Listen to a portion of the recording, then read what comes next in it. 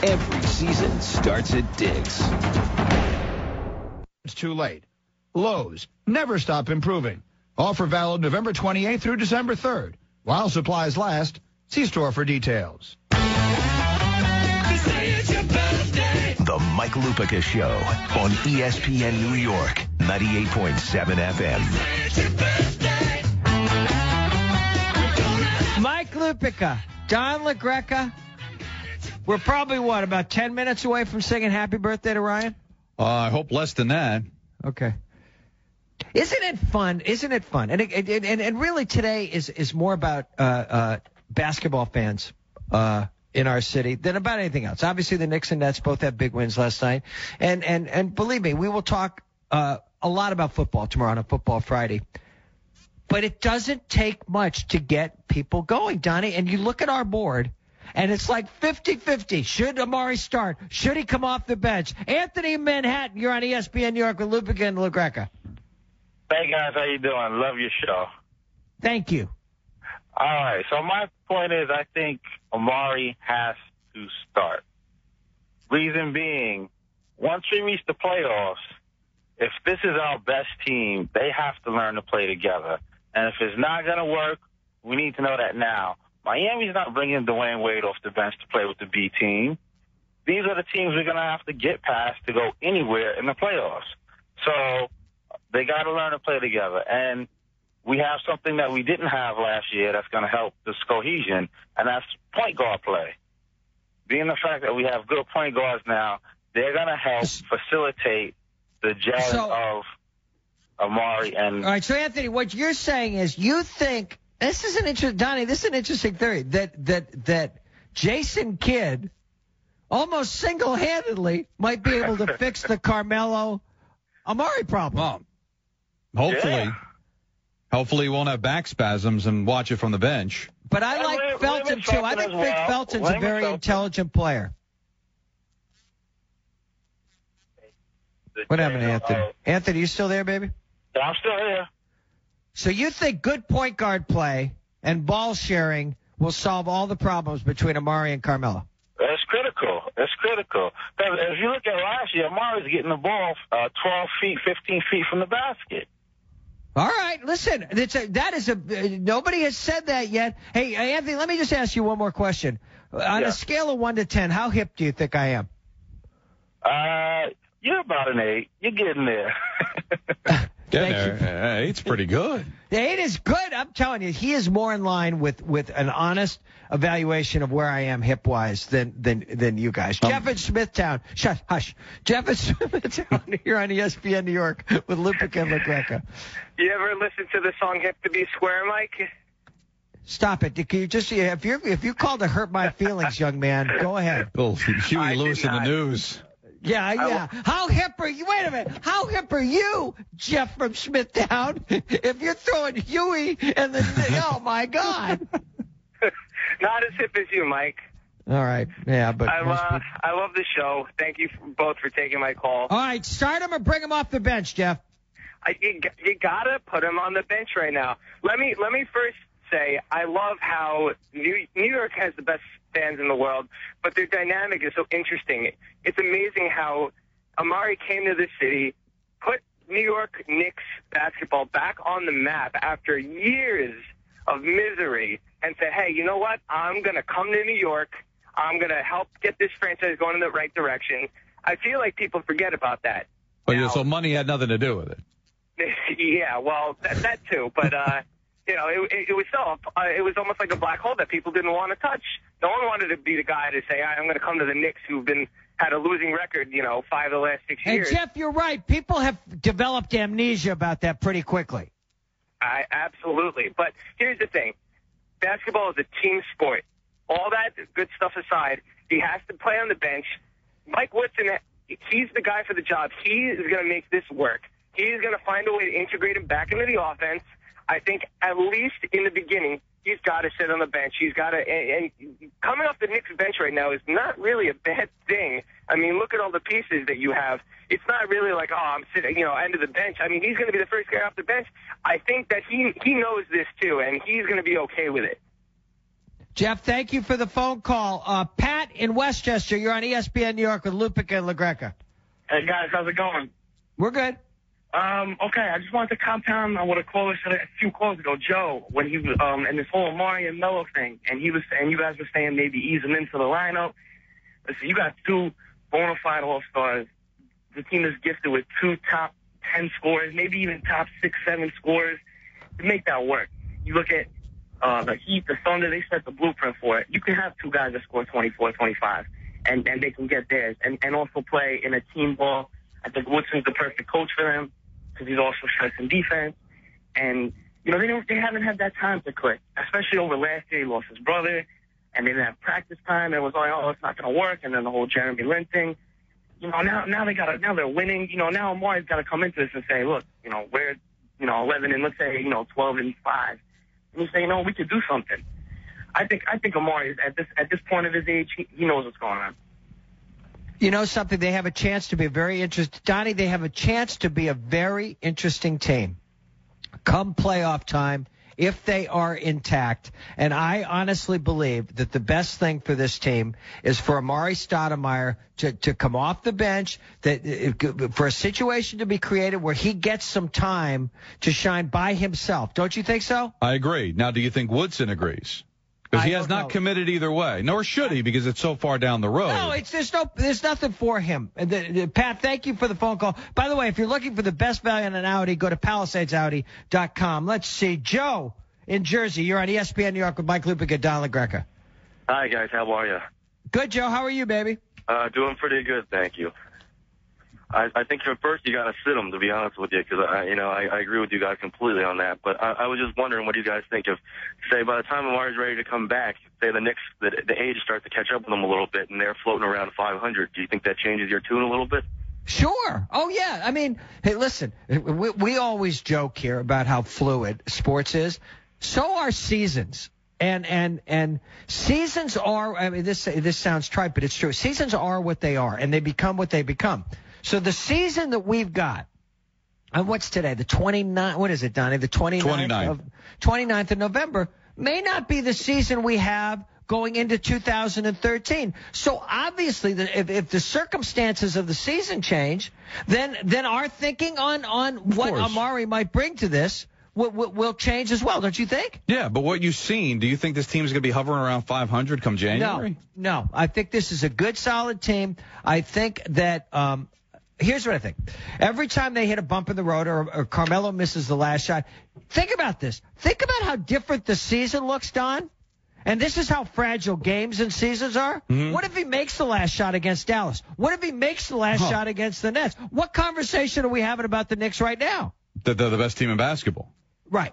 So, listen, we'll see where they are. We'll see where they are when he comes back. But if they're going good, I think he's got to come off the bench. All right, you can pick the next phone call. I'm going to let you pick the next phone call. All right, let's go to Tommy in Jersey City. How's it going, guys?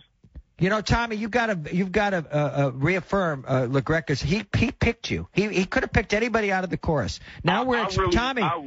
I really appreciate him picking me. I wanted to call in the other day when he was going on the rant about Fireman Ed, and I wanted to give him some kudos because he really blew his lid. But everything. Oh yeah, and that's never happened before. I never heard that. No, we were shocked. I tell you, to hear him go off like that. Happens every other day. Listen, man, I think when Amari comes back, we definitely got to start him. Wow. See, this is amazing. Tommy, this is amazing. Donnie, it is absolutely 50-50. That's a good thing. But I think a lot of people forget, when we had a legit point guard and Chauncey Billups running the show, the conversation wasn't about that Amari and Melo couldn't play together. He found them in their most comfortable areas on the floor, and it was working until they both got hurt. Meaning Billups and Amari. And guess what? That's an upgrade now with Jason Kidd. Tommy, thank you for the phone call. Yeah, we got to run because we got to get to that thing. No, but I just want to make one more point. I just want to say that Tommy, I thought, we got to get to what? What do we got to get to? But we got to get to the birthday song. It's too late. I'll talk to you more, everybody. Brooklyn brawls last night with the Celtics. Will suspensions from the league soon follow? The Nets are now 2-0. Make this Christmas come to life with a fresh-cut Fraser fir Christmas tree from Lowe's for only $19.98. Plus, take something home to put under the tree, like the 70-piece Cobalt Drill Driver Set for only $14.98. That's a savings of $25. Hurry into Lowe's for these and other great offers before it's too late. Lowe's, never stop improving. Offer valid November 28th through December 3rd. While supplies last, see store for details. ESPN, your NBA destination. Oh, what a move! Beautiful play! Wednesdays and Fridays, all season long. That's smooth. The can't-miss plays. Nice play. The brightest stars. A three. The marquee matchups. Tomorrow, it's Nuggets-Lakers at 10:30 Eastern on ESPN. Presented by State Farm. Last week on The Sporting Life on ESPN Radio. How technology changes the way we watch the NFL. Just a feeling of kind of information completeness. You know, there's nothing missing. We eavesdropped on a conversation with a legendary Notre Dame coach, Ara Parsegian. I was so smart. I've been brilliant in my lifetime in recruiting. With Joe Montana coming up through the ranks, I retired. E60 brought us a tragic on-field injury that required leg amputation but didn't end Jacob Rainey's football career. What made you think you could do this? Kind of want to set a new standard for people with amputations, I guess. We learned that no matter what the Panthers' struggles are on the field, Greg Olsen knows what truly matters in life. If you focus on the negative, you'll just drag down. The negative will never change.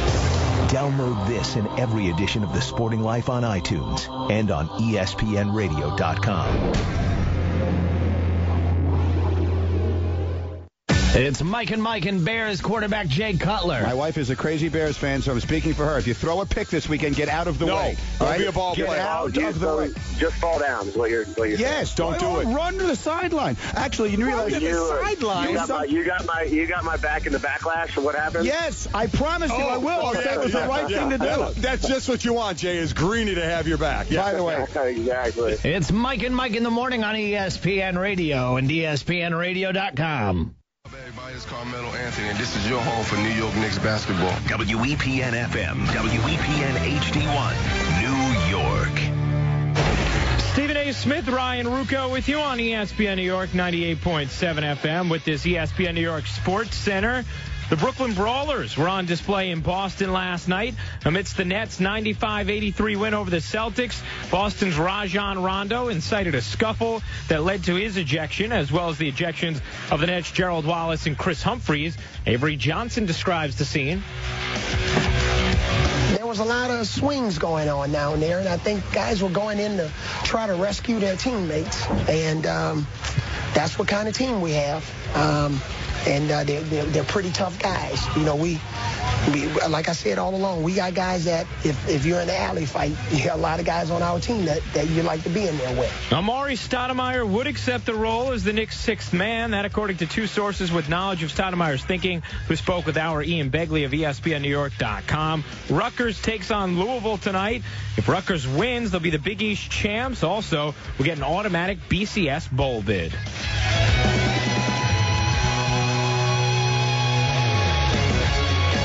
It was not a brawl, okay? It was not a real fight. But we did see some fight in the Brooklyn Nets, and we like that, no doubt. Stephen A. Smith, Ryan Rucco in the house, coming at you with ESPN New York 98.7 FM. Holla at your boys. Now, here's Stephen A. Smith and Ryan Rucco on ESPN New York 98.7 FM. Oh, you better believe it. Stephen A. Smith, Ryan Rucco Show, presented by the Melrose MVP Scholarship Program. Nominate your high school senior athlete for a chance to win $5,000 for college, courtesy of Melrose Credit Union. Go to ESPNNewYork.com/MVP. What's going on, my man? What's going on, big time? How are you? I'm good. I feel like every time you see me now, I'm in a suit, you know? Well, that's good. You need to upgrade your wardrobe. You need to be a bit more professional instead of sticking out your chest like you try to be a model. Yeah. You are the voice of the Brooklyn Nets from time to time, obviously. You know, you're doing stuff with the Yankees. You're hosting a radio show in the media capital of the world with yours truly. It's time. I know you don't want to do it. I know it's hard to get you there. But I'm here for you. You know, we were at an event last night, and somebody actually asked, you know, why aren't you wearing a V-neck with the chest hair show? Exactly. You know what, Steven? Last night, I mean, that was some intense stuff in Boston. We'll let you hear it, courtesy of the Yes Network, when in the end of the second quarter, the Nets a 16-point lead, and frustration boils over for Rajon Rondo. Rondo, little shove on Williams, closes in on Bass. Garnett pushed by Humphries. Oh, Humphries and Rondo get into it. Wallace is now in the middle of it with Garnett. And Iron Eagle with the call on Yes. You know what, Steven, I have to say, I mean, Rajon Rondo, this guy, he does more punk things on the court than almost any NBA player I see. Between bumping refs, firing balls at them, there was nothing about Chris Humphries' foul that warranted that reaction. I understand protecting teammates, and I understand every single person who got involved in the way they did after what Rajon Rondo did. But Chris Humphries barely touches the chest of Kevin Garnett, who's kicking out his leg as he takes a jump shot. And Rajon Rondo has that reaction simply because he couldn't do anything against that Brooklyn defense for a half of basketball last night. First of all, let's not be disrespectful to Rajon Rondo in that regard. He couldn't do anything. The fact of the matter is, if he didn't do anything, that doesn't mean that was going to last the entire game. This is one of the best point guards in the game. Now, clearly, he's going up against one of the best, but he's going up against Darren Williams before. He's had his successes against Darren Williams and the Nets before. So let's not act like, oh, my goodness, Rajon Rondo was rattled. Now, but was he frustrated, do you think? Well, listen, I think that, you know, he's temperamental. You know, to assume that he did what he did because he was frustrated with the way that they was playing, that's not really recognizing who Rajon Rondo is. He's a very temperamental dude. He's got a lot of attitude. Remember, he didn't have the greatest relationship with Ray Allen. Remember, when the Big Three arrived in Boston in 2008, one of the things they had to work diligently at was getting him acclimated to them because he was the dude. He wasn't caught up in the Big Three. His whole attitude was, at the very least, it should be the Big Four because I'm the catalyst. I'm the point guard. I'm the dude that's running the show. I don't give a damn that all three of y'all are future Hall of Famers. That don't have anything to do with the price of tea in China. I run this show. You know, and so Doc Rivers and those guys had to hone him in because he was incredibly feisty. And he was a guy that was willing to stand alone and be feisty and tell them all to go kick rocks. And so ultimately what led to it being an elevated level, you know, in terms of a better relationship was the fact that Kevin Garnett made a concerted effort to really ingratiate himself with this point guard. And that helped to go a great deal because they're still tight to this day. So the fact that both of them are so tight and he saw Kevin Garnett fall the way that he fell, he wasn't thinking about anything like, who is this dude? You know, Chris Humphries, please. And he went right at him. Now, right, wrong, or whatever the case may be, I'm not going to call it a punk move. I'm certainly not going to call it tough. I'm along the Doc Rivers line. That's not toughness, okay? But at the same time, it's a damn shame that the feistiest dude on the court outside of Kevin Garnett appears to be Rajon Rondo because some of those big bodies ain't big enough. Danny Ainge needs to go out there and get somebody big and ugly and enforce that. I guarantee you. Notice how he went at Chris Humphries. Would they have gone at Reggie Evans like that? No. So. Or Gerald Wallace? No, I don't think so. KG was backing out once he saw Gerald Wallace involved. Well, he was swinging his elbow trying to get him off of him to get in the tussle where Chris Humphries and Rondo were involved. But it is what it is. And Boston needs some toughness. The Nets clearly have it. Yeah, no question about that. Here was Doc Rivers talking about his team's absence of toughness. You know, if I'm Brooklyn and the league, you got to think we're pretty soft the way we're playing. We're a soft team right now. We have no toughness, and I mean that stuff's not toughness. You know, all that stuff, that's not toughness. I think at that point we're getting our tails kicked and we're probably frustrated. So listen, but that's listen, that foul was a hard foul. It was an unnecessary foul. The play was over and then he pushed them down in the air. But honestly, I think that's what they think of us. They think they can push you around. Well, Avery Johnson does think he has a tough team. There was a lot of swings going on down there, and I think guys were going in to try to rescue their teammates. And that's what kind of team we have. And they're pretty tough guys. You know, we like I said all along, we got guys that if you're in an alley fight, you got a lot of guys on our team that you like to be in there with. They do, and that was on display last night. I thought it was interesting listening to Reggie Evans in the postgame on Yes afterwards. He said, we represent Brooklyn, and Brooklyn's not a pushover, so we're not going to be a pushover. Interesting mentality. Yeah, it is an interesting mentality. It's one of the reasons they got him, because you're going to have to be big and nasty in the Eastern Conference. You got to remember, some of the superior teams in the Eastern Conference, you're not going to outplay them with talent. But what you can do is you can shrink them. You can minimize them. When you go, and I don't care how good you are, if you give the impression that your heart can be attacked, you are vulnerable, and as a result, competition looks forward to competing against you. That's the way it goes. It doesn't matter whether you're in the streets, doesn't matter whether you're in a professional basketball court, professional atmosphere, collegiate, it doesn't matter. The second you give somebody a clue that they can snatch your heart, you're toast. Everybody wants a piece of you then. Everybody. In a sense, you could say 2 years ago the Heat were sort of like that, where if they had a little dent in the armor, people felt like, we can attack, we can jump on this team, we can make them fold, like the Mavericks did in the finals once they faced a little adversity. Well, they obviously answered the bell with that. That was more about their perimeter shooting than anything else. Nobody expected LeBron James to shrink to that level, but you still had D. Wade, and you knew there was no shrinkage in him in terms of his heart. But when you ain't hitting free throw, when you ain't hitting jump shots, when you're not hitting jump shots, again, it's really. When it comes to professional sports, I always tell people this: find the weakness and squeeze. That's really what it comes down to. That should be your number one strategy. Find the weakness and then squeeze. And when I look at the Brooklyn Nets going up against the Boston Celtics, KG moving from the 4 to the 5, he's their center? Really? And he's talking smack the way he always does. And he's going at cats and being the warrior that he is. But how much does he really have left in him? We know what he did in the playoffs, particularly the conference finals against Miami. We get all of that. But at the same time, we think we can take him. And that's what the Nets basically did last night. They took it to Boston, which is why Doc Rivers said what he said in the postgame. Stephen A. Smith, Ryan Ruocco with you. This portion of the show presented by Napa Auto Parts. Stopping at their newest New York location, now open in Woodside on 57th Street off of Northern Boulevard. That's part of the conversation, too, Stephen, is, both these teams last night, after the Knicks and Nets met on Monday night, they both go in and they have emphatic Eastern Conference wins last night. And for the Nets, you beat the Celtics the first time, and they didn't have Rondo in that game. You didn't have Wallace, fine. But yesterday, in Boston, coming off that emotional win, you lay it on them. They're playing great basketball right now. And the way you see Boston as a little bit softer, we'd all assumed they're going to be the second best team in the East behind Miami. They're going to be the team that has the best chance to challenge the Heat come the postseason.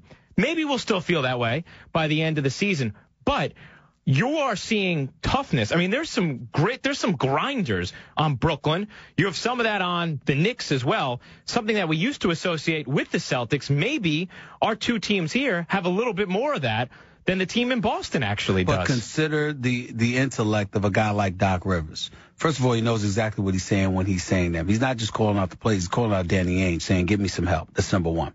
Number two, even though he's a guard, toughness when it comes to Avery Bradley is very, very significant because he's your defensive stopper. He's very physical. He's very aggressive, and he's a tone setter. So when you have him on the court, he hasn't been there yet because he's not healthy. But when he gets back for you, that's going to be very, very pivotal. Him and Rondo in that backcourt, that's not going to be a joke defensively. Not only that, they'll be able to get out and run because of those guys, which means you won't have to rely on your front line being as physical, as you need them to be right now because the game won't be slowed to a crawl. The other thing is your veterans like KG, like Paul Pierce. It's not about they are tried and proven. They don't have to do anything in November or December. Their whole thing is about April, May, and June. So, their resume warrants that level of respect. And we know that they're going to come to play. And then you also have to monitor when you are physical and you are known for being physical. In today's culture, that is the NBA, that can tend to work against you because your reputation can precede you, and then you'll find people getting 40 foul shots a game and you're only getting 20. You see what I'm saying? So all of these things, Doc Rivers knows, he recognizes, and it plays right into his hands because it gives him an opportunity to challenge his guys, but at the same time, set a perception out there about other teams that he's going to face against, knowing that he'll need that kind of advantage for his team when it matters most. 1-800-919-3776 is the telephone number. You guys still looking at the Atlantic Division as Boston's and them being the team that has to be knocked off, or is this now the Knicks and the Nets division? At 1-800-919-3776. We have some hilarious Fountain of Youth numbers we need to share with you next. Stephen A. Smith, Ryan Rucco with you on ESPN New York, 98.7 FM. Here's what's trending now in New York. The Knicks and Nets both won last night, increasing their records to 10-4. And sources say that Amari... Listen, you've heard me say it. Teddy, the huggable dealer, is the place to go for the best deal on a new car or certified pre-owned car, period. But hold up, this event, even I can't believe. It's the Teddy Black Friday sales event, extended through today. I'm telling you, you'll never get a chance to drive a new car for less. Drive a new Nissan for only $69 a month with absolutely zero due at signing. All you do is pay for your miles. That's right. You heard it correctly. Brand new Nissans, only for $69 a month. Zero down, zero first month payments, and zero bank fees. Absolutely zero due at signings. Teddy, the huggable dealer. Volkswagen and Nissan in the Bronx. Online at teddycars.com. Come in for a hug and choose from hundreds of new vehicles starting at just $69 a month. All from Teddy Nissan, the huggable dealer.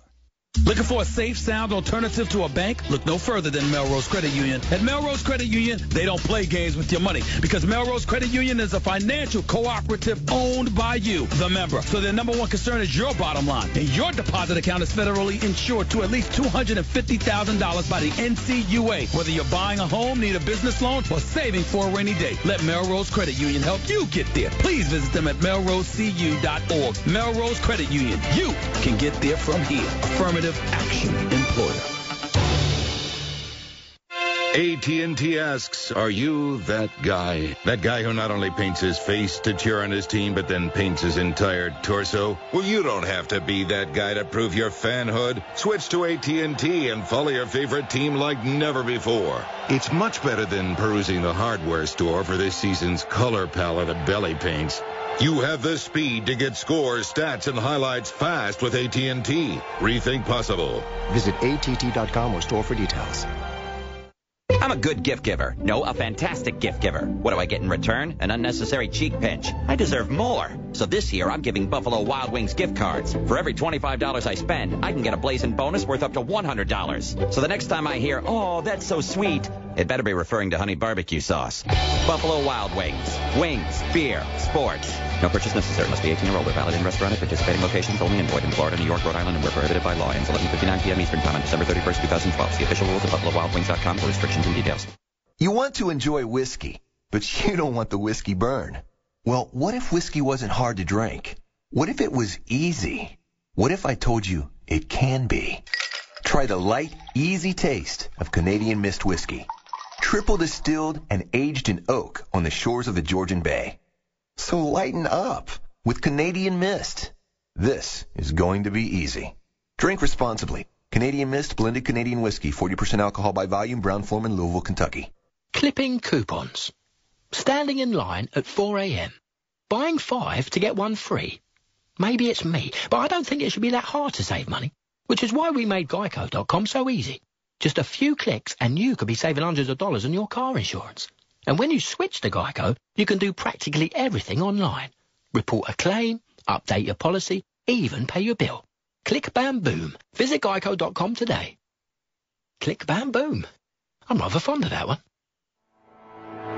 Wow is right, big man, because you hold the future in the palm of your hand. Introducing the revolutionary Black & Decker Gyro Screwdriver. Just grip and twist, and this bad boy's motion sensing technology will drive screws in and reverse them out. Turn your wrist to access variable speeds of awesomeness and get your projects done right the first time. So put a little wow in your weekend. You'll love yourself for it. Looking for? Sansone has it. With over 500 vehicles to choose from, your next car is at Sansone. Go to SansoneAuto.com for details.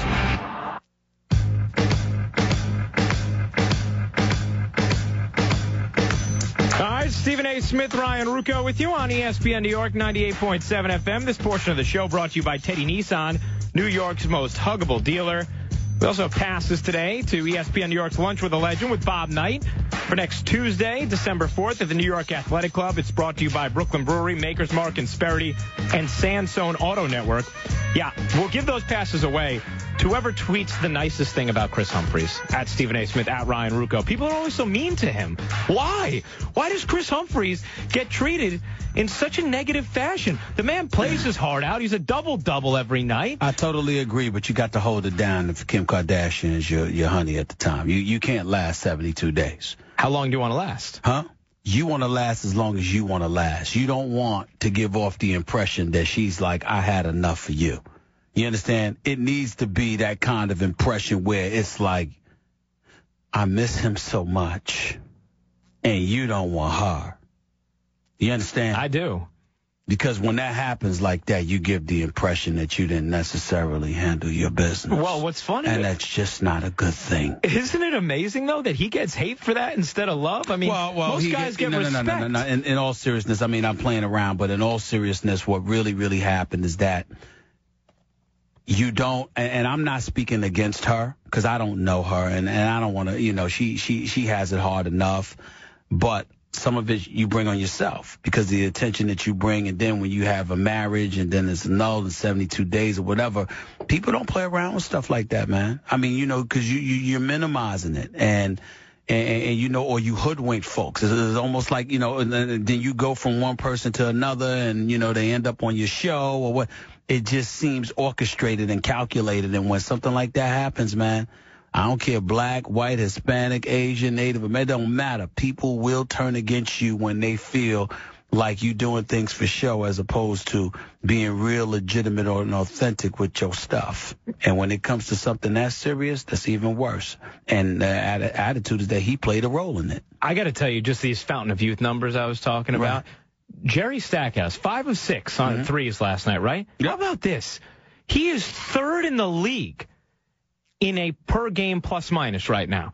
He's averaging a plus 10.1. So per game, the Nets outscoring opponents by 10.1 points per game for Stackhouse right now. Only Kevin Durant and Marc Gasol have a higher plus minus per game. And actually, if you just want to do per 48 minutes, Stackhouse is a plus 30.8. Nets are just eviscerating opponents with Stackhouse on the floor thus far. I just think it's funny because you would have never thought this guy would be playing the role that he is thus far, but he has been a huge part of what they're doing, and he was a huge part of what they did last night as well. And Stephen, can I address the jealous Knicks fans for a second? Go ahead, please do. Because here's the thing. Look, there are infinitely more Knicks fans in this city. Now, Brooklyn's going to continue to grow and grow and grow, and I think if you are associated with the Nets in any way, you have to be thrilled with everything that's happened thus far with your team. But if you're the Knicks, you need to stop being so insecure if you're Knicks fans. Every single time the Nets do something good, I know my timeline on Twitter gets flooded with insecure Knicks fans. Here's the deal, Knicks fans. This is what's going on. You have a beautiful house. You have a beautiful wife. You have a great life. Yeah, you know what? Right next door, some dude that looks like Fabio did move in. He did. That's what went on. He moved in. He's staying. He is staying. There's no mortgage on that home. He is planning on being there for a while. And your wife, when he goes out and takes out the trash, your wife's going to look over there a little bit. She's going to see good-looking Fabio. But she's still going to be your wife, okay? You still got a great thing going on. You don't need to be jealous of Fabio and so concerned with what he's doing, because you got an amazing world right now. And that's just the way Knicks fans need to be thinking, because they're a little bit sensitive. Like last night, I have everyone, anyone can beat, the Wizards can beat the Celtics if Rondo's not playing. You realize that the Nets were up 16 with Rondo on the floor, right? I mean, you understand, and that the Nets actually had 40% of their starting lineup kicked out of that game for the second half. So what exactly is it that you're trying to say? I'm trying to say that Knicks fans don't act like a big brother. They act like an insecure fool a lot of the time. They do. And I understand it because they haven't won since, as you would say, since you're 5 years old, Stephen. Right. But they need to understand, Brooklyn's going to be getting a nice chunk of attention now. But everybody knows it's a Knicks city, and they need to be secure with that. They're not right now. No, I don't think they need to be secure with that. You think they should be as insecure as they're acting? Listen, I don't think they should act insecure. But I do believe that they should have a level of insecurity where they're willing to hold the Knicks accountable. Stop treating the Brooklyn Nets as some afterthought, some fair-headed stepchild that you can just summarily dismiss anytime you want. No, they're not going away. They're here to stay. And they're coming for New York's heart and soul in terms of its basketball heart and soul. They're coming for it. Are they going to get it? Likelihood is not. Spike Lee was incredibly astute with what he broke down the other day when he alluded to the older you are, the more you're not going to sit there and sever your ties, and you're not going to veer away from your love for the New York Knicks. It is what it is. The young but fans, the younger generation that don't know too much about the Knicks, that now see Brooklyn. In Brooklyn, they're going to gravitate towards the Brooklyn Nets. All of that may be true, but here's what universally happens. People gravitate to winners. And if the Brooklyn Nets are winning and the New York Knicks are losing, you got a problem. Now, obviously, if you're a New York Knicks fan, you look at this season, okay, there's no reason to panic. But when you look at the totality of the situation, there's a lot of reasons to panic. You know why? Because the Nets are younger, they're faster, they're more athletic, they're deeper, okay?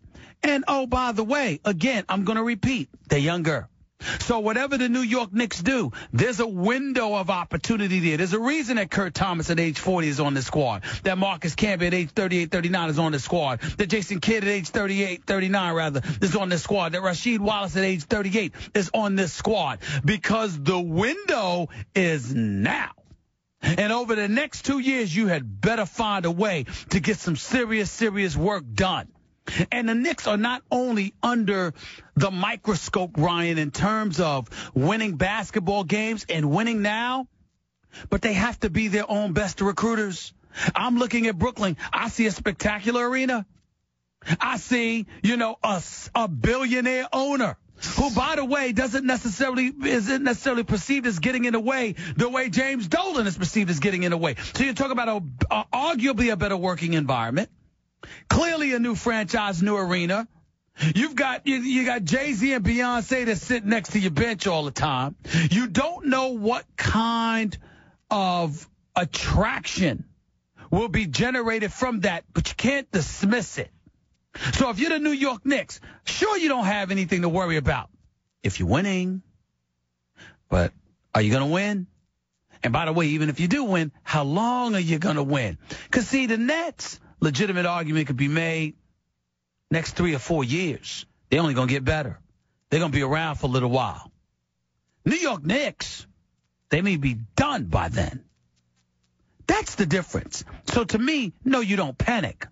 But what you do is you use that as fuel to attach a level of urgency to this franchise. So they will be reminded of the fact that they haven't won a title since 1973, that they've only been to 2 NBA finals in 40 years. And that, by the way, whereas the Miami Heat are clear and above the best team in the world because they're the reigning defending world champions and they still have LeBron and Bosh and D-Wade, and now they went and got Ray Allen. You're the New York Knicks. What excuse do you have for losing to anybody else in the Eastern Conference? What excuse is there? I have to say I've done this a lot over the last couple of days. I agree with every word you just said. Thank you. I do. Stephen A. Smith, Ryan Rucco. You've agreed with I know, man. You're on a roll. You're learning. It's a good time. Stephen A. Smith, Ryan Rucco with you on ESPN New York 98.7 FM. Want you to hear a word from Bay Ridge Volkswagen. You see, Volkswagen means people's car in German. It's a name that could not be more accurate. According to the website 24/7 Wall Street, Volkswagen has 3 cars among the 10 best-selling cars of all time. They're the Golf, the Beetle, and the Passat. The good news is that 2 of these cars, the 2013 Beetle and the Passat, are alive and well at Bay Ridge Volkswagen and are as popular as ever. Of course, Bay Ridge Volkswagen offers such popular models as the Jetta, the CC, and the Tiguan as well. With over 200 new and used cars to choose from, you won't find a bigger selection or better prices anywhere, and there's great service as well, like no-charge scheduled maintenance for 3 years or 36,000 miles, whichever occurs first. There are some restrictions, so ask the dealer or check the program for details. And as always, their exclusive Night Owl service and parts is open till midnight, Monday through Friday, and Saturdays from 9 a.m. till 3 p.m. Bay Ridge Volkswagen is at 4th Avenue and 90th Street in Brooklyn, or visit them at BayRidgeVolkswagen.com. A lot of you want to chime in on this at 1-800-919-3776. You can tweet at us at Stephen A. Smith, at Ryan Rucco. You know, our biggest question about the Knicks may have already been answered. We'll get into that next on ESPN New York. The Knicks got on track last night with a win in Milwaukee. Forward Ronnie. Do not be alarmed, but I am on the roof of your car right now. I just found out Little Caesars has hot and ready pizza and wings, which means I don't have to call ahead or wait. Sorry I had to get you involved, but I needed a ride. It's only $6 for hot and ready Caesar wings and $5 for a large hot and ready pepperoni pizza. If I'm not on the roof when you get there, I've fallen off, but do not come looking for me. Just go in and enjoy the wings and pizza. Thanks. Pizza. At participating locations, plus tax. You gotta wake them up. Every weekday morning. Wake me up. Wake up to Mike and Mike in the morning. On ESPN Radio. The Eagles, in their time of desperation, cutting Jason Babin, which a move that surprised so many people around the league. Teams showing desperation in these desperate times, and I just wonder, you've been in situations like that. What's it like on the inside? All of us on the outside look at it as though it must be like, oh my goodness, they're flailing, they're falling apart in there. There's panic and hysteria like the scene in Animal House where Kevin Bacon is yelling all is well. No, is it like that inside? No, because what coaches try to do is coaches try to have everything remain calm and just try and take care of the task at hand. Which is, the game that week. Remember, they got to play games. So today is Wednesday. They're getting a game plan for this week. That's what they're trying to prepare for, and that's what, when we have other head coaches that now work in the media that say the head coach isn't thinking about getting fired. I don't completely believe that. I mean, it's human nature to think about that your job could be over. But still, they're professional enough to get ready for the next game because that's what their job is, and that's what everybody's job is starting, again, today when you get the game plan is you get ready for the next opponent that's out there. So from the coaching spot, especially the head coach, you do try and remain calm and say, this is the task at hand. All we can control right now is Sunday and what happens in the game on Sunday. And for players, that's why I've always said in this type of situation, players, they can control what's going to happen to their future. How are they playing? How hard are they playing? If you get guys that are going through the motions or not hustling, that's going to be seen. Some guys may feel fat and happy, comfortable, thinking my job is secure. I'm making too much money or I'm too good a player so I can, kick back a little bit. While others really, need to make sure they show what they need to show. If it's not going to be for this team, you think of it as an audition. You know what? If I'm not going to be, even for the team you're on, because you're going to have a new head coach. So that means you're going to have a new assistant coach. So now you're in audition mode. I should be playing hard anyway, but now maybe you're playing hard for a different reason. I don't have the playoffs to look forward to. Our team goal of making the playoffs and possibly winning the Super Bowl, that's long gone. So now I need to continue to play hard for different reasons. And I tell you, I read some comments. Now, the one person who comes out of this, many do. Certainly Andy Reid is getting fired.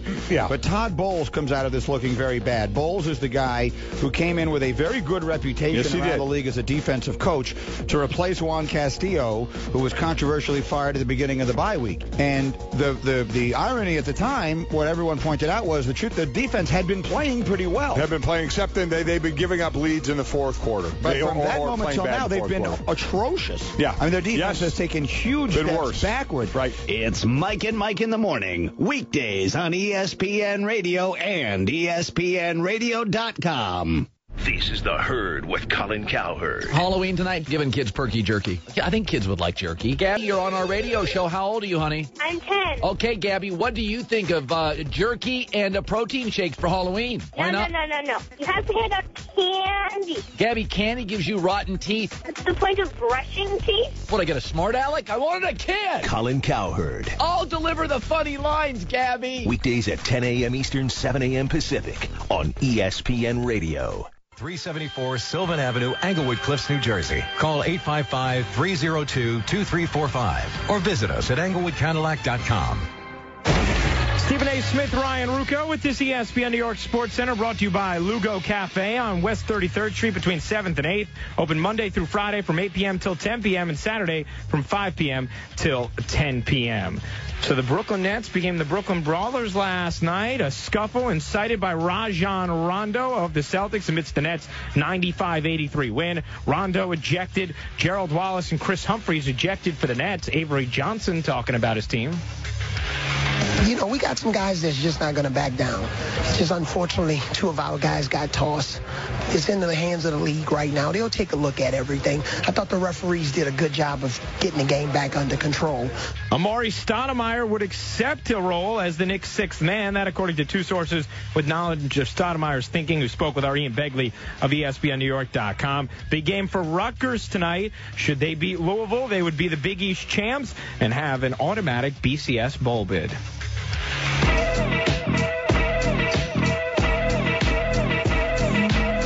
Stephen A. Smith, Ryan Rucco with you on ESPN New York, 98.7 FM. So, yeah, Nick's biggest question may already have been answered. We'll get to that in a moment. A lot of people want to chime in on what happened in Boston last night, though. Sure, and ain't nothing wrong with that. No, at 1-800-919-3776. AJ in North Babylon. AJ, you're on with Stephen A. and Rucco. What's going on, man?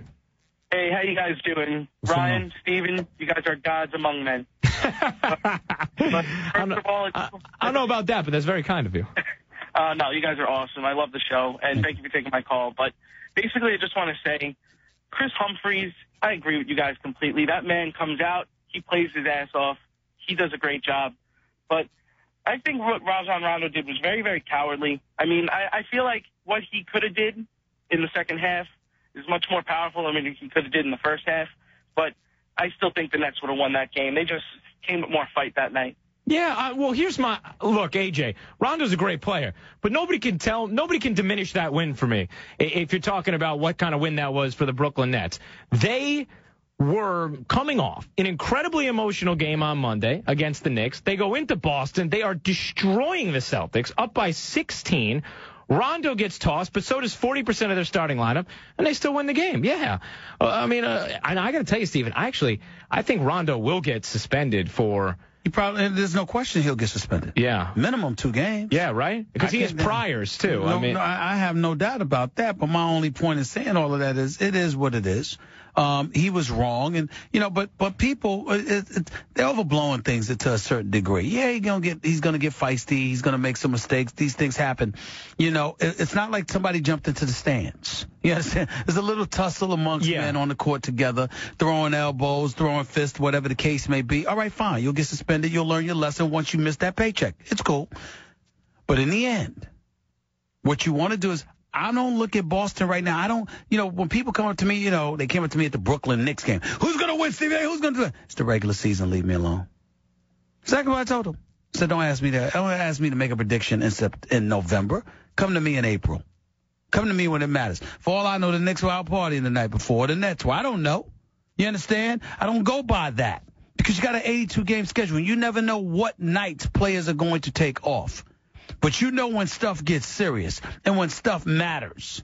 And that's when it's time. That's when it's gut check time. And people are going to bring their game. And we'll see who responds then. That's what I go by. Can't worry about the regular season. Some nights are going to be on. Some nights they're going to be off. So what? Doc Rivers and the Boston Celtics were below 500 heading into the All-Star break last year. They played the second half of the season and finished with the 3rd best record in basketball for the second half of the season.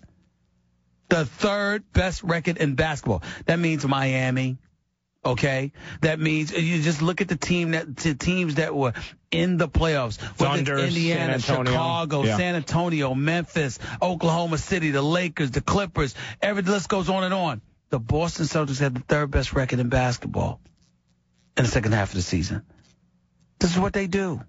It's no big deal. Mid-back shells. Chris in Manhattan. Chris wants to chime in with Stephen A. Smith and Ryan Rucco. Good afternoon, gentlemen. Thank you for taking my call. I really wanted to direct this to you, Ryan, because I think Stephen A. has been trying to express to you how deep this thing can get in between the Nets and the Knicks. You see, you got to understand, we didn't have the option of staying on the 2 and 3 train and bypassing some bad basketball at the Garden and going into Brooklyn. You had to go to New Jersey, to Piscataway, and stuff like that. And then I'm going to go back. And I'm sure Stephen A. Smith would remember this. You remember the wheelchair classic? Of course. Hank Carter. Tell them how it got. And the thing is really when you hear, people from Brooklyn, and trust me, I'm from Manhattan, 44 years. And I've never seen this in the city. And it's only going to get deeper, and I love it. I do too. The Knicks right now, y'all can't play games. Y'all, as Stephen A. has said many times, y'all can't break people's hearts now, because guess what? As he said, we gravitate towards winners. And I know how to stay on the train. I can bypass a couple of stops to see some good basketball. It's not a joke out here.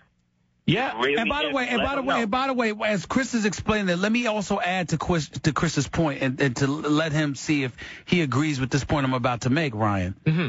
It's not just about the fact that, you're going to go on a couple of trains. You're not going to stop rooting for the Knicks.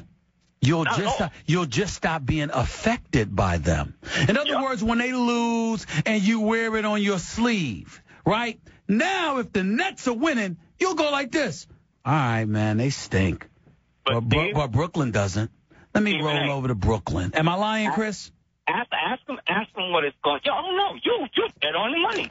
But ask them what it's going to be like if these two teams play in the playoffs. It's going to be on another level. It's going to be on another level out here, and I'm going to love. It's going to be on another level. And what I'm trying to say to you is that's what I'm after. That's what I want. See, people mistake. They think I'm rooting against the Knicks, which is stupid because I'm a diehard, lifelong Knicks fan. But it's not that I'm rooting against anybody. I want them both to win, and I want it to be an epic encounter. Even if they were to play each other, although I'm a Knicks fan, please understand, I don't want the Knicks to sweep them. I want 7 games. Right. I want a thriller. I want it down to the wire. I want it nip and tuck. I want it to be able to go either way.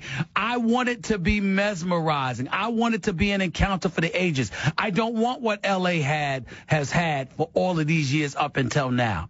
I don't want the Lakers to be up here and the Clippers to be the dregs, of the NBA. No. I want the Nets and the Knicks. I want the encounters to be epic. I want them to be nip and tuck. So when they go against each other, it matters even more. I want people hostile with one another in a very passionate and non-violent way. You understand what I'm saying? I want them walking in the streets wearing Brooklyn. And I want the Knicks and their hats on and the paraphernalia. I want it in blazing all over the city. I want people. I want my dream come true is for the Nets to roll up in the Madison Square Garden as if they were the Miami Heat or the Boston Celtics and everybody hate them. And I want the Knicks to go to Brooklyn and I want everybody to hate them. That's my dream. I want it hostile. I want the city divided with its basketball loyalties when they go up against each other. I want that kind of passion to exist. You understand? I want that kind of hatred. I got to tell you, already, for all of us, whether you're rooting for the Knicks or the Nets, how fun has this been already? We're 14 games into this season, and that emotion, that intensity, it is palpable, man. Do you realize how special it was that game went in overtime the other night? Yeah, it did help. It's beautiful, man. It's beautiful. If one of them would have ran away with it, won by 20, I would have been very disappointed. I'd have been very, very disappointed. I don't want that. No. I'm loving this, man. I want both teams. Look, I mean, none of us really think we all know Miami's the best team in the East, right? But I want both teams being 2-3 right after them. That's what I want. I want them winning as many games as they possibly can to continue to grow this intensity, because we are in this thing's infancy, and it is already incredible. The way Brooklyn reps itself is amazing. Knicks fans, I always say, they're unbelievable. The way Knicks fans continue to go to the Garden through all those losing years and pack that place night after night. Knicks fans are unreal. This is fun. It's just getting going. It's beautiful. Stephen A. Smith. All about. It is, no doubt about that. Stephen A. Smith, Ryan Rucco with you on ESPN New York, 98.7 FM. Hey, if you're looking for the best value on an Audi, visit PalisadeSAudi.com. Now, we teased it before, but we will pay it off next. Nick's biggest question may not be a question at all. Make this Christmas come to life with a fresh-cut Fraser fir Christmas tree from Lowe's for only $19.98. Plus, take something home to put under the tree, like the 70-piece Cobalt Drill Driver Set for only $14.98. That's a savings of $25. Hurry into Lowe's for these and other great offers before it's too late. Lowe's, never stop improving. Offer valid November 28th through December 3rd. While supplies last, see store for details. Hi, it's the Herd. With the holidays almost here, you don't have time to go to the post office. There's traffic, there's parking. It'll be packed with everybody mailing holiday gifts and packages. What a headache. That's why I recommend Stamps.com. You can avoid all the hassle of going to the post office during the busy holiday season. Don't even try it. I have. You'll regret it. Everything you do at the post office, you can do right from your desk. Like buy and print official U.S. postage using your own computer and printer. Print postage for any letter or any package the instant you need it. Then the mailman picks it up. So easy, so convenient. Right now, special offer. When you use my name, Colin, it's a no-risk trial, plus a $110 bonus offer, which includes a digital scale and up to $55 of free postage. Don't wait. Go to Stamps.com before you do anything else. Click on the radio mic, top of the home page, and type in Colin. Stamps.com. Enter Colin. Windows 8 changes the game. How? Let's do a play-by-play. Greeny. Golick hits the start screen. Bam! It's on. Scrolls through live tiles, glances up, sees stocks up. Weather is 55 and sunny. Wife emails, parents are coming for dinner. His buddy Derek IMs, you in Golick? Swipes through sports apps, launches ESPN NBA. Opens video, pulls an email. Replies to wife, working late. IMs Derek, I'm in. See you soon. Wife responds, don't worry, I understand. Golick's in the clear. Sounds to me like you can do anything on a Windows 8 tablet. Check out Windows 8 at windows.com. I'm a good gift giver. No, a fantastic gift giver. What do I get in return? An unnecessary cheek pinch. I deserve more. So this year, I'm giving Buffalo Wild Wings gift cards. For every $25 I spend, I can get a blazing bonus worth up to $100. So the next time I hear, oh, that's so sweet, it better be referring to honey barbecue sauce. Buffalo Wild Wings. Wings, beer, sports. No purchase necessary. Must be 18 or older. Valid in restaurant at participating locations only. And void in Florida, New York, Rhode Island, and where prohibited by law. Ends 11:59 p.m. Eastern Time on December 31st, 2012. See official rules at BuffaloWildWings.com for restrictions and details. The Heisman and Nissan are built on a heritage of excellence. With Nissan launching 3 all-new models, the legacy continues. The all-new Altima, the all-new Pathfinder, and the all-new Sentra are pulling up to the Nissan Heisman House, a fraternity made up of college football's greatest athletes, the Heismans. Only Nissan gives the fans an official vote for the next Heisman winner. Help recruit the rookie by going to NissanHeismanHouse.com to get to know the Heismans and vote. Jennifer Howdy was a woman on a mission. Yep, saving money for a Caribbean vacation. Undaunted by any obstacle. You flatter me. But with Navy Federal Credit Union's Cash Rewards credit card, I get cash back with every purchase. Skillful, yet humble. You make everything sound so dramatic. And unafraid to speak the truth. Unafraid. I love it. 4 million members, 4 million stories. From every military branch, DOD, and their families. NavyFederal.org. Federally insured by NCUA. Can reach your customers in a place they're checking every day? Their inbox. Sign up for a free trial from the industry-leading provider at ConstantContact.com. The Jimmy V Classic returns to the world's most famous arena as 4 of the nation's elite college teams square off at Madison Square Garden to celebrate the courage of one of basketball's greatest legends. the Jimmy V Classic, Tuesday, December 4th. Texas and Georgetown at 7, followed by NC State and Connecticut. Get your tickets now by calling Ticketmaster at 866-858-0008 or logging on to thegarden.com. Don't miss the Jimmy V Classic. All right, Stephen A. Smith, Ryan Rucco with you on ESPN New York, 98.7 FM. So we should also say Brook Lopez out 2 games with a mild foot sprain, so he'll miss that contest against Miami on Saturday night that I'm calling. Sorry to hear that. Takes a little steam away. But how about this story? Yeah, because pretty much seals your fate. Oh, man. Ian Begley of ESPNNewYork.com, according to 2 sources familiar with Amari Stoudemire's thinking, say that Amari will embrace a role as a 6th man, if that's what the Knicks believe he should be. That he will be okay with it, So perhaps for all of us who have been wondering, and we don't know for sure if that's going to be his best fit, but for all of us who've been wondering whether or not he, a guy who's been a star and obviously a starter for so many years, would embrace that role, according to Ian's story, he would. And I think that's a good thing for Knicks fans, so they don't have to worry about it as much. It's never an issue. Amari Stoudemire, whether he's starting or finish, he's going to get his minutes and he's going to get his touches because they need him in order to advance. You got to worry about ego in terms of how you treat him because you don't want him to get lost in the shuffle. But at the same time, he knows he hasn't been 100% healthy. And he also knows that Ronnie Brewer is not better than him. So if he's not starting, you're talking about because you want Melo at the 4. And you want Melo doing what Melo's doing, and because he's flowing that way right now, you need some punch off your bench. Amari is not, it's not really a problem. They're still going to finish games together. They're going to have to. Well, here's the interesting thing right now, and you even saw this last night against the Bucks. The Knicks look so much better when they're playing small right now, and Kurt Thomas isn't in the game at the 4, right? But is that because it's Kurt Thomas who's playing the 4, or is that because they are so much better with Melo at the 4? And I thought, Hakeem Olajuwon, who worked with Amari, he had been quoted earlier in the offseason talking about Amari and Melo and them, the possibility of them both playing together, which, Amari being able to work that post game if he can helps that a little bit because the spacing's different. Then Melo and him don't have to operate in the same exact place.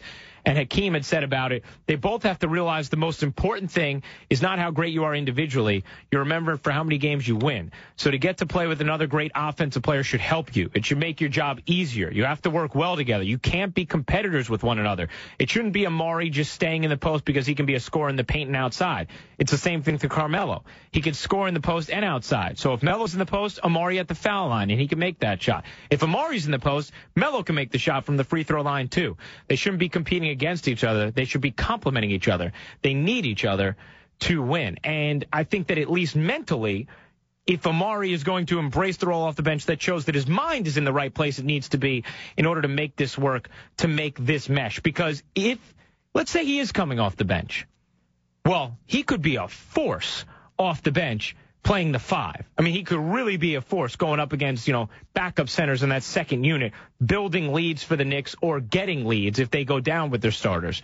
But also, I think what's more important is you just heard kind of Olajuwon outline the mentality that he needs to have in order to make it work with Melo. I think this is your first indication that he may have that proper mentality to play with Melo too, not just to come off the bench. Amari Stoudemire came into this league in 2002. Knicks passed up on him, by the way. You remember that? I do. Amari Stoudemire averaged as a rookie 13.5 points a game. Since that time, 20.6, 26, injury depleted 2005 season, didn't do much at all because he only played 3 games. Came back 20.4, 25.2, 21.4 in another injury-plagued season. 23.1, 25.3. This is an elite scorer in this game. This is a guy that can get it done for you offensively. Defensively, he could be problematic, and that's the concern. And you don't want him to disrupt chemistry. But for those who think the New York Knicks don't need him, they're idiots. And we don't want to call people idiots. We don't want to call them by their names. Let's just say very, very clearly, your thought process as it pertains to that is flagrantly idiotic. The New York Knicks are not going anywhere without Amari Stoudemire and Iman Shumpert. At least one of them, preferably both. You're not going anywhere. You need them desperately. Or else. It's that simple. It's that simple. It's not a complicated thing. Stephen A. Smith, Ryan Rucco with you on ESPN New York 98.7 FM. Sean in Brooklyn. I think Sean's going to agree with you, Stephen A. I think he's going to be on your side. Am I right, Sean? Yes, you are. Steve, I got to agree with you, Stephen A. Smith. Amari and Melo got to coexist together. Woodson got to find a way to make it work. Whether Amari coming off the bench or starting, Melo plays so many minutes that they're going to be on the floor together. Them two brothers got to make it happen for New York. Well, it's the other reason why people they're not thinking about this from this point, Sean, and it's very, very pivotal that people remember this. We don't just need the New York Knicks to win. We need these two guys to last. How is Melo going to last if he's got to carry this load by himself? He needs Amari, and Amari needs him. It's that simple. You need them both. Because if you keep playing it this way, Melo's not going to have anything left. And then where's that going to leave you? Nobody thinks about that, but I do. Stephen A. Smith, Ryan Rucco with you on ESPN New York. Sam in Uniondale. Sam's a big Hoops fan. So you know Sam's loving a day like today, aren't you, Sam? What's going on, gentlemen? How are you, Sam?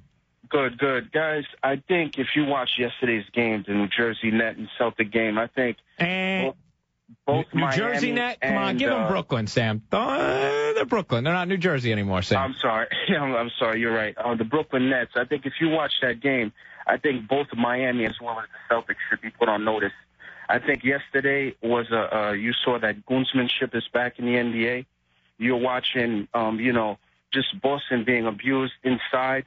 I think the Nets are very physical. I think the Knicks have the pieces to be physical as well.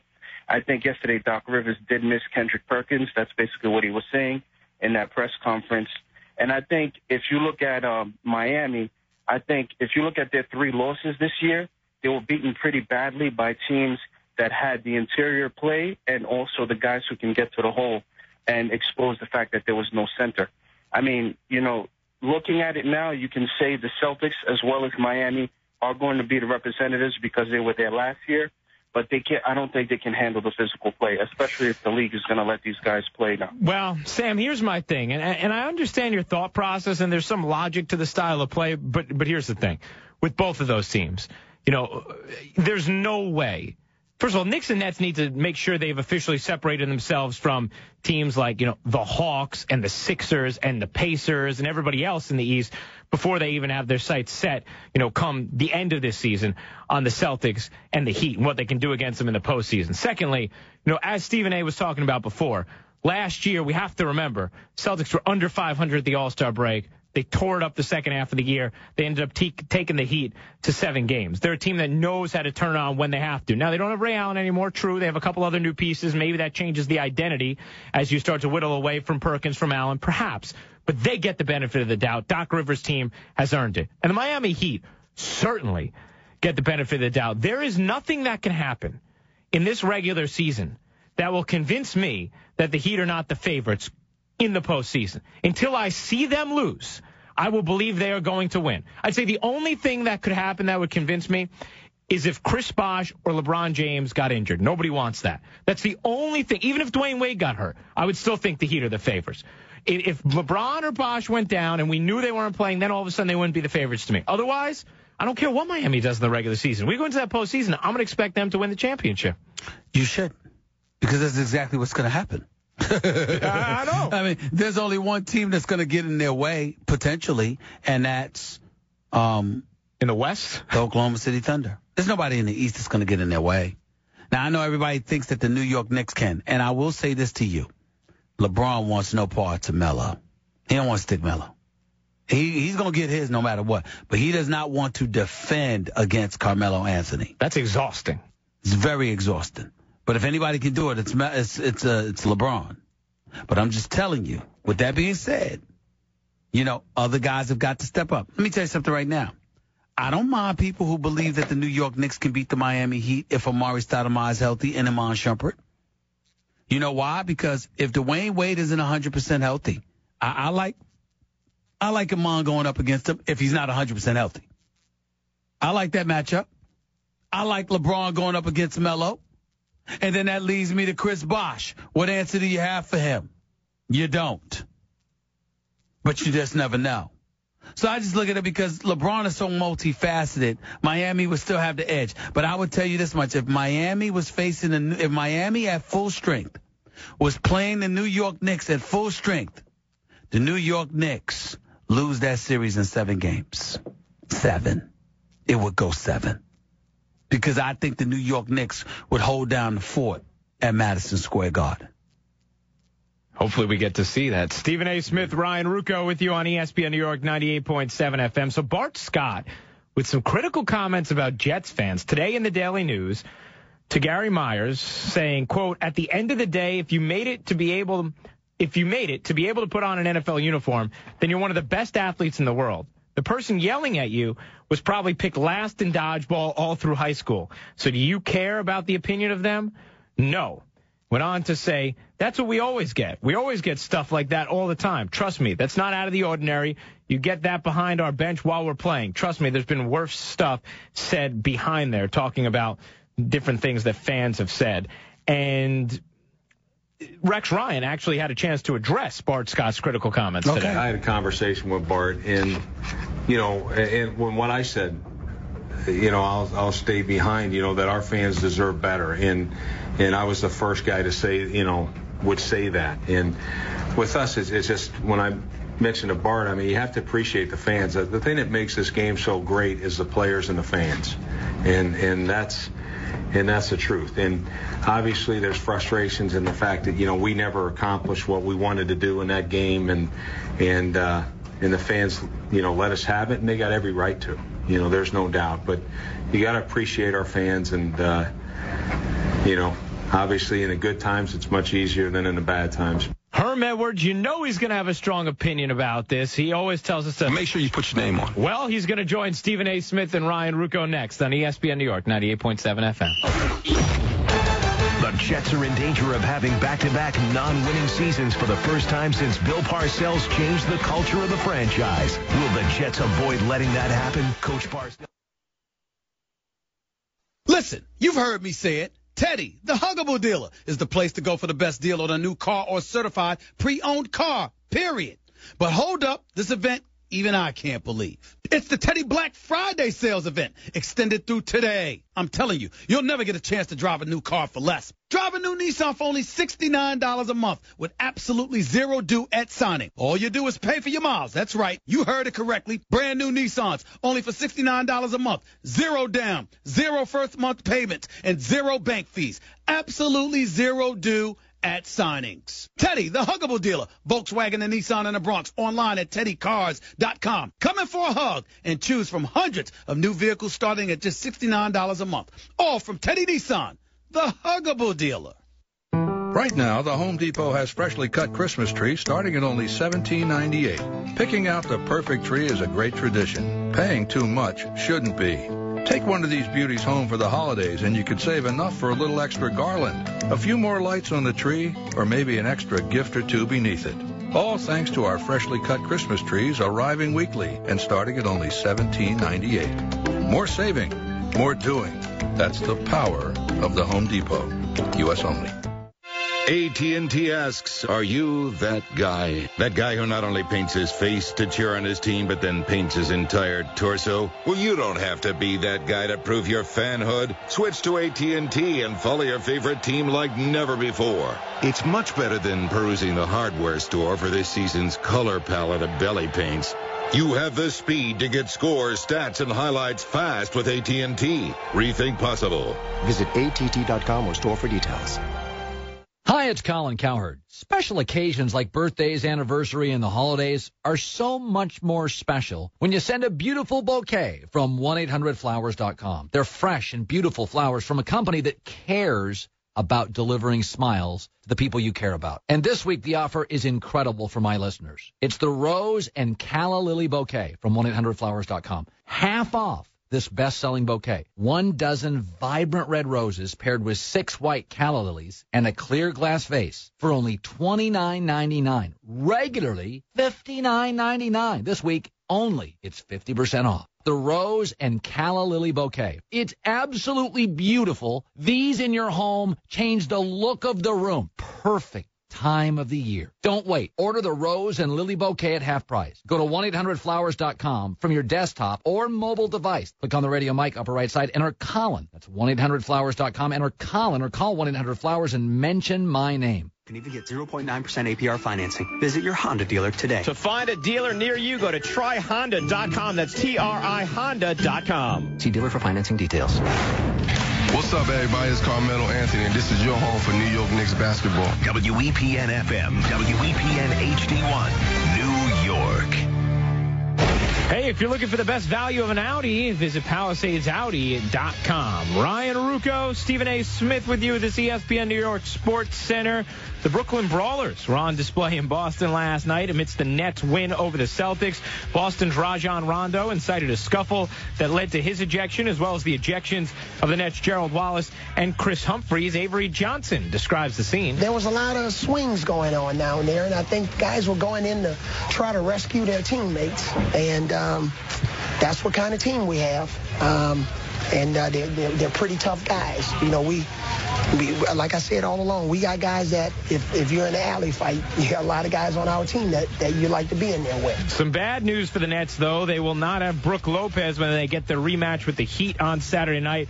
Lopez suffered a mild foot sprain. X-rays were negative, but he will be held out of the next 2 games, tomorrow against Orlando and Saturday in Miami. Amari Stoudemire would accept the role as the Knicks' 6th man. That, according to 2 sources with knowledge of Stoudemire's thinking, speaking with our Ian Begley of ESPNNewYork.com. Rutgers with a huge game tonight. They play to become the Big East champs and get an automatic BCS bowl bid. Rutgers going up against Louisville this evening. This is the Stephen A. Smith and Ryan Ruocco Show on ESPN New York, 98.7 FM. Top of the 2 o'clock hour at you. Stephen A. Smith, Ryan Ruocco Show right here on ESPN New York, 98.7 FM. With you every weekday from 1 to 3 p.m. Over there always 98.7 FM. I like saying that. 98.7 FM. And I also like introducing our next guest, former head coach for the New York Jets and Kansas City Chiefs, now an NFL analyst for the family. One and only Coach Herm Edwards is on the line with us. Good afternoon, sir. How are you? I'm doing fine, gentlemen. Recovering from, obviously, Thanksgiving and all this other good stuff that we've had. Whoa. What does that mean? What do you mean? Yeah. What do you mean recovering? I ate too much, bro. Really? Dessert. Really? Okay. Well, listen. Dessert's a killer, man. My mother-in-law can burn now. I mean, she can really burn. That's something special. Ain't it? Let me tell you something. My mama had the turkey wings and everything, and my sister had the lasagna, and my other sister had my mama biscuits by Abigail. I mean, it was beautiful. Now, what did Carmen make? Carmen made some biscuits as well, and she made some lasagna. She's the one who made the lasagna. Uh-oh, look out. Oh, man. So Carmen did that, but you know what she did to me, Coach? What's that? I fell asleep in the third quarter of the Redskins Dallas Cowboys game after RG3 dropped 28 in the second quarter. Yeah. And while I was snoring, she sat there and put a quilt over me without my knowing, and the quilt also had the T-shirt attached to it, Free Tebow.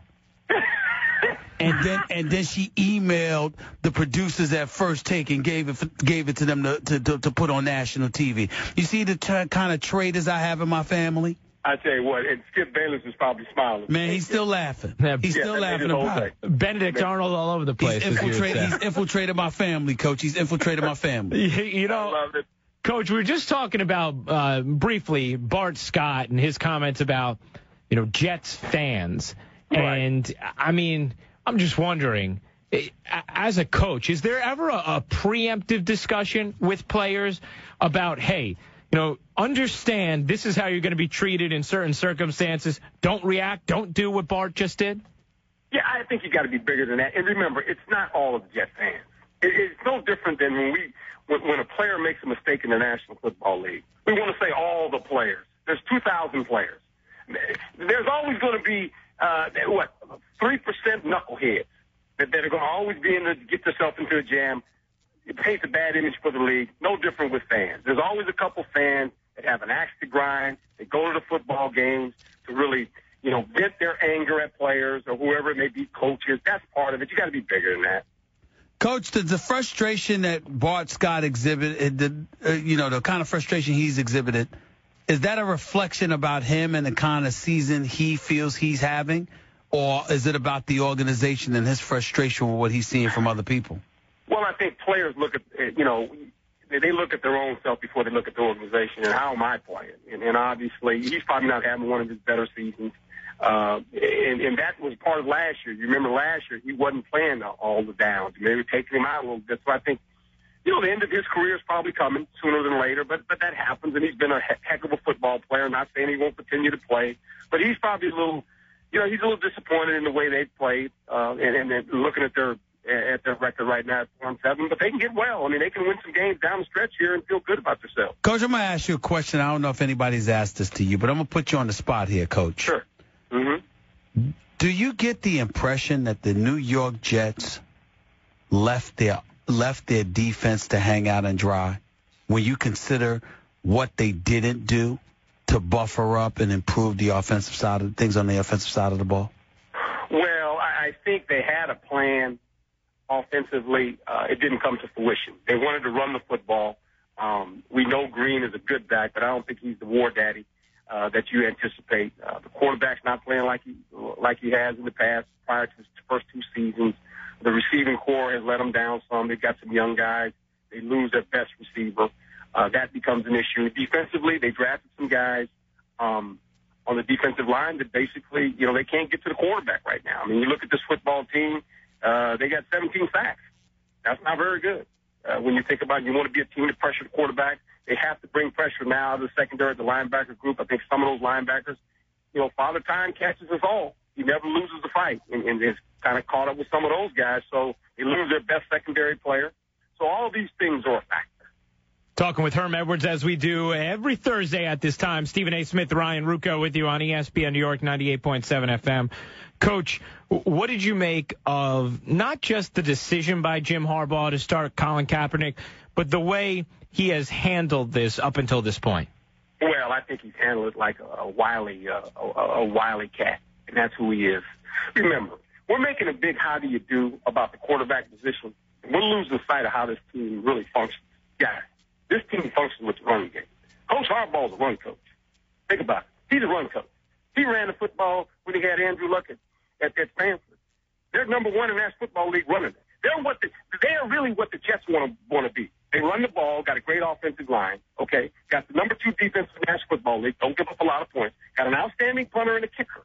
This is who they are. The quarterback just happens to play the quarterback position.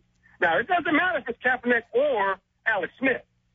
They don't go into football games saying, we got to throw it 40 times. Because if they have to throw it 40 times, either one of those guys, they're not going to win games like that. So they're built a certain way. What he's basically doing is doing this. He's taking all the pressure off the quarterback.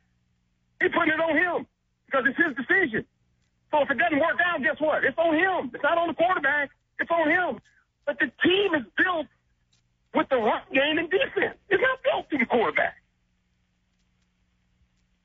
You know what I find funny about it? This is what the Jets want to be. The Jets want to be the San Francisco 49ers. Right, no, they do. I get that, Coach, but here's what I find comical about all of this. Everybody's going back and forth debating this like they're losing. They're 8-2-1. And by the way, since he made the quarterback change, they're undefeated. So what? He's not definitive. I don't care if he leaves them dancing around week to week wondering what he's going to do. If it works and they're winning, who cares? And guess what else? He's the head ball coach. He's the head ball coach. This team doesn't belong to anybody else but him. He gets to make the decision. It's fun to be the king. He's the king. He doesn't have to ask for our permission. We're all sitting here going, oh, what is he doing? This is not fantasy football. This is not Pop Warner football where you take the guy and you put him on the bench and then your parents come visit the coach and say, why is not Johnny playing? It's pro football. But, Coach, totally. I mean, he clearly, if there's one coach who does not care what anybody else thinks, it's that guy in San Francisco. But what about having to break that down to that locker room. I mean, isn't that at least something that's a concern to those guys in that locker room who, maybe a lot of them are tight with Alex Smith. Maybe some of them are tighter with Colin Kaepernick. And I say, so what? Okay, I mean, is that the approach, Coach? You just, hey, all I'm doing is trying to win, period? Or do you have to have some conversations with some guys in there about this? You know what he's saying? First of all, he puts up equity with the football team. They get who their coach is. And remember this guy, former player. He gets it. And he sent a message to his team. Guess what? If you're not playing up to par, boys, I'll put somebody else in the ball game. And if he plays better than you, guess what? You'll be standing by me on the sideline. Good problem to have. Herm, when it comes to this Redskins-Giants game on Monday night, I mean, this is a fun one. We're all looking forward to this. Yeah, we are all looking forward to it. Do you believe that this Redskin team, as currently constituted, is ready to compete with the Giants for this division this year? Well, if they win this game, there's no doubt about it. They're 3-1 in the division, by the way. And funnier things that happened. About 3 weeks ago, the coach said, you know what, we're just looking at players to figure out what's going to happen next year. Now they're in position and they beat the Giants. And remember, the Giants beat them 27-23. By the way, 8 drop passes when they played the Giants.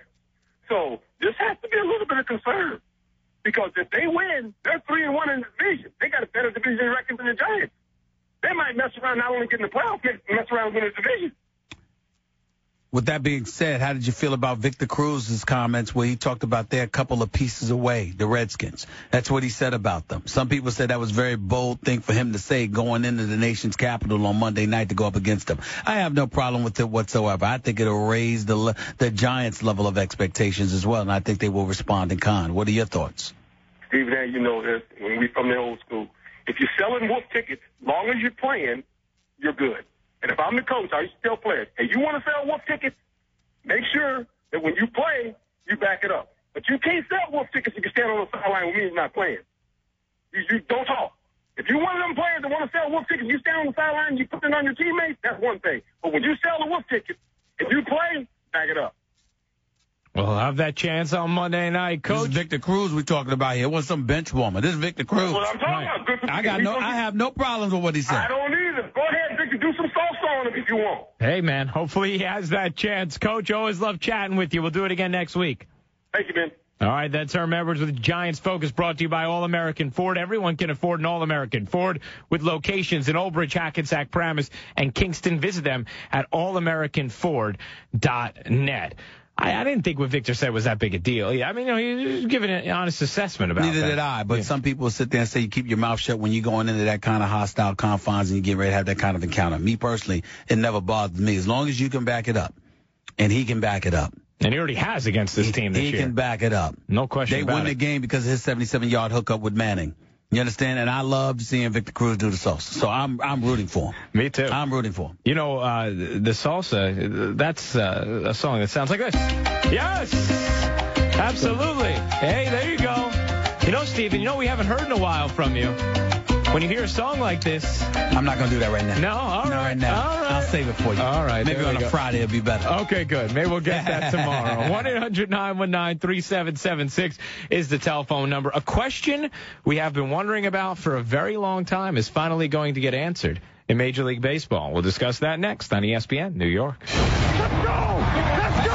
For the Jets to have any shot at making the playoffs, they must win out. Can this Jets team handle the challenge? I know the commitment of our players, and that's why I'm confident that we can improve and will improve. Jets Cardinals coverage gets underway Sunday at 11. Brought to you by MasterCard's. Do not be alarmed, but I am on the roof of your car right now. I just found out Little Caesars has hot and ready pizza and wings, which means I don't have to call ahead or wait. Sorry I had to get you involved, but I needed a ride. It's only $6 for hot and ready Caesar wings and $5 for a large hot and ready pepperoni pizza. If I'm not on the roof when you get there, I've fallen off, but do not come looking for me. Just go in and enjoy the wings and pizza. Thanks. Pizza. At participating locations, plus tax. You want to enjoy whiskey, but you don't want the whiskey burn. Well, what if whiskey wasn't hard to drink? What if it was easy? What if I told you it can be? Try the light, easy taste of Canadian Mist whiskey. Triple distilled and aged in oak on the shores of the Georgian Bay. So lighten up with Canadian Mist. This is going to be easy. Drink responsibly. Canadian Mist, blended Canadian whiskey, 40% alcohol by volume, Brown-Forman, Louisville, Kentucky. My mum always says hard work never hurt anybody. Good advice as usual. So we worked very hard to make Geico.com very easy. Say you want to report a claim and follow its progress. You can do it all online at Geico.com. Not to mention perhaps saving a tidy sum of money on your car insurance. All it takes is a few clicks. So visit Geico.com today. Oh, and Mum, if you're listening, yes, I did wash behind my ears this morning. Norm Miller here, chairman of Interstate Batteries. Now, I don't mean to brag, but I recently learned auto technicians prefer Interstate Batteries 5-to-1 over any other battery. Oh, who am I kidding? Of course I mean to brag. 5-to-1, that's a landslide. All right, I'm done bragging. To find the dealer near you that prefers us, head to interstatebatteries.com. Interstate Batteries, outrageously dependable. And that's not bragging, it's just the truth. Wow is right, big man, because you hold the future in the palm of your hand. Introducing the revolutionary Black & Decker Gyro Screwdriver. Just grip and twist, and this bad boy's motion sensing technology will drive screws in and reverse them out. Turn your wrist to access variable speeds of awesomeness and get your projects done right the first time. So put a little wow in your weekend. You'll love yourself for it. Make this Christmas come to life with a fresh-cut Fraser fir Christmas tree from Lowe's for only $19.98. Plus, take something home to put under the tree, like the 70-piece Cobalt Drill Driver Set for only $14.98. That's a savings of $25. Hurry into Lowe's for these and other great offers before it's too late. Lowe's, never stop improving. Offer valid November 28th through December 3rd. While supplies last, see store for details. Hey, it's Golick. If you missed Thursday's show, you missed me and Marcellus Wiley go at it on 49ers head coach Jim Harbaugh's decision to start Colin Kaepernick at quarterback. You need to hear it. Download the Mike and Mike podcast free on iTunes and on ESPNradio.com. 100 Quicken now, and let us help you take advantage of this unique opportunity. Important terms and conditions apply. Call us for cost information. Equal housing lender. License in all 50 states. NMLS number 3030. All right, Stephen A. Smith, Ryan Rucco with you.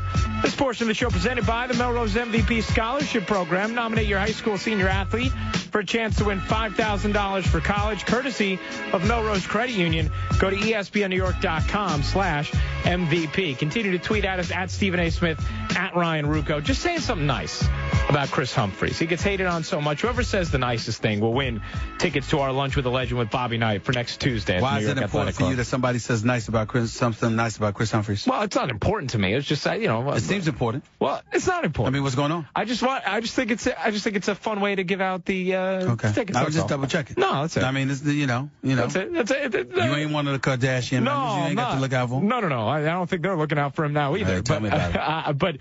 But this is just the way to give away. That's all. I like this one from W. Roush 7, who tweets at us. Chris Humphries is an advocate in the fight to educate the public about the importance of tetanus shots. That's actually pretty funny. Pretty funny because he did tweet out that photo of his scratches and saying, do you know where I can get a tetanus shot? Yeah, he's looking for sensitivity. I guess so. Nice. And he may find it on our show, according to these tweets. Maybe so. Now, Stephen, the conversation about steroids in baseball has often gone back to whether or not these different players who dominated this era are going to be in the Hall of Fame, if they're going to be voted into the Hall of Fame. And the early returns have all been, well, no. Based on the percentage of votes that guys like Rafael Palmeiro and Mark McGwire have gotten, early on it seems like it's an emphatic no. They won't be voted into the Hall of Fame. But now the conversation really gets interesting because what we have now, beginning yesterday, is we have names other than just, Mark McGwire on the ballot. The cases that are a little bit more interesting. You have Roger Clemens, you have Mike Piazza, you have Sammy Sosa, and you have Barry Bonds on the ballot for the very first time. Yep. And you believe? Here's the deal. I think Roger Clemens should be in jail for stupidity. I think he's the idiot, the biggest idiot, arguably in the history of sports. I'm sorry, one of the biggest idiots in the sports in the last generation. When you are given the opportunity to walk away scot-free and be left alone, and you invite subpoenas, and you invite government intervention, and you ultimately spark a federal investigation that ultimately leads to you being indicted. You can sit there and think that you were exonerated all you want to. Really, all of this was about the court of public opinion, and nobody believes you didn't use steroids. You're a 7-time Cy Young Award winner, so your numbers speak for itself. And if one goes in who may have been associated with performance-enhancing drug use, then everybody should go in. But I think he should be in jail for stupidity. I think that Mark McGuire is the godfather of the steroids era. Granted, Jose Canseco is really the headmeister in it all. Whatever phraseology you want to use, you father, could say, the steroids, or whatever the case may be. You could say Jose Canseco's the godfather, and Mark McGuire's consigliere. Consigliere. Yeah, right. No problem. I can work with that. But what I'm saying is we ain't talking about Canseco because he ain't a Hall of Famer. Mark McGuire with his 583 career home runs, clearly, to me, here's my problem with Mark McGuire. I think of all the things that he did, he's the biggest wuss of them all. He was a guy that sat up there. He tried to hoodwink everybody to thinking that just the andro was as far as it went. He retired at the most opportune time, disappeared for years, didn't show his face again only until he was subpoenaed to show up on Capitol Hill. And then even then, he didn't even have the decency to acknowledge he was pleading the fifth. I'm not here to talk about the past with his pathetic, wussified self. Made me sick, okay? Where so much of this could have been derailed if he had been open and said, look, this is what I did, all right? Andy Pettit's a guy, I love the way he handled it. You understand? But I detest the way Mark McGuire handled it. Barry Bonds, I go by the excerpts from The Game of Shadows, written by Mark Finnerawada and Lance Williams. Extraordinary reporting on their part. They deserve a boatload of credit for it. I've interviewed both of them extensively from time to time on television and on radio. Nothing but profound respect for them. And I believe what they wrote. And I believe that Barry Bonds was using steroids, okay? But what you got him on was admitting that he used the cream and the clear and he didn't know. All right? That's all you got him on. The witch hunt that was conducted to bring him down is some of the most egregious abuses of power that I've ever seen in American history. It reminded me of Joe Louis. You understand, with the whole tax problem and everything else after he had donated his money and everything like that, and the government still came after him. Just egregious stuff. I'm not comparing Barry Bonds to Joe Louis. Please don't get me wrong, because one guy charitable and then the government came for him for back taxes, whereas Bonds is steroids. I get there's no comparison. But what resonates with me is the fact that they kept coming after Bonds. They kept coming after Bonds. They kept coming after Bonds. They wouldn't let it go. And so for me, when all of that stuff is being considered, if you're telling me you're looking at Bonds in comparison to those guys, Bonds was a Hall of Famer before the steroids. And since The Game of Shadows, the excerpts that was written in Sports Illustrated as well as the book itself revealed that Barry Bonds basically started because why? He was jealous of Mark McGuire because of all the pub and the shine and the notoriety Mark McGuire had received, and people were turning a blind eye and a deaf ear to what he was doing. So Barry Bonds said, what's wrong with me doing it? If that is true, then Mark McGuire got his name all over that as well. So that's the way I look at it. Personally speaking, put them all in or put none of them in. But I consider Mark McGuire a bigger criminal in all of this than Barry Bonds. And the last thing I will say is this. All of them, to me, pale in comparison to Pete Rose. Pete Rose should be in the Hall of Fame. Pete Rose and gambling and all of that stuff was as a manager. But Charlie Hustle, the greatest nickname in sports as far as I'm concerned, Charlie Hustle, I mean, to have a nickname, to be a star, just because of your hustle, your effort. This man as a player never once cheated the game. Talk about going all out. And for them to ask us to ignore him and what he accomplished as a player, but to even consider putting Mark McGuire in, I think is criminal. You know, here's my thing. I think it's fascinating how we consistently underestimate intelligence and the ability to make decisions. We ask things to be black and white, but nothing with Hall of Fame voting is. There is no number that means you automatically get in. Okay, yeah, 3,000 hits does, sort of. I will say this. I don't think likability should be a factor. Right. I don't think that's fair. Well, I agree with you. I don't think if I don't like somebody, I got a Hall of Fame vote, but I don't like you like a Eddie Murray or somebody, that should prevent you from going in the Hall of Fame. I don't think that's right. Totally agree with you on that. But we constantly ask writers to sift through information and then make the best decision with all the information they have. Yet when it comes to steroids, we say, well, it either has to be all or one. I'm actually okay with it being a case-by-case basis. If you don't want to put in guys who you have substantial evidence of them using, fine. If you don't want to put in guys because there were whispers about them, that I'm not okay with. I mean, you're not going to put in Mike Piazza or Jeff Bagwell, as Ian O'Connor pointed out in his article. That I have a problem with. No evidence there. Nothing. Hearsay, that's wrong. I'm not okay with that. And I'll take it a step further. If you do want to put everyone in, I'm all right with that, too, because I trust the people who are going to take their kids and take generation after generation to continue to tell the stories. They go to the Hall of Fame. They see Barry Bonds in there. They're going to say, yes, son, that's Barry Bonds. All-time great talent. Now, the latter half of his career, he juiced up, used steroids, inflated his numbers. But he was a Hall of Fame player before that. What's so hard about having that conversation? Why can't I trust human beings to be able to communicate that to one another? Those are all valid points. Here's where I have a problem with your synopsis there. When you talk about a case-by-case basis, because every case ain't fair. Barry Bonds, it's a witch hunt. They can slice it any way they want to with the Balco investigation. It was a witch hunt, plain and simple. Rafael Palmeiro goes up on Capitol Hill, wags his finger at Congress, says, I did not use steroids. Okay? Come to find out, some B12 shot ended up seeming like he did take it.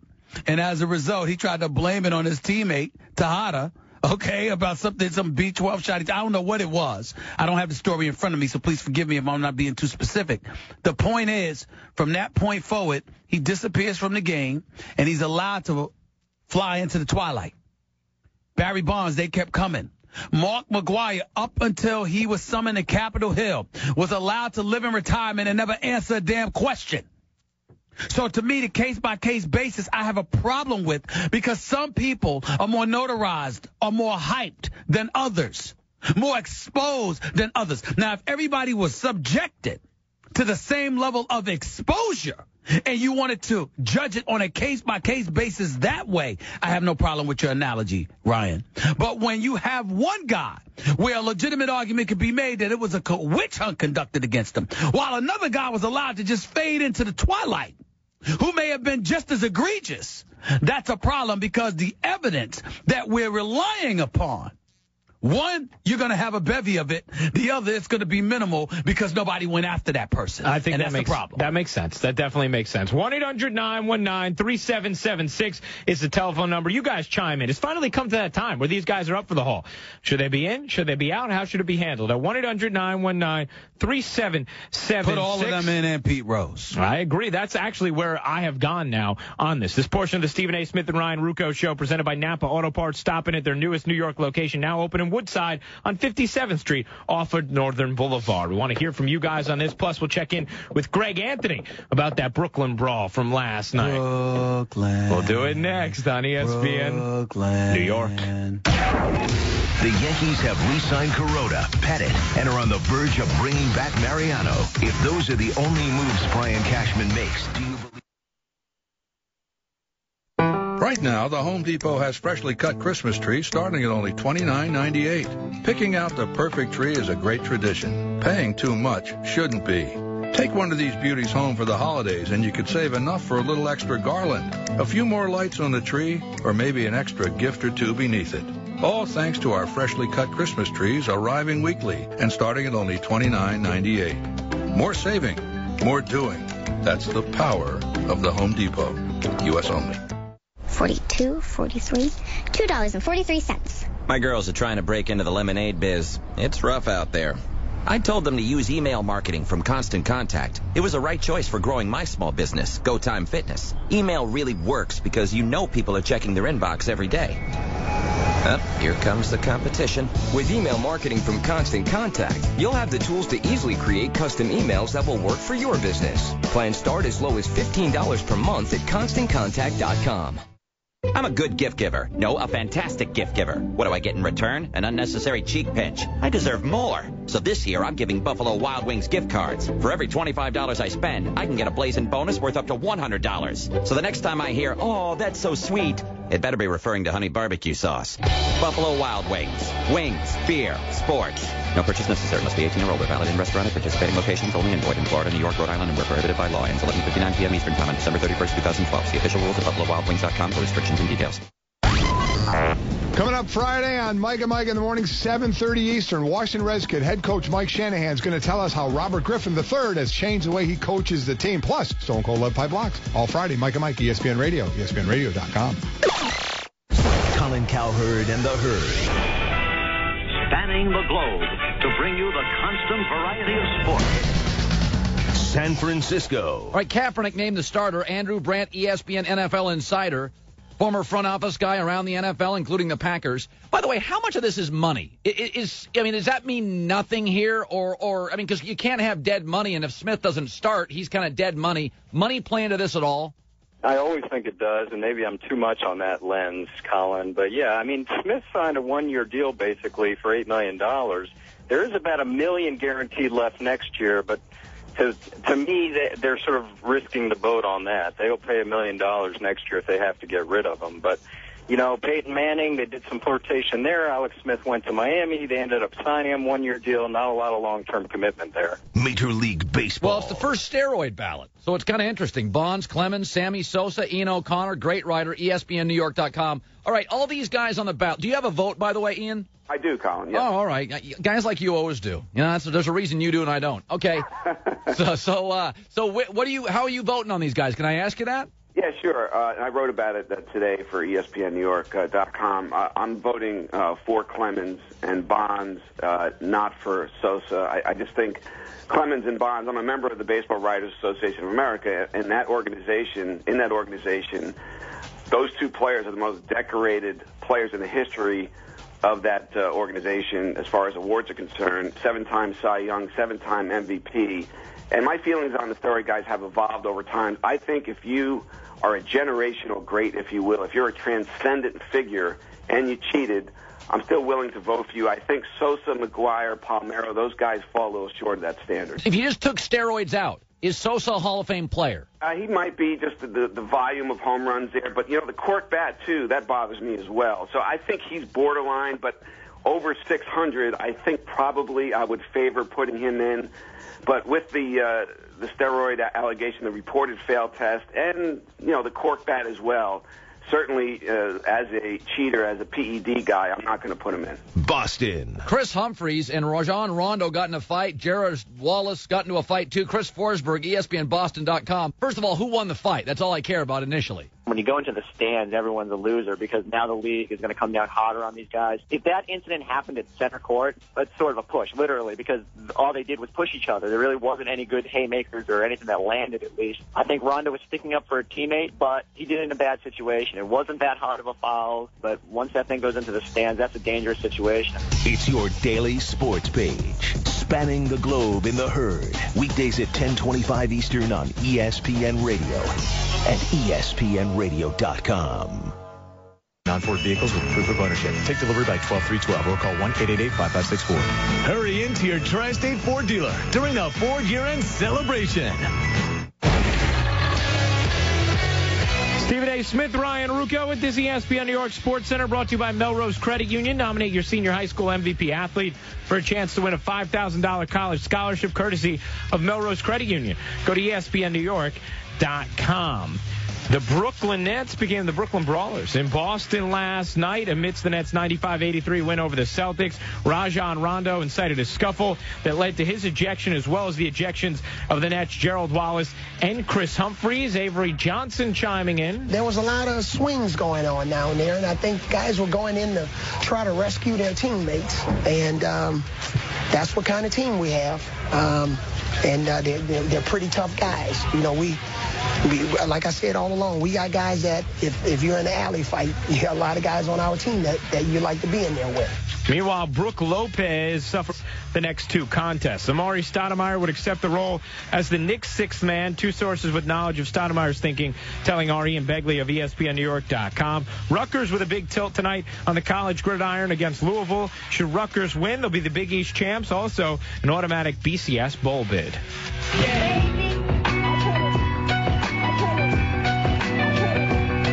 Stephen A. Smith, Ryan Rucco with you on ESPN New York, 98.7 FM. You guys, we will get back to how we all should be judging the different players who are on the Hall of Fame ballot for the first time from the steroid era. We'll get to that. But, Saturday, I get my first taste, Stephen, of working with our next guest. Well, I can tell you this. You'll learn a lot. I'm looking forward to that. I ain't ashamed to admit he certainly taught me enough about the game of basketball. Right now he's doing some work for the Yes Network. Obviously, you see him on NBA TV a lot. My friend, my former partner in crime on NBA shoot-around, the one and only Greg Anthony's on the line with us. What's up, big boy? How you doing? I'm doing great, guys. How y'all doing, man? Listen, man, I got to ask you something. I mean, when you saw that incident last night with Rondo and Chris Humphries and that kind of stuff, certainly it wasn't a brawl or what have you, but what ran through your mind about the Boston Celtics and specifically about the Brooklyn Nets as you watched that stuff unfold, Greg? I think Doc hit it on the head. I mean, right now Boston's a soft basketball team, more so mentally than anything, and they're trying to go through a transition where they were a far more defensive-oriented, physical team when they won their championship, had their championship runs. Now, they're going far more to a perimeter game with finesse style, and it's not working. It's just, they're going to have to figure out a way to have an impact on the paint. And you just saw, really they got mauled in the paint in that game against New Jersey, I should say against Brooklyn. And you can see the frustration. That's all that was. I mean, it wasn't that, egregious of an act, the foul Humphries had on Kevin Garnett, but you could just see the frustrations there from Rajon and everybody else involved. And, they got major problems because they really have taken a bit of a step back, and everybody else in that Atlantic division is kind of moving up. You look at Philadelphia, the way Drew Holiday's playing, even absent of Andrew Bynum. Right. Obviously Brooklyn has gone to another level. The Knicks look great as well. And, Boston right now looking like, kind of like they're becoming a bit irrelevant. So they're going to have to do something to shake things up. I know there's a lot of talk about them maybe trying to acquire a guy like, Marcin Gortat from Phoenix. Yep.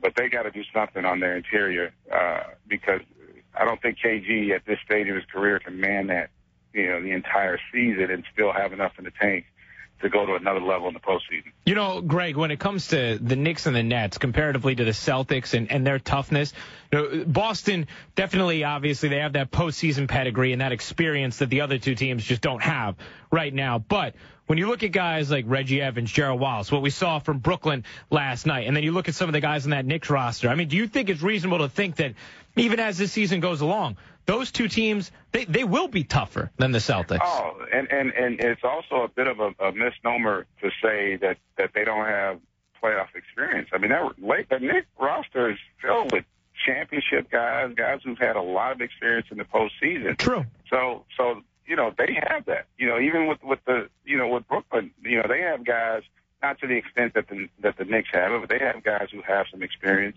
When you look at their best players, Darren Williams has played in the conference finals. Joe Johnson's been in the playoffs a multitude of years, obviously. So those two guys bring a lot. Even Gerald Wallace has been on some really good teams. And so they have enough experience, not to mention their head coach has won multiple championships.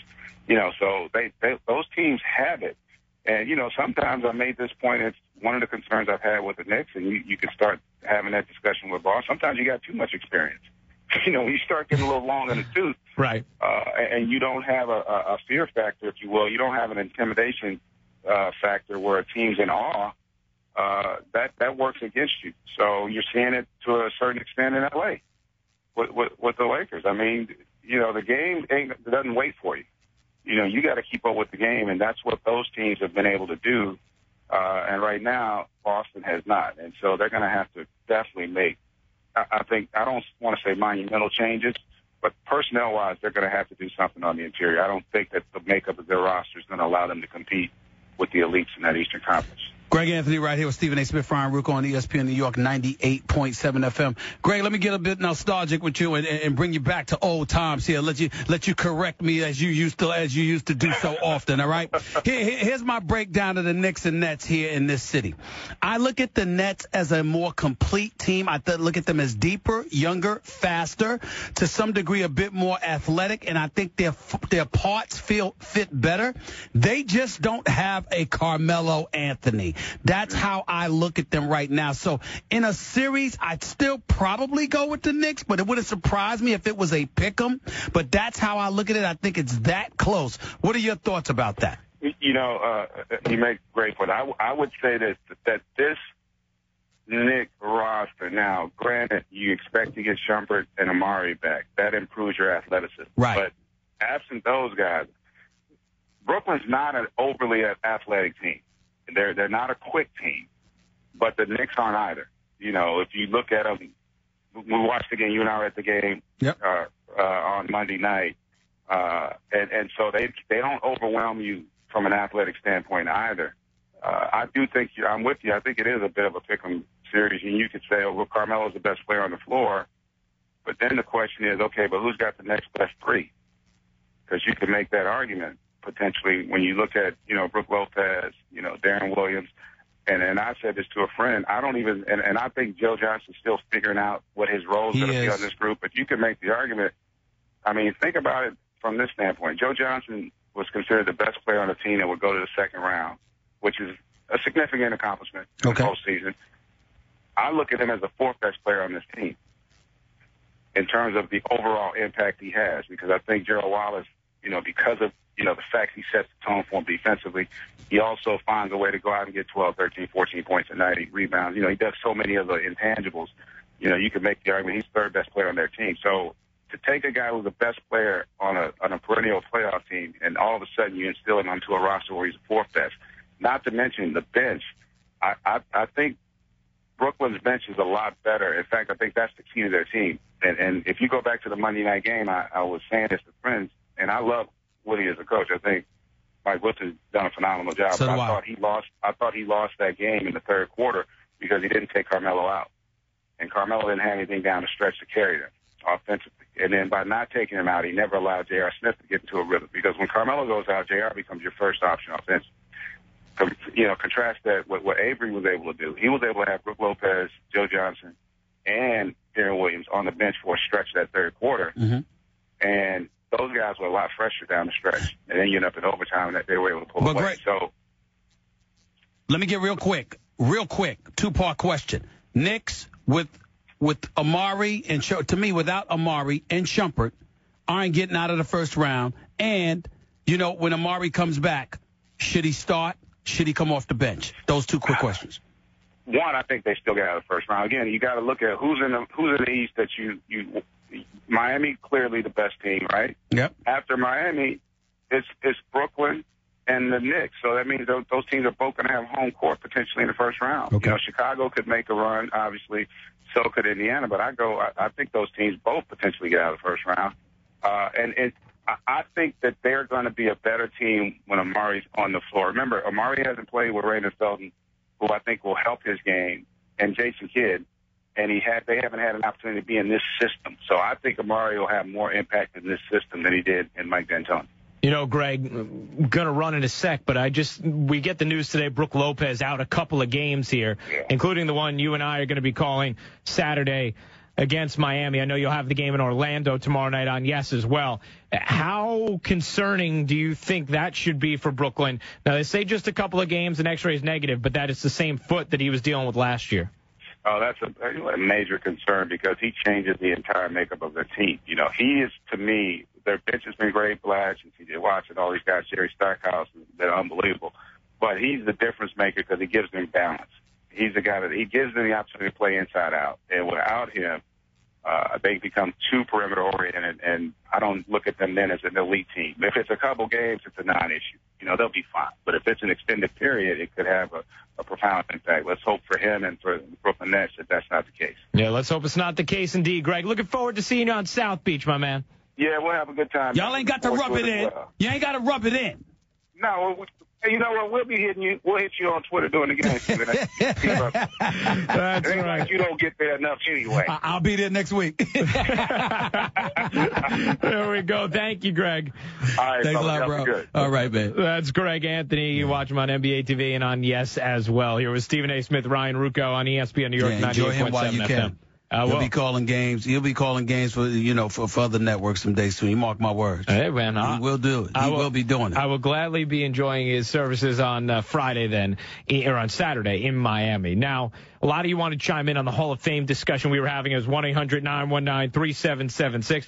We will get back to that in a moment. But, MVP, Cy Young's, the Heisman. On this station, we spent a lot of time talking about awards. The truth is, though, when it comes to awards, we have a sponsor who is truly in a league of their own. It's our friends over at Bay Ridge Honda. For starters, they've been the recipients of Honda's Council of Excellence Award an amazing 5 years in a row. On top of that, Bay Ridge Honda was also named the #1 Honda dealer in New York State by Dealer Rater. Of course, awards are great, but the real star at Bay Ridge Honda will always be the Honda cars. And right now, there's no bigger star than the 2013 Accord. It's the car everyone is talking about. Also, remember, sports fans, Bay Ridge Honda's exclusive night owl service and parts open till midnight Monday through Friday and Saturdays from 9 till 3 p.m. Lots of awards, plenty of new Accords, and their award-winning night owl service. If that doesn't get Bay Ridge Honda into the Car Dealers Hall of Fame, we don't know what will. Bay Ridge Honda is at 4th Avenue and 88th Street, Bay Ridge, Brooklyn, or visit them online at BayRidgeHonda.com. Andy Pettit on the Michael K. Show yesterday gave an interesting perspective on this Hall of Fame discussion. You will hear it next. Stephen A. Smith, Ryan Rucco on ESPN New York, 98.7 FM. It was the Boston Tea Party last. Listen, you've heard me say it. Teddy, the Huggable Dealer, is the place to go for the best deal on a new car or certified pre-owned car, period. But hold up, this event, even I can't believe. It's the Teddy Black Friday sales event, extended through today. I'm telling you, you'll never get a chance to drive a new car for less. Drive a new Nissan for only $69 a month with absolutely zero due at signing. All you do is pay for your miles. That's right. You heard it correctly. Brand new Nissans, only for $69 a month. Zero down, zero first month payment, and zero bank fees. Absolutely zero due at signings. Teddy, the Huggable Dealer, Volkswagen and Nissan in the Bronx, online at teddycars.com. Come in for a hug and choose from hundreds of new vehicles starting at just $69 a month. All from Teddy Nissan, the Huggable Dealer. Hi, it's Colin Cowherd. Meetings are essential to the way we work. It's an opportunity to share ideas and problem solve, develop creative solutions. But if your team is spread out all over the country in different locations, coming together can be impossible unless you use GoToMeeting with HD Faces. It's a powerfully simple way to meet and collaborate online. I've seen how clear the HD video quality is. It is amazing. No matter where everybody's located. I was in Bristol, Connecticut. They were in Los Angeles. GoToMeeting allowed us to share the same screen, making it easier to be on the same page. And with built-in HD video conferencing, you see each other face-to-face. So easy to launch, so easy to join a meeting from anywhere, on any computer. In fact, you can use a tablet or your phone. And now you can present it from your iPad. Try GoToMeeting free for a month, 30 days. Special offer, visit GoToMeeting.com, click the Try It Free button, use the promo code Colin. Remember to use the promo code Colin. GoToMeeting. Meeting is believing. AT&T asks, are you that guy? That guy who not only paints his face to cheer on his team, but then paints his entire torso? Well, you don't have to be that guy to prove your fanhood. Switch to AT&T and follow your favorite team like never before. It's much better than perusing the hardware store for this season's color palette of belly paints. You have the speed to get scores, stats, and highlights fast with AT&T. Rethink possible. Visit att.com or store for details. Metro PCS, wireless for all. Limited time offers, sales tax not included. Availability may vary. See store or metropcs.com for terms and conditions of service, including arbitration provision. All right, Stephen A. Smith, Ryan Rucco with you on ESPN New York, 98.7 FM. This portion of the show brought to you by Lexus of Englewood. Lexus of Englewood says Lexus at last.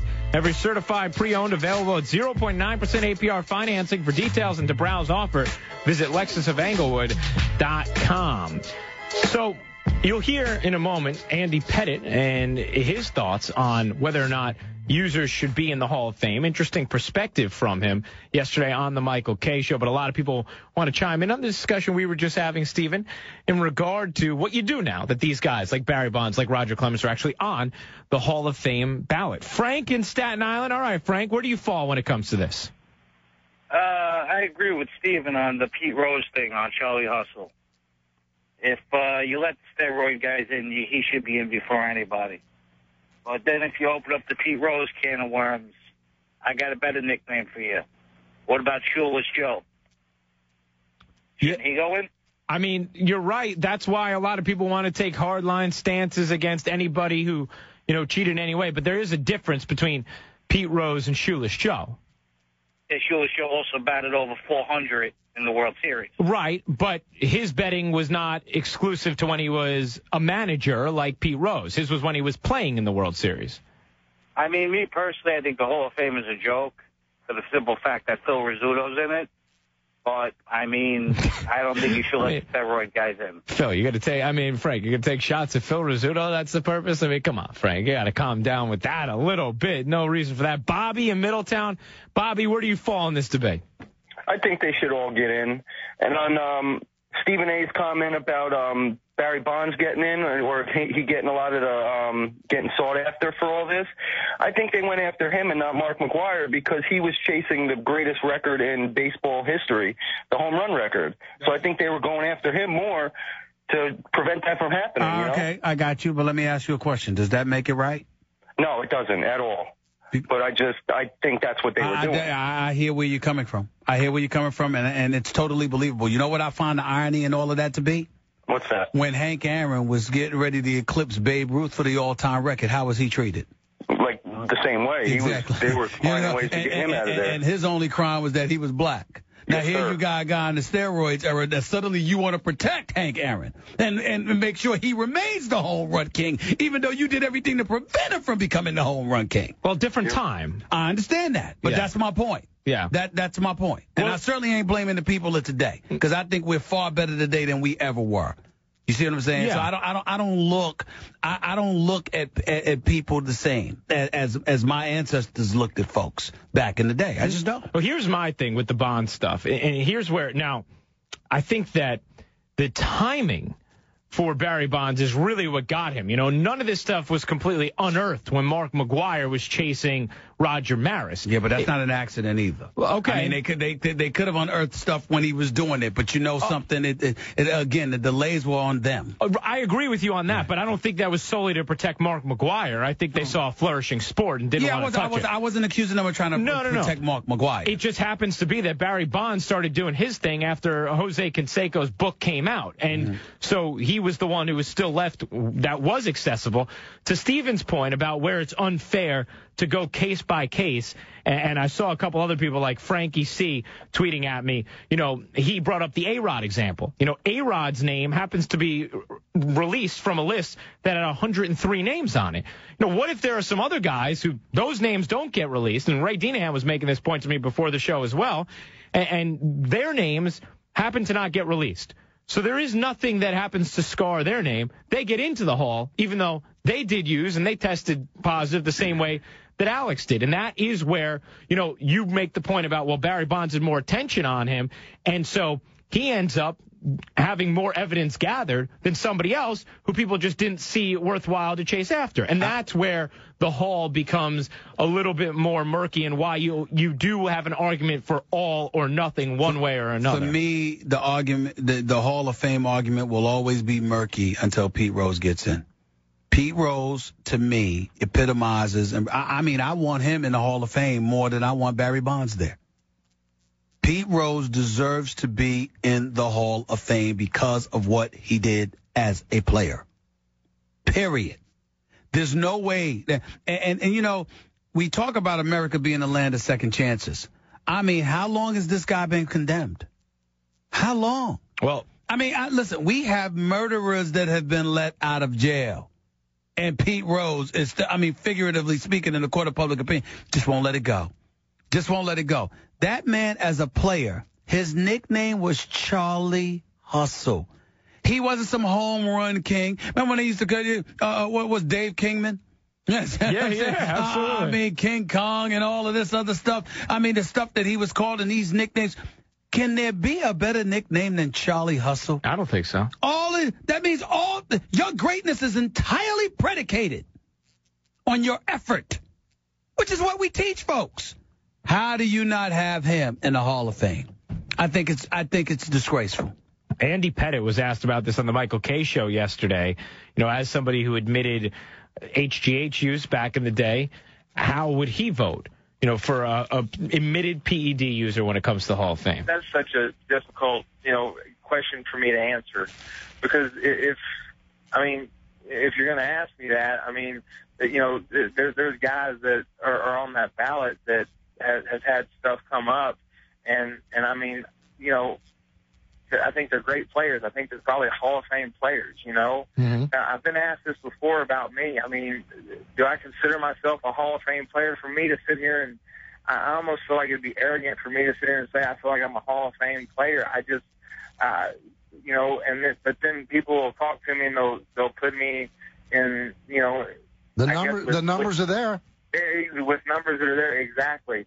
And look, I know what I've admitted to. I know what I did, and look, I know where my heart was and what I was trying to do when I did that. And obviously, I apologize for that. But I mean, like I've said before, never try to do anything to try to make myself perform better than other people or whatever.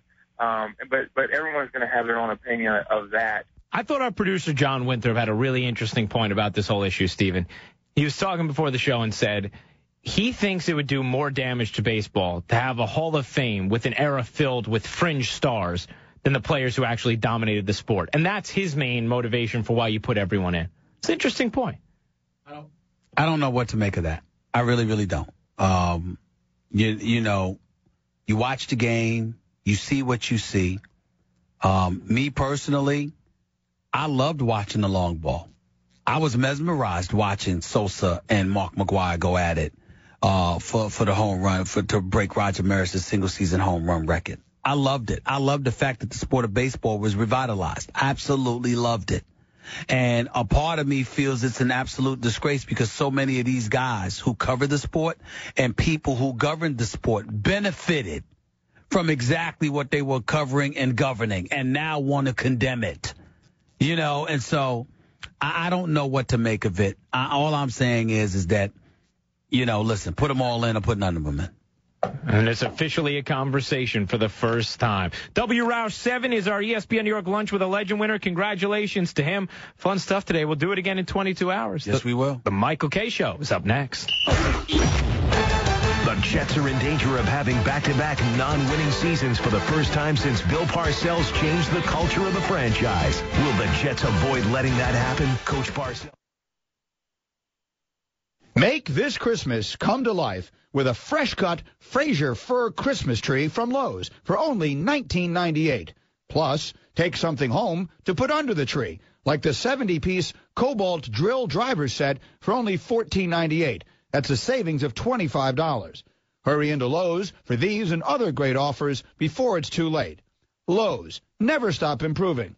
Offer valid November 28th through December 3rd. While supplies last, see store for details. Hi, it's the Herd. With the holidays almost here, you don't have time to go to the post office. There's traffic, there's parking. It'll be packed with everybody mailing holiday gifts and packages. What a headache. That's why I recommend Stamps.com.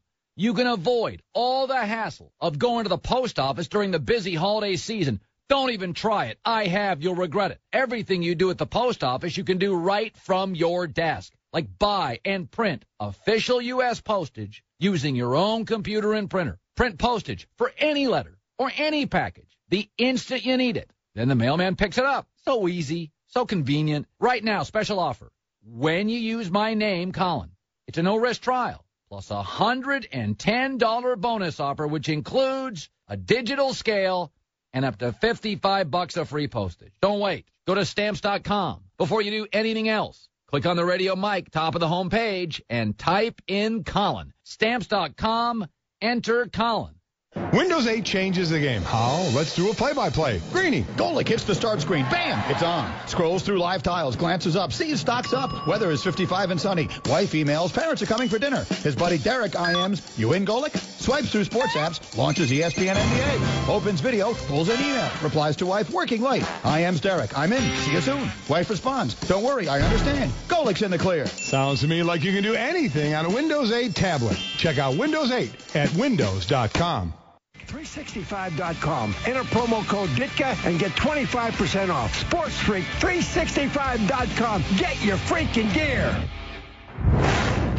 What's up, everybody? It's Carmelo Anthony, and this is your home for New York Knicks basketball. WEPN FM, WEPN HD1, New York.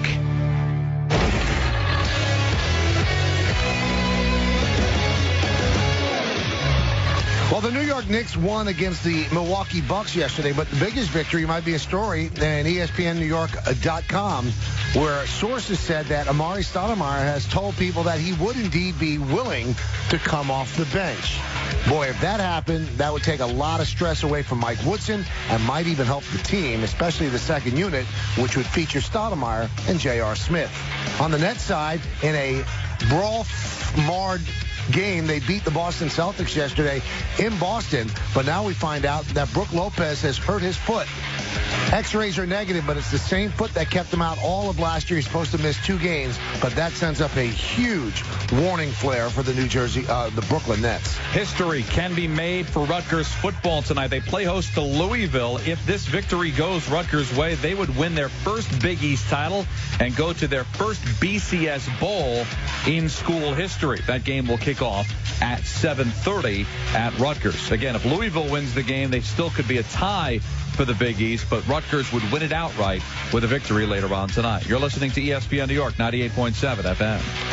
This is the Michael K. Show on ESPN New York, 98.7 FM. Now, here's Michael K. and Don LaGreca. Statue of Liberty, long live the World Trade, long live the King, yo. I'm from the Empire State. And a good afternoon, everybody. This is indeed the Michael K. Show. Michael K. and Don LaGreca on a Thursday, November 29th, 2012. Hope you all doing well. Another chilly day in New York City. And, boy, speaking of chilly, it's going to be a chilly reception for Bart Scott when he takes the field on Sunday for the New York Jets. Some might say it's ill-advised. Some might say it's almost career suicide. But Bart Scott decided to unload on Jet fans. And why he did it is anybody's guess. Now, the knee-jerk reaction is always going to be, hey, you should never rip the fans. And that's usually a good way to go. But you also have to look inside it. And I'm almost looking the same way I looked at with the Fireman Ed situation. We have no idea what these fans said to this guy. And every human being has some kind of a breaking point. And maybe Bart Scott's breaking point was reached. Because fans go to games, and I say that fans have every right to boo. Every right to boo. They don't have a right to throw anything.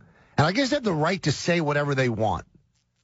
But, boy, what kind of society do we live in? And sometimes sports gets a little creepy now when you see the level of discourse that goes on between fans and other fans and fans and players. Let me read you what Bart Scott said. And this is about Jet fans. They never stop to put themselves in our shoes to see where we're coming from and understand what we're dealing with and understand what we're trying to do and what our job really is and how difficult our job is. They don't care. They just call us bums. Like they could ever play or understand the pressure. They could make it through my high school practice, so why explain it? He also went on to say that most of these guys were the last people picked on their dodgeball team in high school. Right. I think if he would have stopped, like they call us bums, I think I could accept that. When he starts to attack the fans personally, which they probably did to him, then I think you get into a real sketchy area. But I'm not going to sit here and come down completely hard on him and just say, that's it, he's done, he's the worst human being of all time. We've had Bart Scott on, Don. He's actually a pretty well-spoken guy, well thought out some of the things that he says. And it's a dumb thing for him to go after fans because you can't win. But, boy, there's part of me that can understand exactly what he's saying. See, I can't go with that. Now, I understand that just because you pay for a ticket, you shouldn't be able to just scream obscenities. And I watched that video on Deadspin, and it was about 47 seconds long. and you hear some vile things being shouted at players and some stuff specifically at Mark Sanchez. And I know it's very difficult to hear those things, and it's probably out of line just because you buy a ticket to scream obscenities at players who might not be able to do what you hope they could do. But just as Bart Scott doesn't understand or doesn't think the fans understand what he's going through, I don't think sometimes the players understand what the fans go through. Jet fans haven't seen a championship in over 40 years. They pay good money to go to those games. A lot of them are forced to pay PSLs. A lot of them have never seen a championship in their lifetime, haven't seen their team go to a Super Bowl in a lifetime. So maybe he needs to be a little bit more sympathetic to the plight of the fan that's paying good money to see him play. And the reason he's able to make the money that he's making is because the fans pay his salary by going to the games and buying the jerseys and watching the games on television. There would be no game without the fans. The sport would not be as popular as it is unless the fans were passionate. Now, sometimes that passion is misguided. But you can't lump all the fans into the one or two people that get out of line. Those people deserve better than what they got on Thanksgiving. Those people paid good money to go to that game. And for them to see their team be down 35-3, Bart Scott can't understand how upset those fans are. And what I have to walk in his shoes to understand what it is to be a football player, that because I didn't play means I can't understand what's going on in the football game, and that I can't see something that stinks when it stinks, that I only can have an opinion unless I played the game or played it at an elite level? But I think that you're missing one point that I think a lot of people miss when we judge things like that. And you said you heard it on Deadspin, right? Right, yeah. The things that are said are so vile and so personal. They're a bunch of drunk punks that say stuff like that. And you're right. Painting the entire fan base that way is ridiculous. But if you hear the stuff that people say, I've sat in stands. I sat in the stands in the World Series in 2009 in Philly, and I heard the vile, disgusting things that people think it's their right to say because they paid for a ticket. So, yeah, I think that Bart Scott was wrong, but there's a part of me that understands what he has to say. Because I think that what you get sometimes in the stands is a verbal version of the filth and the vileness that you get on Twitter from some people. Is it everybody on Twitter? No. Nope. But there's a lot of people on Twitter that you can't believe that another human being would address another human being that way. I understand. And the people that are saying the things, the vile, disgusting things to these players because the players didn't perform well, I wonder if they'd say it to their face, where the player could punch them right in the mouth. But don't you have to be above that as an athlete? We're not talking about some rookie, some second-year player. Don't you think that's easier said than done? He's been in this league for a decade, Michael. He's played all over the NFL. I'm sure he's heard words. Sticks and stones, Michael. You got to be the better player. You got to be above those things. Ignore those guys. But to lump the few into the many is just lazy. There's a lot of people that are respectful of the players, that work hard, they buy their tickets, they pay for their PSLs, and they go to every single game, do not deserve to be lumped into the few to decide to go out there and be idiots. You ignore them. You're the football player. You're the guy making millions of dollars. You're going to let what somebody says bring you down? You ignore them. They're idiots. They're drunken idiots, half of them. Would never say it to your face if given the opportunity. Don't you think that's Why give them the easier time said of the than day? done? Michael, we go through it. Do I get off Twitter when somebody rips me? Does it bother you? Sometimes it bothers me. But I don't even respond. I never block anybody. I just don't even respond if it's something that's out of the ordinary. And the last thing that I would do is lump everybody that's on Twitter, the two people that say something bad. I'm going to be honest with you. If I could respond to people when they're nasty to me and I knew I wouldn't lose my job, I would. I would respond. Hey. Now, is Bart Scott going to lose his job? I don't know. Rex Ryan spoke to him. We'll hear from Rex Ryan a little bit about what he said to Bart Scott. But I think everybody out there, it is easier said than done to turn the other cheek. It's easier said than done. When somebody's ripping your mother, your girlfriend, your wife, your kids, questioning your manhood. Really? Because you bought a ticket, you can say that to another human being. But wait a minute. You're jumping on that being the whole reason. What is the reason? Well, you understand it sometimes when Rex gave the finger to the Miami crowd, that spontaneous moment. But for Bart Scott to have it happen on Thanksgiving on a Thursday and then almost a week later say those things, Michael, that's not in the heat of passion. That's really what he thinks. Maybe he's been burning them. But you got to lump all the fans in. You can't realize after thinking about it for a week that that's not the majority. Yeah, there's going to be vocal guys, but what about the 70,000 other fans that don't say boo or cheer you even when you lose the game?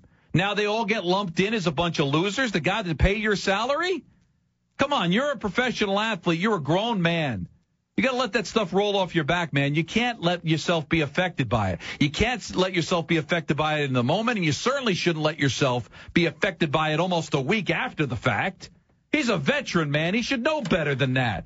He's not the only one that gets screamed at. Yep. I'm sure the Giants get screamed at when they leave the field when they're getting blown out. Maybe he's the only one that has been upset enough to say something. You don't think Derek Jeter hears it in Boston when he's sitting on the on-deck circle? Did he ever have anything to say about any of those players? Hearing it on the road than hearing it in your home stadium. You don't think Mets get it at Citi Field? And you don't think those guys get it? But did I ever hear any of them rip the fans the way Bart Scott did? I think that Bart Scott is wrong, but all I'm saying is I believe in why he did it, and I understand why he did it, because people are out of their gourd when it comes to sports. So we all got to go scorched earth? You can't single them out? It was unfortunate what he did. But what is he going to say? The guy who was wearing the Jet hoodie is the guy I think was not on his dodgeball team? You know what you say? We deserve it. We were losing 35-3, and just leave it at that. But if somebody says you stink, you deserve that. But maybe you said they were saying vile personal things. But they're just words. Ignore it. You won, Bart. You're a millionaire playing football, getting paid for a game. There have been wars started over words. If that's all that you have to go through, if that's considered adversity, give me a break.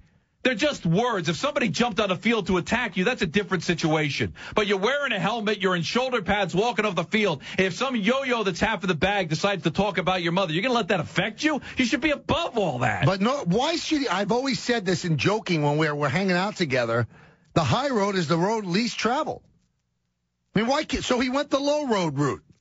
And he said some bad things about fans, but we don't even know the half of it, what was said to him. And you're right. The classy high road thing would have been just ignore it. But maybe it's gotten to the boiling point where he can't ignore it anymore. I'm not saying he's right, but I do understand it. You think he's the only one that gets it? You don't think it happens all over the NFL? You don't think the Jacksonville Jaguar fans yell out? Well, then it's wrong. He's a veteran. He's a leader. He's been in the league 10 years. If it's a kid, if it's a rookie, if it was Joe McKnight in his second year, I'd say, you know what? He probably doesn't know any better. But as a veteran, as a leader on this team, to say those things about the fans who are forced to buy PSLs and pay for tickets. Nobody's forced to do anything. They don't have to go. Nobody forced anybody to buy PSL. But people that buy PSL are out of their mind. The fans are there before Bart Scott got there, and they're going to be long after Bart Scott leaves. So maybe they don't have to, Michael, but they're fans. But don't and the reason you feel the Jets better? exist and the Giants exist and all these teams exist is because of fans like us who go to the games and pay for the tickets and pay their salary. And we don't deserve to be lumped in with a few yo-yos who decide to have 12 beers and yell obscenities from 50 miles away. But that is really, that's the thing. That's the dangerous thing about sports, because fans feel emboldened because you guys wouldn't even have a salary if it wasn't for us. Listen, if the stadiums were empty, these guys would still be making tens of millions of dollars because of television. But this doesn't mean that you could say whatever you want to people. It's another human being. But I'm getting tired of the fact that the fan, and I consider myself still a fan, I buy tickets, I still go to games, I still root for teams, that were some unimportant aspect to the game. As if there would be games on television and stadiums built for 80,000 people if nobody showed up. The reason the game is being played and the reason those guys make the salaries they do and the reason that ESPN and CBS and Fox and all those networks pay the money they do to broadcast the games are for fans like us. And sometimes we deserve to be treated better and not lumped in with a bunch of yo-yos that drink 12 beers and yell obscenities from 50 miles away. It's not right. Oh, how about the fans that are good people? Why don't they point out the low-life punks that are saying that stuff? I don't want the fans to be talked down to as if we're some necessary evil to the sport. We're way more important than that. Looking for the best value on an Audi? Visit PalisadeSaudi.com. We'll hear what Rex Ryan had to say about Bart Scott's comments. I also want to get your comments about Bart Scott's comments. Kay, LaGreca, and you, ESPN New York, 98.7 FM. Let's go! Let's go! For the Jets to have any shot at making the playoffs, they must win out. Can this Jets team handle the challenge? I know the commitment of our players, and that's why I'm confident that we can improve and will improve. Jets-Cardinals coverage gets underway Sunday at 11. Brought to you by MasterCard's... Almost done with the hors d'oeuvres. Soufflés are ready. Hey, Flo, how are those cupcakes coming? Putting sprinkles on the last one now. Great. Hey, I thought we had another tray of the red velvet. Have you seen it? Me? What? Why would you? There's frosting on my face, isn't there? Yeah. Insuring your business vehicles with Progressive is like having Flo on the road with you. 24/7 live support, online bill pay, and expert claims. Now that's Progressive. Visit Progressive.com today. United Financial Casualty Company and Affiliates. They must be doing something right at Bay Ridge Honda, because they've received Honda's Council of Excellence Award 5 years in a row, as well as their prestigious 2010 President's Award, and they've been named #1 in customer satisfaction for the entire Northeast region. They invite you to experience Bay Ridge Honda's award-winning sales and service. Right now, you can take advantage of 0.9% APR on select Accord and Civic models, and then enjoy the convenience of Bay Ridge Honda's exclusive night owl service and parts, open until midnight, Monday through Friday and Saturdays from 9 a.m. until 3 p.m. While you wait, you'll enjoy HD TV and relax with free refreshments in their internet lounge. Plus, there's a brand new children's play area. Bay Ridge Honda even offers loaner cars to customers with scheduled maintenance and enterprise rental cars at a discount at all their locations. Come experience their huge new and used 30-car indoor showroom. With millions to lend and hundreds to choose from, Bay Ridge Honda is not only #1 in customer satisfaction, but the #1 destination for your next vehicle. Bay Ridge Honda, 4th Avenue and 88th Street, Bay Ridge, Brooklyn. Visit them online at bayridgehonda.com or call them at 1-866-728-8888. Right now, the Home Depot has freshly cut Christmas trees starting at only $32.98. Picking out the perfect tree is a great tradition. Paying too much shouldn't be. Take one of these beauties home for the holidays, and you can save enough for a little extra garland, a few more lights on the tree, or maybe an extra gift or two beneath it. All thanks to our freshly cut Christmas trees arriving weekly and starting at only $32.98. More saving, more doing. That's the power of the Home Depot. U.S. only. Do not be alarmed, but I am on the roof of your car right now. I just found out Little Caesars has hot and ready pizza and wings, which means I don't have to call ahead or wait. Sorry I had to get you involved, but I needed a ride. It's only $6 for hot and ready Caesar wings and $5 for a large hot and ready pepperoni pizza. If I'm not on the roof when you get there, I've fallen off, but do not come looking for me. Just go in and enjoy the wings and pizza. Thanks. Pizza. At participating locations, plus tax. 42, 43, $2.43. My girls are trying to break into the lemonade biz. It's rough out there. I told them to use email marketing from Constant Contact. It was the right choice for growing my small business, Go Time Fitness. Email really works because you know people are checking their inbox every day. Here comes the competition. With email marketing from Constant Contact, you'll have the tools to easily create custom emails that will work for your business. Plans start as low as $15 per month at ConstantContact.com. You want to enjoy whiskey, but you don't want the whiskey burn. Well, what if whiskey wasn't hard to drink? What if it was easy? What if I told you it can be? Try the light, easy taste of Canadian Mist whiskey. Triple distilled and aged in oak on the shores of the Georgian Bay. So lighten up with Canadian Mist. This is going to be easy. Drink responsibly. Canadian Mist, blended Canadian whiskey, 40% alcohol by volume, Brown-Forman, Louisville, Kentucky. Norm Miller here, chairman of Interstate Batteries. Now, I don't mean to brag, but I recently learned auto technicians prefer Interstate Batteries 5-to-1 over any other battery. Oh, who am I kidding? Of course I mean to brag. 5-to-1, that's a landslide. All right, I'm done bragging. To find the dealer near you that prefers us, head to interstatebatteries.com. Interstate Batteries, outrageously dependable. And that's not bragging, it's just the truth. Before it's too late. Lowe's, never stop improving. Offer valid November 28th through December 3rd. While supplies last, see store for details. All right, our very own Jason Stark is reporting that the Yankees and Mariano Rivera are very close to a deal, quoting sources. Jason says that a deal will be done within the next 24 hours. So that will get the Yankee pitching all set, and the only thing they have to do is find a replacement for Nick Swisher, and that's pretty much your New York Yankee team for next year. Also, birthday wishes go out. Today is Mariano's 43rd birthday. Today is our very own Ryan T.F. Hurley's 36th birthday, and it is Vin Scully's 85th birthday. Nice. That's a nice group of guys. What are you doing for your birthday, Ryan? Anything good? No, not really. Just hanging. Go home, hang with the family after I get off the train. I know you do, Michael. That big head of yours. Well, happy birthday. Thank you. And thank you for all that you do for the whole world.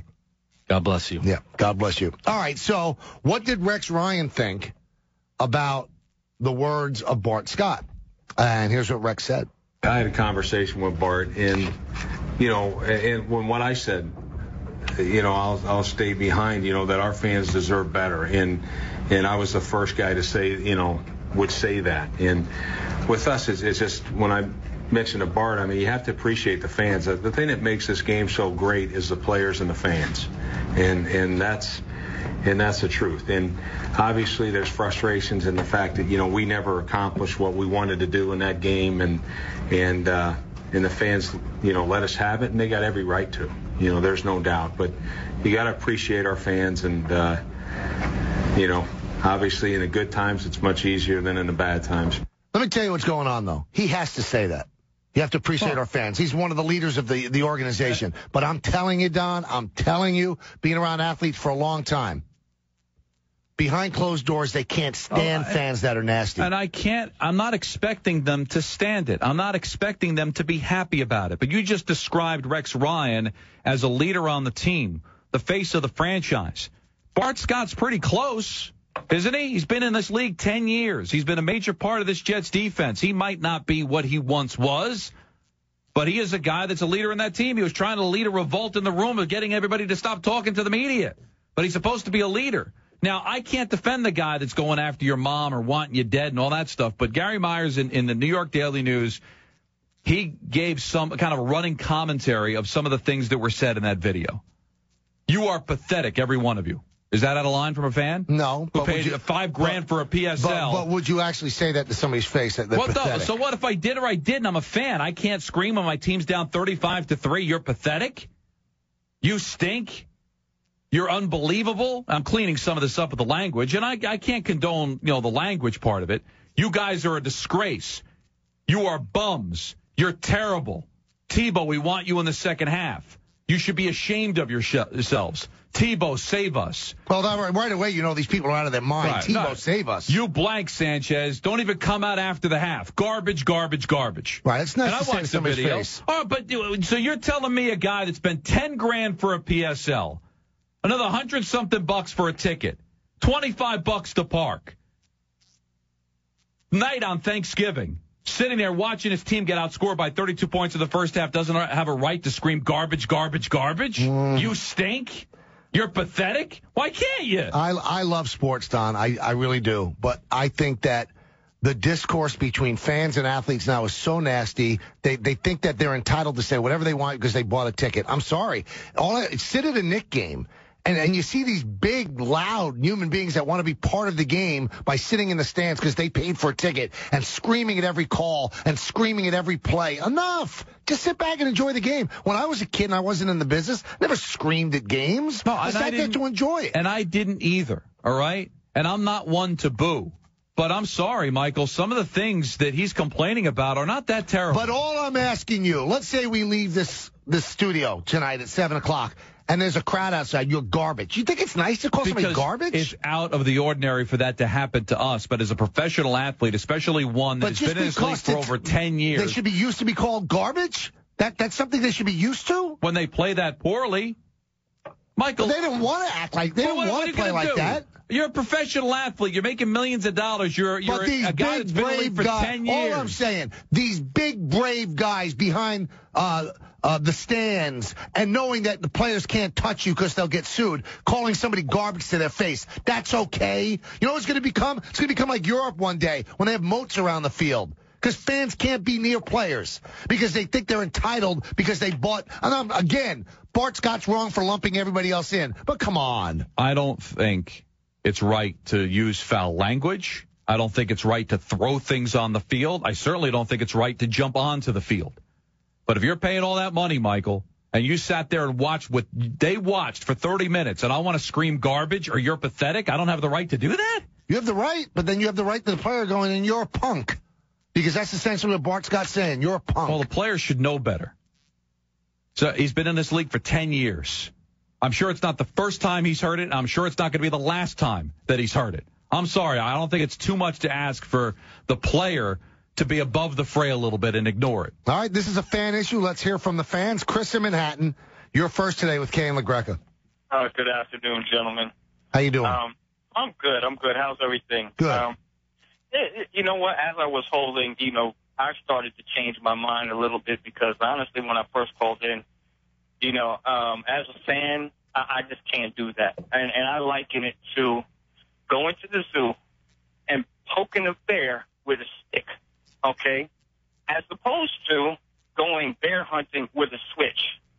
If you know that somebody can get to you a la Ron Artest or maybe even Terry O'Reilly with Boston Bruins? Right. Mm-hmm. And Milbury. I think that you're going to back off of some of the things that you say and do when going to a sporting event. Having said that, one thing I do want to say about the Jets and possibly Rex Ryan, you can't come up in New York talking like you're the straw that stirs the drink and end up performing like Jay Johnstone. We don't have that here.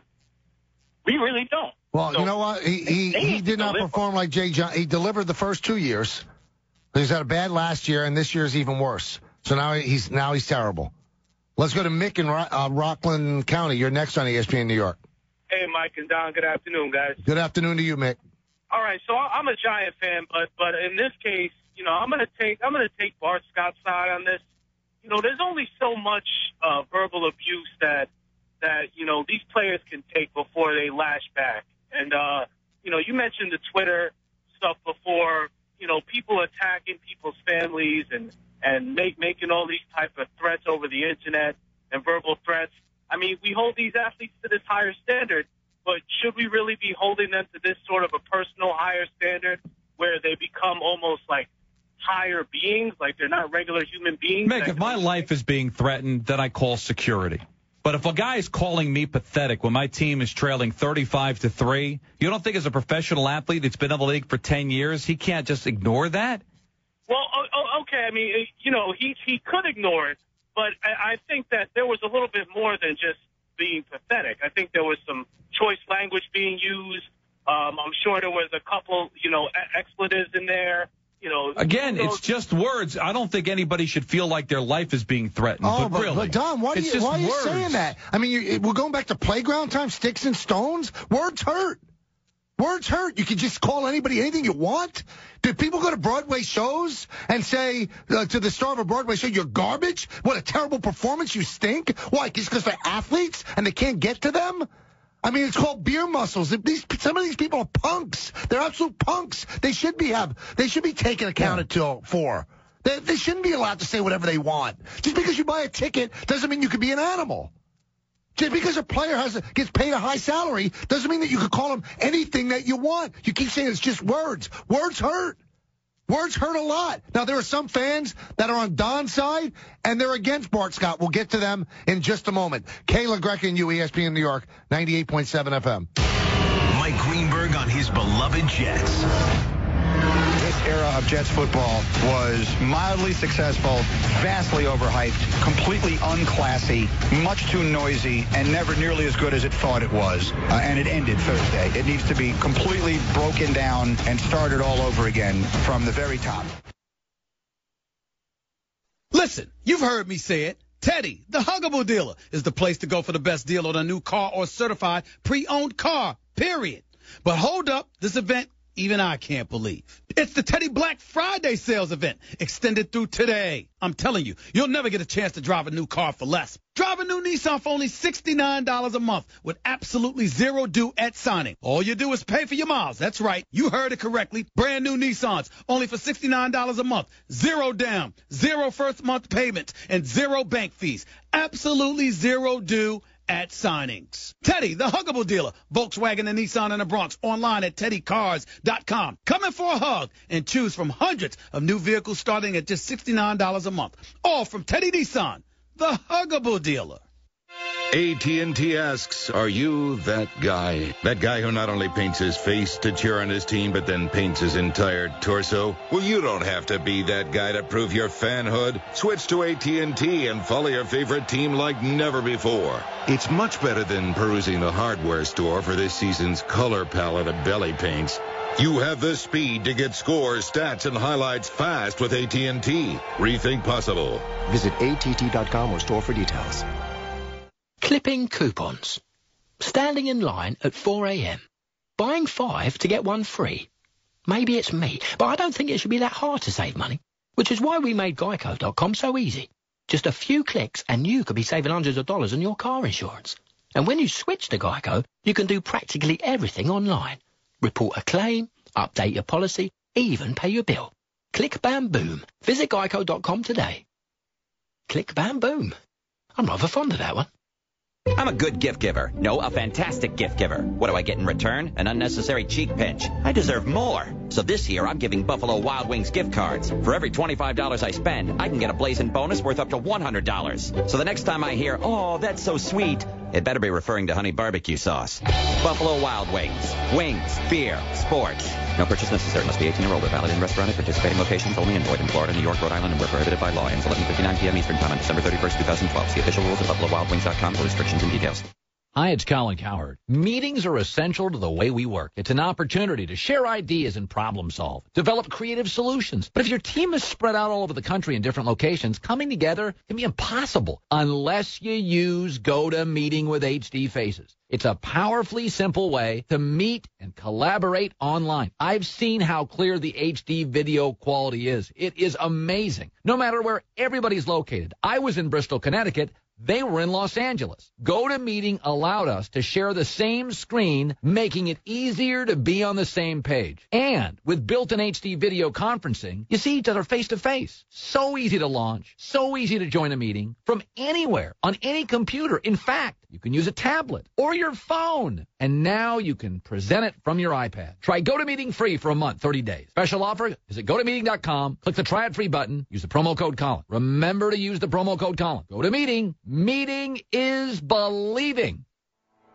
Wow is right, big man, because you hold the future in the palm of your hand. Introducing the revolutionary Black & Decker Gyro Screwdriver. Just grip and twist, and this bad boy's motion sensing technology will drive screws in and reverse them out. Turn your wrist to access variable speeds of awesomeness and get your projects done right the first time. So put a little wow in your weekend. You'll love yourself for it.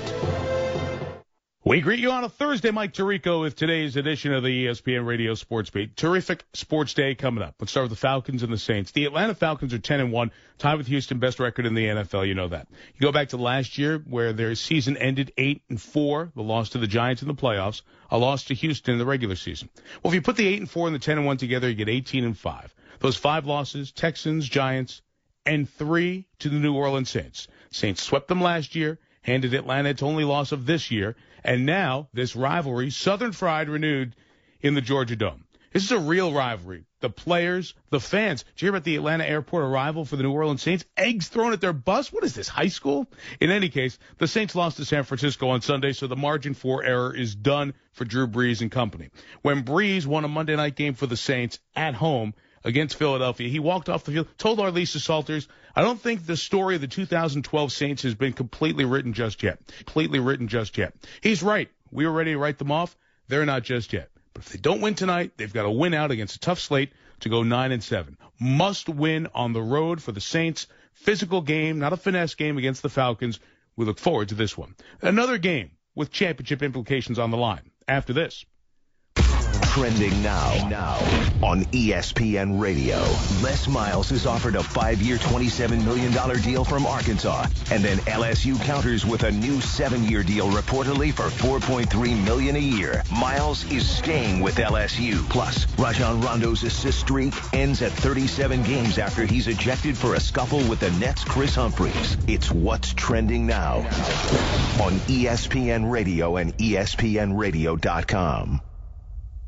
Louisville's going to the ACC. Rutgers is going for the Big Ten. Tonight they play for the championship in the Big East for the most part. Rutgers wins, they're in the BCS. If Louisville wins, then they've got to wait for the BCS standings. Neither team is in those BCS standings. You know, Louisville was 9-0, lost to Syracuse. Then their quarterback, Teddy Bridgewater, who makes them good, has been injured, banged up with a broken wrist and an ankle.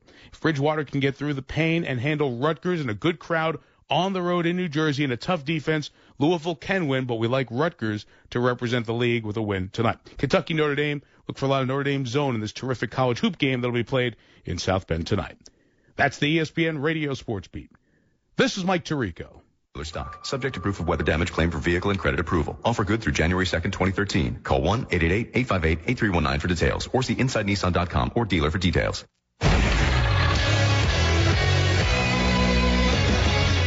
This ESPN New York Sports Center is brought to you by Coach USA's 351 Express. Ride to MetLife Stadium in safe, affordable comfort for only $5 from New York City. Go to 351express.com. The 351 Express, your designated driver to MetLife Stadium.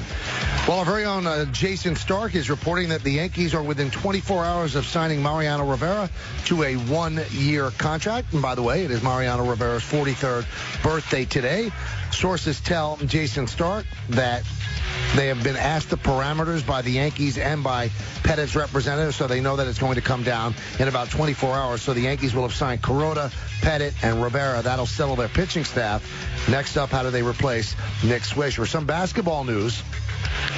Bad news, really, for the Brooklyn Nets, who went into Boston, played a tough game. There was a fight in the game. There were ejections as well. But the biggest loss might have been to the Nets because Brook Lopez has a mild right foot sprain. He's averaging 18.5 points a game, 6.8 rebounds, and 2.5 blocks a game. Remember, this is the same foot where he had fractured his fifth metatarsal last year, and he had right foot surgery in December, missed most of the season. The Nets can ill afford to lose Brook Lopez, one of the best offensive centers in the game. Two sources have told ESPNNewYork.com that when Amari Stoudemire comes back from his injury, he would be willing to come off the bench and be a sixth man. Huge game for Rutgers football tonight.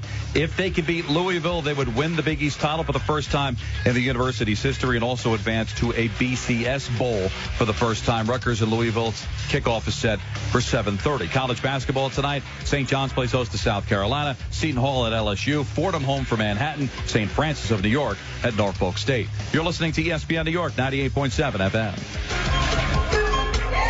Quincy Carter on first down. Play action. Throws the bomb right side for Santana Moss. Jump ball. Moss makes the catch at the 15. He's to the 10. 5. Touchdown. A 69-yard bomb from Quincy Carter to Santana Moss.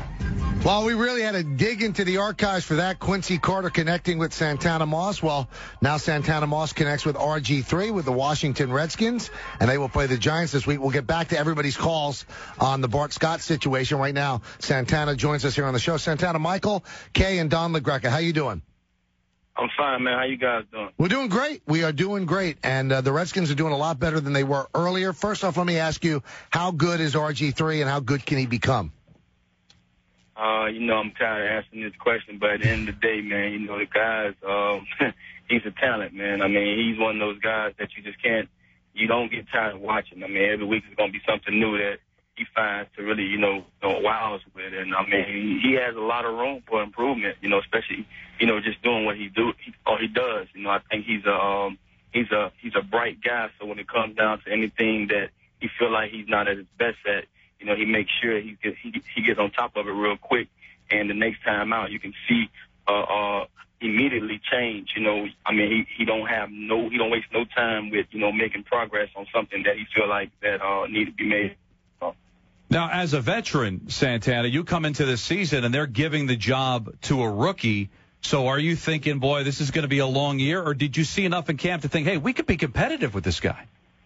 I mean, honestly, man, I don't know if you follow my career. I've had so many quarterbacks come in and out of this, I done played with like 13 quarterbacks in 12 years. So, I've been one of those guys that I feel like that's the only way I know. That's the only way I can be successful is just having somebody new. That's what it seems like. But honestly, when it came down to knowing that he was going to be the guy at the helm, I just saw the bright side of just everything that I saw, when he played at Baylor. And I immediately wanted to get in just get to know him and find ways that I can be reliable for him. And, that's one of the things that I want to do, most of anything. And when we got a chance to go out there together, when we talked, I just let him know, like, hey, man, let's do this, let's do extra this, do extra that.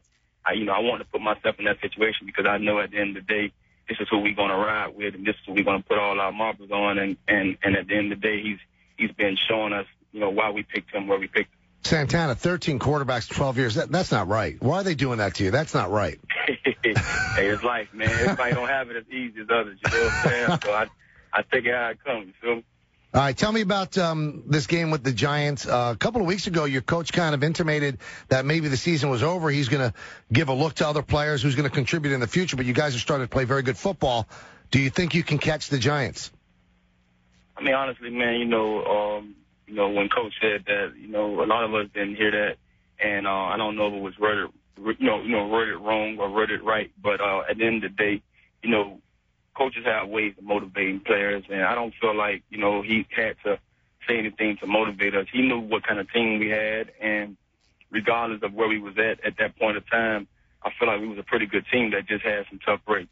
And right now, we've been playing the same way with that same drive, and right now the most important game is this Monday night game against the Giants. And there's no doubt in my mind that, every time we step on the field, no matter who we facing, our main goal is to win. So, that's the same goal we going in with, Monday night.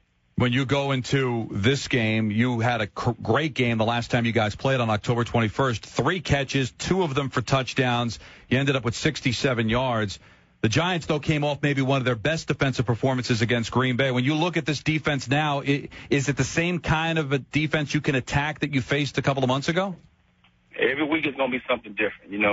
Teams prepare differently once they have a chance to, see different, looks. And, we don't play them once. So, I'm expecting them to probably be a little sharper on some of the things that they wasn't sharp at, last time out. And that's why on offense, we have a job to go out there and watch some of the things that probably hurting them in the previous weeks that, we watched, best, past our game. So, every week when you get out there and play an opponent, they have time to really scheme and they have time to really, work on some of the things that they might think that you're good at. So I don't know what to expect when it comes to the looks. But all I know is, we don't really worry about all that stuff. We try to go out there and make sure that we playing our game the best that we can. And that should, give us a chance to be sharp. Talking with Redskins wide receiver Santana Moss here on the Michael K Show. I'm wondering, Santana, you probably don't like the short week when you play on Thanksgiving, but when you win that game like you guys did, it's probably great because now you have a 10-day stretch get ready for the Giants. So everybody's body feeling great? Everybody's feeling good. When it came down to the time to knowing that we had that short week, I really didn't care nothing about it because, I kind of like the fast turnaround, not having to sit in meetings and be bored about, game plan for stuff that sometimes don't even appear on when you go out there and play. So, I'm a little different when it comes to that stuff, man, because sometimes you can get overwhelmed by some of the stuff that you go over, and you get in the game, and then nothing appears to you the same way that you've seen on film. So, but due to the fact that we had the Monday night game, we had a longer break to, recover, everything kind of worked out in our favor. So I'm just looking forward to going out there and playing with a lot of energy and, having a good game Monday night. Santana, I don't know if you heard Bart Scott's comments about some of the fans that really got on the Jets at the half Thanksgiving where they're down 35-3. How did you find yourself dealing with the fans when you played for the New York Jets? Man, it was kind of one of those situations. I was young. I think I had my first run in, with the fans. Like I can say my third year. I think it was my third year, and Vinny wasn't having a good game, and I just seen the fans turn on Vinny Testaverde, and he wasn't right. And I remember Wayne Corbett and I think Curtis Conway had to hold me down, because I was just upset. Because you put so much into those games, man. Fans out there, we appreciate the fans, being out there and being in our corner, when we winning and doing good. But we also appreciate them when we're doing bad, to still stay in our corner. And sometimes those fans, they turn on you when you're not having a good outing. And I heard fans going at Vinny Testaverde, get him out of there, this and that, and I turned around and I tried to, speak some sense to one of these fans, and just let them know, man, calm down. We have a whole game to play, like chill out. That's our guy right now. Chad was down.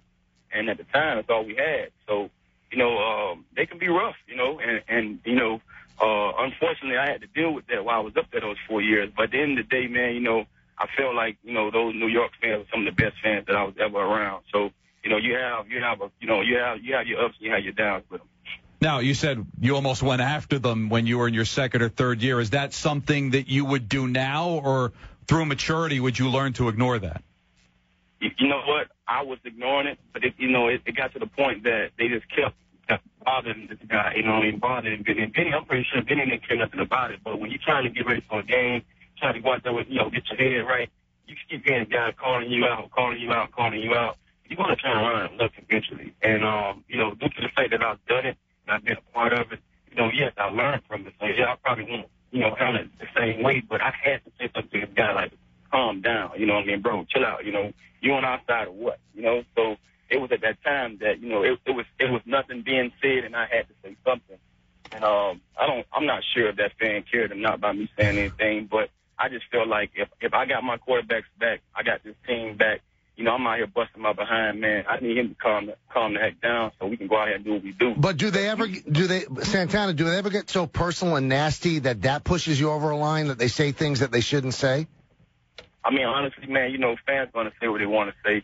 I think, I appreciate being in New York because I learned a lot from them.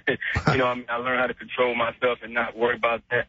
But, at the end of the day, man, these fans these days, they actually act like they own these teams, you know what I mean? I mean, they really come to your job and support. They're supposed to be there for support. You're not going to always win. You're not going to always look good. And, they feel like it's your duty to make sure that you're doing better than what you're doing. At the end of the day, every guy down that field wants to do better, wants to win, wants to be the best team, and it's not going to always work out that way. So, I don't come to their job saying, hey, you didn't do this right, you didn't do that right, you weren't on time, you didn't get your boss coffee, you know what I mean? So at the end of the day, it works hand in hand. I feel like they should appreciate what we out there doing, working our behinds off, and give us a break at times. Santana, we thank you for coming on. Good luck against the Giants on Monday. Thank you, bro. All right, thanks, that's man. Santana Moss. So you heard what Santana said. You've heard what I said. You heard what Donna said. We're going to give you a chance right now. A couple of phone calls that we took kind of on Bart Scott's side, but we got a lot of phone calls lined up where people are dead set against Bart Scott and what he did. And I wanted to bring that up to Santana, but we were pressed for time and his phone was kind of crapping out. But, again, that whole analogy of I don't go to their job. Well, you don't go to their job and pay $20,000 for PSLs and $100 for tickets and $25 to park either.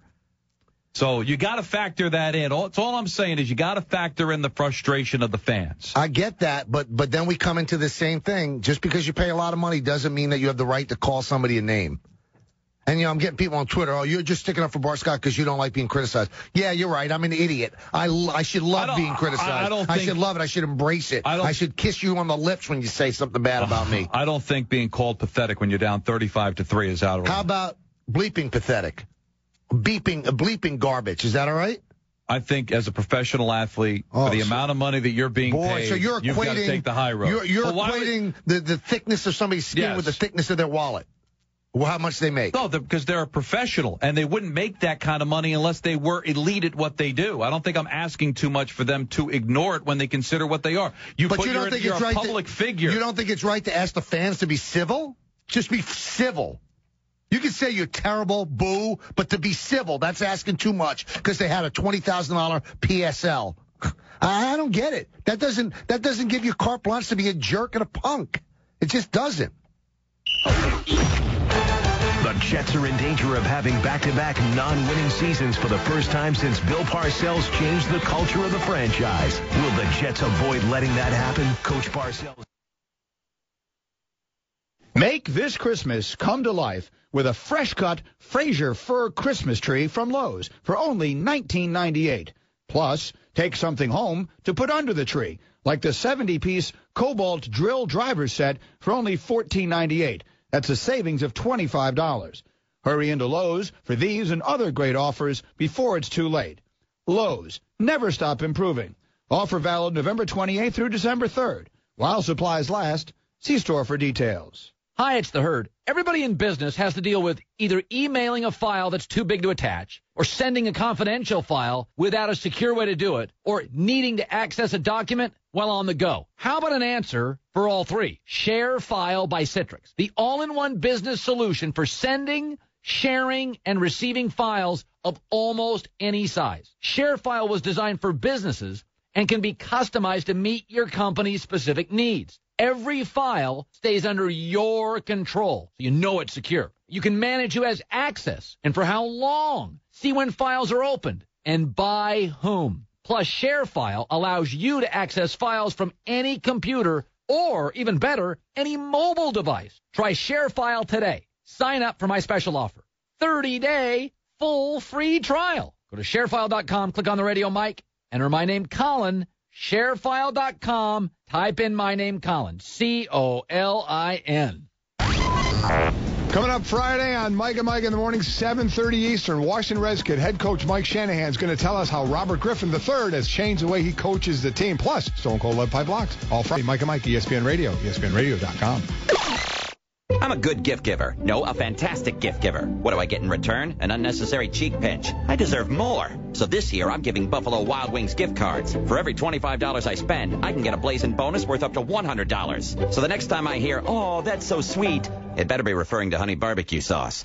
Buffalo Wild Wings. Wings, beer, sports. No purchase necessary. Must be 18 or older. Valid in restaurant at participating locations only. Enjoyed in Florida, New York, Rhode Island, and were prohibited by law. Ends 11:59 p.m. Eastern Time on December 31st, 2012. See official rules at BuffaloWildWings.com for restrictions and details. Events at Mercedes-Benz of Massapequa, 1 mile east of the Westfield Sunrise Mall at 101 East Sunrise Highway. Or visit us online at mynewbenz.com. Coming up in 15 minutes on The Michael K. Show, legendary head coach and two-time Super Bowl champion Bill Parcells on ESPN New York, 98.7 FM. The Michael K. Show on ESPN New York, presented by Geico. 15 minutes could save you 15% or more on car insurance. See how much you could save. Call Geico at 1-800-947-AUTO or visit geico.com. So Bart Scott went off on the fans, made disparaging comments about them. Don and I have been going back and forth on it. A couple of phone calls we took before we got Santana Moss were defending what Bart Scott did, but there are a lot of people that think that he's wrong. And let's get to some of them. This is a fan topic, and we want to hear from you, the fan. So let's go to Jimmy in Rockland. Jimmy, what's your thoughts? Hey, good afternoon, guys. A couple things. It seems like it's a recurring topic with the fans. I remember a couple months back we were discussing how unruly the fans were in Atlanta with the infield fly rule call. Swisher was shocked and appalled with the fans' treatment. It's been going on for years. It's just amazing. Just a couple things with Bart Scott. Here we go again, another off-the-field issue, which obviously is the only thing that's newsworthy with the Jets. He had it out with the fans after the Seattle game, if you watched it. Then the whole media scenario in St. Louis, the whole Tebow situation. Now this situation with him, it never ends. I mean, and in regard to the fans, I see both your guys' points. When you go into this sort of business, and Michael, you say it all the time, on the Twitter account, there's a lot of spineless people because they can just stand behind their computer or their account and say things. When you're a public figure, this is a part of it. But then the other side is they've lost 3 home games this year by 85 points, and a couple bad fans rooting for all the good fans. Now, I just got one point in regards to the fans, the way the players seem to not be able to relate to the fans. I go back to 94 when the Rangers won the Cup after they broke that 54-year-old curse. Mm-hmm. They talked to a lot of the guys they brought in from Edmonton, Messier, Kekkonen, McTavish. They're like, we don't know anything about this curse. We haven't been here all those years. So most of the players, they can't relate to the frustration of the fans. I see both sides of your guys' points. Well, I get what you're saying, Jimmy, and you said it well. But I will say this. Fans can't get that connected with their team. Their self-worth should not be connected with their team. It's supposed to be entertainment, but the word fanatic is what fan means. They're passionate about their team, Michael. But there's passion, and then there's over the top. And I don't think there's anything wrong with a guy that's paying $20,000 for a PSL, paying all the money for tickets, to scream at the Jets for being pathetic when they were being pathetic, or saying you stink, or if you really want Tebow, as misguided as that might be, to be able to shout that. Now, where Bart loses me, it's not in the heat of the moment.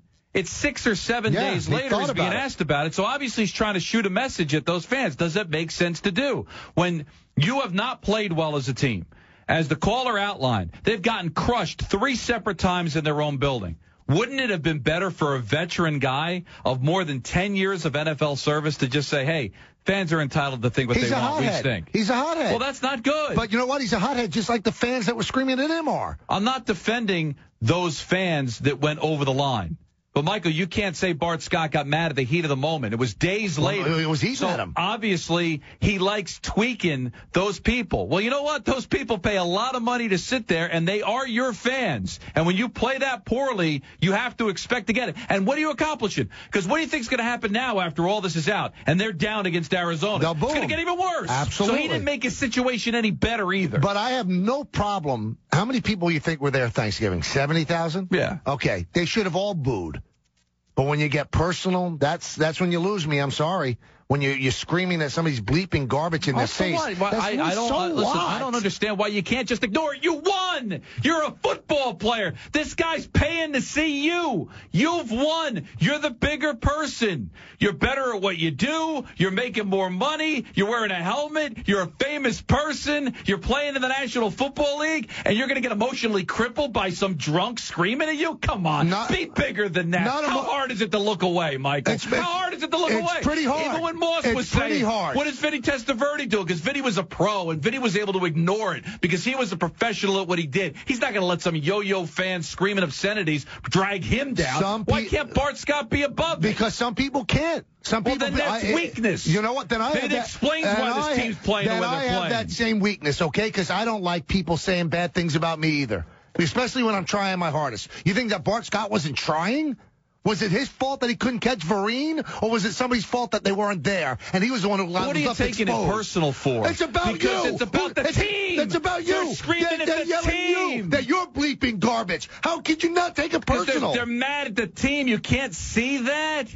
These aren't necessarily personal attacks. They're frustrated fans because the team stunk in the first two quarters. When somebody says you're garbage to you, that's personal. You got to be above that if you're a professional. You know what?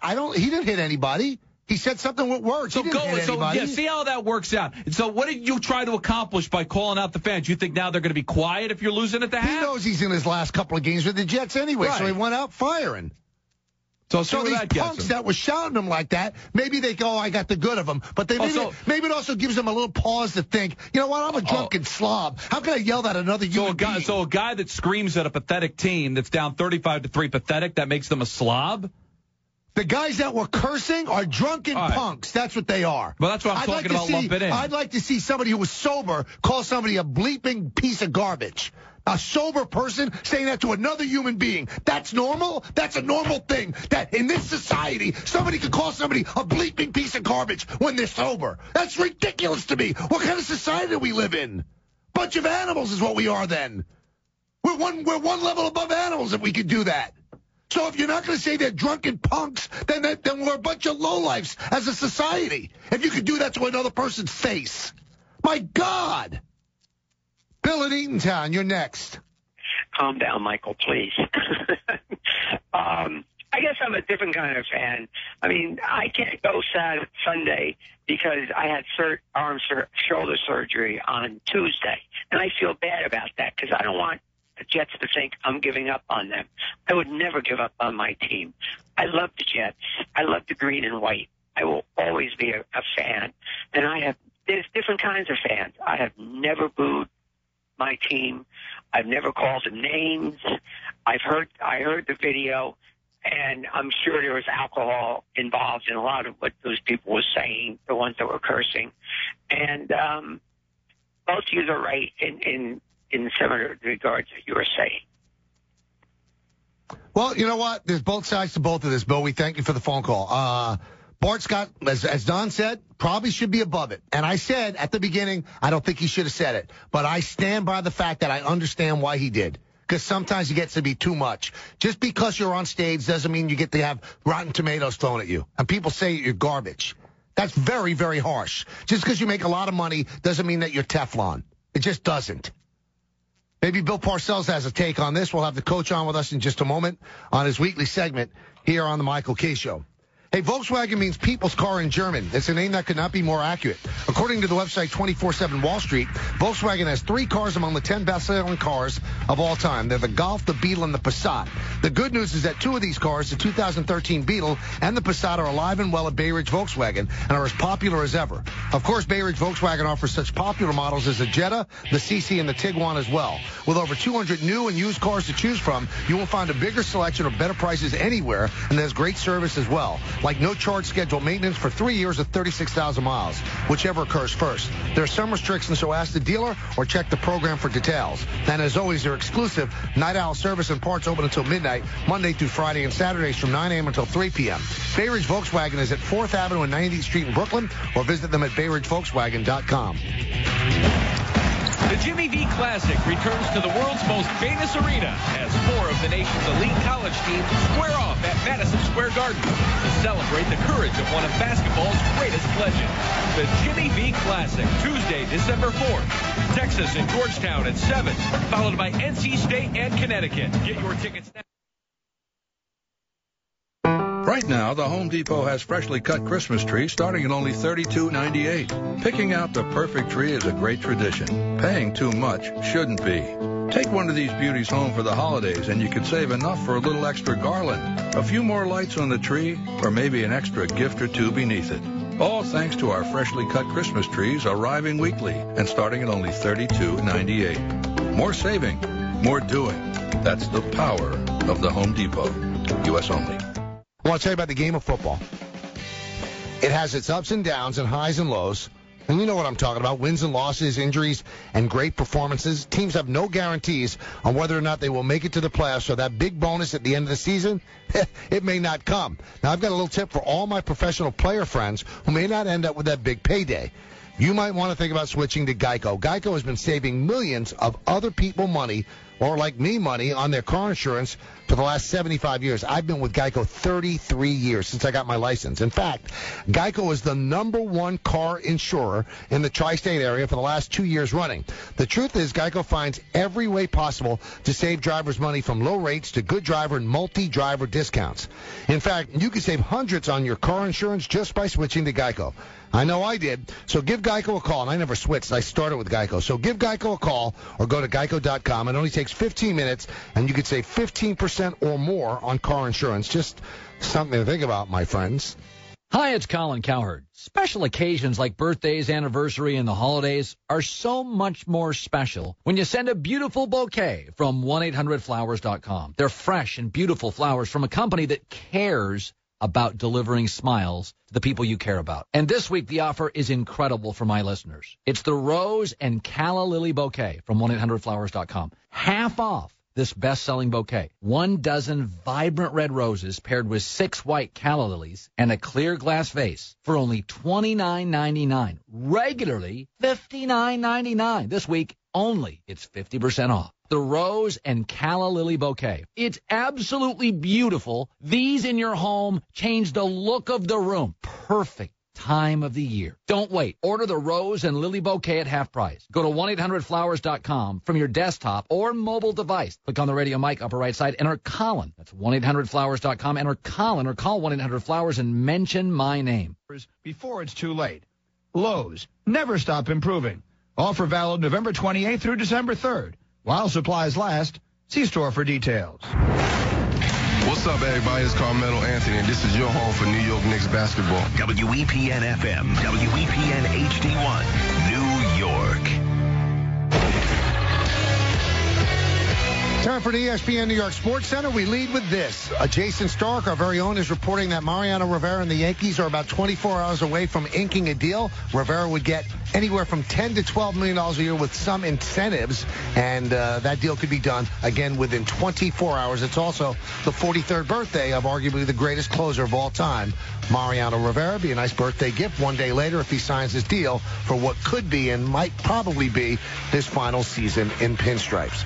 Basketball news. Not good news for the Nets. They beat the Boston Celtics last night in Boston. There was a brawl in the game, and also we find out after the game that center Brook Lopez suffered a mild right foot sprain. He's going to miss 2 games. He's been great for them this year. 18.5 points per game, 6.8 rebounds, and 2.5 blocks per game. But the thing that scares you is that last year he fractured his 5th metatarsal bone in his right foot, had surgery in December, and missed most of the season. The injury is to the same foot, and the Nets can only hold their breath. Two sources have told ESPNNewYork.com that Amari Stoudemire would be willing to be the sixth man off the bench when he comes back from his injury. He's supposed to be back sometime over the next month. Big game in college football. Rutgers has a chance for the first time ever in football to win the Big East and also advance to a BCS Bowl if they can beat Louisville tonight at New Brunswick, and that game will kick off at 7:30. College basketball tonight. St. John's is home for South Carolina. Seton Hall is at LSU. Manhattan travels to Fordham, while Norfolk State will play host to St. Francis of New York. You're listening to ESPN New York 98.7 FM. This is the Michael Kay Show on ESPN New York 98.7 FM. Here's Michael Kay and Don LaGreca. All right, it is Kay and LaGreca here on a Thursday afternoon in New York City. Beautiful day in the city, a little chilly, but great nonetheless. We got a big football weekend coming up, a big win. The Jets have to get a big win against the Cardinals on Sunday, and then on Monday night, it's a really good one. It's the Giants at Washington to meet the Redskins. Let's talk about some of it with Bill Parcells. And the Bill Parcells Report is brought to you by New York Community Bank and Resorts World Casino. Coach, how you doing? Michael and Don here. I'm doing well, fellas. I hope you are. We are as well. Now, you kind of called it last week. You said that the Packers don't protect the passer well, and that gives the Giants an advantage in that game. And the Giants ended up, really beating the Packers badly. Is there any advantage that you can see in Giants against the Redskins? I watched the first game that they played very closely, and I thought it was, a very evenly contested game that certainly could have gone either way. Quite obviously, when you're behind with 1:30 to go, that your opponent has a chance to beat you. But the Giants made the play there, running through that double coverage and managing the Cruz reception that kind of won it for them. But it's a little different time of year now. I think the Giants are looking to really put some insurance in the bank for themselves.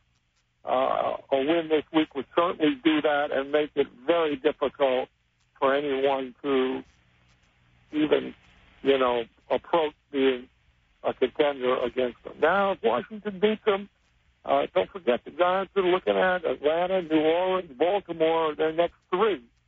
And those are all people that have a chance to compete with the Giants. So it's a big game for both teams. And I think that the Giants could certainly, as I said, put a lot of insurance away if they could get them. I do think that this is a tough task, though. The Redskins certainly are playing with confidence. Over the last month, they've improved a great deal, both sides of the ball, and they've won some close games. So I think this will be a real battle. Coach, over the last couple of years, it just seems like the Giants have this tendency to rise to the occasion. The tougher the opponent, the more their backs are against the wall, the better they play football. Is that the reality, or is it just that sometimes the matchup just favors them and they take advantage of it? Not being there with the team and not really knowing. I know in this case coming up, the Redskins, if I'm not mistaken, beat the Giants twice last year. Yes. So this first game was a battle. I can't ever recall the Redskins-Giants game in all my time going back where it wasn't a pretty hotly contested game. Now, maybe the score got a little one-sided here and there, but for the most part, this is a big rival, and this is a big rivalry game for these teams, and it's important to both teams. So I think you'll see the best from both sides come Sunday. How good is RG3 in your estimation, Bill? You got to be impressed. I mean, this guy's got his team going pretty well. He can get out of trouble. He can execute the passing game. They seem to have a pretty good running game going to help him. I mean, he looks pretty good. Now, I'm not the first one to anoint these players. I have to see a little more and a little more consistency, and I'd like to see it over a couple of years before I really start throwing the kudos their way. But I have to tell you, he's been extremely impressive thus far.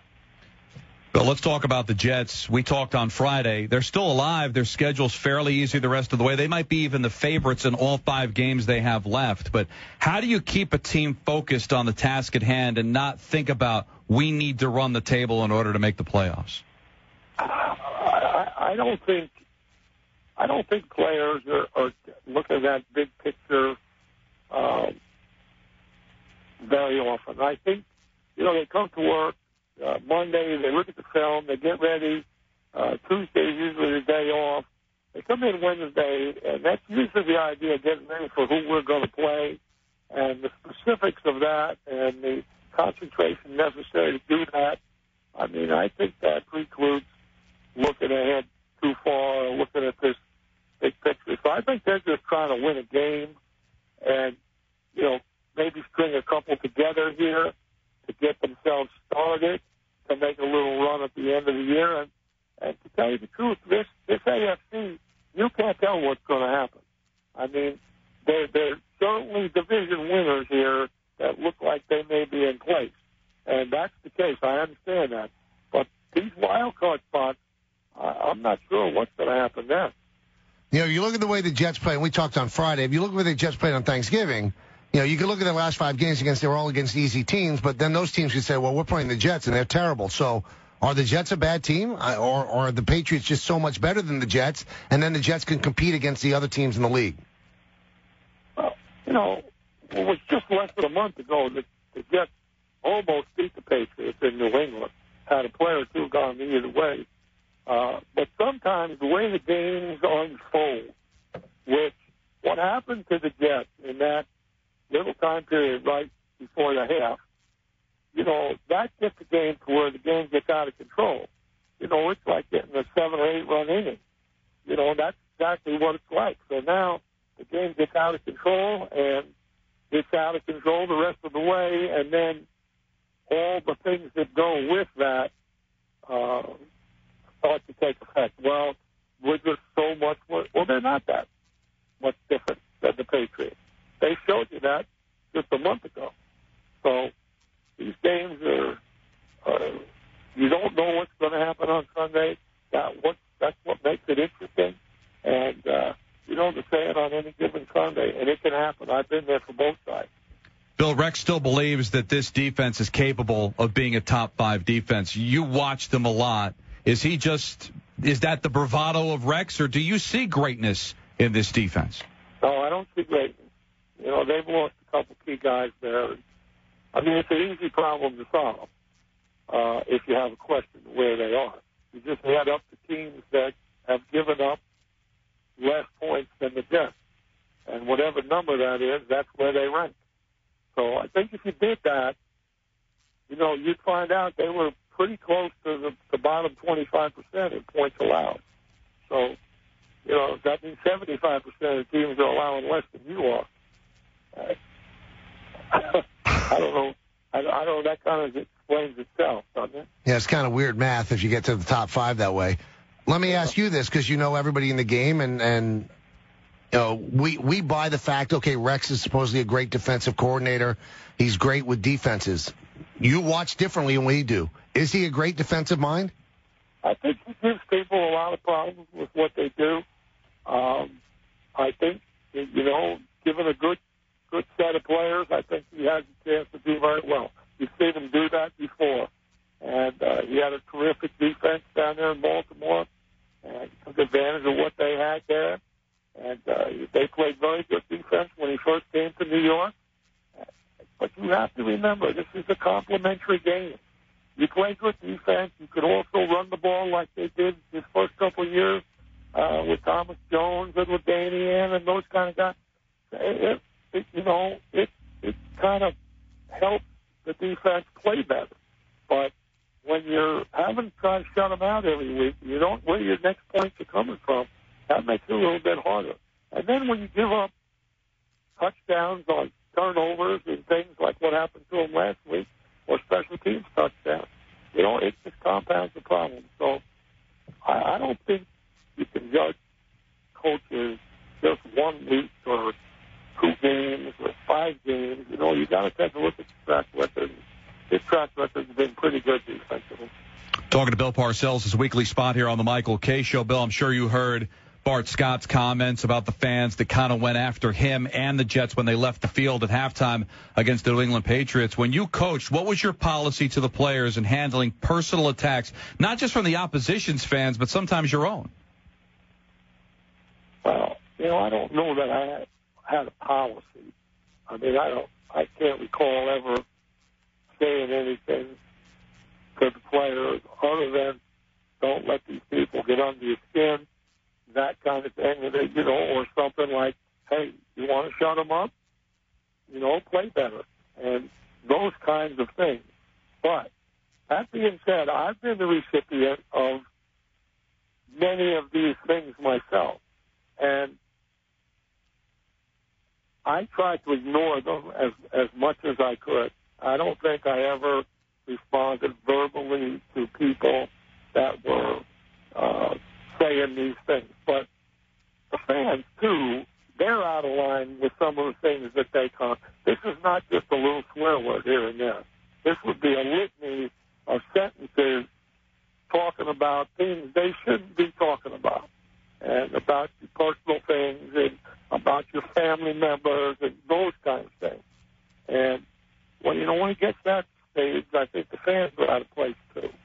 So the best thing you can do, if you can muster up enough energy, is to ignore it and just go about your business and act like it didn't happen. All right, I have stared down a few of them a couple of times. And that's my next thing, because sometimes fans do cross the line, and they say things from the comfort of the stands that they would never walk up into you in a restaurant and say.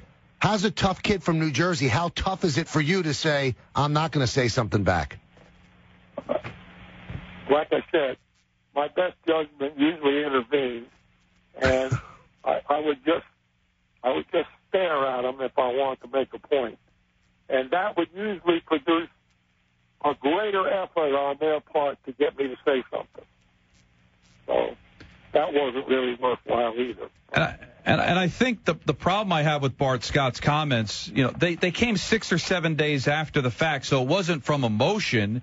So I don't know where it benefits him to kind of go after any of the fans, even if they deserve it, because believe it, Bill, you know better than anybody. If they're trailing against Arizona, it's probably going to get worse leaving the field at the half on Sunday after that. I know. There's a way to alter that situation. If you play good, and they're there, they're in attendance, they want to see good football and good results. You give it to them, everybody's going to be happy. If they don't get it, well, that's the way it is. You signed up for it. You know what it consists of. I mean, I signed up for it. I know you're going to get booed and yelled at and called names and everything else. So that's just part of it. You think the Eagles have quit on Andy Reid? No, I'd be hard pressed to say that. I don't think so. I really don't. They just look at this flawed team. It's not playing well on offense. It doesn't play well on defense. It doesn't do the things that you have to do to win. And it doesn't look like the prospect of doing it is coming up anytime soon. So that's a tough situation now. That's a tough situation. But again, take a look at this guy's record and what he's done. And you can't help but appreciate him and admire him. That guy's one of the better coaches that's been in this league. So we all have hard times. All of us. Everybody has them. I've seen them all. Bill Walsh, Coach Shula, Coach Landry, everybody. Coach Noel, every single one of them. Is it hard, Bill, as an assistant under Andy Reid, to focus on these last 5 games and not maybe start looking at what you might be doing when the season's over? Sure it is. Sure it is, especially now with the Internet and the information, the way they get it. Used to be it just was the telephone or hearsay. Now they can get information everywhere about where there might be a job opening. I see some coaches are letting assistant coaches go. They did that in Philadelphia. They did it in Tennessee this week. We used to have a little poem about this. You want me to say it? Sure. Well, the poem goes like this. O'er the ground the snowflakes hover, cover. They never got around to winning. Open season now beginning. You like that? I like it. Pretty much sums everything up. As soon as you see snow, you know somebody's getting fired. That's the truth. That's the truth. One final thing, Coach. Jim Harbaugh has made a very, very risky decision. He went to the NFC Championship game last year with one quarterback who was 6-2 before he got hurt, and now he's going to Kaepernick. How risky is this, and do you think he's making the right decision? Well, you know, I know the general manager of the 49ers very well.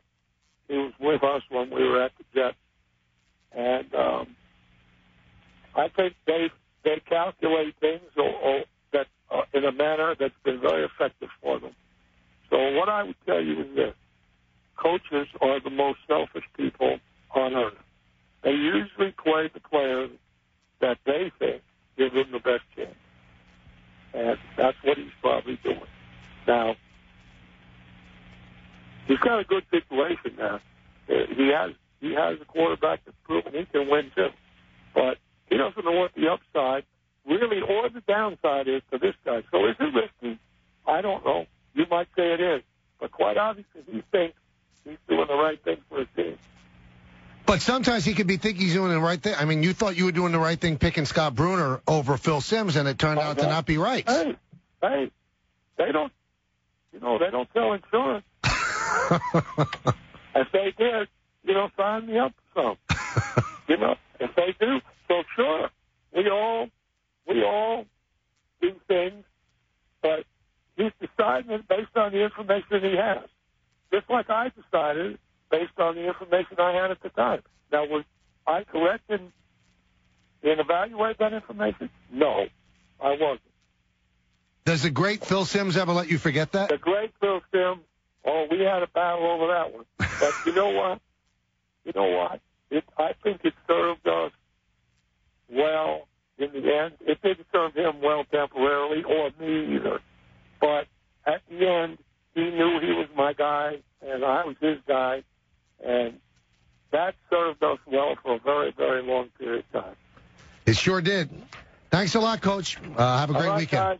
Have a good one. Don't fire them all this week, okay? No, there's not that much snow yet, so. All right.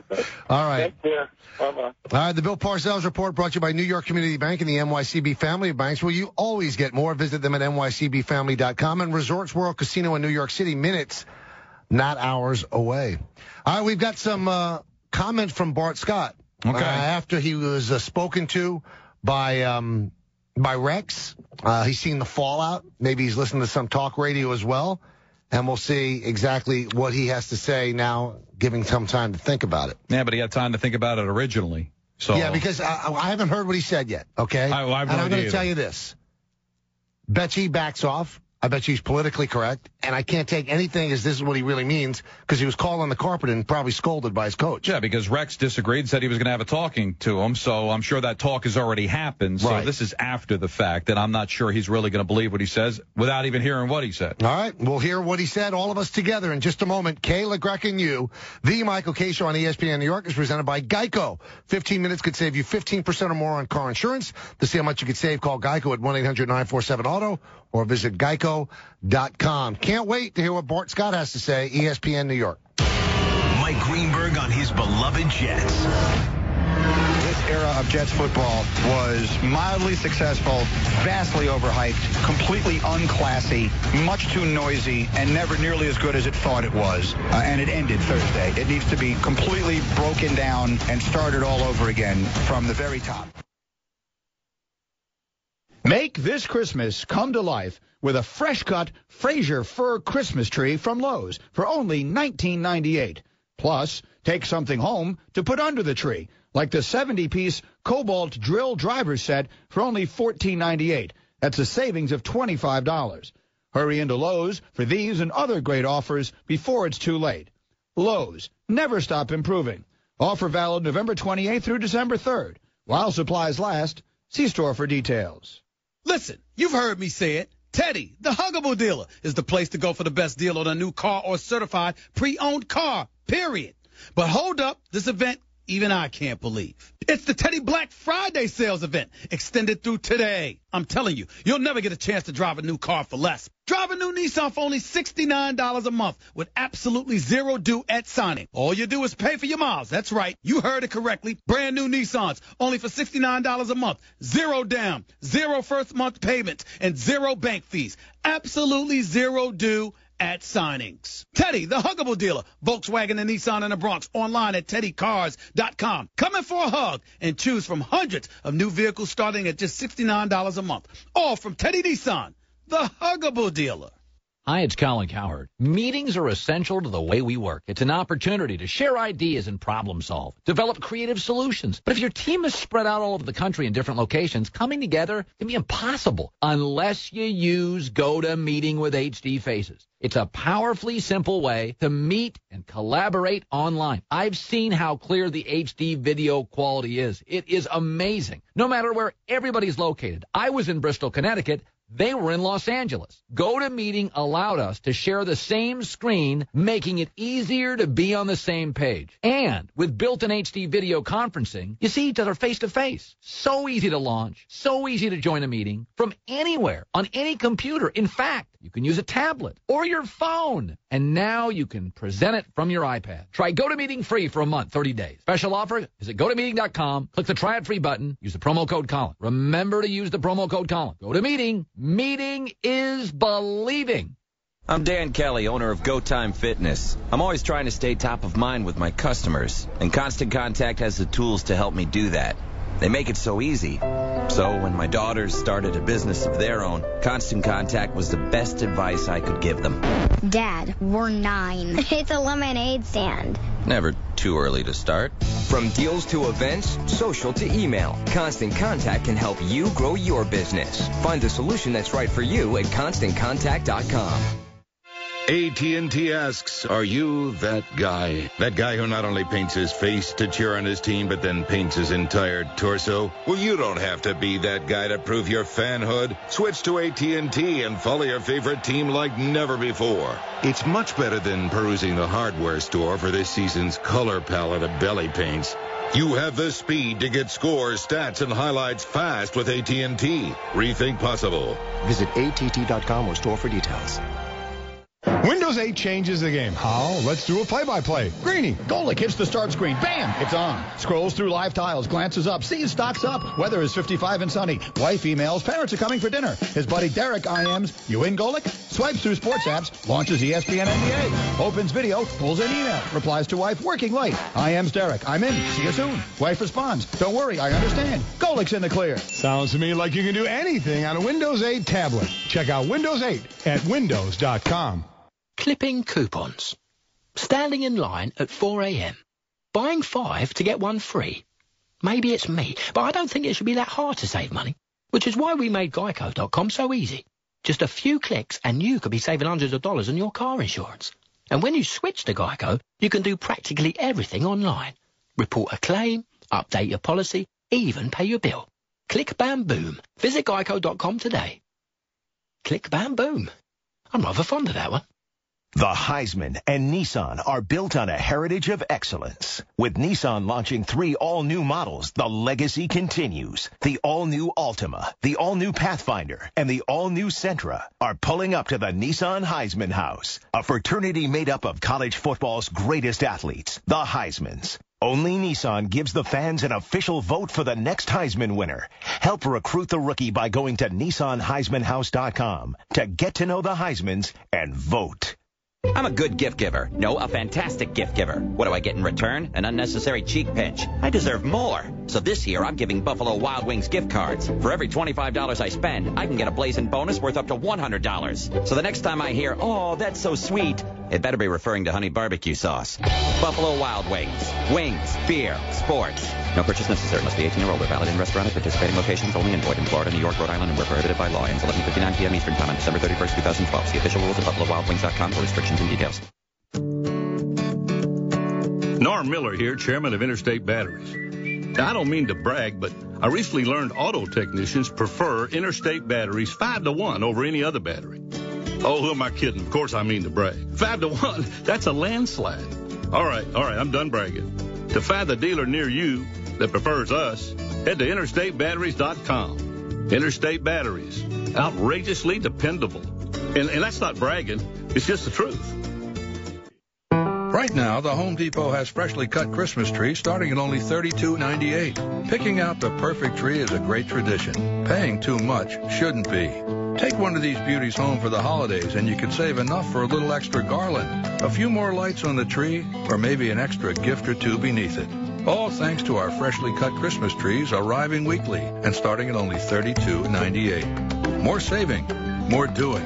That's the power of the Home Depot. U.S. only. You want to enjoy whiskey, but you don't want the whiskey burn. Well, what if whiskey wasn't hard to drink? What if it was easy? What if I told you it can be? Try the light, easy taste of Canadian Mist whiskey. Triple distilled and aged in oak on the shores of the Georgian Bay. So lighten up with Canadian Mist. This is going to be easy. Drink responsibly. Canadian Mist, blended Canadian whiskey, 40% alcohol by volume, Brown-Forman, Louisville, Kentucky. May apply. See store for details. 40 locations at 46 in Madison, Menlo Park, Bridgewater, Westwood, Livingston, Monmouth, Scarsdale, Danbury, Summit, and Rye.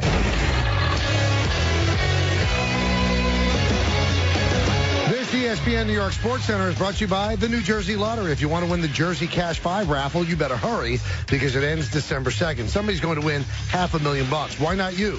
The New Jersey Lottery. Give your dreams a chance. While the Yankee dreams of having Mariano Rivera back look very real, our very own Jason Stark is reporting that sources tell him that Rivera and the Yankees are closing in on a one-year deal that would be worth anywhere, according to different reports, from $10 to $12 million with incentives tacked on as well. Incidentally, today is Rivera's 43rd birthday. It's also Hall of Fame broadcaster Vin Scully's 85th birthday and our producer Ryan Hurley's 36th birthday.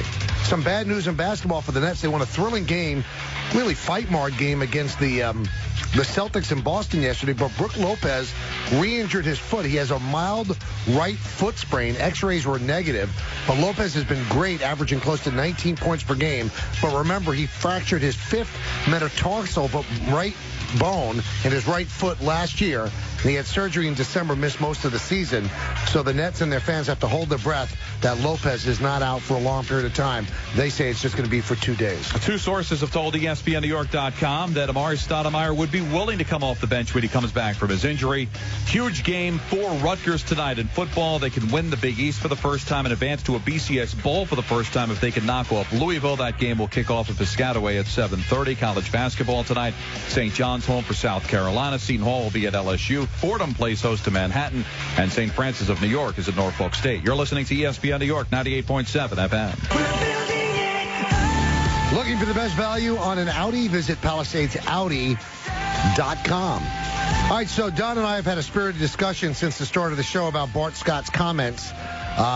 You read about him today. Scott kind of took the fans to task for some of the nasty things they were saying during the Thanksgiving Day game. And I am not defending Bart Scott and saying that Bart Scott should have said those things about fans. What I'm saying is we can't ignore that the discourse in sports has become very, very ugly. And people do. I'm sorry. People have a breaking point. Maybe Bart Scott reached his. Should he have reached it? No. But when somebody's cursing at you, here's the best line I could give, Don, the line of demarcation. The people that are screaming those things at you when they're hanging over the railing and you're walking into the runway, would they come up to you at a Bennigan's after having not had a drink? Bennigan's is closed, so I'll say Applebee's. Would they come into you in an Applebee's and say, by the way, you're bleeping garbage to your face? No. They would never say it. So doesn't that devalue the comment? If you know that in your mind, Michael, and you know that guy wouldn't have the guts to say it to your face, then why would it even bother you? Because he's admitting that he's gutless. Here's my point. I am not defending the fans that scream obscenities because, listen, if I had my wife there, I'd want to smack the guy for using that kind of language in front of my wife, or if I had a daughter or even any child at all. So I'm not condoning what the fans did or said. All I'm saying is that who is Bart Scott to say anything? First of all, Bart Scott did not play well. Second of all, Bart Scott loves controversy. He's got a big mouth. He doesn't mind talking and criticizing and also, protesting the media and all that. He's very opinionated. And it wasn't in the heat of the moment, Michael. You say it could be a breaking point for Bart Scott, but isn't there enough evidence when we talk about Bart Scott that maybe he was just trying to tweak those fans and just kind of cause a little bit of a stir? Because it was 6 days after the fact. You're still that emotionally upset about it? You're a 10-year veteran, man. You should be above that. You won. You're a professional athlete. When I bring up the money, Michael, I'm not saying that you're supposed to have a thick skin because you make millions of dollars. What I'm saying is you should have a thick skin because you're so good at what you do that you can make that amount of money. If I'm in a play, like you talked about throwing cabbage, which was back in the day, back in the 1800s, are you going to admire the guy that stops acting and starts screaming back at the fan, or the guy continues to act despite the fact that he's getting vegetables thrown at him? You're going to say, you know what? The guy that continues doing his job, that's a professional. The guy that loses it is a little bit of a less professional. And he didn't lose it at the time. He didn't climb into the stands or anything like that, like Milbury did at Madison Square Garden. But 6 days after the fact, going after fans, and when I say lumping them in, he's also lumping the guys that were booing, lumping in the guys that were saying you're pathetic. Come on, you have the right as a fan paying $20,000 for PSLs to say you're pathetic when your team's down 35-3. Not calling somebody out, his mother, or dropping F-bombs. But if I want to call a team pathetic when they are pathetic, I don't think there's anything wrong with that. Well, here's the problem that all entertainers have, or people in the public eye. Even if somebody does have the guts to come up to you and say something nasty on the street, you have three things you could do. You could ignore it and walk away. You could get into a fight with the person, and either one of two things could happen. The person could kick the living crap out of you, or you could land one punch and you'll be in court being sued. There's no way you win that. So the only thing that you could really do as a public figure is to ignore it, and then they get the last laugh that they could say whatever they want to you. And you are like a gorilla in a cage. There's nothing you could do because we live in a litigious society where people are gutless, and they'll say what they want, and then if you do something to them, you're going to get sued. But I just think that there's nothing wrong with being the bigger person. He obviously was the bigger person at the time, Michael, because he didn't climb into the stands. From what we saw in the video, he didn't say anything back to the fans. He ignored it. So what's like a professional should. So you're saying words shouldn't hurt you. So he said words. What's the big deal? So why go? Because these are people, it was eating at him. Because do not talk as if you're above those fans. Those fans are important. They're important to the game. I guess that's why I'm so sensitive about it, Michael, is because let's not make the fans out to be some unnecessary evil when it comes to sports. We are the reason there are sports. If there were no fans, there'd be no leagues, there'd be no stadiums, there'd be no money for guys to want to be professional athletes. There would be. So I feel like I want to defend the fans. There wouldn't be that much money. I mean, there's curling and there's not a lot of fans. You're right. The more fans, the more money you make. So I just think that when you're a professional athlete, one of the reasons you grit and bear it is because you realize, as out of place as it is for fans to say that, hey, they're the guys, they're paying our salary, you got to look the other way. You got to be the bigger person. I'm admitting that Bart Scott and a professional athlete is a bigger person than someone that's screaming obscenities in a drunken rage. That's obvious. But let's not make them out to be bigger people because, they're only fans. No, those are people that are important, and they don't necessarily always deserve to be called out like they're some kind of animals or sheep. I think the mistake he made was inadvertently painting everybody with the same brush. He should have said the people that were hanging over and saying those things, they're lowlifes. But he did. If you read the comments, he was specifically talking about the people. I have no problem with what he said. But so you have a problem with somebody that you think it's wrong for a guy to scream, "You're pathetic." You're bleeping pathetic. That's not what I saw. The quote that I saw, because Gary Myers, he bleeped out the expletive. It's not. So is it wrong for, hey, Sanchez, you stink? No, but it's harsh. But these are the people that he's talking about. But I think there were a lot of curse words in there too. Well, anyway, Bart Scott explained his comments that he made. Here's the explanation. Well, I was asked a question about some video or something, which I have no idea because I didn't hear it. I have a tremendous amount of respect for fans and what they do and the sacrifices that they make, and I'm aware of that. But when I was asked about, certain things that were said, which I didn't know, of course, I'm going to protect my team and protect my organization. But I understand that they pay good money and all that, and I'm well aware of that. Well, it sounds like Rex wrote that. Well, let's take it at face value if you want. He said he didn't even hear it. So he's calling out fans because of what Gary Myers told him they said. So it's on a video. No, he said he didn't say it. Right, but Gary Myers explained what was on the video. All right, but so how much could it have bothered you that when it happened you didn't even pay attention to it? Maybe it didn't bother him until Gary Myers said. So that was this visceral reaction because the first time Gary Myers told him, the first time he knew what was said. So he wasn't percolating on it. And if you are a rookie, a second-year player, or in New York for the first time, then I give you the benefit of the doubt. Bart Scott's played in Baltimore and New York. He's played in this league since 2002. He should know better than that. He also said, he went on to say today, he was asked, should fans be allowed to say whatever they want? I mean, it's freedom of speech. You know, you can say what you want. I mean, as long as nobody gets physical or put their hands on you, I understand. But, you know, we should also understand that, you know, within those stands, as family members, as wives, as kids, and they have to live that. But I guess, you know, that's what we sign up for. You know, when we do that, you know, we're public figures and we open ourselves up to criticism that comes with the territory. That's fine. He also said that we need to be able to deal with rowdy fans. You know, that's what we get paid to do. It comes to territory. You accept your lumps.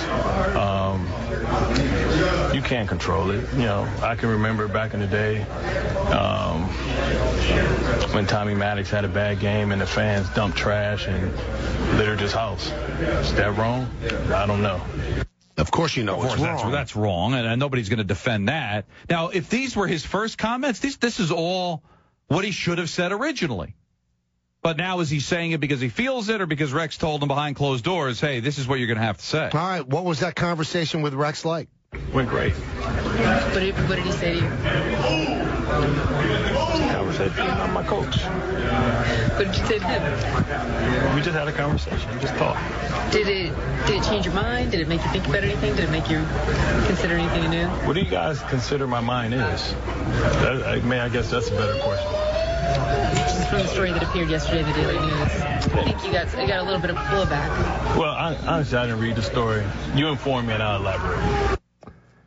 So there you have it. Finally, he was asked, does he regret his comment about fans? Well, that's a generalization, and that was me. I'm sure there's some great athletes out there. I'm sure there's some great people that could have played and could have did everything. That was a generalization.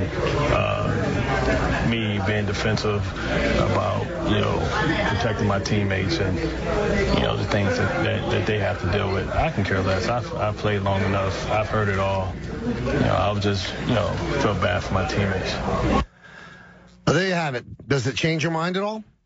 If that was his original feeling, then but that's his the original right thing feeling to say. was what was written. So this is his feeling after being scolded. I have to take it with a grain of salt, Michael, because this is after he was talked to by Rex Ryan, and we know Rex Ryan was not happy with the comments, which goes to tell you how organizations feel about their fans. They want their fans to feel like they belong, that they're part of the experience, and they don't want players calling out the fans the way that Bart Scott did. So if this is all what he should have said originally when Gary Myers asked him about it.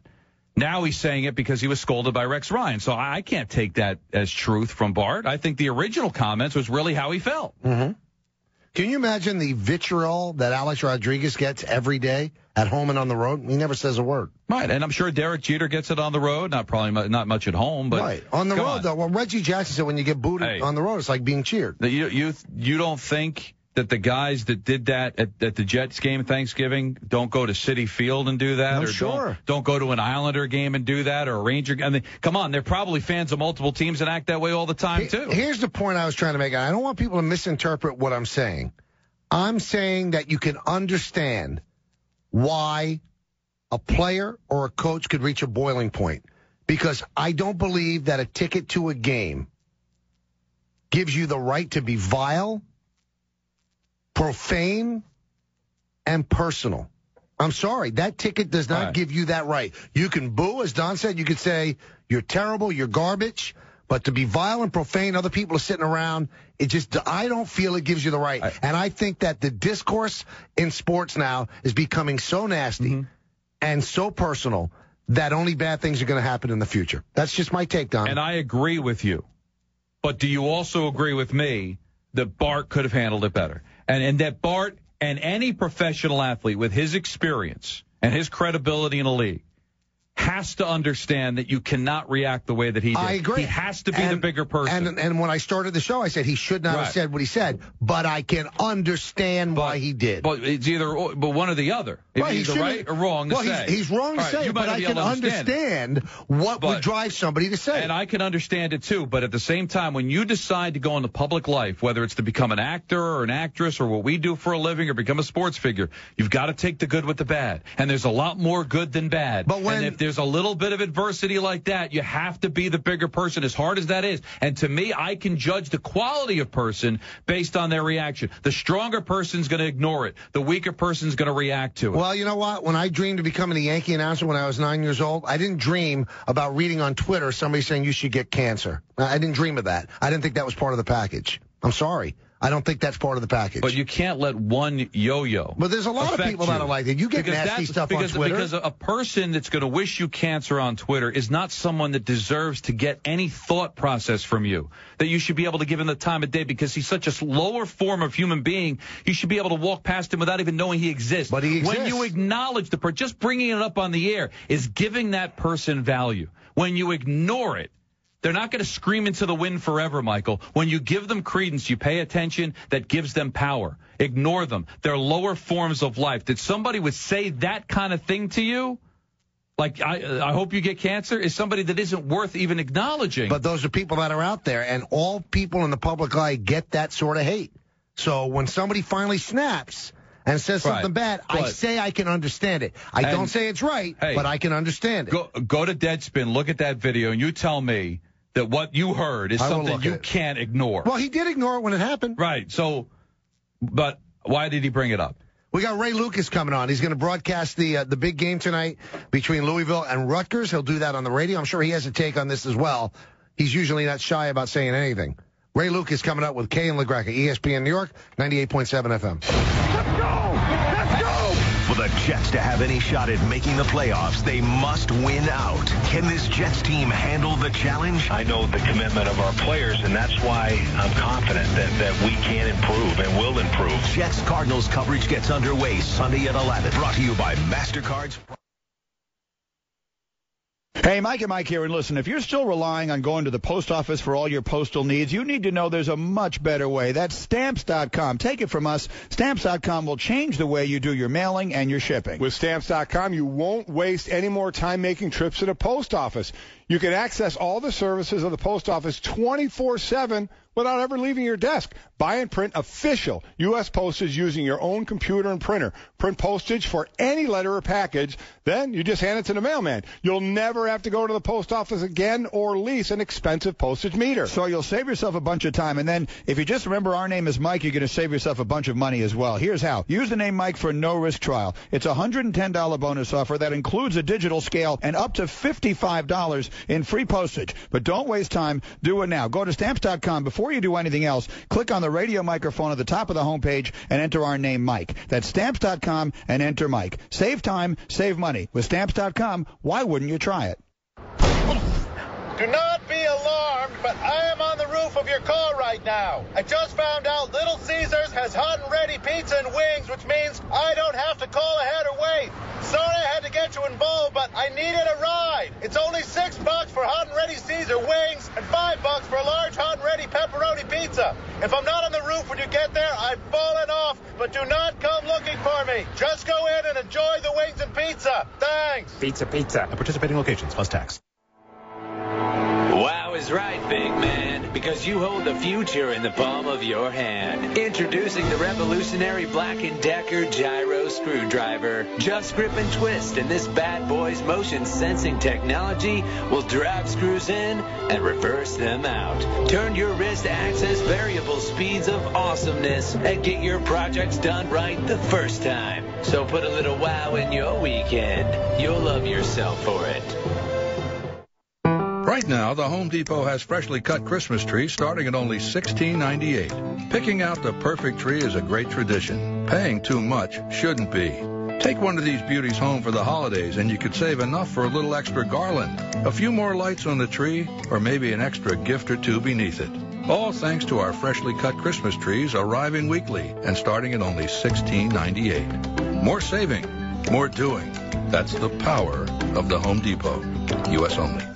They must be doing something right at Bay Ridge Honda, because they've received Honda's Council of Excellence Award 5 years in a row, as well as their prestigious 2010 President's Award, and they've been named #1 in customer satisfaction for the entire Northeast region. They invite you to experience Bay Ridge Honda's award-winning sales and service. Right now, you can take advantage of 0.9% APR on select Accord and Civic models, and then enjoy the convenience of Bay Ridge Honda's exclusive Night Owl service and parts, open until midnight, Monday through Friday and Saturdays from 9 a.m. until 3 p.m. While you wait, you'll enjoy HD TV and relax with free refreshments in their internet lounge. Plus, there's a brand new children's play area. Bay Ridge Honda even offers loaner cars to customers with scheduled maintenance and enterprise rental cars at a discount at all their locations. Come experience their huge new and used 30-car indoor showroom. With millions to lend and hundreds to choose from, Bay Ridge Honda is not only #1 in customer satisfaction, but the #1 destination for your next vehicle. Bay Ridge Honda, 4th Avenue and 88th Street, Bay Ridge, Brooklyn. Visit them online at bayridgehonda.com or call them at 1-866-728-8888. We greet you on a Thursday, Mike Tirico, with today's edition of the ESPN Radio Sports Beat. Terrific sports day coming up. Let's start with the Falcons and the Saints. The Atlanta Falcons are 10-1, tied with Houston, best record in the NFL. You know that. You go back to last year, where their season ended 8-4, the loss to the Giants in the playoffs, a loss to Houston in the regular season. Well, if you put the 8-4 and the 10-1 together, you get 18-5. Those 5 losses: Texans, Giants, and 3 to the New Orleans Saints. Saints swept them last year, handed Atlanta its only loss of this year, and now this rivalry, Southern Fried, renewed in the Georgia Dome. This is a real rivalry. The players, the fans. Did you hear about the Atlanta airport arrival for the New Orleans Saints? Eggs thrown at their bus? What is this, high school? In any case, the Saints lost to San Francisco on Sunday, so the margin for error is done for Drew Brees and company. When Brees won a Monday night game for the Saints at home against Philadelphia, he walked off the field, told our Lisa Salters, I don't think the story of the 2012 Saints has been completely written just yet. He's right. We were ready to write them off. They're not just yet. But if they don't win tonight, they've got to win out against a tough slate to go 9-7. Must win on the road for the Saints. Physical game, not a finesse game against the Falcons. We look forward to this one. Another game with championship implications on the line. After this. Trending now on ESPN Radio. Les Miles is offered a 5-year, $27 million deal from Arkansas. And then LSU counters with a new 7-year deal reportedly for $4.3 million a year. Miles is staying with LSU. Plus, Rajon Rondo's assist streak ends at 37 games after he's ejected for a scuffle with the Nets' Chris Humphries. It's What's Trending Now on ESPN Radio and ESPNradio.com. Louisville's going to the ACC. Rutgers is going for the Big Ten. Tonight they play for the championship in the Big East for the most part. Rutgers wins, they're in the BCS. If Louisville wins, then they've got to wait for the BCS standings. Neither team is in those BCS standings. You know, Louisville was 9-0, lost to Syracuse. Then their quarterback, Teddy Bridgewater, who makes them good, has been injured, banged up with a broken wrist and an ankle. If Bridgewater can get through the pain and handle Rutgers and a good crowd on the road in New Jersey and a tough defense, Louisville can win, but we like Rutgers to represent the league with a win tonight. Kentucky, Notre Dame, look for a lot of Notre Dame zone in this terrific college hoop game that will be played in South Bend tonight. That's the ESPN Radio Sports Beat. This is Mike Tirico. Be a hater, get a Garmin Nuvi with subscription-free HD digital traffic and avoid it with updates as often as every 30 seconds. Drive with Garmin, the most trusted name in GPS.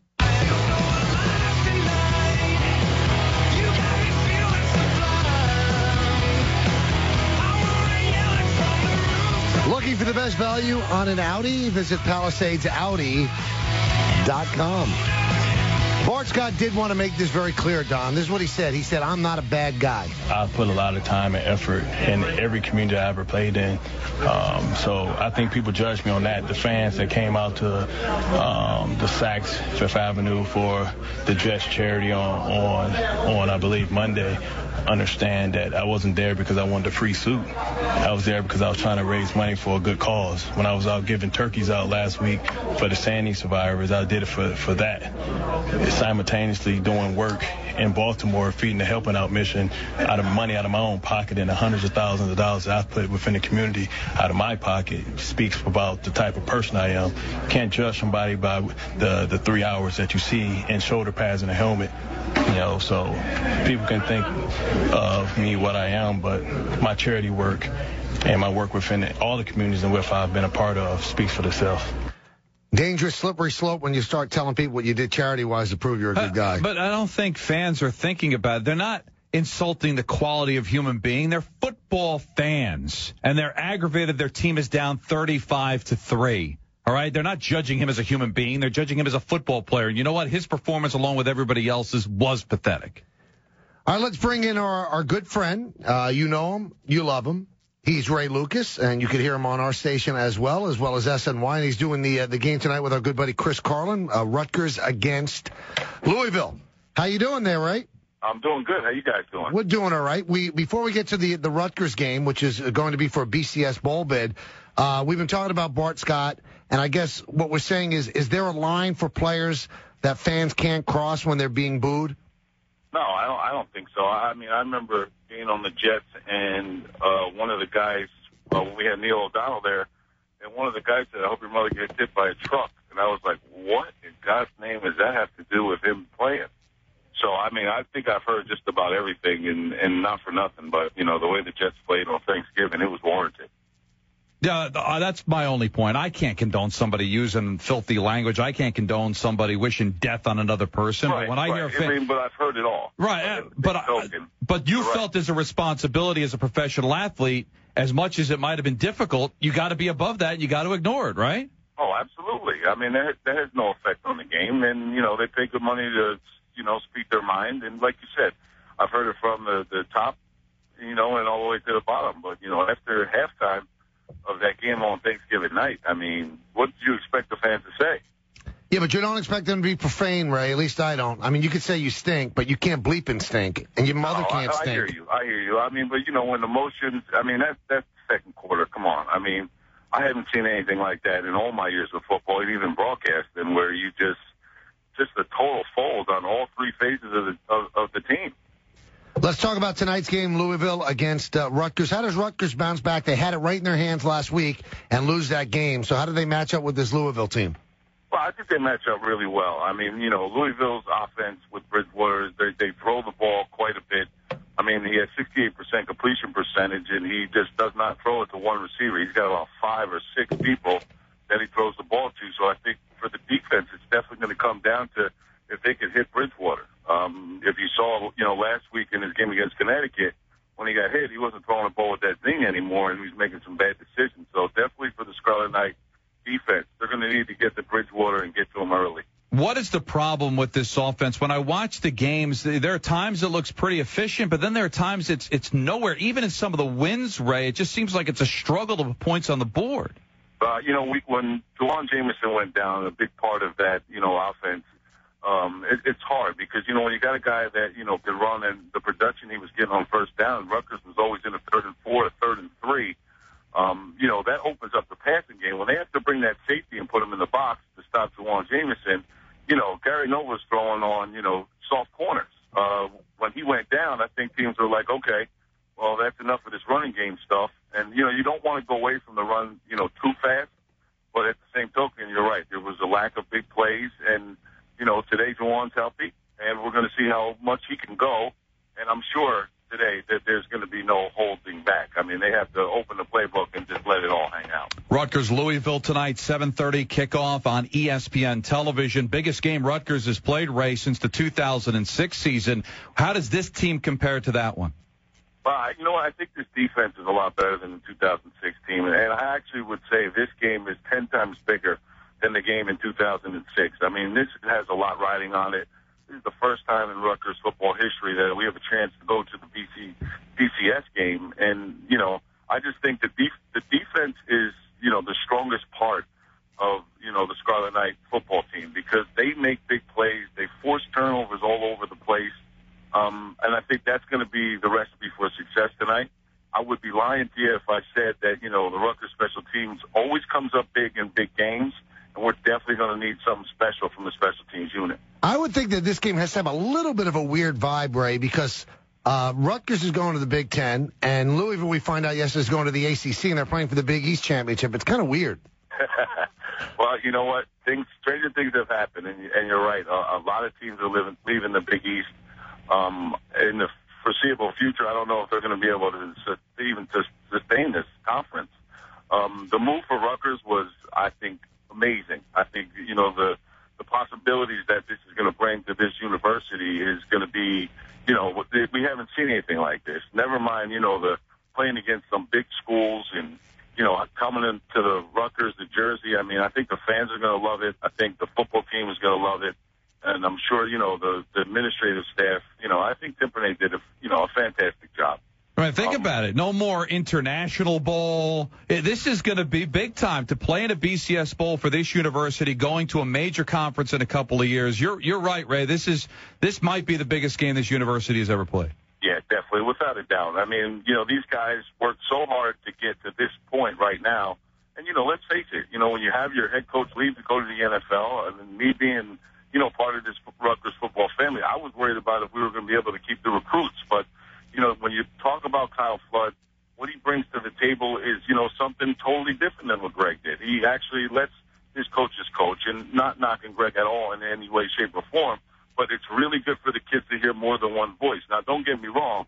If you mess up, you go to principal's office still here at Rutgers. You go to Kyle Flood's office. But the fact that he's letting his coaches coach and his seniors lead the team, I think this is the reason why they've had so much success. They built this game up. They played well enough to get to this game, and now all the marbles are right before their eyes. All right, so that's Ray Lucas. He's going to be doing the game tonight with Chris Carlin on the radio. Could you do us one favor, Ray? Yeah. Give Carlin a big kiss on his head from me and Don. Well, he said to tell you that he's expecting to be the godfather of your first child. Wow. Yeah, he's really got a long shot on that one, Ray. Tell him that you're ahead of him on that line. Well, they send a big kiss to you, Chris. Have a good game tonight. All right, guys, take it easy. All right, thanks a lot. That's Ray Lucas, and he'll be doing the game with Chris Carlin, and we'll have the game, as Donnie said, on ESPN tonight at 7:30. It's nervous time because as big as this game is, they could have wrapped this up Saturday if they beat Pittsburgh, who was 4-6, and they didn't do it. So and Pittsburgh almost beat ND. They lost in overtime, so Pittsburgh's got a little something going. And this could be their last chance to go to a bowl in a while, because when they go to the Big Ten, they're not going to be competing with the Big Ten for a long time. No, to get to a big-time bowl. Think about the teams they're going to be playing. Yeah. Ohio State. I mean, that's no joke anymore. Michigan State, Penn State. And Penn State had a good year last year. Yeah. Pretty amazing stuff. It's a good jump for the university, but in terms of them being a competitive football team, that's not going to happen for a long time. The Knicks have been competitive. Big win last night against Milwaukee. Ronnie Brewer will join us on our Knicks Spotlight. That's coming up in just a moment, so stay tuned for that. Caleb LaGreca and Brewer on ESPN New York 98.7 FM. Stephen A. Smith, Ryan Rucco here. If you missed Thursday's show, after a brawl in Boston, is it possible that both the Nets and the Knicks are tougher than the Celtics? Plus, the faces of the steroid era have made it. Make this Christmas come to life with a fresh-cut Fraser fir Christmas tree from Lowe's for only $19.98. Plus, take something home to put under the tree, like the 70-piece Cobalt drill driver set for only $14.98. That's a savings of $25. Hurry into Lowe's for these and other great offers before it's too late. Lowe's, never stop improving. Offer valid November 28th through December 3rd. While supplies last, see store for details. Listen, you've heard me say it. Teddy, the huggable dealer, is the place to go for the best deal on a new car or certified pre-owned car, period. But hold up, this event, even I can't believe. It's the Teddy Black Friday sales event, extended through today. I'm telling you, you'll never get a chance to drive a new car for less. Drive a new Nissan for only $69 a month with absolutely zero due at signing. All you do is pay for your miles. That's right. You heard it correctly. Brand new Nissans, only for $69 a month. Zero down, zero first month payments, and zero bank fees. Absolutely zero due at signings. Teddy, the huggable dealer. Volkswagen and Nissan in the Bronx. Online at teddycars.com. Come in for a hug and choose from hundreds of new vehicles starting at just $69 a month. All from Teddy Nissan, the huggable dealer. For full details and rules, visit esquire.com/Ciroc. Celebrate life responsibly. Ciroc vodka, distilled from fine French grapes, 40% alcohol by volume. 2012, imported from France by Diageo, Norwalk, Connecticut. What's up, everybody? It's Carmelo Anthony, and this is your home for New York Knicks basketball. WEPN FM, WEPN HD1, New York. Time for an ESPN New York Sports Center. According to our very own Jason Stark, the Yankees and Mariano Rivera are close to a deal, a one-year deal worth anywhere from $10 to $12 million with some incentives. And according to Stark, quoting sources, that deal is about 24 hours away from being done. Big deal in the National League. The Washington Nationals have acquired Denard Span, a very good player from the Minnesota Twins. They gave up one of their top pitching prospects on the Nationals minor league system. Alex Moses will go to the Minnesota Twins. So Denard Span is now going to be playing in the outfield for the Nationals. And you take a look at their lineup, great on-base percentage and great OPS as well. Basketball, Brooklyn Nets suffer a break despite a win against the Celtics. Brook Lopez, who has played so well and missed most of last year with right foot problems, where he has a sprained right foot. X-rays are negative, but the Nets say that he's going to miss the next 2 games against Orlando and Miami. 2 sources have told ESPNNewYork.com that Amari Stoudemire would be willing to come off the bench when he comes back from injury and will not demand to start. NFL tonight, Week 13 kicks off in Atlanta as the Falcons will play host to the Saints. College football, 7:30 kickoff from Piscataway as Rutgers will play host to Louisville. Rutgers wins this game. They would win not only the Big East, but also a berth in their first ever BCS bowl game. And you can watch that game on ESPN television tonight at 7:30. College basketball, South Carolina is at St. John's. LSU plays host to Seton Hall. Manhattan at Fordham. St. Francis of New York is at Norfolk State. You're listening to ESPN New York, 98.7 FM. Y'all having a good time out there. This is the Michael K. Show on ESPN New York, 98.7 FM. Here's Michael K. and Don LaGreca. Well, what a great story the Knicks have been this year. Tough loss, overtime loss in Brooklyn on Monday. But they go to Milwaukee last night, and they take care of business in a big, big way. And one of the stories of this great Knicks start has been Ronnie Brewer, who came over during the offseason, and he joins us now on the Michael K. Show. Ronnie, Michael K. and Don LaGreca, how you doing? I'm good. How are you? Good. How big was that game to bounce back from that tough loss in Brooklyn? It was a huge game, especially Milwaukee coming off a big win against a tough Chicago team. We knew it was going to be a tough game. We had to play well to get the win. I think our intensity level was so high versus the Brooklyn Nets, and it was, we took it as a must-win game, this game against Milwaukee. Ronnie, how does the game change for you when Jason Kidd's not a part of it? It's a lot different because, with Jason Kidd in the lineup, it moves me to the 3, to the 4. And a lot of times, he starts off on, a great 2-guard and cause them havoc. And then when JR comes in, I usually switch on to that guy.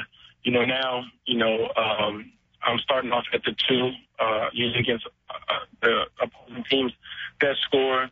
And, Coach Woodson asks, for the guards to try to pick up the production with, trying to, penetrate and kick, make plays for other guys. And, I think Jason Kidd provides so much to this team that, it's really a huge hole that it takes a lot of guys to fill. Now, one of the things that the Knicks wanted to do this year, Ronnie, one of the reasons they brought you aboard is they wanted to become a better defensive team. You're an outstanding defender, and as you said, they always put you on the 2-guard, who's probably the best scorer on the team. What makes you a good defensive player? Is it technique? Is it desire? How do you quantify it? I think it's a combination of things. I think it's a pride thing, a want thing, an effort thing that you can bring night in, night out. I think some people just not gifted enough athletically to be able to guard some of these other guards. There's guys who are so much more naturally gifted than other people that, even if you want to bring the effort, you just can't do it. So I think my athleticism allows me to guard some of the better players in the league. And coaching, having great coaching throughout my career, buying into the concepts and the principles that the coaches put before me and the team really allows me to play good defense. And I don't think it's just individually I play good defense. I think it's more team. Tyson, J. Kidd, Raymond, myself, Melo, a lot of guys really buy into what Coach Woody's been really teaching us, and that's why it's been a good defensive team so far. Ronnie, you came from a team that over the last couple of years in Chicago that had a chance to win a championship. They were kind of right on the door. When you look at this Knick team, do you think it's better than what the situation you were in Chicago the last 2 years? I think so. I can't take anything away that what we accomplished in Chicago. My first year we made it to the conference finals, came a little short, and then the next year, D-Rose getting hurt and getting outside of the playoffs early. But I feel like this situation with the Knicks is a lot better. We're a more veteran team. I think a lot of people were saying that it wasn't going to work because our team was a lot older, but I think we're really buying into everything. We're playing team basketball, and if you really look at our core group of guys, I mean, we're fairly young. Amari coming back, Shump coming back from injury.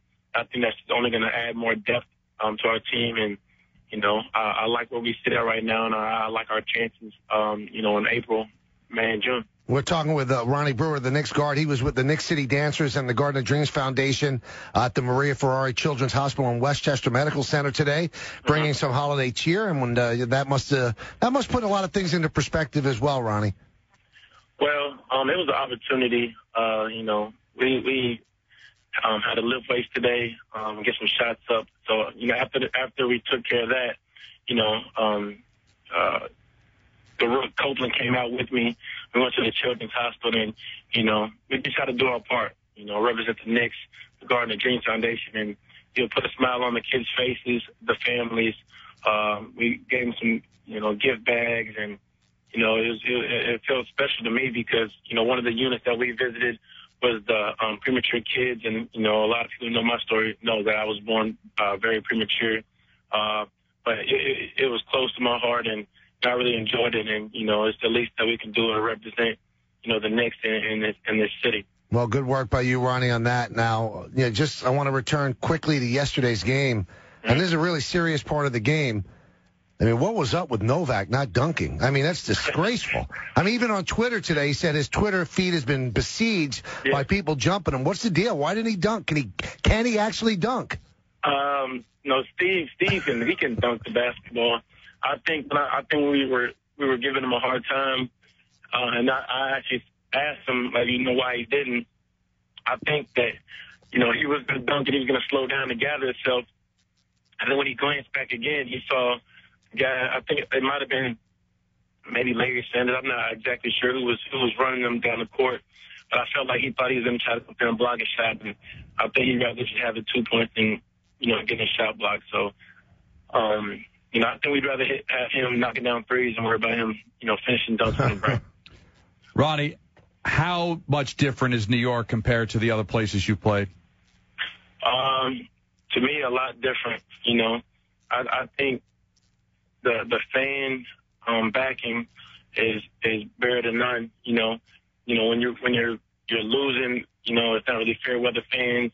They want you to go out there and play hard and give the effort. And when you're winning, you really got things going. They're going to support you to the fullest. So, that's great. New York City is a sports town. I've loved every minute I've been able to play with this team so far. So, I'm looking forward to the future. Continue to get better every day. This team is getting better every day, and the sky's the limit for this team. All right, one final thing, Ronnie, and this is a question that all Knick fans have, and we have as well. When Stoudemire gets back, how does he fit? Is it a good thing or a bad thing? I think when you bring a player of that caliber, it can't be a bad thing. I think a lot of people are trying to make a lot of stories out of, if he's going to start, if he's going to come off the bench. I don't think any of the guys on his team is worried about, if he's going to be able to fit with his team. He's a great player on the court, great player, great person off the court. I think we're all looking forward to getting him back in show. If that means him starting, that means we need to find a way for us to, gel and play at a high level. If he's coming off the bench, I think that he's going to be one of the best players in the second rotation in the NBA. That's going to be a mismatch problem across the board. So either way, it can be a bad problem for Coach Woody, and I'm just looking forward for him when he comes back. Gut feeling, though, Ronnie. I mean, you know him a little bit, you know him a lot as an opponent, but a little bit as a teammate. Do you think he would be willing to come off the bench? I think with the guys on his team, Stat included, I think that at the end of the day, it's not about egos. It's not about accolades. I think everybody's buying into the system that we're trying to win a championship, win games. And whatever it takes to win, I think that's what everybody's buying into trying to do. If that means somebody has to play more defense, better defense, take less shots or more shots, we're all sacrifice sacrificing for a bigger goal, and that's the win. And I think that's what he's trying to do. Ronnie, thanks for coming on. We appreciate it, and good luck at the Garden tomorrow against Washington. Yeah, I appreciate that. You got it. That's Ronnie Brewer. He's done a good job. Playing a little banged up the last couple of games, but done a good job for the Knicks, and he's an outstanding defender. Now, there was a big story today, and it was in ESPNNewYork.com, that a couple of friends of Stoudemire say that he is willing to come off the bench, when he comes back. How does that work if he does do that, and does it surprise you? Kayla Greca and you, ESPN New York, 98.7 FM. Knicks head coach Mike Woodson with Stephen A. Smith and Ryan Rucco. When you got four guys that are averaging in double figures with JR and Raymond Felton and Tyson, and then you add Melo to the mix, that's pretty good. You know, we're averaging 103 points a game. We got to stay on pace to where we are until we're able to get Amari and our rook back, two other pieces that should help us on both ends of the floor. Sports has always been your passion. Now make it your profession. Enroll in the MS in Sports Business offered by the NYU School of Continuing and Professional Studies, Preston Robert Tisch Center for Hospitality, Tourism, and Sports Management. Learn from top sports business pros and gain an insider's perspective. Call 212-998-7100 or visit scps.nyu.edu/MSSB1. The MS in Sports Business at NYU SCPS. Get in the game. All right, Flo, so the key to safe pest removal is staying calm. Okay. Says here, this lady's got a badger in her attic. Oh, I love badgers. Oh, sorry. Calm. There he is. Come here, little buddy. I thought he wanted a hug. Badgers don't really hug. Not yet. Oh, badger. Insuring your business vehicles with Progressive is like having Flo on the road with you. Low down payment, great discounts, and flexible billing options. Now that's Progressive. Visit Progressive.com today. United Financial Casualty Company and Affiliates. Right now, the Home Depot has freshly cut Christmas trees starting at only $32.98. Picking out the perfect tree is a great tradition. Paying too much shouldn't be. Take one of these beauties home for the holidays, and you can save enough for a little extra garland, a few more lights on the tree, or maybe an extra gift or two beneath it. All thanks to our freshly cut Christmas trees arriving weekly and starting at only $32.98. More saving, more doing. That's the power of the Home Depot. U.S. only. AT&T asks, are you that guy? That guy who not only paints his face to cheer on his team, but then paints his entire torso? Well, you don't have to be that guy to prove your fanhood. Switch to AT&T and follow your favorite team like never before. It's much better than perusing the hardware store for this season's color palette of belly paints. You have the speed to get scores, stats, and highlights fast with AT&T. Rethink possible. Visit att.com or store for details. 42, 43, $2.43. My girls are trying to break into the lemonade biz. It's rough out there. I told them to use email marketing from Constant Contact. It was the right choice for growing my small business, Go Time Fitness. Email really works because you know people are checking their inbox every day. Here comes the competition. With email marketing from Constant Contact, you'll have the tools to easily create custom emails that will work for your business. Plans start as low as $15 per month at ConstantContact.com. Hi, it's Colin Cowherd. Meetings are essential to the way we work. It's an opportunity to share ideas and problem solve, develop creative solutions. But if your team is spread out all over the country in different locations, coming together can be impossible unless you use GoToMeeting with HD Faces. It's a powerfully simple way to meet and collaborate online. I've seen how clear the HD video quality is. It is amazing. No matter where everybody's located. I was in Bristol, Connecticut. They were in Los Angeles. GoToMeeting allowed us to share the same screen, making it easier to be on the same page. And with built-in HD video conferencing, you see each other face-to-face. So easy to launch, so easy to join a meeting from anywhere, on any computer. In fact, you can use a tablet or your phone. And now you can present it from your iPad. Try GoToMeeting free for a month, 30 days. Special offer, visit GoToMeeting.com, click the Try It Free button, use the promo code Colin. Remember to use the promo code Colin. GoToMeeting. Meeting is believing. Rams. Get your tickets today for the men's and women's team at FordhamSports.com. That's FordhamSports.com. College basketball, New York style.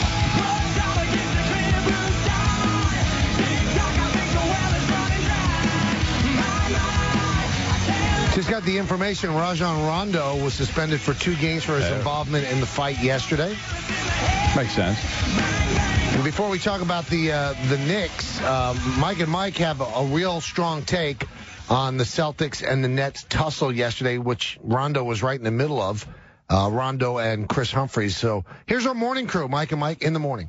So the Brooklyn Nets in that tussle last night, and as I said this morning on Mike and Mike, I totally blame Rondo for that. I did not think the foul by Humphries was that big a deal at all. If nothing had happened, you would never even have noticed it. If there was no proceeding or no following action, that would have been a completely nothing play.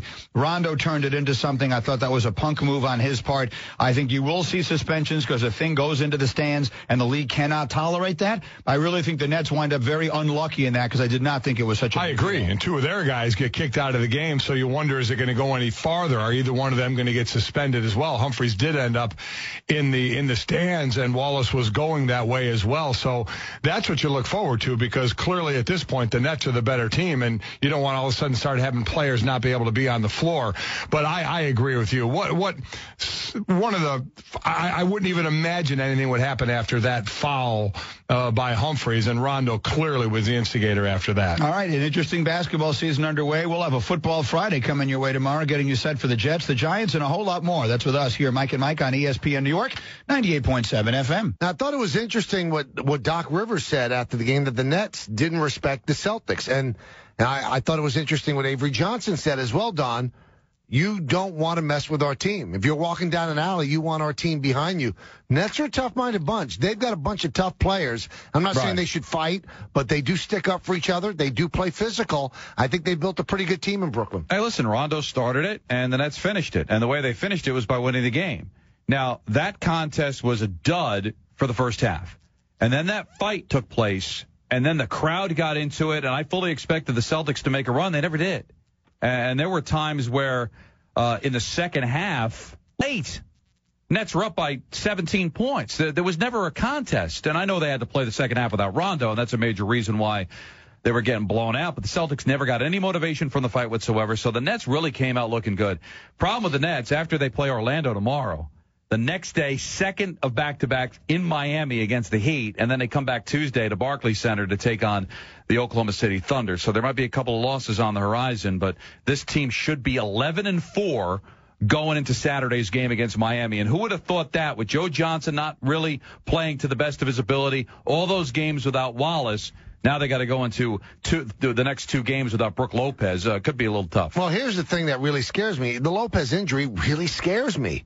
I mean, when you have foot problems and they keep coming back, you got to wonder, is he ever going to be right? Now, they took x-rays, and please, everybody, I just want you to learn from now on, baseball, football, basketball, you'll hear, and we've been saying on SportsCenter, x-rays were negative until his foot doesn't get better. And then they do more investigative and invasive procedures. And they inject dye, and they do stuff like that, and then they find out there could be a hairline, whatever. So just because your x-rays are negative, well, that's just the initial thing, because they don't really want to find anything. They want to see if it gets better. And then if it does get better, then they really do want to find what's going on. The fact that this guy missed most of last season with foot surgery that they did in December, I think he played 5 games all year. I'm sorry. If you're not afraid that Brook Lopez is, Andre Blatch has done a nice job. I don't think that he's as good as Brook Lopez. Losing Lopez, and he's going to miss the next 2 games. They should be able to beat Orlando without Lopez. But can they really beat Miami? And let's say he's out 3 games. Can they really beat OKC? This could have the whole Brooklyn season resting on it, whether or not Lopez is really hurt. Hey, listen, Blatch played fantastic. He was all over the place. But are you beating Miami with him? Are you beating Oklahoma City without Lopez? Probably not. And this is why you can't get caught up in starts. So many things can happen. Because as good as the Knicks and Nets are, there are certain players you can't go a long time without. And as you said, Lopez played 5 games last year. It affected them. So let's see. Let's see how they survive the next 2 games. Let's hope he comes back. And if he's healthy, I think the Nets are fine. But I think the grander scheme right now, assuming Lopez is going to come back from this injury, Nets are really a good basketball team, and so are the Knicks. So this should be a lot of fun. With no Lopez, right? This is what you're losing. 18.5 points a game, 6.8 rebounds. He's rebounded better than he has in the past. He's also been an intimidator with 2.5 blocks per game. But again, the fight yesterday showed a little toughness, and Avery Johnson talked about the brawl. There was a lot of swings going on down there, and I think guys were going in to try to rescue their teammates, and that's what kind of team we have. and they're pretty tough guys. You know, we like I said all along, we got guys that if you're in an alley fight, you got a lot of guys on our team that you like to be in there with. And here's Doc Rivers on the fight from the other side. You know, if I'm Brooklyn and the league, you got to think we're pretty soft the way we're playing. We're a soft team right now. We have no toughness, and I mean that stuff's not toughness. You know, all that stuff, that's not toughness. I think at that point we're getting our tails kicked and we're probably frustrated. So, you know, listen. But that's, you know, listen, that foul was a hard foul. It was an unnecessary foul. The play was over, and then he pushed them down in the air. But honestly, I think that's what they think of us. They think they can push you around. So he's trying to motivate his team by calling them soft. And that's exactly what he was trying to do. And then, you know, it turns out that the Nets were wrong, or the Celtics were wrong, because as Rondo ends up getting suspended. Yeah. Not Humphreys. Yeah, he's defending the reason the fight started in the first place, but he's clearly sending a message his team's not right. And he is correct about that. They're only 8-7. Right. Got blown out in their own building. They got a lot of new players. They're going to take a long time to gel, but I still think the Celtics will be heard from. Oh, I think so, too. But what you're doing is digging yourself a bit of a hole when you've got two teams right now that are clearly better than they are. Now, with the Knicks, they won a nice game yesterday, and then the word comes out saying the story on ESPNNewYork.com that Amari Stoudemire, a couple of friends say that he would be willing to come off the bench. You just heard what Ronnie Brewer said, that anybody would be willing to come off the bench. That's a little hyperbole, because I'm sure that if you told Carmelo, by the way, we're going to have you come off the bench, I don't think he'd be thrilled. But Amari would seem awfully selfish, Don, if the team plays as well as it's been playing, and we always keep saying 20-9 when he comes back, if he says, I've got to start. And even if he has to start, doesn't mean that he has to play the starting unit. It could be the same thing as what Spoelstra did last year with the Heat. Wade and LeBron started, and then one of them would sit down after 2 minutes and would be on the second team. Right. And I think that if Amari starts, that's exactly what they're going to end up doing, because Amari does not play well. He wants the ball on the elbow like Carmelo, so that's Carmelo's spot. And when he wants to handle on the pick and roll, that's what Tyson Chandler does. So he's better suited to be playing on the second unit with J.R. Smith, which would give the Knicks an unbelievable second unit. I like hearing stuff that friends of his say that he would be willing to come off the bench, because it shows he's unselfish. And I guess we shouldn't say that he can't come off the bench, that he won't unless it comes from his mouth. But if friends are coming out and saying it, you know he's probably trying to send a message through them. But why can't he just say it himself? He may be saying it to Woodson. Oh, but why? He hasn't talked to the media. Well, you since can he's heard. Listen, he can get out there that, hey, I'm fine with it, because I think deep down inside he doesn't want to concede something that he doesn't think may happen. We don't know whether the Knicks are going to be when he comes back, and we don't know how Woodson's going to completely feel about it. So why should he forfeit the chance? I think that tells you that I think deep down inside he does want to start. Doesn't mean he won't go to the bench if asked to, and that he's going to cause problems. But him not coming out and say, I've got no problem being the sixth man, tells me that he's probably hoping that the starting job's going to be there for him when he gets back. Right. You never have any idea what's going to go on, so he doesn't want to say it until he has to say it. We don't know when he's going to come back. My gut feeling is that he's got some ego to him, as all players do, and I'm not going to get down on him for that. And I think it could be worked out even if the ego says he's got to start and Woodson doesn't want to take his job away. But one more instance, Don, of the nonsensical cliche, you should never lose your job because of injury. Really? Alex Smith just did. Alex Smith took his team to the NFC Championship game and lost his job after taking his team to a 6-2 start and 70% completion percentage. And he lost his job to Colin Kaepernick. So you can lose your job to injury if your team is better and the guy who's playing in place of you ends up being better. Now, whether or not they can play together, that's something that we'll explore. We'll revisit some comments by Hakeem Olajuwon, who worked with Amari and Melo during the offseason, whether or not they could play together, because that's the big question on whether or not Amari can start. Kay, LaGreca, and you. The Michael Kay Show on ESPN New York, presented by Geico. 15 minutes could save you 15% or more on car insurance. See how much you could save. Call Geico at 1-800-947-AUTO or visit geico.com. Hey, it's Cola coming up Friday on Mike and Mike in the Morning. We look ahead to the Jets and Giants games this weekend, and also at 7:30, Washington Redskin head coach Mike Shanahan. My mum always says hard work never hurt anybody. Good advice as usual. So we worked very hard to make Geico.com very easy. Say you want to report a claim and follow its progress. You can do it all online at Geico.com. Not to mention perhaps saving a tidy sum of money on your car insurance. All it takes is a few clicks. So visit Geico.com today. Oh, and Mum, if you're listening, yes, I did wash behind my ears this morning. Do not be alarmed, but I am on the roof of your car right now. I just found out Little Caesars has hot and ready pizza and wings, which means I don't have to call ahead or wait. Sorry I had to get you involved, but I needed a ride. It's only $6 for hot and ready Caesar wings and $5 for a large hot and ready pepperoni pizza. If I'm not on the roof when you get there, I've fallen off, but do not come looking for me. Just go in and enjoy the wings and pizza. Thanks. Pizza. At participating locations, plus tax. Norm Miller here, chairman of Interstate Batteries. Now, I don't mean to brag, but I recently learned auto technicians prefer Interstate Batteries 5-to-1 over any other battery. Oh, who am I kidding? Of course I mean to brag. 5-to-1, that's a landslide. All right, I'm done bragging. To find the dealer near you that prefers us, head to interstatebatteries.com. Interstate Batteries, outrageously dependable. And that's not bragging, it's just the truth. You want to enjoy whiskey, but you don't want the whiskey burn. Well, what if whiskey wasn't hard to drink? What if it was easy? What if I told you it can be? Try the light, easy taste of Canadian Mist whiskey. Triple distilled and aged in oak on the shores of the Georgian Bay. So lighten up with Canadian Mist. This is going to be easy. Drink responsibly. Canadian Mist, blended Canadian whiskey, 40% alcohol by volume, Brown-Forman, Louisville, Kentucky. Wow is right, big man, because you hold the future in the palm of your hand. Introducing the revolutionary Black & Decker Gyro Screwdriver. Just grip and twist, and this bad boy's motion sensing technology will drive screws in and reverse them out. Turn your wrist to access variable speeds of awesomeness and get your projects done right the first time. So put a little wow in your weekend. You'll love yourself for it.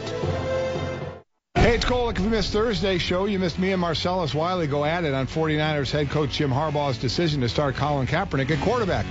You need to hear it. Download the Mike and Mike podcast free on iTunes and on ESPNRadio.com. ESPNRadio.com. Right now.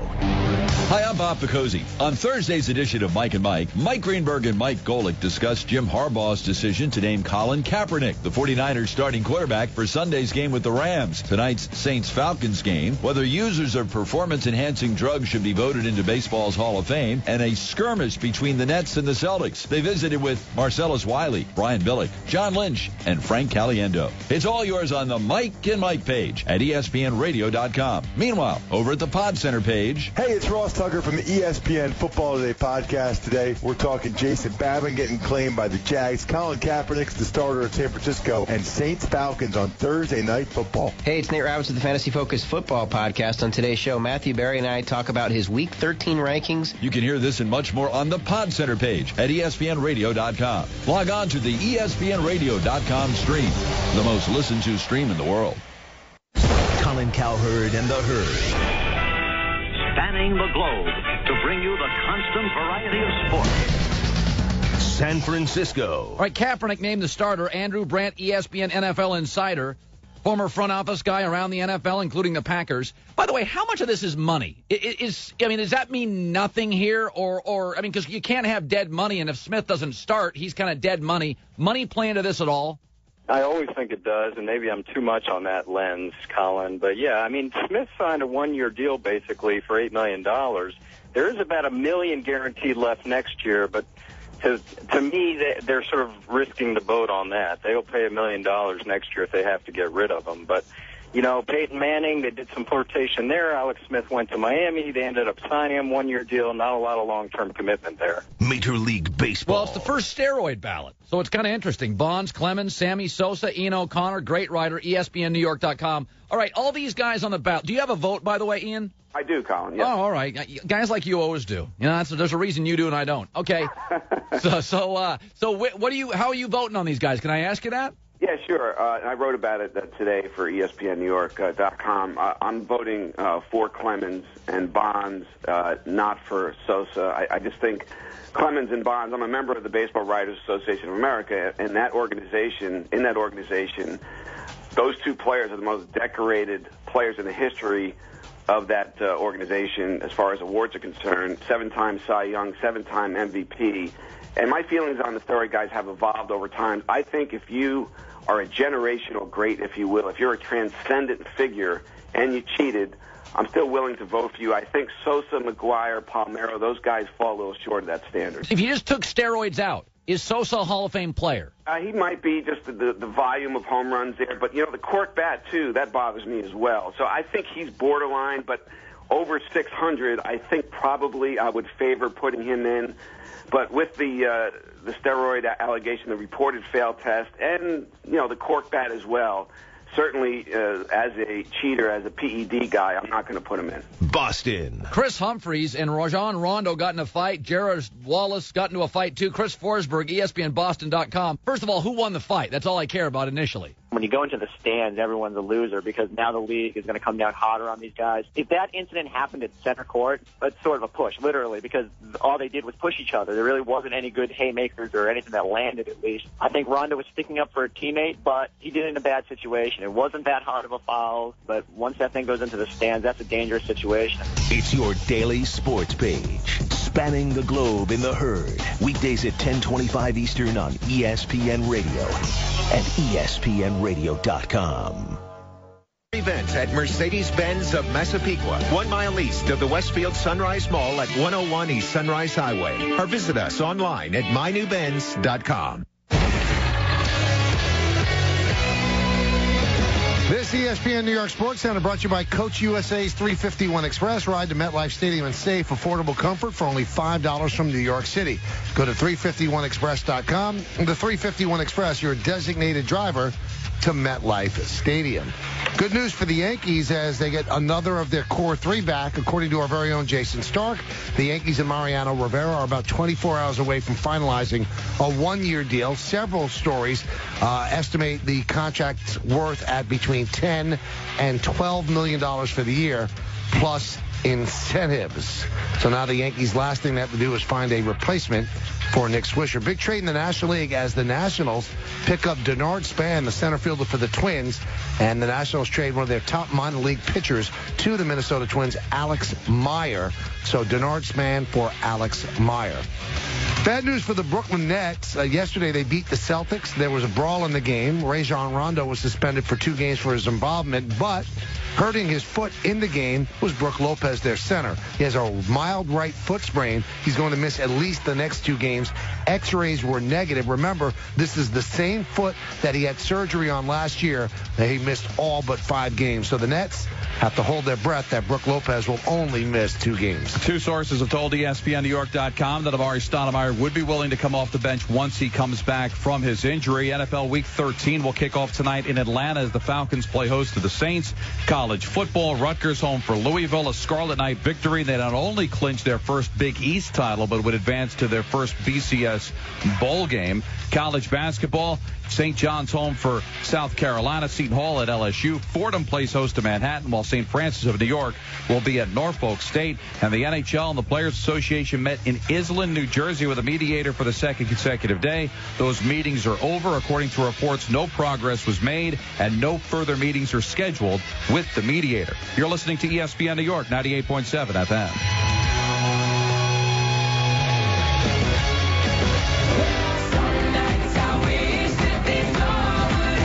All right, so the story in ESPNNewYork.com, is that by Mike Mazzio today? Was that who it was by? About Amari? No, Ian Begley. Ian Begley, okay.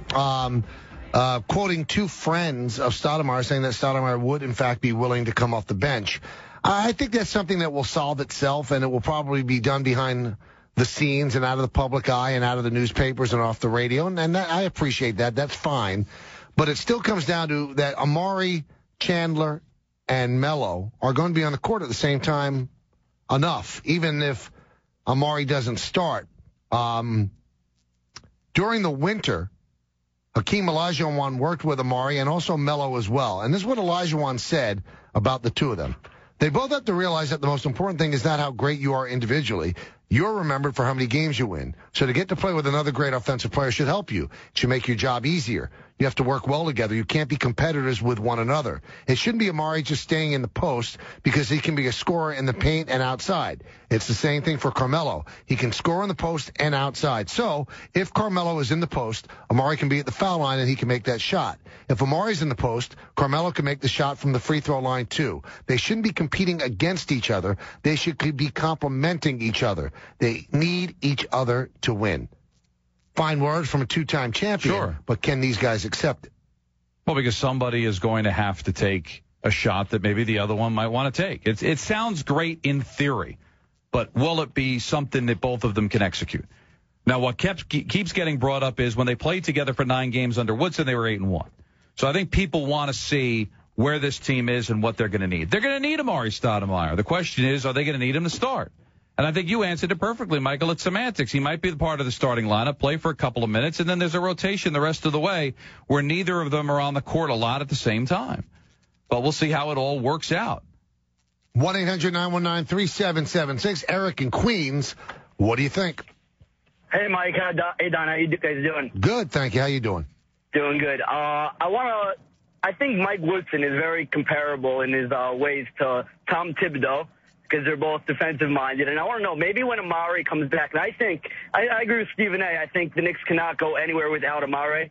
I think maybe, though, when he gets back towards the end of the game in the fourth quarters, like Thibodeau doesn't play Boozer anymore because he's not a good defender. He plays Taj Gibson or other random guys.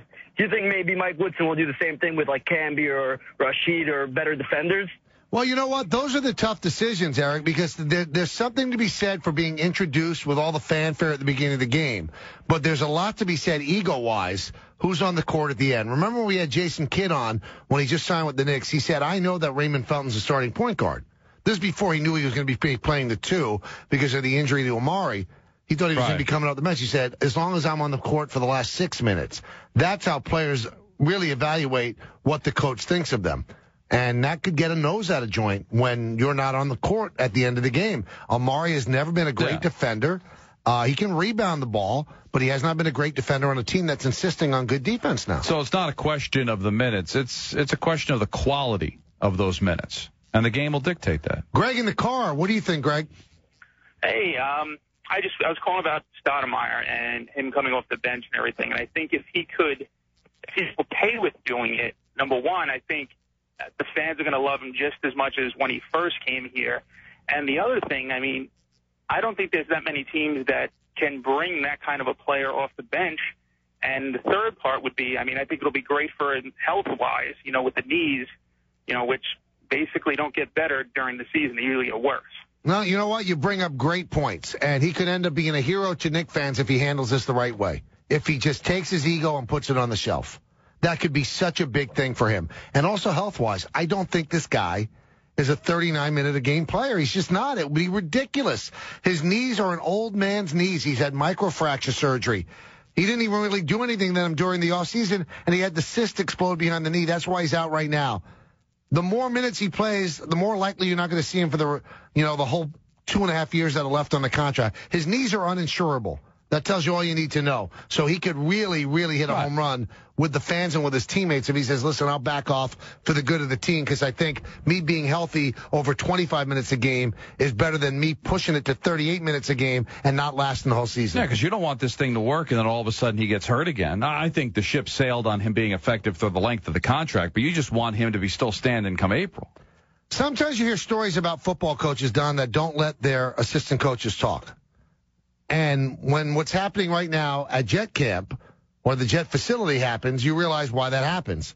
The Jets offensive line coach, Dave Guglielmo, is talking to the media. That was a good job, I think. D. Guglielmo, yep. No? Yeah, I don't know. D. Guglielmo. What is it, Ryan? D. Guglielmo. I believe it's De Guglielmo, I was told. D-Guglielmo, whatever. Dave, Coach Dave. He said to the media today that he has been directed by higher-ups to platoon Slauson and Dukas at guard. Coach Goog said that? Right. Then he went on to say there aren't enough players like Slauson, but he can't work up much nice to say about Ducasse. Oh, well, how could you? Have you watched? Guy can't get on the field. And when he's on the field, it's not good. Coach Dave, and this is on Jane McManus's... Coach Googs. Coach Googs. This is on Jane McManus's Twitter account. Coach Googs seems resigned to being told to platoon Slauson and Ducasse. Says it isn't sure whether it's Ryan or front office call. This isn't good. Coach Googs says he does what he's told with Slauson Ducasse swap. Seems consideration other than competitive concern at work. Well, here's what I'm reading out of that. They're more concerned about a guy who's a high draft pick being somebody that's going to help the team rather than who's the best guy right now. You can't worry about that when you need to win 5 straight games. You would think not, but that's not what Coach Googs is telling. You really think it's Rex or is it Sperano? No. He said he doesn't know if it's Rex or the front office. He didn't say anything about Sperano. Well, but why would the front office be telling him who to coach on the offensive line? Because they don't want to be embarrassed that Ducasse is a complete bust. But we know he's a bust. That ship sailed already. What I'm thinking is it coming from somebody that knows offensive linemen like Sperano? You think Rex? I mean, if you're telling me that an organization with 5 games left and they got to win them all is worried about saving face on a draft pick from 3 years ago? Why is the guy saying what he's saying then? This is why you don't let assistant coaches talk either. Because now you're gonna have everybody question, where are these decisions coming from? Are they coming from up high? Are they coming from Rex? Are they coming from Sperano? So do you think, let's extrapolate this out. So what is being intimated here is Tannenbaum's afraid he's going to lose his job. One of the draft picks that may cost him his job was the drafting of Vlad Ducasse. Right. If we get Vlad Ducasse in and he performs well and we make a run, I might be able to save my job. Could be. Instead of trusting your coaches to put the best offensive line out there possible to win these games. Don't know what's going on. How could someone in the front office or Rex tell the offensive line coach who gives them the best chance to win? I can understand it being Tony Sperano. He's the offensive coordinator, and he's got a history working with offensive lines. I can't imagine Tannenbaum or Rex telling somebody to do that unless it's for the scenario I painted. And if that's the case, then, man, we're swatting at flies here. Again, Coach Goog says he seems resigned to being told to platoon Slauson and Ducasse. I love platoon. It's not like a righty or a lefty is going to play defense. I mean, platoon, what? One guy's going to come in for a run, one guy's coming in for a pass, which kind of gives up what you're going to do then. I think it does. That's why I don't think that was the way it would go. I don't know what you'd have to talk to somebody who understands what each of them do. From what I've seen, Ducasse has been a bust. Sometimes the best thing a front office can do is admitting a mistake rather than continue to throw it out there trying to see if it'll change. We've seen a lot of Ducasse. Ducasse goes back to winning that award, remember, in Hard Knocks? That was going into the 2010 season. All right, this is his 3rd year. Didn't work. Well, a guy who really knows Rex very well, maybe we can get inside his mind to get inside Rex's mind. Brian Billick will join us in just a moment. We'll preview both the Jets and the Cardinals and the Giants and the Redskins. MVP, Cy Young's, the Heisman. On this station, we spend a lot of time talking about awards. But the truth is, when it comes to awards, we have a sponsor who is truly in a league of its own. It's our friends over at Bay Ridge Honda. For starters, they've been the recipient of Honda's Council of Excellence Award, an amazing 5 years in a row. On top of that, Bay Ridge Honda was also named the #1 Honda dealer in New York State by Dealer Rater. Of course, awards are great, but the real star of Bay Ridge Honda will always be the Honda cars. And right now, there's no bigger star than the 2013 Accord. It's the car everyone is talking about. Also, remember, sports fans, Bay Ridge Honda's exclusive Night Owl service and parts open until midnight, Monday through Friday, and Saturdays from 9 till 3 p.m. Lots of awards, plenty of new Accords, and their award-winning Night Owl service. If that doesn't get Bay Ridge Honda into the Car Dealers Hall of Fame, we just don't know what will. Bay Ridge Honda is at 4th Avenue and 88th Street, Bay Ridge, Brooklyn, or you can visit them online at bayridgehonda.com. Here's what's trending now in New York. The Knicks and Nets both won last night, increasing their records to 10-4. And sources say that Amari Stoudemire... Make this Christmas come to life with a fresh-cut Fraser fir Christmas tree from Lowe's for only $19.98. Plus, take something home to put under the tree, like the 70-piece Cobalt Drill Driver Set for only $14.98. That's a savings of $25. Hurry into Lowe's for these and other great offers before it's too late. Lowe's, never stop improving. Offer valid November 28th through December 3rd. While supplies last, see store for details. Listen, you've heard me say it. Teddy, the huggable dealer, is the place to go for the best deal on a new car or certified pre-owned car, period. But hold up, this event, even I can't believe. It's the Teddy Black Friday sales event, extended through today. I'm telling you, you'll never get a chance to drive a new car for less. Drive a new Nissan for only $69 a month with absolutely zero due at signing. All you do is pay for your miles. That's right. You heard it correctly. Brand new Nissans, only for $69 a month. Zero down, zero first month payments, and zero bank fees. Absolutely zero due at signings. Teddy, the huggable dealer. Volkswagen and Nissan in the Bronx. Online at teddycars.com. Come in for a hug and choose from hundreds of new vehicles starting at just $69 a month. All from Teddy Nissan, the huggable dealer. The Heisman and Nissan are built on a heritage of excellence. With Nissan launching 3 all-new models, the legacy continues. The all-new Altima, the all-new Pathfinder, and the all-new Sentra are pulling up to the Nissan Heisman House, a fraternity made up of college football's greatest athletes, the Heismans. Only Nissan gives the fans an official vote for the next Heisman winner. Help recruit the rookie by going to NissanHeismanHouse.com to get to know the Heismans and vote. May apply. See store for details. 40 locations in Paramus, Westfield, Comac, Woodbury, Atlas Park, Homedale, North Brunswick, Fairfield, and in Huntington.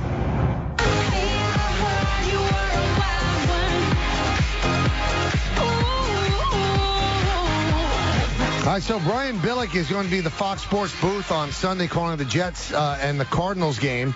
That'll be 1 p.m. on Fox, and Brian Billick joins us now. Coach Michael Kay and Don LaGreca, how you doing? I'm doing great today. You look at the remaining games on the Jets schedule, and you could say they're all winnable games. But the way the Jets have been playing, they're all losable games as well. So what do you make of the Jets so far?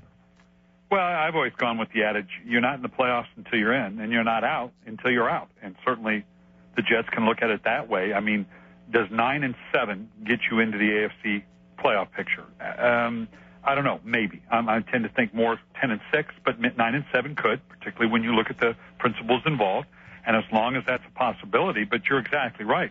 The Jets are looking at every one of those teams that they're playing and saying this is a winnable game. And I promise you, every single one of those teams is looking at the Jets and going, you know what? That's a winnable game. We had Bill Parcells on earlier, Coach, and he said that the focus is always going to be on the game. No player ever thinks we've got to win 5 games in a row. We're just focused on the game at hand. Do you agree with Coach? You think that's easier said than done? No, I do. I do think they try to keep that focus. For these 2 teams, I've been saying all week long, we go through a progression during the course of the season where first it's a big game, and then we get to the point in the season where it's a must-win. And then we get to the point in the season where it's desperation, where you recognize this is all or nothing. There's no way that losing this game can you go forward and think that you're going to make the playoffs. And that's where both these teams are. And you look at Arizona, and it's kind of the same way. They could look at their schedule and make a case, as I'm sure they would, that if there's some winnable games on there, particularly, you look at San Francisco at the end of the year, they can say, look, San Francisco will already nailed down the division, so that's a very winnable game in that regard. So there's a lot of things involved with it, but you're right. There's no reason to spend any time with that. You're going to look at the task at hand, and it's what do we need to do to beat these guys right here, right now. There's no use looking beyond it, and it just makes your job a whole lot easier. Brian Billick is our guest. You can reach him on Twitter at Coach Billick, and I know how you prepare for a game. You're probably studying tapes and tapes and tapes. You've got a good look at Mark Sanchez. What do you think? I mean, has he regressed, Coach? Or is there not enough talent around him? What's your read on Sanchez? The hardest thing in judging a quarterback is what's going on around him. When they had gone to 2 NFC, AFC championship games, playing great defense, running the ball effectively, a really good offensive line, Sanchez only had to do so much. So it was hard to say, well, is that Mark Sanchez? Is he just managing the game? Or is he just part of the process? Or is there something special about the guy? Likewise, you can look at it now and going, well, are they where they are because of Mark Sanchez? No, they're where they are because their offensive line has had troubles. They haven't been able to run the ball, and they've been mediocre at best on defense. So you can't lay that on Mark Sanchez. Has he been good enough to raise them above that? No, he hasn't. That's probably the biggest indictment of Sanchez thus far. How about going to the defensive side of the ball? Rex said today he still believes this defense has the potential to be top 5. Do you see that? Well, it depends. Top 5 in what? I guess overall defense. Yeah, you obviously have confidence in your personnel, and as a coach, what else are you going to do but say, look, I believe in this. I believe in the scheme, and I believe in the players. And it doesn't matter where they end up top 5, top 10. It's just in the last few games, if they can generate turnovers, if they cannot get run on, then yeah, they have an opportunity to impact the game. And that's all you're really looking to do. When you look at the Jets, the biggest problem that I see, obviously, is they've given up too many big plays. And in contrast, they haven't generated enough big plays. Plus the takeaways. They haven't taken away the ball more than they've given it away. And even though they've done a fair share of it, and it's an interactive dynamic. It's not just one side of the ball or the other. So for the Jets, it's real simple. Can they not turn the ball over? Can they generate turnovers and not give up big plays? If they can do those things, and that's a lot easier said than done, then yeah, this team can be the team that I thought it was going to be and make a run at the playoffs. Now, Brian Billick has his power rankings on FoxSports.com, and the Falcons are 4th, 49ers 1st, Texans 2nd, Broncos 3rd, and Falcons, who will play the Saints tonight, are 4th. How do you see this game tonight, Saints-Falcons? Yeah, it's going to be interesting. Obviously, the Falcons have created a little bit of a margin for themselves. New Orleans and much more in that must-win category. New Orleans has got to kind of have a big impact on the playoff picture as we go forward, because they're going to play the Giants. They're going to play San Francisco at some point. Excuse me, not San Francisco, but New Orleans has got Tampa Bay, who's obviously clearly in the playoff hunt as well. So there's a lot. Dallas plays New Orleans as well. So a lot of the wild card and a lot of the NFC is going to go through Dallas or go through New Orleans. Plus, it gives New Orleans a chance to affect all these guys head to head. So tonight's big for New Orleans because they've got to maintain it because they put themselves in that position at 5 and 6. I'm not going to say it's not as important for Atlanta at 10-1 because for them to truly have the confidence to go into the playoffs that they need to beat the New Orleans Saints. Coach, what Giant team is real? The one that loses to Cincinnati or the one that beats Green Bay? And if the answer is somewhere in the middle, is that good enough to make a run? Well, it's interesting. We're going to be talking more and more about Atlanta and Houston and how they've got such a big lead in their divisions and how they're going to play in the last 2 weeks of the season and are their starters going to play. Even though they're likely to have a bye, maybe have the number 1 seed, that hasn't been the formula to go to the Super Bowl. The teams that have gone to the Super Bowl have had to kind of play their way in. And the Giants are obviously comfortable with that. They had a great showing the other night. I did the Cincinnati game. That was a tired football team that was unfocused in a lot of different ways. They sure looked good the other night. They're not out of the woods by any stretch of the imagination, but the team we saw the other night knows how to put a string together in December and in January to make a run. Now, you have the 49ers number 1 in your power rankings, Brian, and I guess if you have them number 1, you kind of agree with what Harbaugh's doing with Kaepernick and Smith. They're a darn good team, and I just think there's something special about Colin Kaepernick. And, it's not fair for Alex Smith. I've been using the analogy, it's too bad Pete Best left the Beatles right when they got hot and Ringo came in, but hey, that's life. But there's something special about Colin Kaepernick. And Alex Smith did nothing to be demoted, but it's life in the NFL right now. There's something special about this guy, not just what he can do with his legs, but his ability to throw the ball on a team that's spectacular on defense and can run the ball, and they've got momentum. So I think it was a bold move by Jim Harbaugh. It would have been safer to go with Alex Smith, and then had he struggled a little bit, could have then gone with Kaepernick. But keep in mind, they didn't just draft Colin Kaepernick with the second round. They moved up in the second round to go get him. That's how much they thought of him. They think he's the guy of the future, and they've simply accelerated the process. Can you ever remember in your days being around the National Football League, Brian, where 5 teams can clinch a division in Week 13? Yeah, it's odd, and the divisions have been lopsided that way this year, and that's going to add an interesting dynamic to it in terms of seeding. I'm one of those people that think we ought to reseed at the end of the regular season.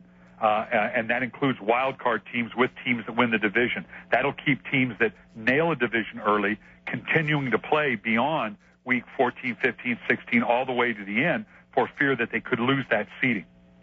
How's your back? I know you missed a game yet last week. Yeah, it's been better, but first game I missed in 35 years. How about that? Wow. I'm not going to miss my second one, so it's great that I could just jump in a car and jump up to the Meadowlands. Now, back injuries are the worst. So did you actually watch games on your back, or did you just shut it down completely? No, I was flat on my back, but it was a good way to watch the games. It was kind of interesting to see it from that perspective. One more thing about Rex. I know you had Rex when you were in Baltimore. You think his job is on the line if they finish under 500? Oh, gosh, I have no idea. That's not for me to say or anybody else, but Woody Johnson and obviously Mike Tannenbaum in the direction they want to go. Obviously, Rex has done a lot of good things. They have some organizational decisions to make, particularly if they find themselves out of the playoffs in the next week or two. And those decisions need to be organizational decisions that need to either include Rex or they need to be organizational decisions that say we're going to go in a different directions as it pertains to the personnel. So I'm sure those conversations will go on, and Rex has deserved, given the success he's had, particularly the first 2 years, to be a part of those conversations. Brian, good stuff. I hope your back is feeling better, and we'll listen to you on Sunday. Cardinals, Jets, 1 p.m. on Fox. Sounds great. All right, and if you want to get a hold of the coach, it's on Twitter at Coach Billick, and you can see his power rankings on FoxSports.com. Despite the Giants' big win over the Packers, he has them ranked 8th. I think it's very fair. Niners, Texans, Broncos, Falcons, Patriots, Ravens, Bears, then the Giants, Packers, and Bengals. I think that's fair. Okay, but let me ask you this, and we'll break this down. This is what we'll do next. We've got this 7 teams in front. Are the Giants better than all 7 of those teams? Don't answer now. Think about it. Are they better than the 49ers, Texans, Broncos, Falcons, Patriots, Ravens, Bears? They're ranked 8th because they hadn't played well, but boy, they played great against the Packers. How good are they really? We'll do our own power rankings and want to hear from you. 1-800-919-3776. K, LaGreca, and you. ESPN New York, 98.7 FM. Let's go! Let's go! For the Jets to have any shot at making the playoffs, they must win out. Can this Jets team handle the challenge? I know the commitment of our players, and that's why I'm confident that we can improve and will improve. Jets Cardinals coverage gets underway Sunday at 11. Brought to you by MasterCard's.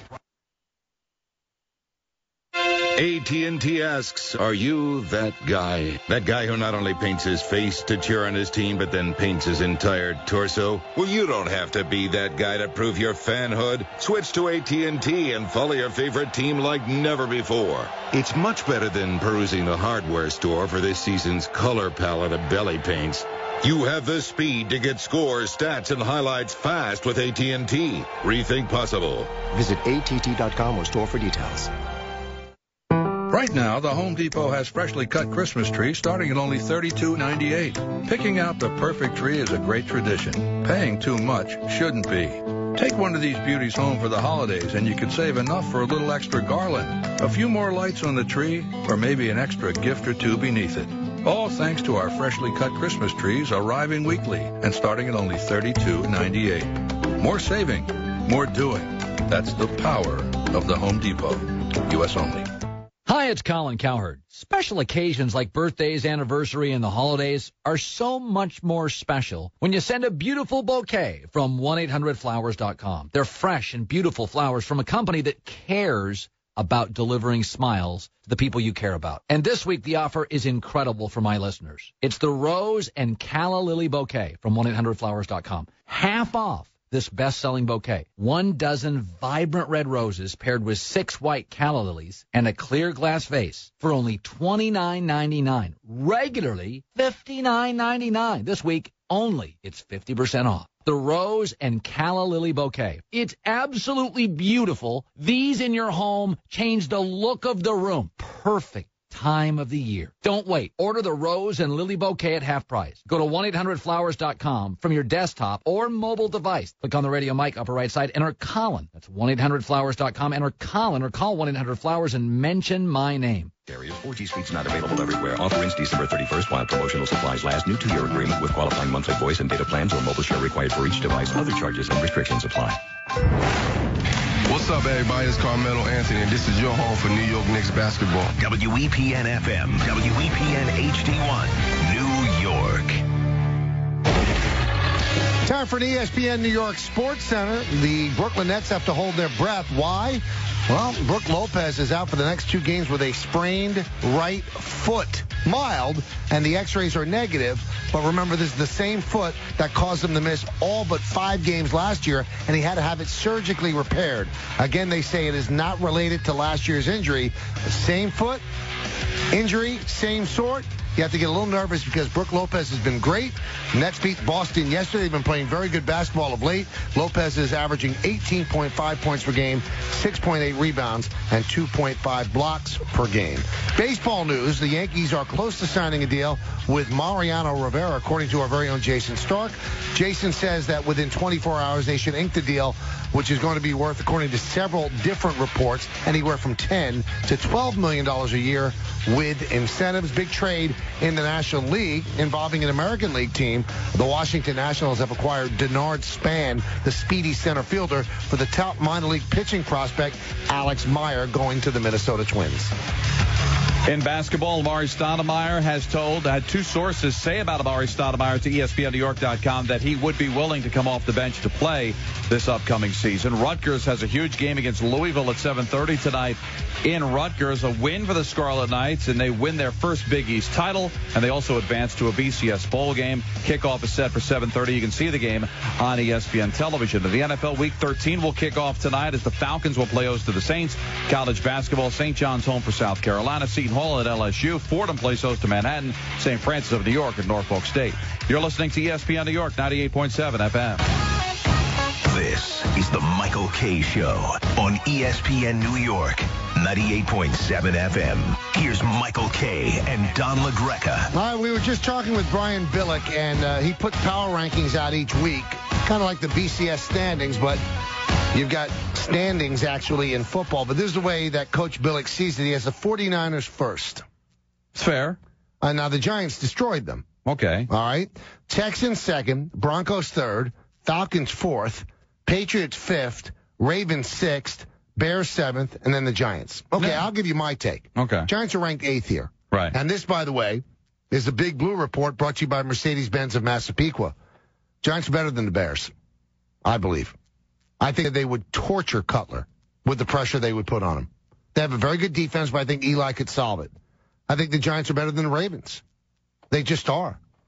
I think the Giants are better than the Ravens. Look at how the Ravens beat people. They just squeak by. They have a very good defense. They don't have Ray Lewis right now. I think the Giants are better than the Ravens. I think the Giants are better than the Patriots. They proved that last year in the Super Bowl. Falcons-Giants would be a good game. I'd say that's a toss-up. I can't say that I could rate the Giants ahead of the Falcons. I think the Giants are better than the Broncos. I think the Giants and the Texans are close, and the Giants have proven that they're better than the 49ers. They embarrassed them on their home field.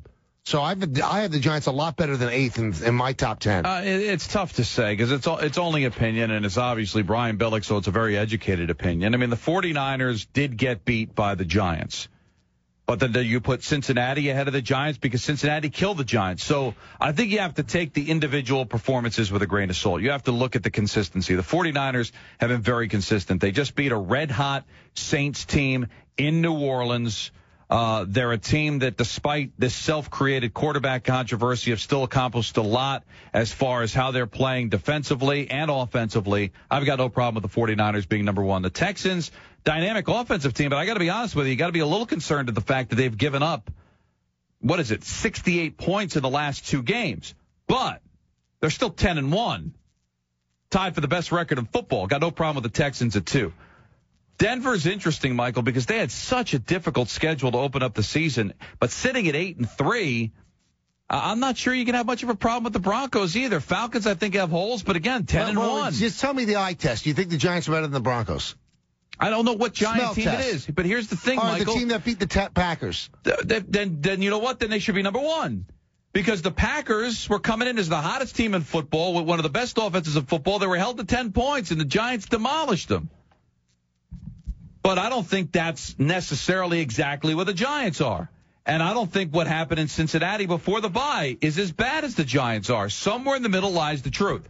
And that's why I asked Brian Billick, is somewhere in the middle good enough for this team to compete for a championship? And I think that's how you have to judge the Giants.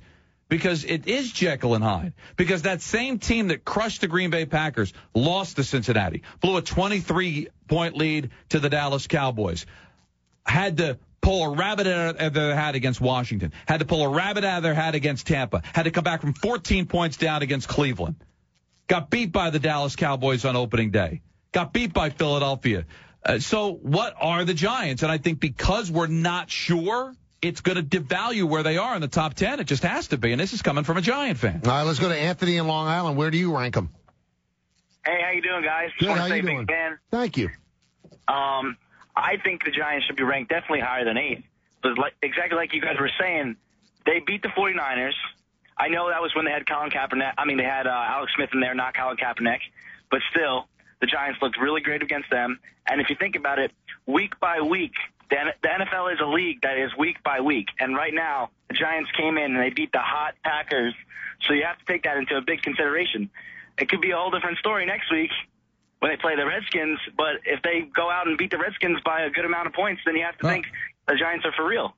Well, then I think they would move up the standings. But of the teams that are high up and that are above the Giants, Anthony, they've all been more consistent than the Giants have been. All right? The Bears took a step back when they lost Cutler and they put Campbell in and they got crushed. But when Cutler has been in there, they've been rather consistent, and they've got a defense that scores better than maybe some offenses. Patriots are the Patriots, and, the Niners are great. Texans are 10-1. Falcons are 10-1. Broncos 8-3. I mean, they all have better records than the Giants do as well. So I don't think it's as much an insult. If you want to argue Bears, I understand Ravens. They're not a great defensive team anymore with Ray Lewis out. Their offense took a couple of steps back over the last couple of weeks, but they're 9-2.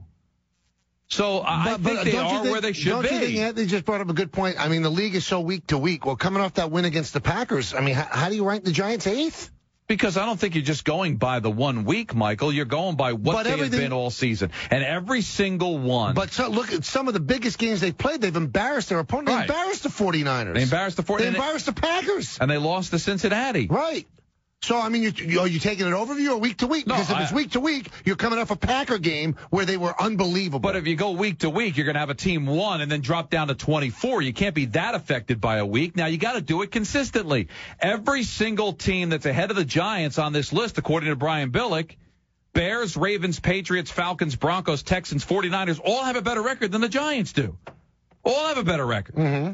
So I think you have to take into consideration where you've been, how consistent you've been. Michael, 10-1, 9-2, and 8-3 is very consistent. And the Giants 7-4, based on record and what we've seen, has been very inconsistent. If you had to take look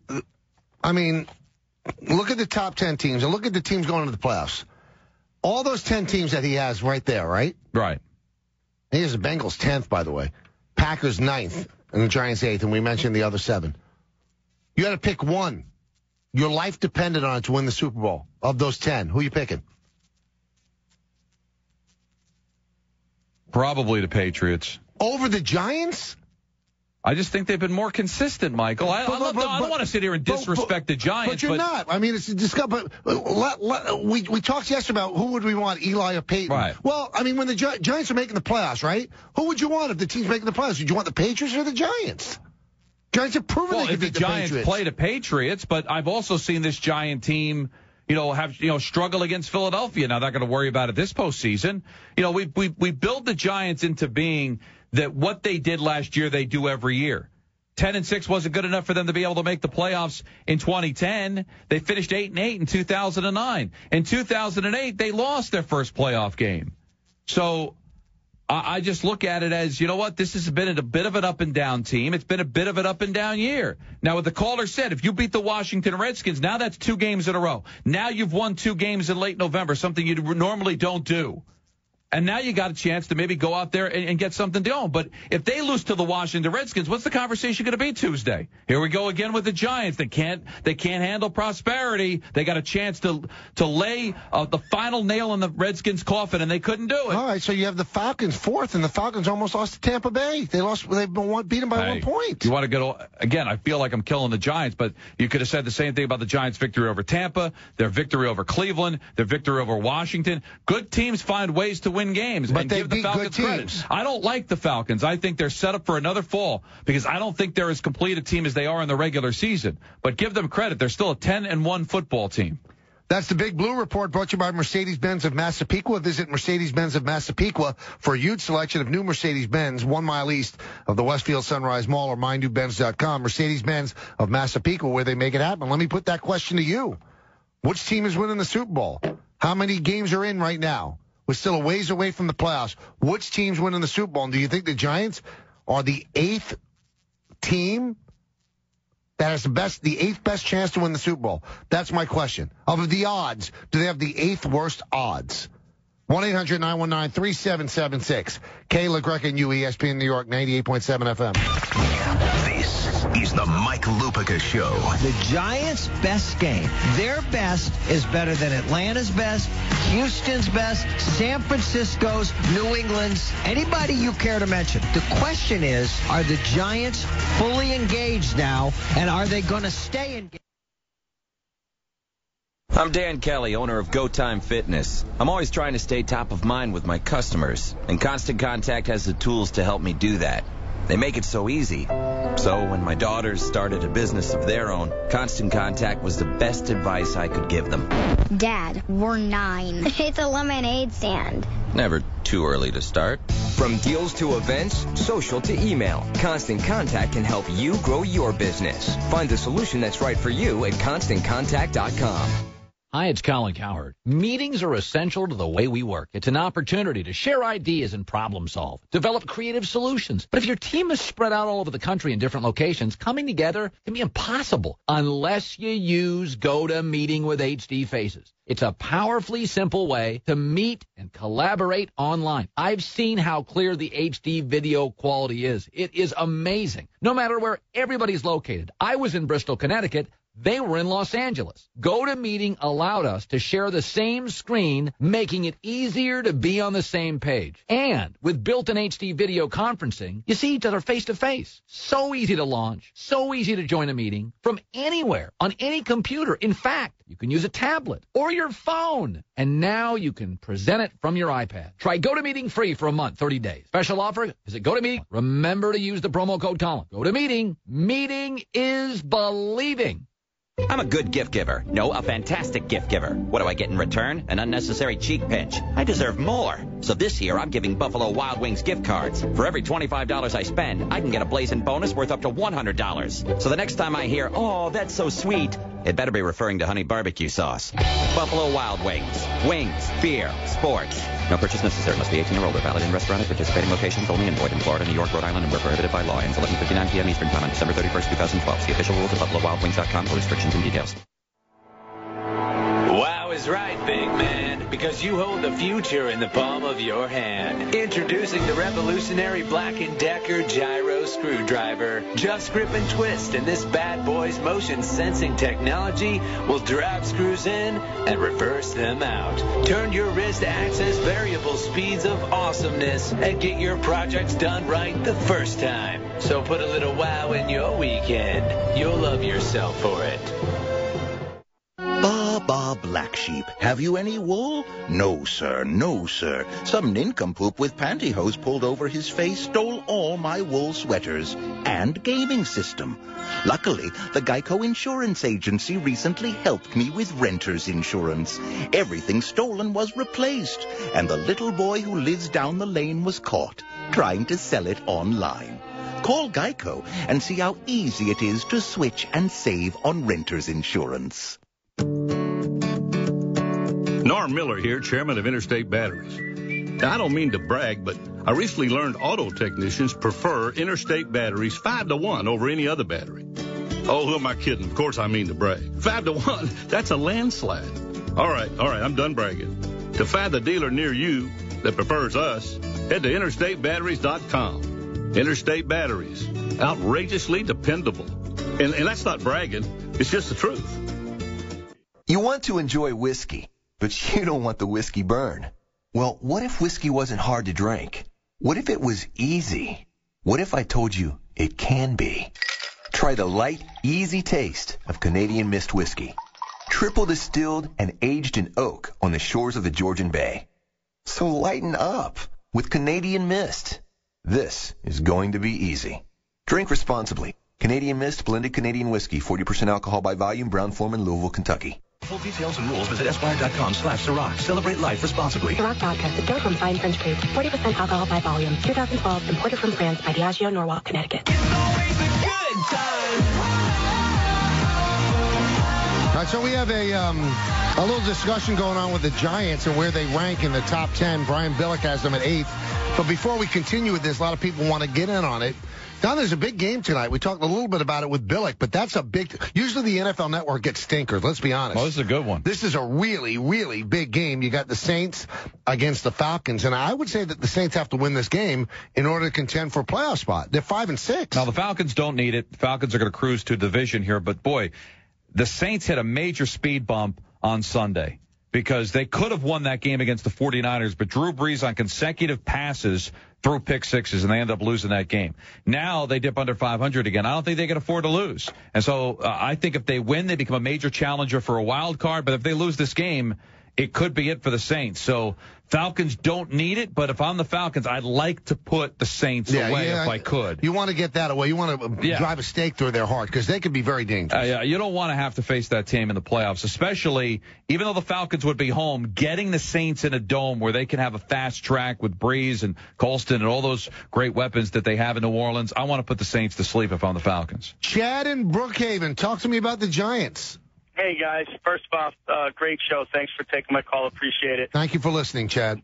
Michael, I'm a Giants fan. I love your passion. But listen, before the Packers game, the Giants lost 2 straight. And the Steelers game, they looked abysmal. Pittsburgh ran the ball down their throat. One point I want to make about this big Packer victory. We need to be careful. I'm going to give you 3 reasons why they won. Clay Matthews, Charles Woodson, Greg Jennings, the 3 best players for the Packers, other than Aaron Rodgers, were watching the game from the sideline. All right, now let me take a 20 here and go right back at you, Chad, all right? Go ahead, lay it on me. They got destroyed because their offensive line could not hold back the Giant rush. So even if you had Chad Jennings and you had the 2 defenders that are great, okay, how does that change what the Giants did? Giants beat them because Rodgers had no time to throw. Their offensive line is not getting any better than it was on Monday night. It's just not, or Sunday night. That's their problem. Bill Parcells said it on Friday. He almost called the game to a T. He said the Giants match up well against the Packers because the Packers can't protect their quarterback. That part I agree with you about the pass rush portion of it. But on the flip side of it, right, you look at the problems Eli's been having over the last 2 games. This game he had no trouble whatsoever because, number one, he didn't have Clay Matthews in his face, and he didn't have the coverage leader in Charles Woodson over on the other side. So, again, I'm not saying that the Giants wouldn't have won that game. I'm faithful that Big Blue would have pulled it out. It just wouldn't have been the destruction that it was. I think you make an excellent point, but look no further than the last time we had this conversation about the Giants being the best team in football. They went to San Francisco, they beat the 49ers, and then what happened? They almost lost to Washington, probably should have lost, blew a 23-point lead to Dallas, and they were lucky to win that game and looked abysmal against the Steelers and got blown out against Cincinnati. So all I'm saying is let's find some consistency first. They got back on track. They're well rested. They beat a real good Packer team, albeit shorthanded. Now, thump the Redskins, beat the Saints, and now we got something going here. But don't pull the same 4-game trick you pulled the last time we said this was the best team of football. But what's the old saying? If you don't learn from history, you're doomed to repeat it. If the Giants' last 2 Super Bowl runs never took place, then I would be really concerned about what they've done in the second half before this Packer game. But aren't they following the same road that they followed then? I mean, isn't this what the Giants do? This team, for some reason, I think reads their press clippings a little bit. They do. Justin Tuck as much as admitted it. I don't want that to be a fact, but I think it is. And if this Giant team walks into Washington on Monday night on national television and think they've already won the division because they beat Green Bay, they're going to get bit on Monday. And if they get bit on Monday, all of a sudden Washington's back in the fold, and now you've got a huge game coming up next Sunday against the New Orleans Saints team that's going to be playing for its playoff life and does seem to have the Giants' number. So it can end in a snap of a finger. So let's see the Giants put the Redskins away, and then we can start talking about this team finding some consistency. Jimmy in Staten Island, you say we don't understand the Giants. Hey, Michael, how you doing, guys? Listen, I love you guys, but I got to tell you, when Mr. Bullock made them number 8, I flipped out in his car. let me tell you something. This is a winning organization with one of the best two quarterbacks, and I will say that right now, one of the best two quarterbacks in the National Football League, and I'll prove it to you. He's the only guy I know that beat Brady on the biggest stage twice. He's the only guy that beat Aaron Rodgers a couple of times to get to the Super Bowl. This kid is the real deal. The team healthy is probably the best football team in the league, and people are worried about him. Let me tell you something. They're going to win it again. There's nobody out there that scares you when this team is healthy. They are. You can't stop them. Jimmy, I'd love to agree with you, but what happened in 2010 when they had a huge lead against the Eagles? You can't win it every year. You know what the thing is? It's like baseball. Whoever's hot at the right time, and they get hot at the right time. They've shown you that. Year after year, they're always in it somewhere. Yes, there's a couple years where I think they're going to be in it, but I'm saying if you said that they come up big in the big spot, then what happened in 2010? They blew a game against Philadelphia. They had a chance to get back on track. They got crushed by the Green Bay Packers, and they end up losing. They completely collapsed at the end of the 2009 season. Last year, they got hot and won it. In 2007, they got hot and won it. But it doesn't happen every year. It feels like it does, but it doesn't. And I think each team has to be judged separately. This team's got to show me a little bit more consistency. I can't base everything off of what happened last year. Love Jimmy's passion. One mistake he made, though, Eli has not beaten Aaron Rodgers twice in the playoffs. One time in that cold game was against Brett Favre. That's right. Last year was against Aaron Rodgers. He's beat him twice this year and in the playoffs. And he has accomplished a lot. And I have faith in Eli. I'll be honest with you. I think this team's going to score points. I still worry about this defense. Because if they don't put pressure on the quarterback, they're very average. But that's how they've won the Super Bowl the last two times. They put pressure on the quarterback. So what's going to happen when RG3's buying time? Yeah, we saw that last time. They almost lost. What if Cruz isn't wide open at the end of the game this time? So I'm just saying, let's call it what it is. They're a great football team, but they haven't won anything in 2012. All right, Neil and Fordham. He puts Fordham up there. He gets taken every single day. What's up, Neil? Hey, how's it going, guys? One point I wanted to make about the guy 2 callers ago before I make my overall point. The thing about the Packers injuries doesn't make any sense because they were all active not only in the playoffs last year when we smacked them down 35-17 in Lambeau, but we also beat them, we also should have beaten them last regular season, if not for about 6 gaps by the referees, Jake Ballard, you know what I mean, in the end zone and all that stuff. And also, I mean, they won 5 in a row going into the Giant game. Those guys were hurt. Yeah, exactly. Charles Woodson, by the way, got abused by Plaxico Burress 5 years ago when he was actually a Pro Bowl player. Now he's old, and he should be playing safety. So the injuries doesn't make any sense to me. My point is this. It's that when you look back, not only do the Giants have convincing wins against top NFC teams this year, but if you go all the way back to last year's playoffs, they beat the Falcons 24-2. The only 2 points the Falcons scored were on an intentional grounding in the end zone in the first quarter on Eli Manning. Then they went to Lambeau and won 35-17. Then they went into San Francisco and won the kind of game that they never win, playing defense and special teams in the cold. Eli Manning did not turn the ball over despite the fact that he got hit, I don't know what the stat is, but 25 times. Right. Point being this. The Giants, I totally agree with you, Don. They're inconsistent. They can't do it every year. They may not do it every year. But here's the difference between this year and 2008. So Eli Manning is now truly elite. He's not, his success is not contingent on Plaxico Burress or anybody else. So are the Giants the 8th best team? Definitely not. Are they the absolute best team? Probably not, but you know what? They're as good as anybody, and their chances are as good as anybody else. You don't have the list in front of you, Neil, but really, what team ahead of the Giants really bothers you? The Bears? In a one game situation, none of them. I'm not worried about the 49ers quarterbacks, Kaepernick or Smith. The only guy, here's the thing. The Giants come into the NFC Championship or NFC Division game against the Packers last year with a chip on their shoulder because they felt they should have won that regular season game. Maybe the Packers feel that way if we say meet them in the NFC Championship game this year and they step it up and win. I don't think that's what power rankings who can beat who. It's who's the best team right now. And the Bears are 8-3 and had to play a game and a half with Jason Campbell as their quarterback. The Ravens are 9-2 and have played a good portion of the season without Ray Lewis, okay? The Patriots have averaged 37 points a game. The Falcons are 10-1.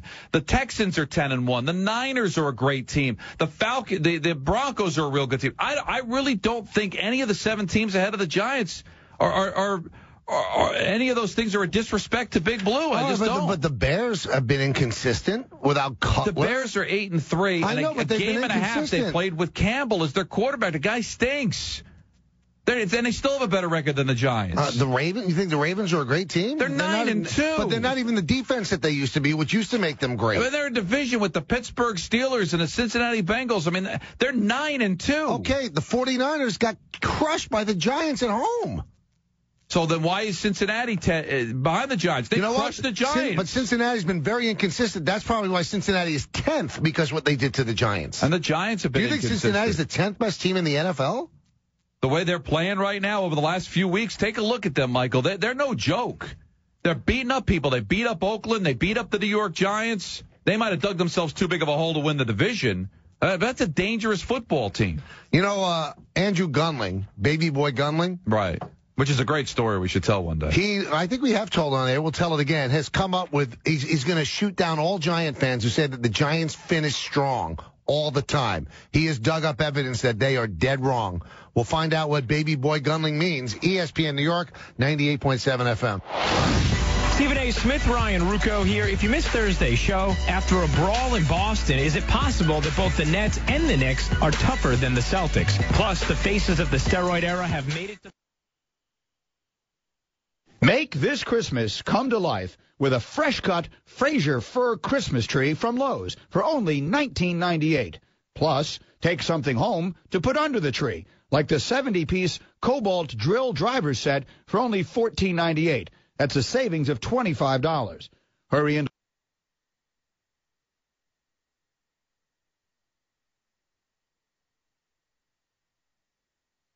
To Lowe's for these and other great offers before it's too late. Lowe's, never stop improving. Offer valid November 28th through December 3rd. While supplies last, see store for details.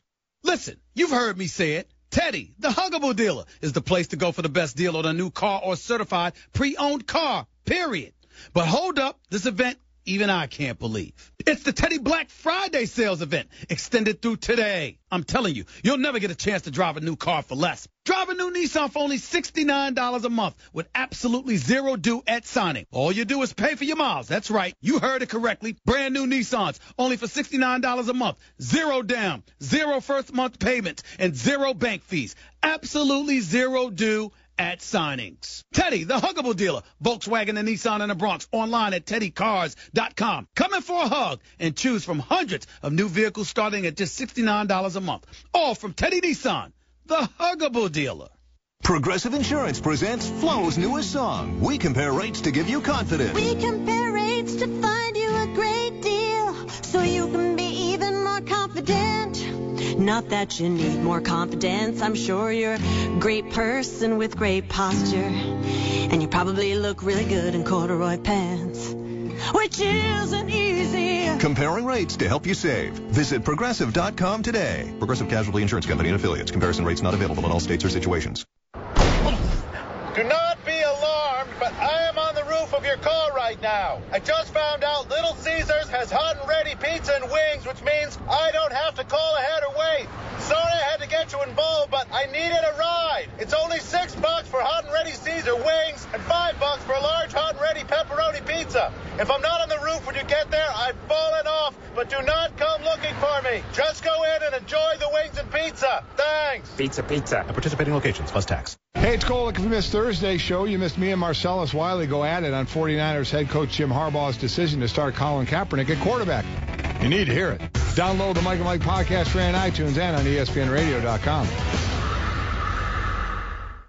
ESPNRadio.com. Right now. Hi, I'm Bob Picozzi. On Thursday's edition of Mike and Mike, Mike Greenberg and Mike Golick discussed Jim Harbaugh's decision to name Colin Kaepernick, the 49ers starting quarterback, for Sunday's game with the Rams. Tonight's Saints-Falcons game, whether users of performance-enhancing drugs should be voted into baseball's Hall of Fame, and a skirmish between the Nets and the Celtics. They visited with Marcellus Wiley, Brian Billick, John Lynch, and Frank Caliendo. It's all yours on the Mike and Mike page at ESPNRadio.com. Meanwhile, over at the Pod Center page... Hey, it's Ross Tucker from the ESPN Football Today podcast today. We're talking Jason Babin getting claimed by the Jags, Colin Kaepernick's the starter at San Francisco, and Saints-Falcons on Thursday Night Football. Hey, it's Nate Roberts of the Fantasy Focus Football Podcast. On today's show, Matthew Berry and I talk about his Week 13 rankings. You can hear this and much more on the Pod Center page at ESPNRadio.com. Log on to the ESPNRadio.com stream, the most listened to stream in the world. ESPN, your NBA destination. Oh, what a move! Beautiful play! Wednesdays and Fridays, all season long. That's smooth. The can't-miss plays. Oh, nice play. The brightest stars. A three. The marquee matchups. Tomorrow, it's Nuggets-Lakers at 10:30 Eastern on ESPN. Presented by State Farm. 5 raffle, you better hurry because it ends December 2nd. Somebody's going to win $500,000. Why not you? The New Jersey Lottery. Give your dreams a chance.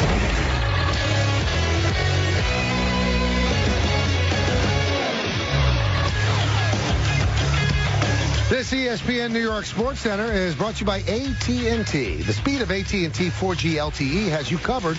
Part of the nation's largest 4G network, AT&T, rethink possible. Yankee fans, you can breathe a sigh of relief. According to our very own Jason Stark, the Yankees and Mariano Rivera are within 24 hours of closing the deal. 1-year contract worth anywhere from $10 to $12 million with incentives to bring that number up just a bit. And incidentally, today is the 43rd birthday of Mariano Rivera and the 36th birthday of our producer Ryan T.F. Hurley and the 85th birthday of Hall of Fame voice of the Dodgers, Vin Scully. We give you all information here on SportsCenter. We also give you the information that might get Nets fans a little bit nervous. Brook Lopez has injured his right foot. It is called a mild foot sprain, right foot sprain. X-rays negative. They say he will miss 2 games. But remember, same foot that was injured and surgically repaired last year that had him miss all but 5 games. And boy, could the Nets use him after beating Boston yesterday. Day off today, then a game at Orlando, a game at Miami on Sunday, and then Tuesday at Barclays Center, they play the Oklahoma City Thunder. Trade in baseball, the Nationals acquired twin center fielder Denard Span for the Nationals' top minor league pitching prospect, Alex Meyer. 2 sources have Not told one. ESPNNewYork.com that Mark Stoudemire would be willing 2 to come off the bench. So we'll see how that goes when he comes back, probably in about a month. Week 13 will kick off tonight in Atlanta in the NFL as the Falcons play host to the Saints.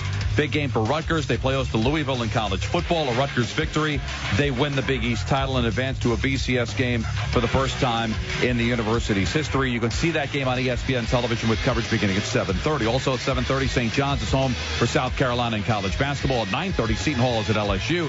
Fordham plays host to Manhattan at Rose Hill Gym. You're listening to ESPN New York, 98.7 FM. I've been away for too long. Looking for the best value on an Audi? Visit PalisadesAudi.com. You like Larry Hardesty, right? Love Larry Hardesty more than you. You love him more than you love me, or you love him more than I love him? I love him more than I love you, and I love him more than you love him. You don't know how much I love him. I love the guy. Believe me. Has he ever been to your house? Have you broke bread with him? No. You haven't been to my house. I have been to your house in Westchester.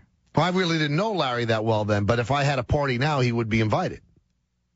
So don't try to stir it up. But we bring in our very own Larry Hardesty right now to stir it up. We were reporting earlier that the offensive line coach of the Jets, Coach Googs,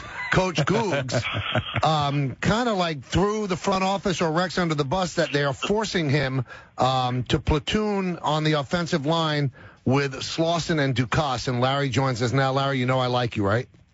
Yes, I do. So what's the story with Coach Googs? Well, the story with Coach Googs, guys, he came in an ornery mood. He was a little upset, and he told us, as you mentioned, that he's been told to rotate Matt Slauson with Vladimir Dukas. Rex has clarified that he's given him that order to do so, that because of the situation last year where they were caught with not having the and understand having enough players to play behind Nick Mango when he had the ankle injury and other injuries they have on the offensive line. They wouldn't want to be in that situation again, so that's why they've ordered him to do that. And Vladimir Dukas plays on every third series. But they're worried about this after the 11th game of the year, about backups? Shouldn't they be worried about the best offensive line they could put out there? Well, actually, Michael, they've done this a lot this season. They've done it before now. This is something that's gone on after, I think, week 2 or 3. And it's a situation where, like you said, they want to rotate them around. But here's the question. The question is that because of this, a couple of reporters spoke to Vladimir Dukas. He says it's hard for him to get into a rhythm coming in and out. And obviously it's the same thing for Matt Slauson. And it's just a situation where, it makes the offensive line, while it's supposed to make the offensive line better, it throws the rhythm off. And Guglielmo say he's not in favor of it. He doesn't like it. Now, I want to get the timeline here. Why is he speaking to the media? Was this a scheduled time for the offensive line coach to talk to the media? What happened, Don, was he was supposed to speak to us during the bye week, but obviously we didn't have access because the bye week was Hurricane Sandy. So the media didn't have access to him.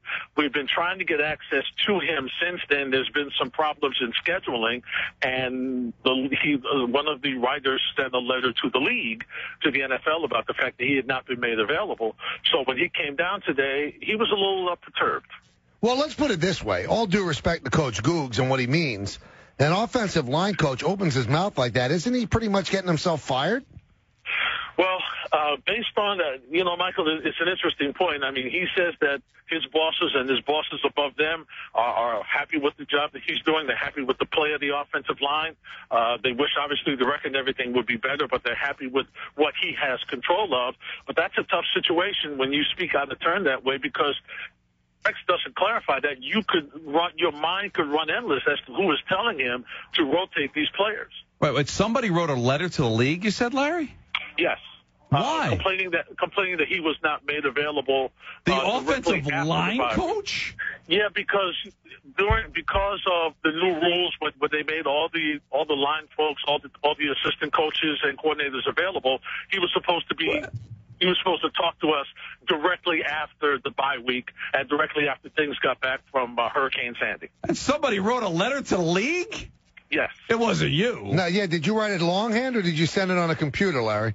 Well, it wasn't me, so I'm not to worry about that. You've been covering sports forever, Larry. Have you ever seen, there's something every day with the Jets. There's something every day. This has been a heck of a week, and, no matter what you think about Rex Ryan, this is a tough spot. I mean, you're battling for your life. You're 4-7. The team has not played well.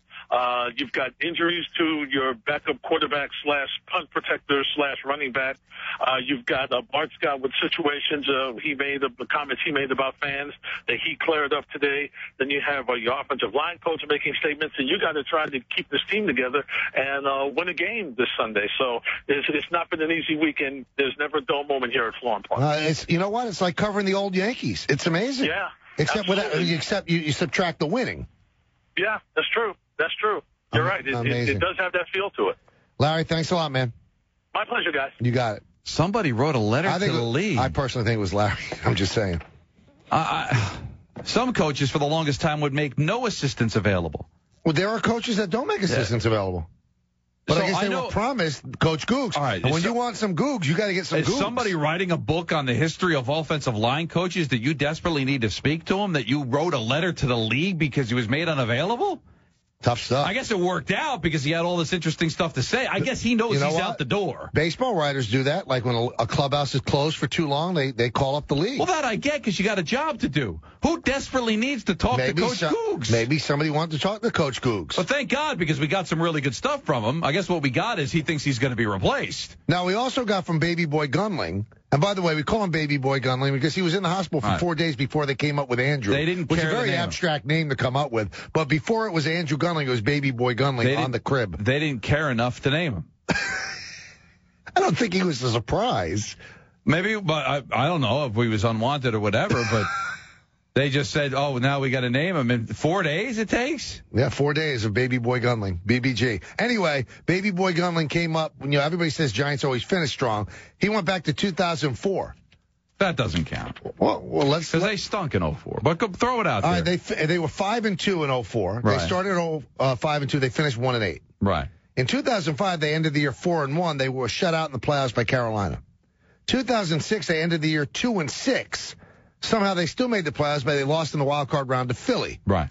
2007, they ended the year just 4-4, then went on to win the Super Bowl. Okay. 2008, they ended the year 1-3 after an 11-1 start. Extenuating circumstance because Plexico shot himself in the leg, and they lost their first playoff game. 2009, they ended the year 2-4, and they missed the playoffs.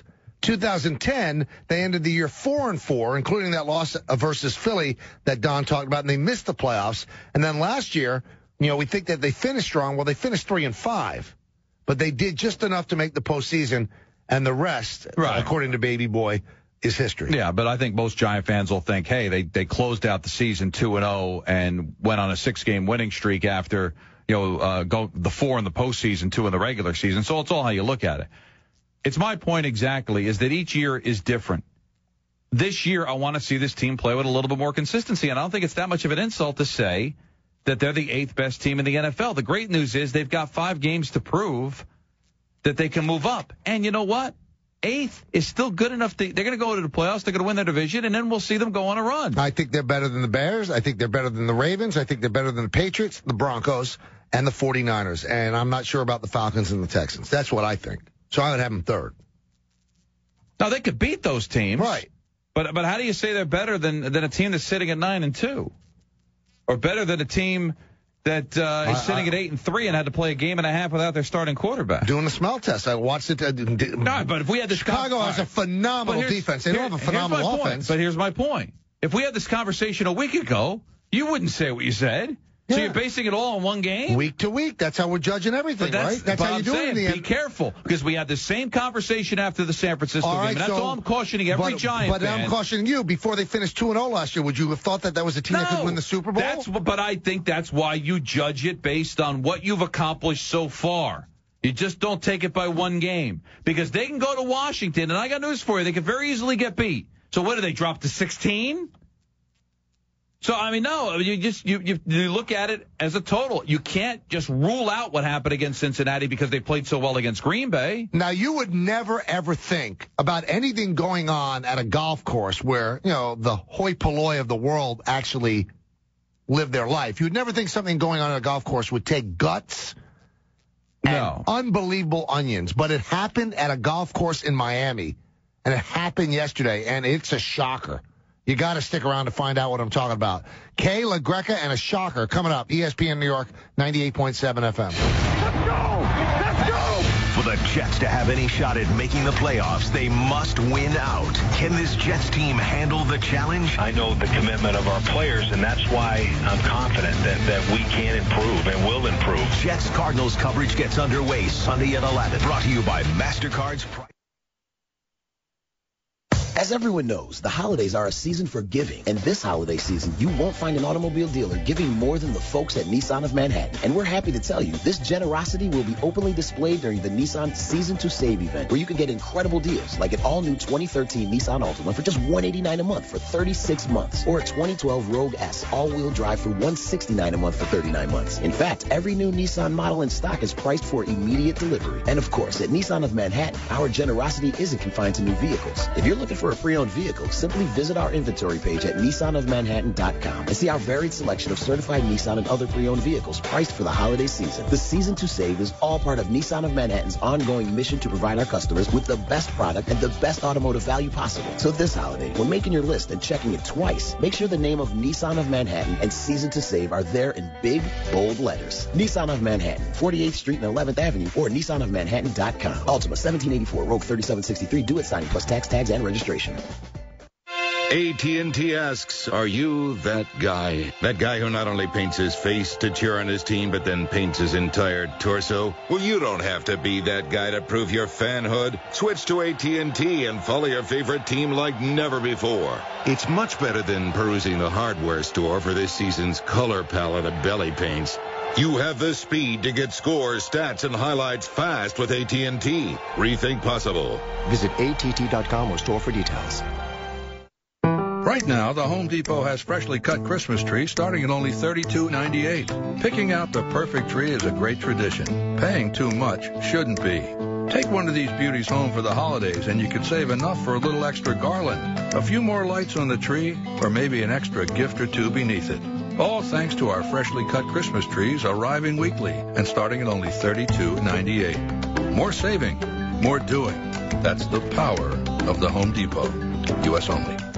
Windows 8 changes the game. How? Let's do a play-by-play. Greeny. Golick hits the start screen. Bam! It's on. Scrolls through live tiles, glances up, sees stocks up. Weather is 55 and sunny. Wife emails, parents are coming for dinner. His buddy Derek IMs, you in, Golick? Swipes through sports apps, launches ESPN NBA. Opens video, pulls an email. Replies to wife, working late. IMs Derek, I'm in. See you soon. Wife responds, don't worry, I understand. Golick's in the clear. Sounds to me like you can do anything on a Windows 8 tablet. Check out Windows 8 at windows.com.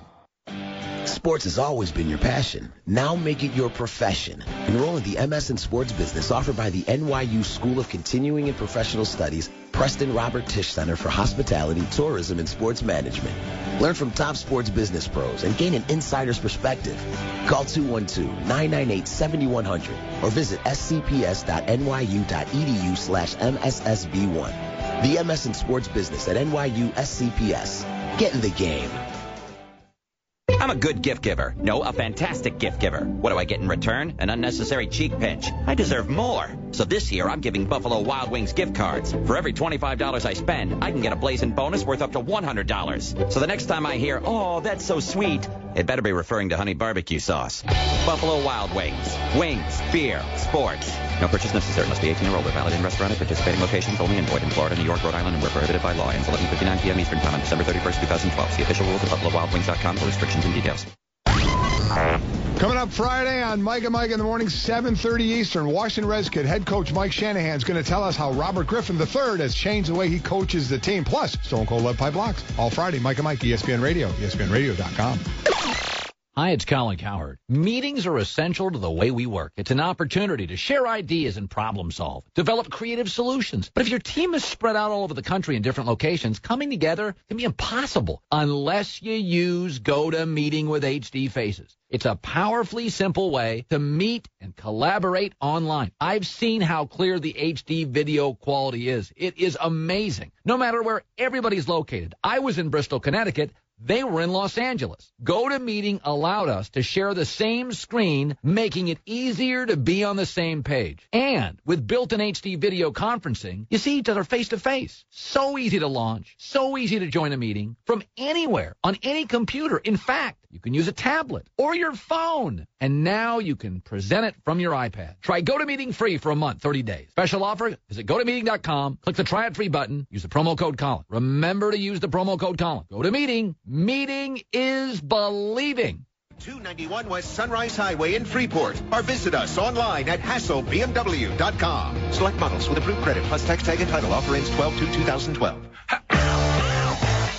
Now, one of the people I really like to interview on Center Stage would be Michael Jordan. I mean, Michael Jordan is about as big a star as you could have in the world.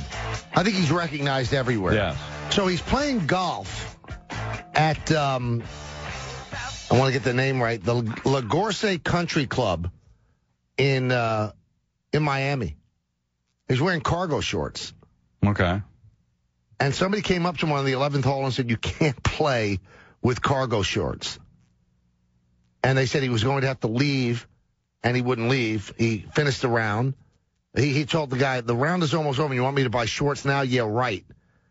So he declined to change, continued the round, but was told that it could be his last round ever at the club. And Jordan replied, no problem with that.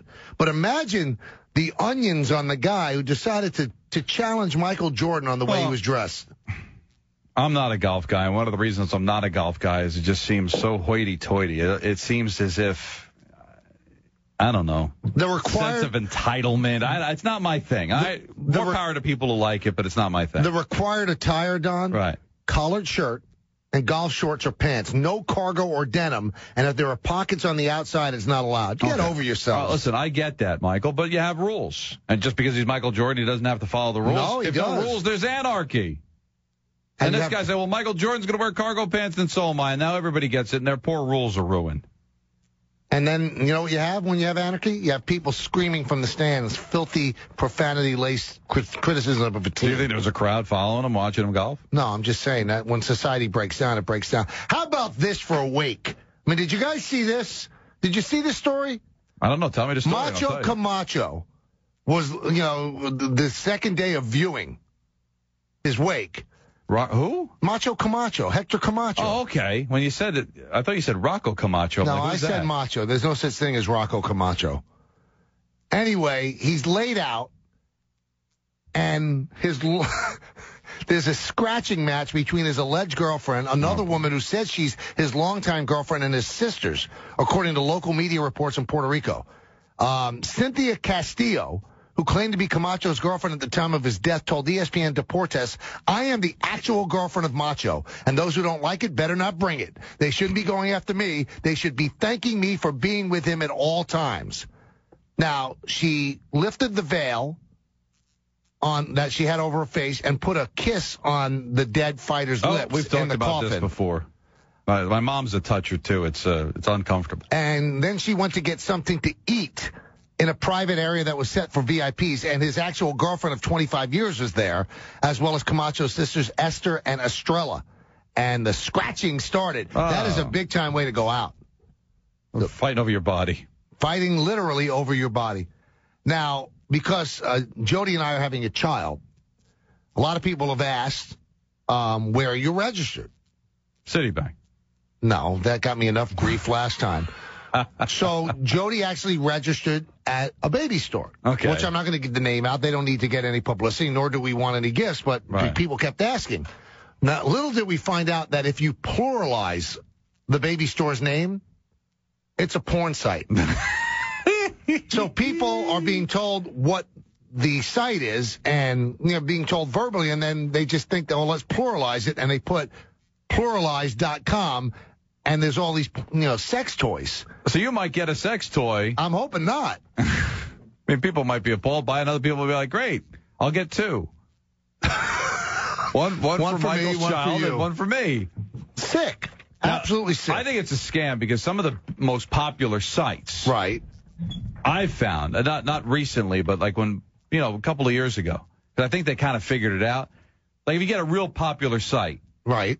And then you're like one letter off. Right. It'll take you to a porn site. That's what this Because they're hoping to figure, everybody goes to this site, maybe a couple of people will misspell the word. Right. And it'll end up opening up a whole chance here. See, and I had told Jody, don't register. I'm 51 years old. We really don't need people buying us baby stuff. Thank God we can afford it, but people, they want to give gifts or something. Just you register somewhere. And she registered in a place that's one letter off from a porn site. That is funny. You're going to get a gift like that. I hope not. Well, little baby K is going to get a gift like that. Or when they go to the shower, you get a high five. Like, I didn't know you were so open-minded about these things. This is great. Travel and Leisure magazine, Donnie, cities with the most attractive people. What would you say is the number one city with the most attractive people? I would say that would have to be Miami, number one. Bingo, got it. Wait a second. Bingo. Because Stephen A. Smith tells us all the time. Oh, and then he says it like, whenever you hear his voice get lower. The voice gets lower, his blood pressure gets higher. Number 2 is San Diego. Number 3 is San Juan, Puerto Rico. Okay. Number 4 is Charleston, South Carolina. Interesting. Okay. Then L.A. is 5, Nashville 6, Austin is 7, Savannah, Georgia is 8, Honolulu 9. Now, this is a surprise, although I agree with it. Minneapolis, St. Paul is 10. Beautiful, beautiful women in Minneapolis, St. Paul. Because I'm a fan of Norwegian women.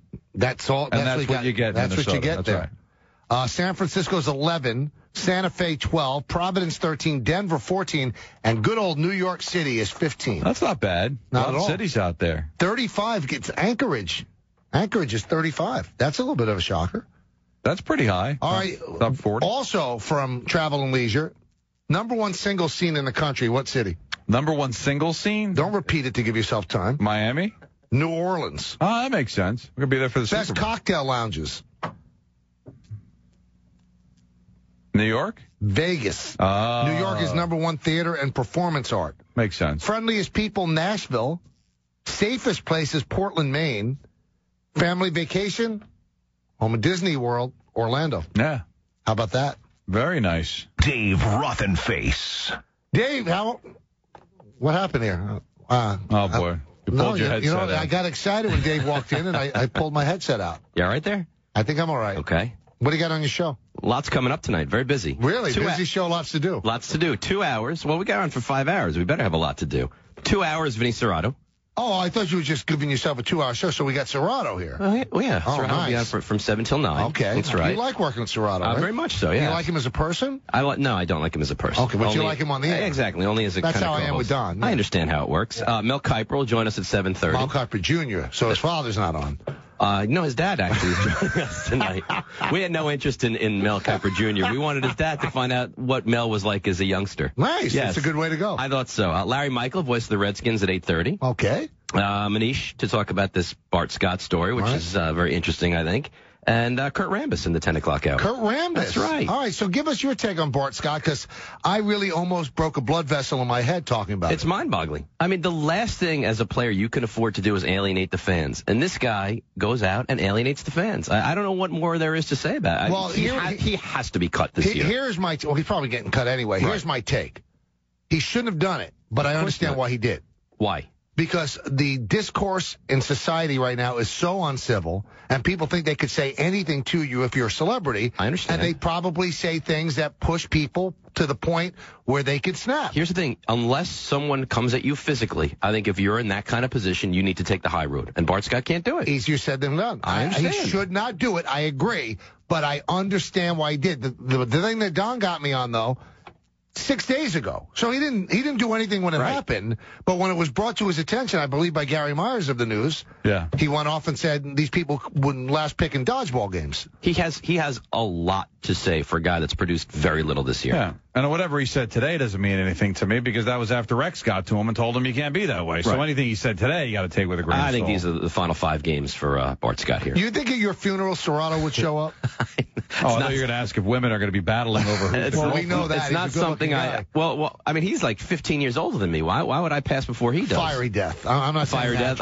Yeah, I think he would show up. Yeah? Should I ask him that? Yeah, I think that's a good question. Stick around for the show to see if Vinny would show up at Dave's funeral. I will. I'm going to ask him that right off the bat. Do it. I will. Do it. Will you hang around on the other side until I ask it about 7:10? I'll be in the car by then. I'll be listening. Fair enough. You think he's going to say yes? I think he would say yes. Would you show up? Yeah, maybe if I didn't have something to do. So if it was non-baseball season, you'd show up? Absolutely. Don would show up. It's hard, man. I'd have to take off one of the shows. And would you do that? 2 to 4, 4 to 7, right? Don has promised that he would weep over my coffin. I believe that to be true. I could go to 2 to 4. You'd probably have to start hosting 7 to midnight if something happened to me in a fiery 7 to 9 death. works. 7, but I guess both technically work. It depends 2 to 4 on Would you pay a Shiva call? At least you could pay a Shiva call. Yeah, but you won't see us there. In the funeral, you could see us there. It's true. Because you're hovering over the box. That's true. You hope. You hope. Oh, I've lived a very good life. You really have? I don't know. You going right to heaven? Nah, who knows? Who knows? Not sure. Dave Rothenface Joins us at 7. He takes over the airwaves, so good show coming up there. In the words of Billy Joel, life is a series of hellos and goodbyes. I'm afraid it's time for goodbye again. See, everybody, we have a big football Friday tomorrow with Antonio Pierce. Damian Woody will make our picks. Stick around. Rothenberg is next. Knicks head coach Mike Woodson with Stephen A. Smith and Ryan Rucco. When you got 4 guys that are averaging in double figures with JR and Raymond Felton and Tyson, and then you add Melo to the mix, that's pretty good. You know, we're averaging 103 points a game. We got to stay on pace of where we are until we're able to get Amari in our rook bag, 2 other pieces that should help us on both ends of the floor. The Heisman and Nissan are built on a heritage of excellence. With Nissan launching 3 all-new models, the legacy continues. The all-new Altima, the all-new Pathfinder, and the all-new Sentra are pulling up to the Nissan Heisman House, a fraternity made up of college football's greatest athletes, the Heismans. Only Nissan gives the fans an official vote for the next Heisman winner. Help recruit the rookie by going to NissanHeismanHouse.com to get to know the Heismans and vote. I'm Dan Kelly, owner of Go Time Fitness. I'm always trying to stay top of mind with my customers, and Constant Contact has the tools to help me do that. They make it so easy. So when my daughters started a business of their own, Constant Contact was the best advice I could give them. Dad, we're 9. It's a lemonade stand. Never too early to start. From deals to events, social to email, Constant Contact can help you grow your business. Find the solution that's right for you at ConstantContact.com. Visit Central Jersey Equipment in Columbus and Toms River, or at CentralJerseyEquipment.com and MyJohnDeereDealer.com. What's up, everybody? It's Carmelo Anthony, and this is your home for New York Knicks basketball. WEPN FM, WEPN HD1, New York.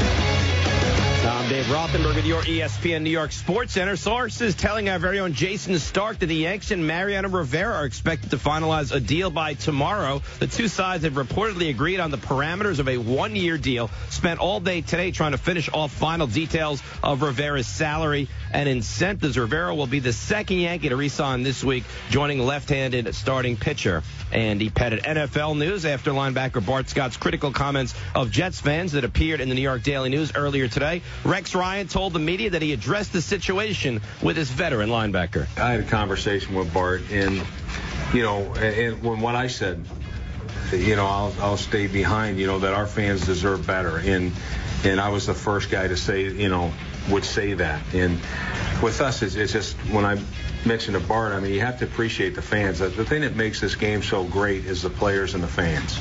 And that's the truth. Quarterback Tim Tebow was limited in practice today for the second straight day because of two fractured ribs. This meant that third stringer Greg McElroy got an increased number of reps in practice, fueling some speculation that McElroy could dress against the Cards on Sunday. Thursday night football, Saints at Falcons, 8:30 tonight. NBA news, both the Knicks and Nets off tonight. Both teams back in action tomorrow. Knicks hosting the Wizards, Nets traveling to Orlando. News didn't stop there for the Nets. Forward Gerald Wallace was fined $35,000 for his role in the altercation last night against the Celtics. Rajon Rondo been suspended for 2 games as a result of that same altercation. Rondo reportedly unlikely to appeal the suspension.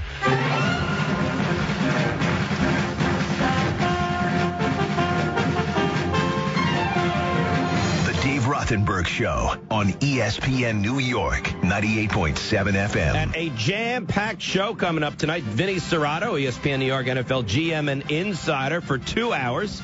Mel Kiper, the draft guru and really all-around knowledgeable football guy, joins us at 7:30. Larry Michael, voice of the Washington Redskins, at 8:30. Manish Mehta, New York Daily News, who broke this story as far as Bart Scott getting angry at the fans, at 9:15. And Kurt Rambis joins us in the 10 o'clock hour. So a lot going on. Giants this weekend have a chance, and Monday night really have a chance to completely end the NFC East. Very big football weekend. And we're joined now by our very own Vinny Serrato. Hello, Vinny.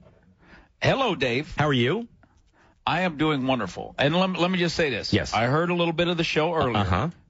I don't like funerals. I would come to the Shiva. I'm big on the Shiva. I like the Shivas. You just like the food. I believe that's why you would come. Well, you're celebrating the guy's life. All right. The funeral, I don't like seeing the body, and I don't like that. I don't like that. I'm much more comfortable going to the Shiva. I like the Shivas. You enjoy when someone is dead and you get to eat food around them. Well, I enjoy going and telling good stories about good memories of what I had with that person. Okay. So if I would, as Michael K. said, pass in a fiery accident, a fiery wreck, you would at least make some kind of an appearance at either a Shiva or a funeral. There's not the funeral. Okay. I would definitely show up for the Shiva. The Shiva is usually at night, and right, you're right. They usually have good food. I'm all about. I'm a food kind of guy. So like you and I, we've got a steak bet, right? That's right. Got a steakhouse bet. That's right. So I'm a food and wine kind of guy. That's what I am. Absolutely. So as you reminisce about my life and how enriching it was to others, you'd be sure to have a bagel and lox with cream cheese and capers as you told these entertaining stories. Well, I'd have something like that, whatever was good. Me and Dave Roberts would be sitting there, telling stories about Dave Rothenberg. Well, all right. Listen, it can't get any worse than that. All right, let's let's get it. Well, maybe it can, because we're about to talk about the Jets and what they did last Thursday night at home. You've been in this league forever. You've analyzed this league forever. Have you ever seen a 1-minute stretch like the Jets gave on Thanksgiving night? No, and I can just imagine Mike Tannenbaum, because I saw him in the box. He was sitting there with Woody. So I can't imagine, because I can imagine sitting with Dan Snyder and that 52 seconds going on where they score 3 touchdowns and then all of a sudden the game's out of whack. It's on national TV. You're totally embarrassed. You want to hide. That's how embarrassed you are. And you want the cameras to quit showing me you know? And, totally embarrassed. And especially the way it happened. I mean, because you look like, you look like bumbling idiots. That's the thing is you look like unorganized, like you've never practiced. So, it's like total chaos. And to me, that is the most embarrassing part of it. Now, you're Woody Johnson. I mean, you've been in this kind of situation when Dan Snyder watches his team and watches his team look horrendous. Did you guys ever bring it to that depth? I mean, to that bad of a level? No, I don't think it's ever been that bad in that short amount of time. I think Dan and I both would have retrieved back to his little room, and we both would have started drinking and not want to watch the rest of the game. I think that's how bad. Did that happen? Did you ever not watch the game and go back to a quiet, blackened room and drink?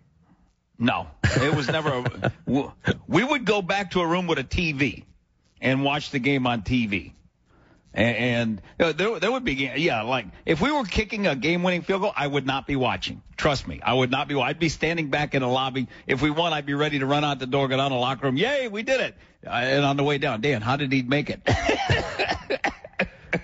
But you've never been involved in something and let's be honest, embarrassing. Let's call it like it is. You've never been involved in something as embarrassing as what the Jets had happen last Thursday. Only one time, Dave, when I was at the University of Minnesota, my first year coaching. We lost to Nebraska 84-13. I'm standing on the sideline. This is my first year coaching, and I'm all excited. I'm coaching receivers, and we are down 28-0 after the first quarter. This has to be Tom Osborne's Nebraska club, right? Tom Osborne's. Yeah, it was Irving Fryer. Yeah, and I was with Joe Salem at Minnesota prior to Lou Holtz coming. It was 28 after the first. I said, wow, that'd be 56 at the half. Then it was 56 at the half, And I'm saying, wow. And then by the end of the game, it was 84-13. I said, whoa, that was not fun. Yeah, I wouldn't imagine it was. When you look at the game, did the Jets do anything that you can finish that game and say, well, at least this went positively? Or is that a film that you take and you burn and you throw away?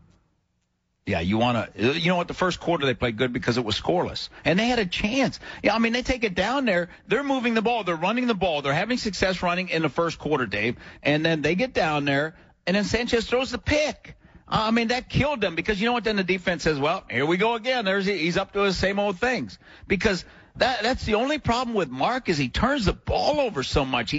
He beats himself. I saw a stat earlier today that since the start of 2011, he has turned the ball over the second most of any quarterback in the NFL, 41 times since the start of last year. Right, and how do you win with that? You want to, I see where Rex is going to show them a film of all the turnovers and stuff. Most of it's Sanchez. So how do you eliminate turnovers? If it's the same guy over and over that's getting you beat, what do? You got to try to replace that guy if you want to win. What gives us the best chance to win? With him on the field, doesn't give us the best chance to win because he's going to do something in the game that's going to get us beat. I remember when I was at Notre Dame, it was like having Ricky Waters. Same type of thing. Ricky ran a punt back against Michigan, broke the all-time school record, 80-some yards. You know what? We drive down the field. We're on the 12-yard line. He fumbles. The offensive lineman come off the field and said, Coach, if you put him back in, we are not blocking for him. That's interesting. And he was he was an All-American player. But, that's the type of thing. You cannot make up for the turnovers. And Mark just continues. He's got 10 interceptions, 5 fumbles lost. You can't win that way. The only times they beat New England, what? He's been clean. No interceptions, no fumbles. Right. And that's what it takes. But can he? He's had 7 games. 7 games out of the 11 have been multiple turnover games. 7 of the 11. How do you win? You can't. That's why they're 4-7. Has he regressed from year 2 to year 4? But there's no question about it. And I think the talent has regressed around him. I think he's a lot like Alex Smith. I think he's got to be in a situation. Why did Alex Smith all of a sudden become successful after 7 years? Because he had a phenomenal defense, a top 5 defense. And he doesn't turn the football over. He had a great tight end. He had a great running back. And what they do, they made it so conservative. They didn't ask him to do anything but turn and hand it to Gore. Maybe dump a little pass. And as they become more successful, and as he got confident, they let him do more and more things. And right now, they're not asking Sanchez to do anything. You know why? Because they don't want him to turn it over. Just like against New England, he drives down there. He stares at his receiver. He does not see the free safety. He does not see the free safety coming over to make the interception. And then on the The fumble, I mean, he wants to laugh about it in a few years. I mean, in a few years when he's out of league, they'll definitely be laughing about it. I mean, that's going to be one of those that they show That's on. That's going to be one of those. They're going to write special songs on NFL films just for that fumble on its own. It was so bad. Well, when Sanchez is gone from the Jets, that will be the first highlight they show. Oh, and you know what makes it a definitive, unbelievable play is that you can watch it 40 times, and the 40th time it's still very entertaining, that play. Well, the thing that makes it the hardest is for the owner, because the owner Woody cannot go out to dinner. He cannot go out with his friends, because you know what his friends are going to say? They're going to be laughing, and that's the thing they're going to bring up. Woody, you teach your quarterback how to slide yet? All of those type of things, because I agree with Brandon Moore. He was doing a good job blocking Will Folk. I mean, he had him stalemated. Sanchez runs right into the back of him and knocks the ball loose. I mean, to me, I blame that all on 100% on Sanchez. Nothing on Moore. Do you think actually at this point, I know you're not a huge proponent of Tim Tebow, that Tebow gives the Jets a better chance to win than Sanchez? I think Tebow turns it over too, and Tebow can't throw. I just think they'd be so limited on what they could do offensively. They're vanilla now. They would be whatever is before vanilla. That's what they would be with Tebow, because they would just have to run the ball. I do not trust him one bit, and especially with the receiving core they have. That's a problem. And, with a left guard that has trouble in pass block, Howard has trouble in pass block, I just think it'd be very difficult. All right. Now, you and I talked before the show to kind of get all set up and ready for this, and we talked about Jason Babin. You actually have some news about the former Eagles defensive end regarding the Jets. Yeah, if he didn't clear away, I know my sources tell me that Rex was on the phone and he wanted Babin in the worst way. He was saying, Babin comes, he'll line up. He'd have been at the Jets practice today, but they would have never gotten him. Trust me, if he'd have cleared waivers, he'd have been practicing for the Ravens today. I know that for a fact. He'd been practicing for the Ravens. I mean, Rex called, tried to recruit him and the whole deal, but he was not going to the Jets. But I give Rex credit for trying to get him, because he realizes that he does need a pass rush. Finally, he wants to go get a pass rusher. Yeah, but do you wonder, and listen, the guy had 18 sacks last year, so obviously he is that talent, but there's clearly something wrong if a team like the Eagles are saying midway through the season, you know what, we're better off without having you on this roster. Well, the thing with the Eagles is they got to send a message, and they drafted a kid, Vinny Curry, in the second round out of Marshall, that they've got to start to play. And from what I was told was when they took Curry in the second, they told the coaches, listen, if Babin is not doing great, we cannot keep both. We cannot have all this money invested in the defensive line. They got Brandon Graham, who they took in the first round. Trent Cole they've got. So they've got a lot of people there, so they can't have all that money. So they said that they would get rid of Babin. And to get rid of Babin now, I mean, Philly's jumping up and down because they don't have to pay the 1.6 that Jacksonville. And also Jacksonville guaranteed 2013 for him. So that was a good situation really for Babin. But he wanted to go to a contender. It didn't work out. He's going to one of the worst teams in the National Football League. But you know what? They're going to pay him his $5 million next year. Well, why do other teams send messages by cutting guys that are not exactly working out, and the Jets don't? Well, Rex is not going to cut any defensive guys, because the thing with Rex is, and the thing that you got to like about Rex is he loves all his players, and he thinks they're all great. Glass is always half full. But you look at that as a great thing? Well, if you're a player, yes. But who's he going to send a message? Who are you going to cut? I'd cut Bart Scott. Yeah, that's my guy. That's who I think. I mean, I would certainly cut Bart Scott. I don't need this kind of an attitude on my team. Because you're going to play Davis anyhow. Especially when he's not good anymore. No, he can't run, and he can play between the tackles. That's about it. He gets by on his instincts, but he can't cover. I mean, you saw what New England did. Oh, we get Bart Scott in coverage. That's what we want. Thank you. Yeah. Thanks, Rex. Yeah, 83 yards later, that's what people are trying to do. Yep. You talk about matchups. New England's the best at matchups. If they get the matchups they want, we get Bart Scott in coverage. Bam, we're going right there. And that's what they did. They got an 83-yard touchdown. So, I mean, you want to get Bart Scott in coverage, and they did. They talked about lack of communication. The players, we had lack of communication. Against New England, I mean, you've got to have every call done over and over, and maybe you got to simplify things.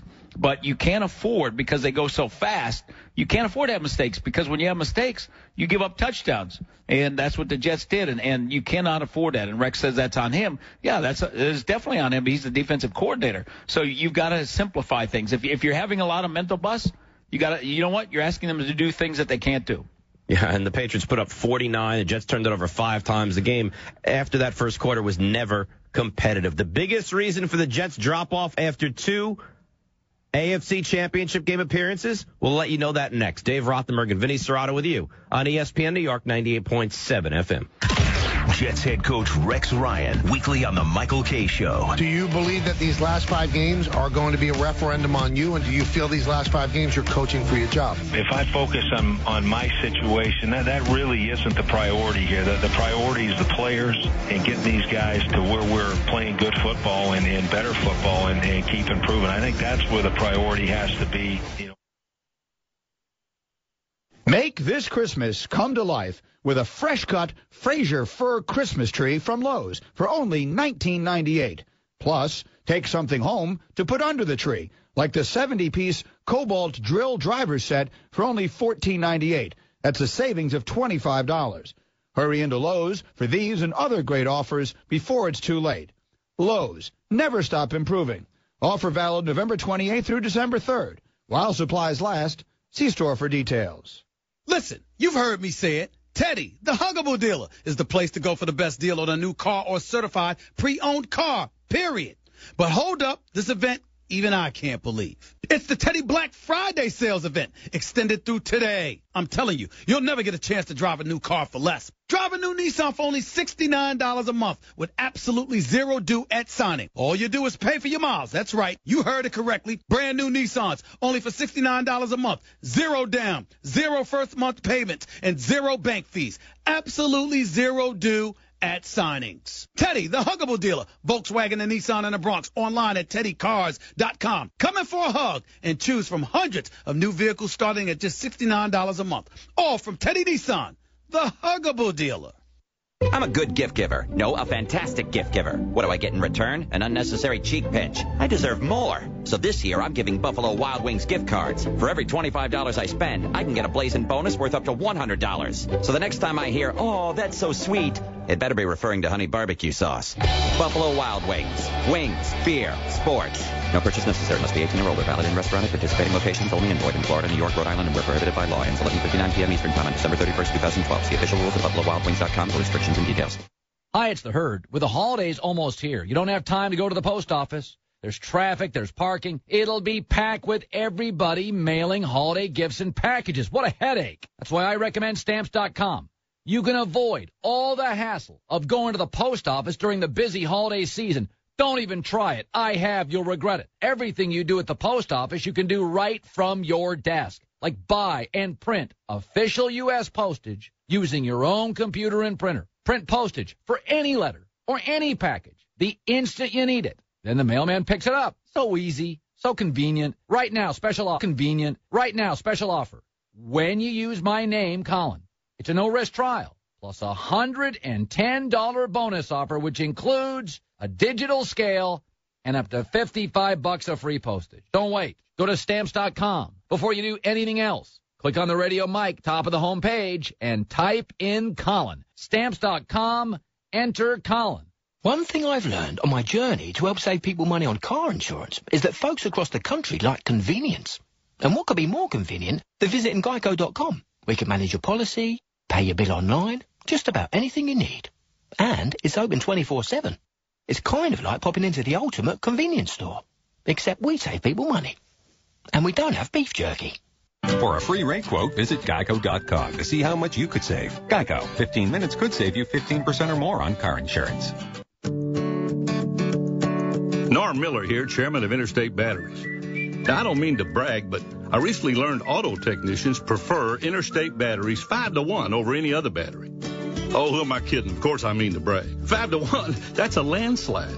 All right, I'm done bragging. To find the dealer near you that prefers us, head to InterstateBatteries.com. Interstate Batteries, outrageously dependable. And that's not bragging, it's just the truth. Reduced storage requirements and replicated cloud storage for assured recovery and live humans to answer your calls. Try Barracuda Backup free. Go to barracuda.com/yes. It started with the whisper, and now it's when I kissed her. The Dave Rothenberg Show on ESPN New York, 98.7 FM. And ESPN New York NFL GM and insider Vinny Serrato, who would not attend my funeral but would attend a Shiva call, is with us until 9 o'clock tonight. That's right? I got that exactly correct? Dave, I'd almost show up every night for Shiva, especially if you had good food. Listen, come on. I'm a Jew from Long Island. You think we're not going to have incredible food at my Shiva call? I would definitely be there. Yeah, I mean, we're talking the works. We have the best brisket. We're talking whitefish salads. We're talking lox. I mean, out of the park. Well, for the brisket and stuff, I'd definitely be there. The bagels and everything, absolutely. Okay, good. If not for me, at least for the food. The biggest reason for the Jets drop-off, we talked about that moments ago. You and I discussed this earlier. Why don't you set the table of why you think the Jets have gone from consecutive AFC championship game appearances to where they are now? Well, let's just start with Pro Bowlers, Dave. In 2009, when they were 9-7, went to the championship game, they had 5 Pro Bowlers: Faneca, Rivas, Mangold, Sean Ellis, and Ferguson. And then in 2010, when they went 11-5 championship game again, they had 3: Mangold, Regas, Ferguson. The thing about this, the 8 guys that we've talked about thus far, no draft picks from the Rex Ryan era. In 2011, they go 8-8. They had 4 Pro Bowlers: Moore, Mangold, Rivas, and Ferguson. Still none of the draft picks from the Rex Ryan era. And then you look at the drafts that Rex has been in charge of. And I say this, I think Rex has been totally in charge of the drafts. Mike Tannenbaum is a good contract guy. Mike Tannenbaum does what the head coach wants. So Rex has been running these drafts. I thought, you know what, when you really looked at it, Mangini did a nice job, because this team, the core of this team, was drafted in 6 and 7, 2006, 2007. That's when they got Mangold and Ferguson, their perennial Pro Bowl guys, and then Rivas and Harris. So in those 2 drafts, they got 4 Pro Bowlers. And the guys running the draft at that time, I still believe, was Terry Bradway. Mm-hmm. And I think Terry does a nice job. But the thing about it is, do they listen? I don't know that the head coach listens. See, when you look at the draft and stuff and what they do, and just like when I said Rex was on the phone with Babin's people to talk to him, I think Rex is the one doing everything, not the personnel department. So I think that's where things have dropped off. You look at the 2009 draft, Rex's first draft, they get Sanchez, Green, and Slauson. But that's they it. Get 3 starters. They had 3 picks. Draft picks. Right. Okay. Whereas you look at, if you look at the Giants draft in 2009, all right, the Jets had Sanchez with the 5th pick, Green, and Slauson. You know, they got 3 starters, but nothing over it. No Pro Bowlers, average starters. Slauson you're looking to replace. Sean Green's a complimentary guy, and Sanchez is not your guy. Whereas the Giants in 2009, they picked 29th. They get a Pro Bowl wide receiver. They get Hakeem Nicks. Then in the second round, they get Beatty. And in 2008, when the Giants picked 31st, they got Kenny Phillips. Yeah. So, I mean, and the thing about it is that in 2009, the Jets take 3 guys, and the Giants take 1, 2, 3, 4, 5, 6, 7, 8, 9, 10. They get 10 picks. So, I mean, your odds, that's what it is. If you've got 10 picks, the odds on that you get 4 or 5 players is pretty good. If you get 3 and 1 turns out, if you're batting 300 in drafting, you're doing well. You're doing well. So you're really limiting your odds when you only have 3 picks. Then go to 2010. They get Kyle Wilson, 29th pick. They get Ducasse, who can't play. They get McKnight, who's a versatile guy. They get John Connor. So really, you could look at the 2010 they got nothing. They got no starters. With nothing from 2010.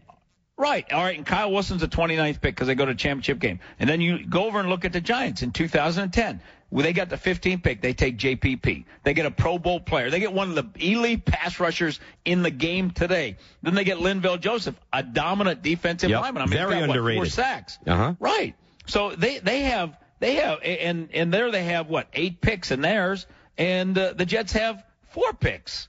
So, I mean, it's hard. All right, and in 2011, they get Wilkerson at the 30th pick, which is a good pick. I think, he's got a chance to be a Pro Bowl guy. But after that, they get Ellis, which is okay in the 3rd. I mean, he's a backup guy, kind of a lazy guy. They get Powell, who's another situational guy. Curley, who's a slot guy. And then after that, they get Khalib Schlederoff, the tackle, and McElroy and McNutt. They get nothing there.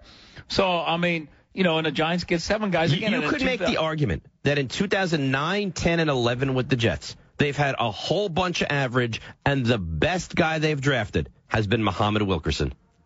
You go 2009 through 2012, yes, they don't have any impact. No Pro Bowl guys. The only guy that's got a chance to be a Pro Bowl guy is Wilkerson. Other than that, like you said, they got a bunch of guys. Whereas you look at the Giants, who've won a Super Bowl and everything, in that time, in 2009, 10, 11, and 12, thus far, two Pro Bowlers for sure, Nix and JPP. And JPP is one of the elite guys. Prince of Makamura has been playing better as of late, played outstanding last week. So, I mean, they've got a corner in that draft, and they've got some quality defensive linemen in that draft.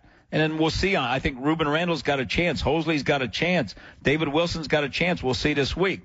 So, I mean, that's the interesting part. Here's the thing. Over those 4 years that Rex has been in charge, they've had 22 picks. 17 are still with the team. 6 first and second rounders. The Giants in that same time period had 31 picks. So they had 9 more picks. 22 with the team. So 5 more with the team in the same years. And they had 9 1s and 2s. So, I mean, your 1s and 2s you expect to become starters. So, I mean, if you continue to do that, you've got to keep your 1s and 2s because those are the young quality starters. And I think that's the biggest thing. And where is the offensive playmakers that you've added in this group? They haven't added any since 2009. Let me ask you this. As a former GM in this league, right, at what point do you expect, where's that cutoff where you say, I expect this round to produce, and then when you get to the point where I'm pleased if they produce, but I don't necessarily expect them to produce it and make this club? Top 3 rounds got to play for you, have to play for you. I mean, if we were picking in the first round, I mean, I would tell our coaches, listen, first round pick, he's starting. The money that we're investing and all the things that we say about this guy, and if we believe in this guy that much that we're going to take him in the first round, he is starting. For the money that we're paying, he is starting. A number 2 pick, he can compete. I remember when we took Sean Taylor to the 5th pick of the draft. Greg Williams wanted to let him earn his job. So I was I told Dan, and Dan told me, he said, listen, does Greg Williams realize that what I just paid Sean Taylor and he's having him back up? I said, Dan, I'll deliver the message. And Greg didn't quite get it, so I would go to Greg Blosh. I said, Greg, can you please tell Greg Williams that Sean Taylor has to start because that's where we drafted him? He does not earn his job, and it took a while, but Greg finally got the message. Now, you look back to 2009. They started with a lot more than that, and they traded to move up to get Mark Sanchez, which clearly, here's the thing. You can't move up and have it fail. I think that is the bottom line in this league now. You can't trade future picks and minimize the amount of selections you're going to have in a season. And they've done it a couple times. They did it with Rivas, and they hit it out of the park. They did it with Sanchez, and you could probably say it's failed miserably. You can't afford to trade picks and to not hit a home run. Especially on a quarterback, and especially in the top 5. You can't do it. Look what the Giants did with Eli. They hit it out of the park, okay? And all you got to do is look at the 2 franchises. One traded up for the quarterback and hit a home run, and they've got 2 Super Bowl trophies. One traded up, and it didn't work out, and look where they're at. They're sitting at 4-7. I mean, and that's where you're at. I mean, it's as easy as that. You cannot miss on a quarterback. Look at the Raiders with Jamarcus Russell. How did that set that franchise back? You cannot afford to miss on a quarterback in the top 5 because it sets your franchise back. And especially at that time, even when Sanchez came out, the money that you got to pay a guy, it sets the franchise back if he's a failure because you've got so much invested in that spot and he's taking up so much room cap-wise that you can't afford to have him be a bust. I mean, I remember when I was drafting, we'd have a high pick. Dan would just tell me, he said, I don't care what position you take. Just make it a Pro Bowl player. Just give me a Pro Bowl player, and I'm happy. And that's what he would tell me. I mean, the one year we had number 2 pick, we took LeVar Arrington. He became a Pro Bowl guy. Chris Samuels was a Pro Bowler, I think, 8 times. And another year, Sean Taylor, he was a Pro Bowler. Carlos Rogers became a Pro Bowler. So, I mean, LaRon Landry, who's with the Jets now. So, I mean, we satisfied that quotient, but we never took a quarterback in the top 10. I think that's the bottom line right now in the NFL, and get into it in just a moment with Mel Kiper, is if you don't have a big-time quarterback, unless you're the Niners and you have, a great team around him, unless you have, and you see it with Cutler not playing, and you see it with Roethlisberger not playing, unless you have a big-time quarterback, you can't win. That's it. Yeah, but look what the Niners just did, Dave. They brought in the guy who's a more talented quarterback to be their guy. Thank you. Right. They drafted a guy, the guy that they had, because they said, he can only get us so far. He doesn't have the ceiling. You got to have the elite quarterback. For you to get to the Super Bowl, you look at the Super Bowl champions. You look at the people that get to the Super Bowl. You got to have the guy that's elite. The guy, look at what RG3, and we'll talk about him in a second hour, what he has done to that football team. What has Andrew Luck done, a team that won 2 games last year that was awful? Look at how Wayne is playing. Look at how some of these guys are playing now. All of a sudden, they don't have the sacks. They don't have the problems that they had last year. Why? Because they got a quarterback. It's all Look at the Redskins. about, if you have talent, and we'll get into this with Mel Kiper. Let's do that now so we can actually bring him in. We continue to break down the Jets drafts over the last couple of years with some heavy artillery. Mel Kiper Jr. is next. Dave Rothenberg, Vinny Serrato with you. ESPN New York 98.7 FM. For the Jets to have any shot at making the playoffs, they must win out. Can this Jets team handle the challenge? I know the commitment of our players, and that's why I'm confident that we can improve and will improve. Jets Cardinals coverage gets underway Sunday at 11. Brought to you by MasterCards. Right now, the Home Depot has freshly cut Christmas trees starting at only $17.98. Picking out the perfect tree is a great tradition. Paying too much shouldn't be. Take one of these beauties home for the holidays, and you could save enough for a little extra garland, a few more lights on the tree, or maybe an extra gift or two beneath it. All thanks to our freshly cut Christmas trees arriving weekly and starting at only $17.98. More saving, more doing. That's the power of the Home Depot. U.S. only.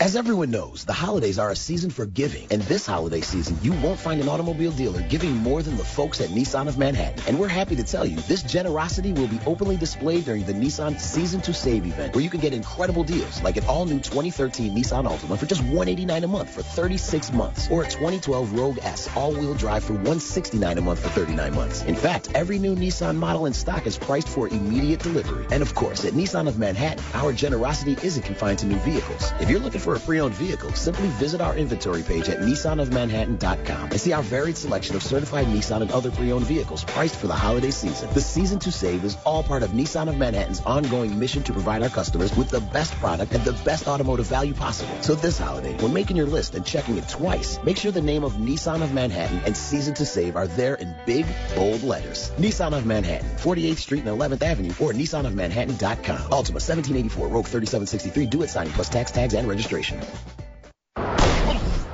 not be alarmed, but I am on the roof of your car right now. I just found out Little Caesars has hot and ready pizza and wings, which means I don't have to call ahead or wait. Sorry I had to get you involved, but I needed a ride. It's only $6 for hot and ready Caesar wings and $5 for a large hot and ready pepperoni pizza. If I'm not on the roof when you get there, I've fallen off, but do not come looking for me. Just go in and enjoy the wings and pizza. Thanks. Pizza. At participating locations plus tax. Hi, it's Colin Cowherd. Meetings are essential to the way we work. It's an opportunity to share ideas and problem solve, develop creative solutions. But if your team is spread out all over the country in different locations, coming together can be impossible unless you use GoToMeeting with HD Faces. It's a powerfully simple way to meet and collaborate online. I've seen how clear the HD video quality is. It is amazing. No matter where everybody's located. I was in Bristol, Connecticut. They were in Los Angeles. GoToMeeting allowed us to share the same screen, making it easier to be on the same page. And with built-in HD video conferencing, you see each other face-to-face. So easy to launch, so easy to join a meeting from anywhere, on any computer. In fact, you can use a tablet or your phone. And now you can present it from your iPad. Try GoToMeeting free for a month, 30 days. Special offer, visit GoToMeeting.com, click the Try It Free button, use the promo code Colin. Remember to use the promo code Colin. GoToMeeting. Meeting is believing. We greet you on a Thursday, Mike Tirico, with today's edition of the ESPN Radio Sports Beat. Terrific sports day coming up. Let's start with the Falcons and the Saints. The Atlanta Falcons are 10-1, tied with Houston, best record in the NFL. You know that. You go back to last year where their season ended 8-4, the loss to the Giants in the playoffs, a loss to Houston in the regular season. Well, if you put the 8-4 and the 10-1 together, you get 18-5. Those 5 losses, Texans, Giants, and 3 to the New Orleans Saints. Saints swept them last year, handed Atlanta its only loss of this year, and now this rivalry, Southern Fried, renewed in the Georgia Dome. This is a real rivalry. The players, the fans. Did you hear about the Atlanta airport arrival for the New Orleans Saints? Eggs thrown at their bus? What is this, high school? In any case, the Saints lost to San Francisco on Sunday, so the margin for error is done for Drew Brees and company. When Brees won a Monday night game for the Saints at home against Philadelphia, he walked off the field, told our Lisa Salters, I don't think the story of the 2012 Saints has been completely written just yet. He's right. We were ready to write them off. They're not just yet. But if they don't win tonight, they've got to win out against a tough slate to go 9-7. Must win on the road for the Saints. Physical game, not a finesse game against the Falcons. We look forward to this one. Another game with championship implications on the line. after this. Trending now on ESPN Radio. Les Miles is offered a 5-year, $27 million deal from Arkansas. And then LSU counters with a new 7-year deal reportedly for $4.3 million a year. Miles is staying with LSU. Plus, Rajon Rondo's assist streak ends at 37 games after he's ejected for a scuffle with the Nets' Chris Humphries. It's what's trending now on ESPN Radio and ESPNradio.com. Louisville's going to the ACC. Rutgers is going for the Big Ten. Tonight they play for the championship in the Big East for the most part. Rutgers wins, they're in the BCS. If Louisville wins, then they've got to wait for the BCS standings. Neither team is in those BCS standings. You know, Louisville was 9-0, lost to Syracuse. Then their quarterback, Teddy Bridgewater, who makes them good, has been injured, banged up with a broken wrist and an ankle. If Bridgewater can get through the pain and handle Rutgers and a good crowd on the road in New Jersey and a tough defense, Louisville can win, but we like Rutgers to represent the league with a win tonight. Kentucky, Notre Dame, look for a lot of Notre Dame zone in this terrific college hoop game that will be played in South Bend tonight. That's the ESPN Radio Sports Beat. This is Mike Tirico. See your Tri-State Ford dealer for qualifications and complete details, or call 1-888-556-FORD.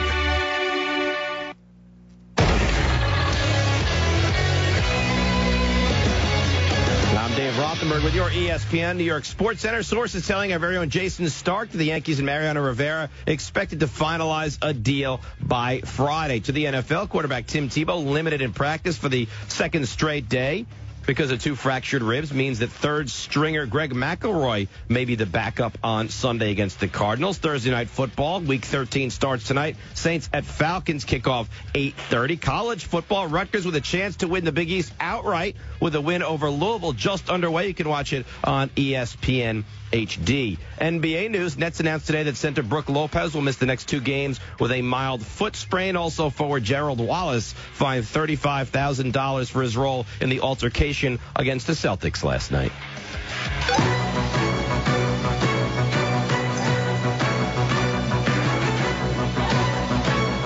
Rothenberg Show on ESPN New York, 98.7 FM. And ESPN New York NFL GM and insider Vinny Serrato is with me right now, and Mel Kiper will be joining us in just a moment to break down what we've seen from the Jets drafts over the last couple of years and how really that's why it hasn't been, it's gone backwards. And Vinny, if you look at the talent level, I mean, you're a guy that looks at talent. If you had to rate the talent when Rex took over this job to the talent that it is now, how big of a disparity is there? It's huge because you've lost a lot of playmakers. And the thing that we found out early on was Rex can coach a talented team. The thing that I think that we've learned is Rex cannot evaluate and go acquire talent. So I think that's the biggest thing in the offseason. I think that's the biggest thing that Woody has got to decide. All right, Mike Tannenbaum is not a talent guy. I mean, that's not what Mike's been. Mike's a contract guy. Mike's a lawyer type guy. Mike's an office type guy. What you got to do with Tannenbaum is you got to put him to the side, reassign him, and just put him in charge of contracts or something, and bring in a personnel guy. Or you just got to tell Rex, you know what? Terry Bradway's going to have the final say if that's what you want to do. If you don't want to make a lot of changes, or you bring in somebody, to give Rex the talent, because the thing that we know is Rex can coach them. The thing that we have found out is Rex cannot select them. How involved do you think he is in the selection process with this 100%. 100%. I think he's totally involved 100% because I think that's Mike Tannenbaum. I mean, when I was at the Redskins, when I was there with Joe Gibbs, we did everything together. We sat in meeting. We made a collective decision. And before Joe would say, if we were deciding like the 1 year between Kellen Winslow and Sean Taylor. I mean, Joe wanted Sean Taylor, and it was kind of going back and forth. And if I really wanted Sean, which I did, then I would just show Joe film and try to convince Joe. And because basically bottom line was it ended up being his decision, and that's kind of how it was in the organization, was the head coach kind of had the final say on who the pick was going to be. So, I mean, and I think that's the way it is with the Jets. I think Mangini had the call on all the players they brought in.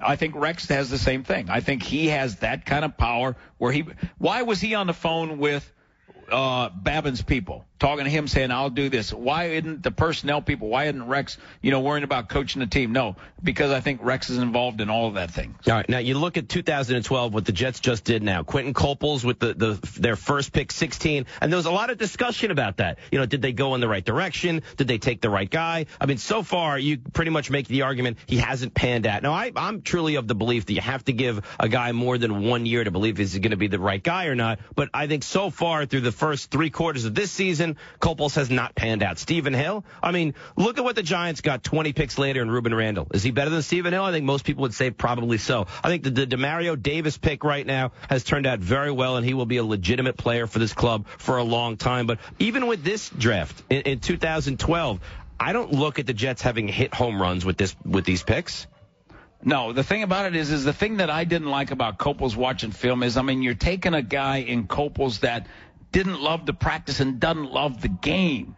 That's the thing about it. When you're taking a 16th pick, is there a better guy? Is Chandler Jones a guy that loves football, loves the game? And that's why the Patriots traded up to take him. A Melvin Ingram, the guys that are passionate about football, that you don't have to beg to practice. What do they say about Coples? Not a good practice guy. What was he at North Carolina? Not a good practice guy. Same type of thing. So is that the type of guy that you want? Potential just means he hadn't done it yet. He's got he has the ability, but he hadn't done it yet. And the same with Stephen Hill. When I looked up Demaryius Thomas's stats, because Denver took him in the first round out of Georgia Tech, same type of thing. You know what? Year 3 now, he's blowing off the charts, got over 1,000 yards. It took him year 1, he was very average. He only played like 11 games, and he struggled.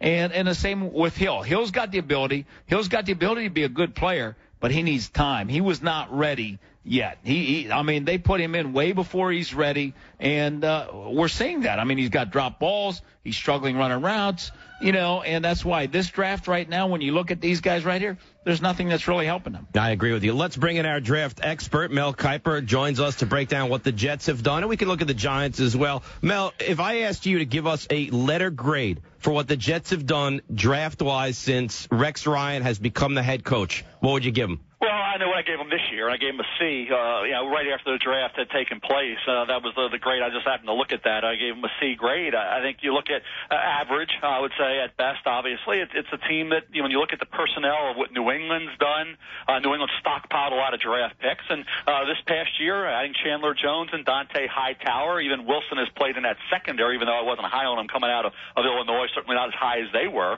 But they get some guys that are good immediate hole fillers for them. And I think that's what you need in this league. It's not a league where you can wait 3 to 4 years for somebody to develop. You need guys to come in right away and be major contributors, or else it's the next regime that'll be benefiting from those players if, in fact, they ever develop.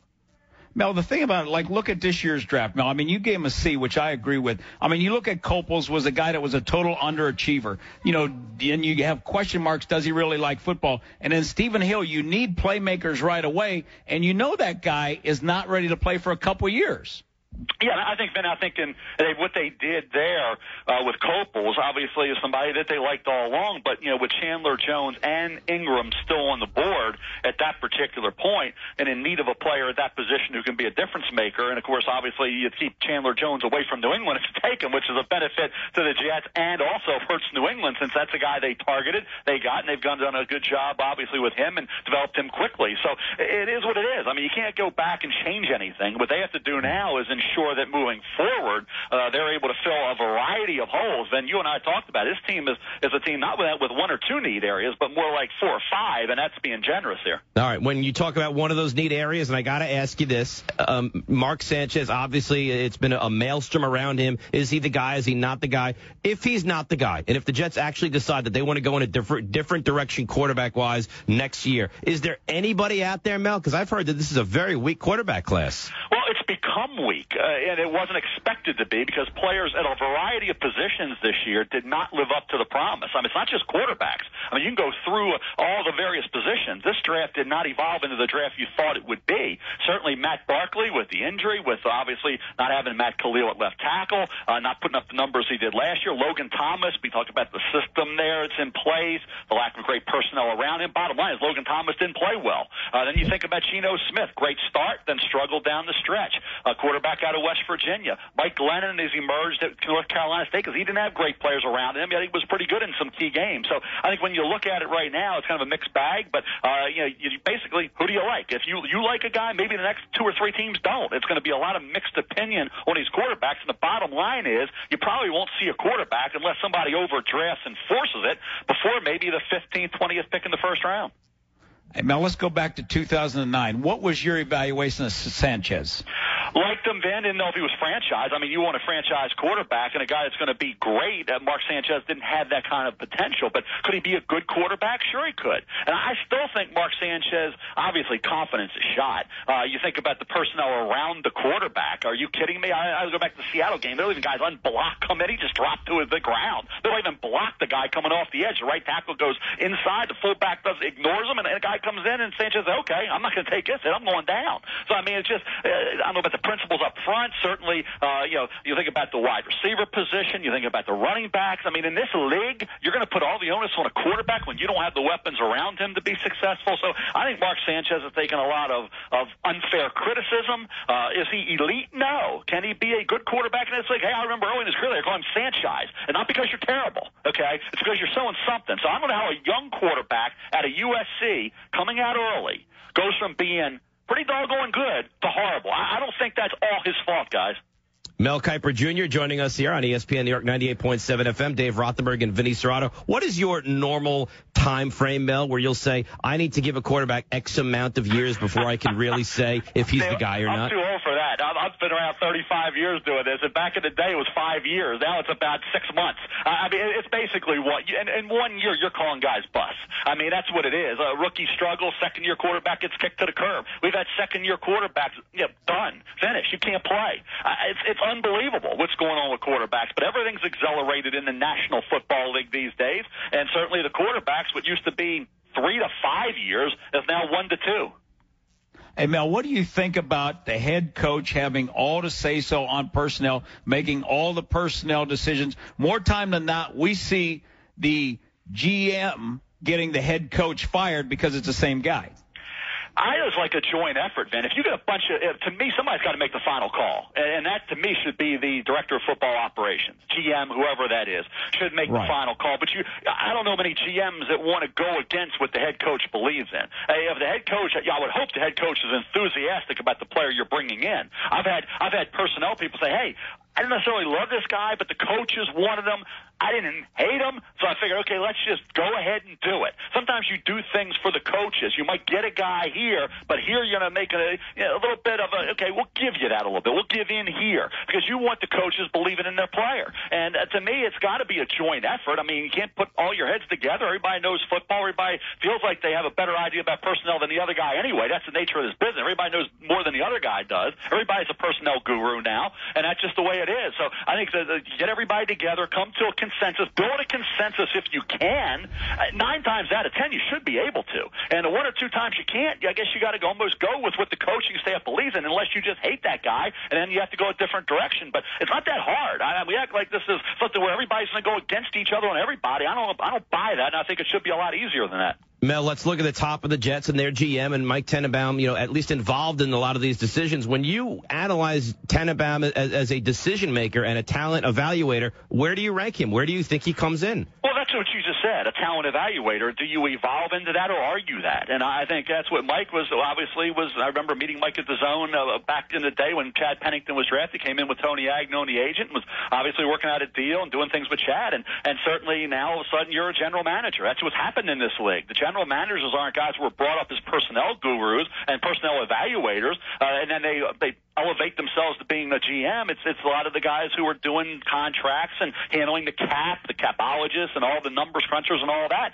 All of a sudden in this league have become general managers. That's just the way it is. But at the end of the day, a few years ago, everybody's raving about Rex Ryan, and now everybody wants to make a change. But it's a very fine line in this league between being a Super Bowl contender and being an also-ran. And right now the Jets are a bottom echelon team that is looking to have some change made because the personnel isn't nearly what it should be. And if your personnel is down, you got to blame the GM. That's the bottom line in this business. Mike Tannenbaum knows that. Who takes the heat? That if the personnel's down and you're losing, then there's got to be a change at some point if you give them a 2 or 3 year period at the GM position. All right, Mel, you're the GM of the Jets. You've got a top 10 pick this year. Where is the draft strong? You say it's not going to be probably not a quarterback unless you force it there, which you don't want to do. What is the draft going to be strong at in a top 10, which could really improve the Jets? Probably some type of – is there a playmaker available? Well, if you're talking about a pass rusher playmaker, DeMontre Moore has been that. He's been at both outside linebacker last year and defensive end this year. So he's been a kind of guy at Texas A&M has been superlative. Manti Te'o is a difference maker, a Ray Lewis type on the inside at middle linebacker simply because he's a great player and he has the great intangibles. Jarvis Jones at Georgia is an attacking outside linebacker pass rusher.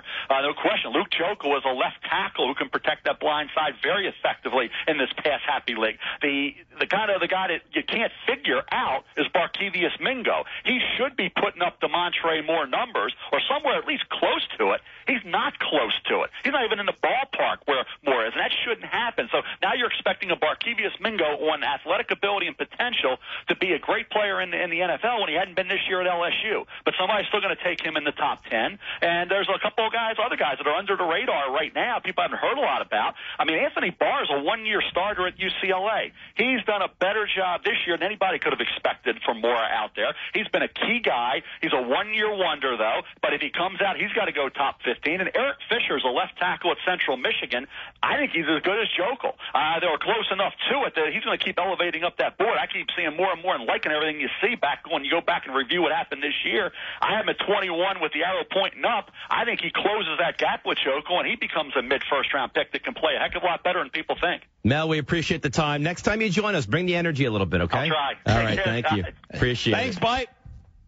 All right, he's already gone. We've already let him go. Mel Kiper Jr. breaking it down as good as anybody. What's your take on what the Jets have done under the Rex Ryan regime as far as the draft goes? 1-800-919-3776. What would you say the Jets have done under Rex Ryan as head coach draft-wise? 1-800-919-3776. What letter grade would you give it as far as the last four drafts, Vin? The last four drafts, yeah. I mean, you don't have impact players. There's no Pro Bowl guys. There's no impact guys. Nobody that's really changed your football team, because you struck out supposedly on the quarterback. You don't have a running back. The offensive line is down. Kyle Wilson is a third or fourth corner. So what impact guys have I gotten? Whereas 2 years prior to when I came in, I got 4 Pro Bowl guys. So, I mean, what are you going to give it? You're going to give it a C because the talent level has dropped drastically and you don't have that many picks. I think what they've got to do is, quit giving picks away. I mean, I did that originally when I first started, and what you learn is, especially in the salary cap area, you got to have cheap talent, and it comes through the draft. You look at people that draft, have a lot of picks. That's what Jimmy Johnson used to do. Everybody thought he was a genius, Dave, in a draft. What he would do is he'd end up having like 3 threes, and you know what? And one of them would be a Pro Bowl guy. Right. The other 2 would get cut. You're right. And Jimmy would, and then they would say, philosophy. Jimmy's a genius. Yep. It's the Jimmy's baseball a genius. philosophy. If you can have, listen, Jimmy Johnson used to have 13, 14, 15 picks in a draft. Yep. If you hit on 5 of those, and they turn into really big-time players, you're a genius. It's just a matter of numbers. And who does that? New England. That's what New England does. And if you look at New England, what do they do every year, Dave? What do they take every year in the 5th, 6th, or 7th round? A quarterback. Because you know what? That's where they found Brady. And they try it every year. Castle, same type of thing. What they get out of Castle? You know what? They got 1 year out of Castle, but you know what? They got draft pick out of Castle. So, I mean, it becomes a chip for you to bargain with. I mean, and that's the thing that you've got to do. They have a philosophy. And the nice thing about it, like when I was at the Niners, and when you're there a long time, you have parameters of what you want at every position. And so it makes it easy for your scouts when they go out there, and you have less misses because you know what? Everybody knows exactly what fits, and they can compare that player with the player you have on a team. Because I used to have our guys in their final report is better than or is not as good as what we have on the team. Like when we say they're grading the quarterback is better than Mark Sanchez or would compete to back up Mark Sanchez, that type of guy. And I want to see the guys who's better than, who makes us better. And that's why I wanted them to put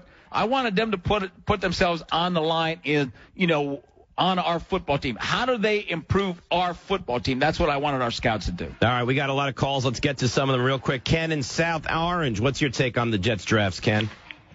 I'll think the Jets draft is not Rex Ryan's fault. I believe it's the GM's fault because the coach is supposed to coach talent up. And if you don't have enough talent, let me just say this. He does not do that. He's involved wholeheartedly. And Mike Tannenbaum is not a draft guy. He's not a personnel guy. So he gives it all to Rex. Rex tells him what he wants. That is what the problem is. Rex is a good football coach, okay? But Rex is not good at both. He showed early on when he came in, he could coach those players that he had. But he has not done a good job picking the players. So I think it's got to be separate for Rex. With some guys, like Jimmy Johnson, Jimmy was good at it. You know, Rex is not. So you got to let Rex coach a team and let somebody else pick the team with the help of the coaches, with their input. Jim in Bayshore, you're on ESPN New York. What's up, Jim? How are you this evening? Good. Good. I give the Ryan regime a D as far as the draft. Here's the reason why. Because they've had a chance to replace players that were impact players or close to it with what they thought were impact players, and they haven't done that. They've made the team less effective. They made sure that when they play other teams, there's nobody to scare them. They've done a poor job developing Mark Sanchez. So what you have now is a team that scares nobody, that doesn't have any impact players, and quite honestly, doesn't make an impact anywhere, and we can see the downward slide. What they need to do is evaluate what they're doing, number one, and give Mark Sanchez some support, because if they don't do that, you can't blame Sanchez totally for what's going on. He doesn't have players around him, really. Well, here's the only thing. Here's the only question I got with that is you know, I like Sanchez. I like some of the things he can do, but the decision making, the turnovers, the fumbles, the interceptions, you know, not reading the defense, the awareness in the pocket. You know, that's not going to change. That's always going to be there. So you're always going to be limited. You've got to have Pro Bowl receivers, a Pro Bowl running back. You got to have that type of talent around Sanchez, I think, for him to succeed. I think that's when you got to have a top 10 defense, because you know what? You've got to play that type of game. Same thing that I think he would be fine with the Niners in that system. Could they win a Super Bowl? Probably not. Could they win games? Yes. A top 10, a top 5 defense, you know, a Pro Bowl tight end, a Pro Bowl running back, outstanding offensive line. I think Sanchez could be an assist guy in that, but he's not going to be the type of guy that's going to go win games for you, because he doesn't have the decision making. He makes too many mistakes, too many turnovers. And let's be honest, this Jets defense, which people believe is so good right now, truthfully is not as good as people say. Is there a team that's even worse off at the quarterback position than the Jets? We'll let you know that next. Dave Rothenberg, Vinny Serrato with you on ESPN New York 98.7 FM. Mike Greenberg on his beloved Jets. This era of Jets football was mildly successful, vastly overhyped, completely unclassy, much too noisy, and never nearly as good as it thought it was. And it ended Thursday. It needs to be completely broken down and started all over again from the very top. Make this Christmas come to life with a fresh-cut Fraser fir Christmas tree from Lowe's for only $19.98. Plus, take something home to put under the tree, like the 70-piece Cobalt Drill Driver Set for only $14.98. That's a savings of $25. Hurry into Lowe's for these and other great offers before it's too late. Lowe's, never stop improving. Offer valid November 28th through December 3rd. While supplies last, see store for details. Listen, you've heard me say it. Teddy, the huggable dealer, is the place to go for the best deal on a new car or certified pre-owned car, period. But hold up, this event, even I can't believe. It's the Teddy Black Friday sales event, extended through today. I'm telling you, you'll never get a chance to drive a new car for less. Drive a new Nissan for only $69 a month with absolutely zero due at signing. All you do is pay for your miles. That's right. You heard it correctly. Brand new Nissans, only for $69 a month. Zero down, zero first month payments, and zero bank fees. Absolutely zero due at signings. Teddy, the huggable dealer, Volkswagen and Nissan in the Bronx, online at teddycars.com. Come in for a hug and choose from hundreds of new vehicles starting at just $69 a month. All from Teddy Nissan, the huggable dealer. I'm a good gift giver. No, a fantastic gift giver. What do I get in return? An unnecessary cheek pinch. I deserve more. So this year, I'm giving Buffalo Wild Wings gift cards. For every $25 I spend, I can get a blazing bonus worth up to $100. So the next time I hear, oh, that's so sweet, It better be referring to honey barbecue sauce. Buffalo Wild Wings. Wings, beer, sports. No purchase necessary. Must be 18 or older. Valid in restaurant at participating locations only in Boynton, Florida, New York, Rhode Island, and were prohibited by law. Until 11:59 p.m. Eastern Time on December 31st, 2012. See official rules at BuffaloWildWings.com for restrictions and details. I'm Dan Kelly, owner of Go Time Fitness. I'm always trying to stay top of mind with my customers, and Constant Contact has the tools to help me do that. They make it so easy. So when my daughters started a business of their own, Constant Contact was the best advice I could give them. Dad, we're 9. It's a lemonade stand. Never too early to start. From deals to events, social to email, Constant Contact can help you grow your business. Find the solution that's right for you at ConstantContact.com.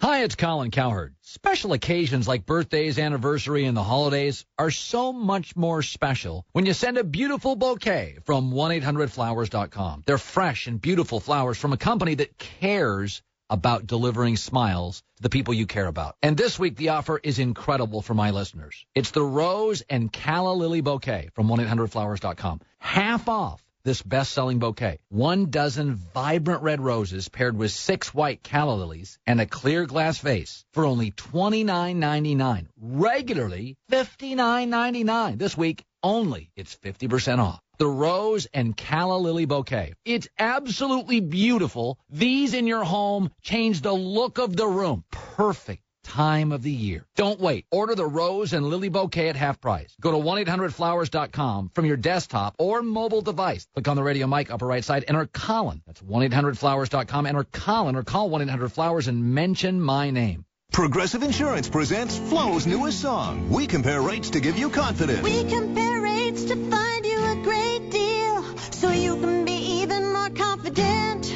Not that you need more confidence. I'm sure you're a great person with great posture. And you probably look really good in corduroy pants, which isn't easy. Comparing rates to help you save. Visit Progressive.com today. Progressive Casualty Insurance Company and Affiliates. Comparison rates not available in all states or situations. What's up, everybody? It's Carmelo Anthony, and this is your home for New York Knicks basketball. WEPN FM, WEPN HD1, New York.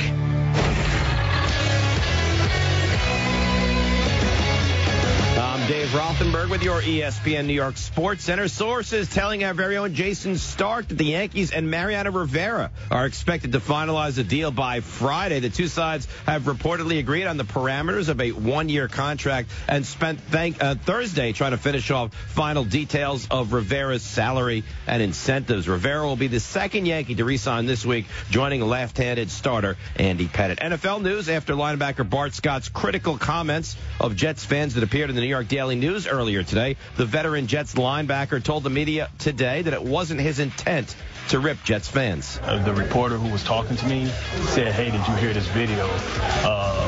The things that some of these guys were saying, it was over the top. And I said I didn't respond to it. I said I didn't hear it. So I'll respond to that. I want to respond to fans.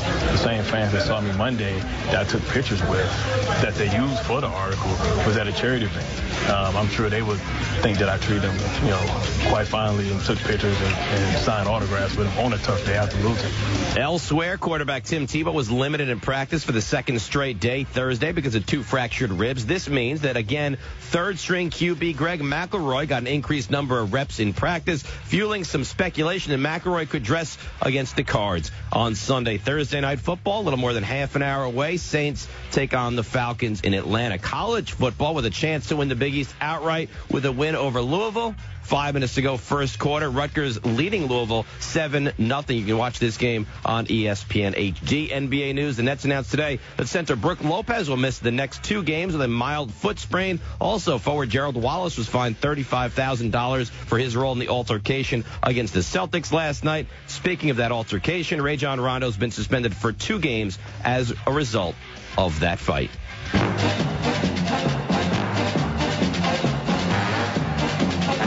Dave Rothenberg Show on ESPN New York, 98.7 FM. At ESPN New York, NFL GM and insider Vinny Serrato joins me. We have 1 hour. We have another one, Vinny. A lot to do. Larry Michael, voice of the Redskins, will join us at about 8:30 tonight. I talked moments ago about a quarterback even worse than what the Jets have in Mark Sanchez. What we get to see on Sunday with the Cardinals may be the bottom of the league as far as quarterbacking is concerned. Yeah, there's no question about it. You know, I mean, if Kevin Cobb came back, they would have a chance. I mean, Cobb gave them a chance. You know, Dave, I mean, he was completing almost 60% with 8 touchdowns, 3 interceptions, had an 86 quarterback rating, and they were 4-2 in his 6 starts. Then he hurt his ribs, and he's been out, and they've lost 7. They've lost 7 in a row. The team's a +4, and they've lost 7 in a row. So what does that tell you? I mean, they played good on defense. I tell you what, this Ryan Lindley, I watched the film. I watched the Arizona game from this past week.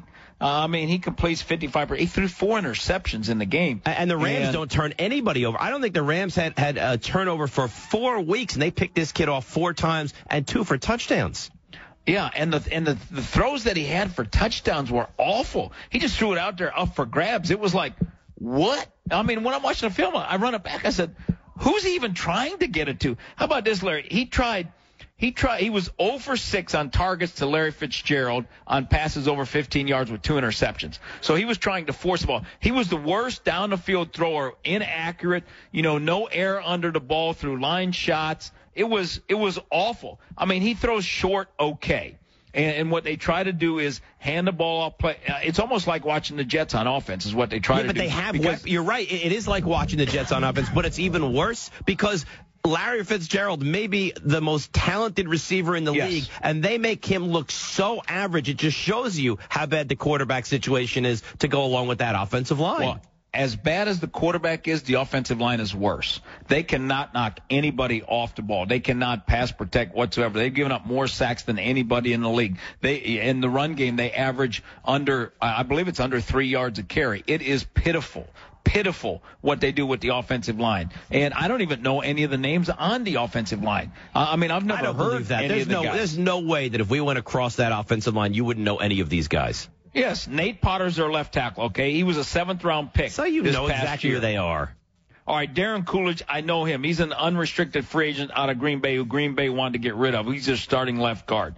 All right, Rich Omerberger is their center. They have no idea who he is. Adam Snyder is a reject from the 49ers, okay?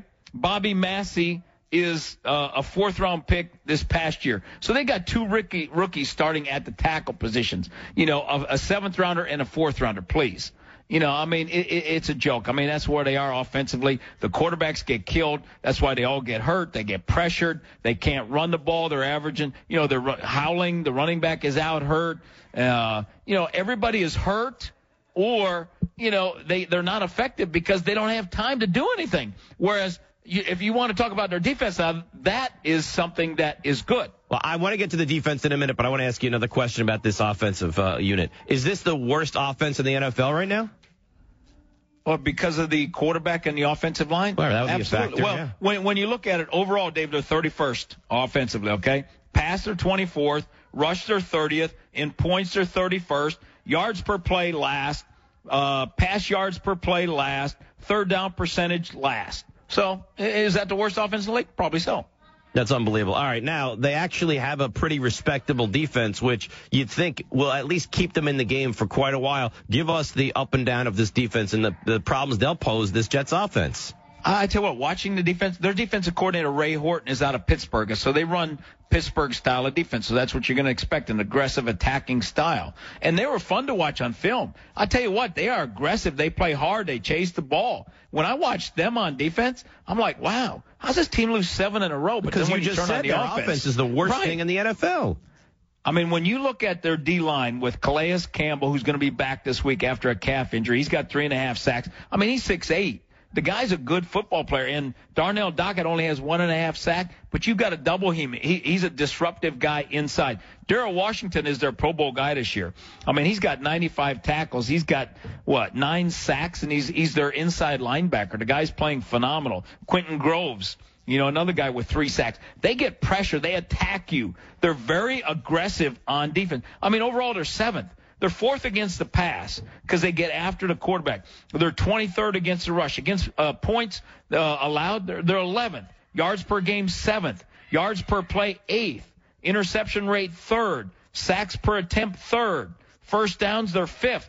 3rd down percentage, 5th. In the red zone, they're 4th. so they make you kick field goals. So defensively, they're very good. I mean, they're talking about if Wisniewski gets fired, they may elevate Ray Horton to be the head coach. That's how well a job that he has done with that defense. I'll tell you what worries me is that we've seen, and we just discussed moments ago, that since the start of last season, Mark Sanchez has turned the ball over 41 times, the second most in the NFL. Well, the Cardinals produce a lot of turnovers. How about this Cardinals team? And this may be the only way they can actually win, by turning Sanchez over. And if you're Rex Ryan, you have to, I mean, it's important every week, but this week even more specifically, you cannot turn the ball over if you're Mark Sanchez. Yeah. You know what? An old coach used to tell me, John Ralston, we worked camps together. He used to tell men, the ball is worth more than you are. So to me, that week, the Jets, the ball is worth more than they are, because if they turn it over, they've got a chance to get beat. That's the only chance. And the other chance is Patrick Peterson. Right. Phenomenal returner. Phenomenal teams. Returner. And special teams again. I mean,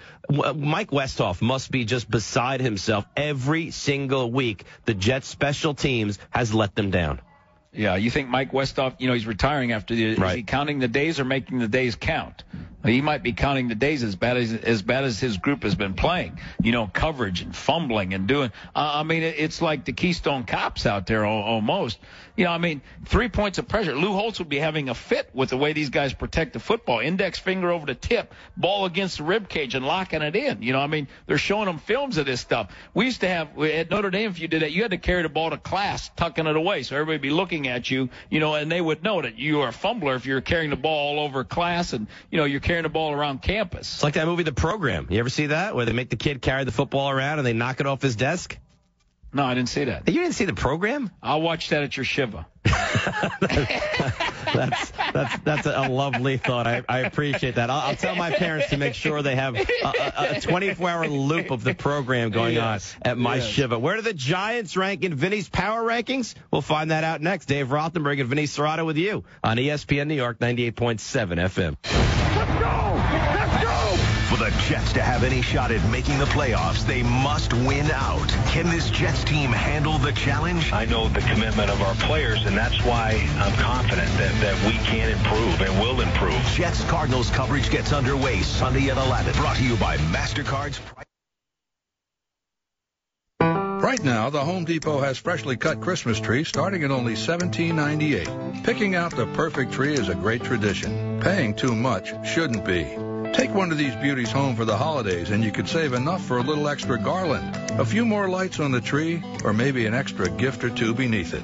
All thanks to our freshly cut Christmas trees arriving weekly and starting at only $17.98. More saving, more doing. That's the power of the Home Depot. U.S. only.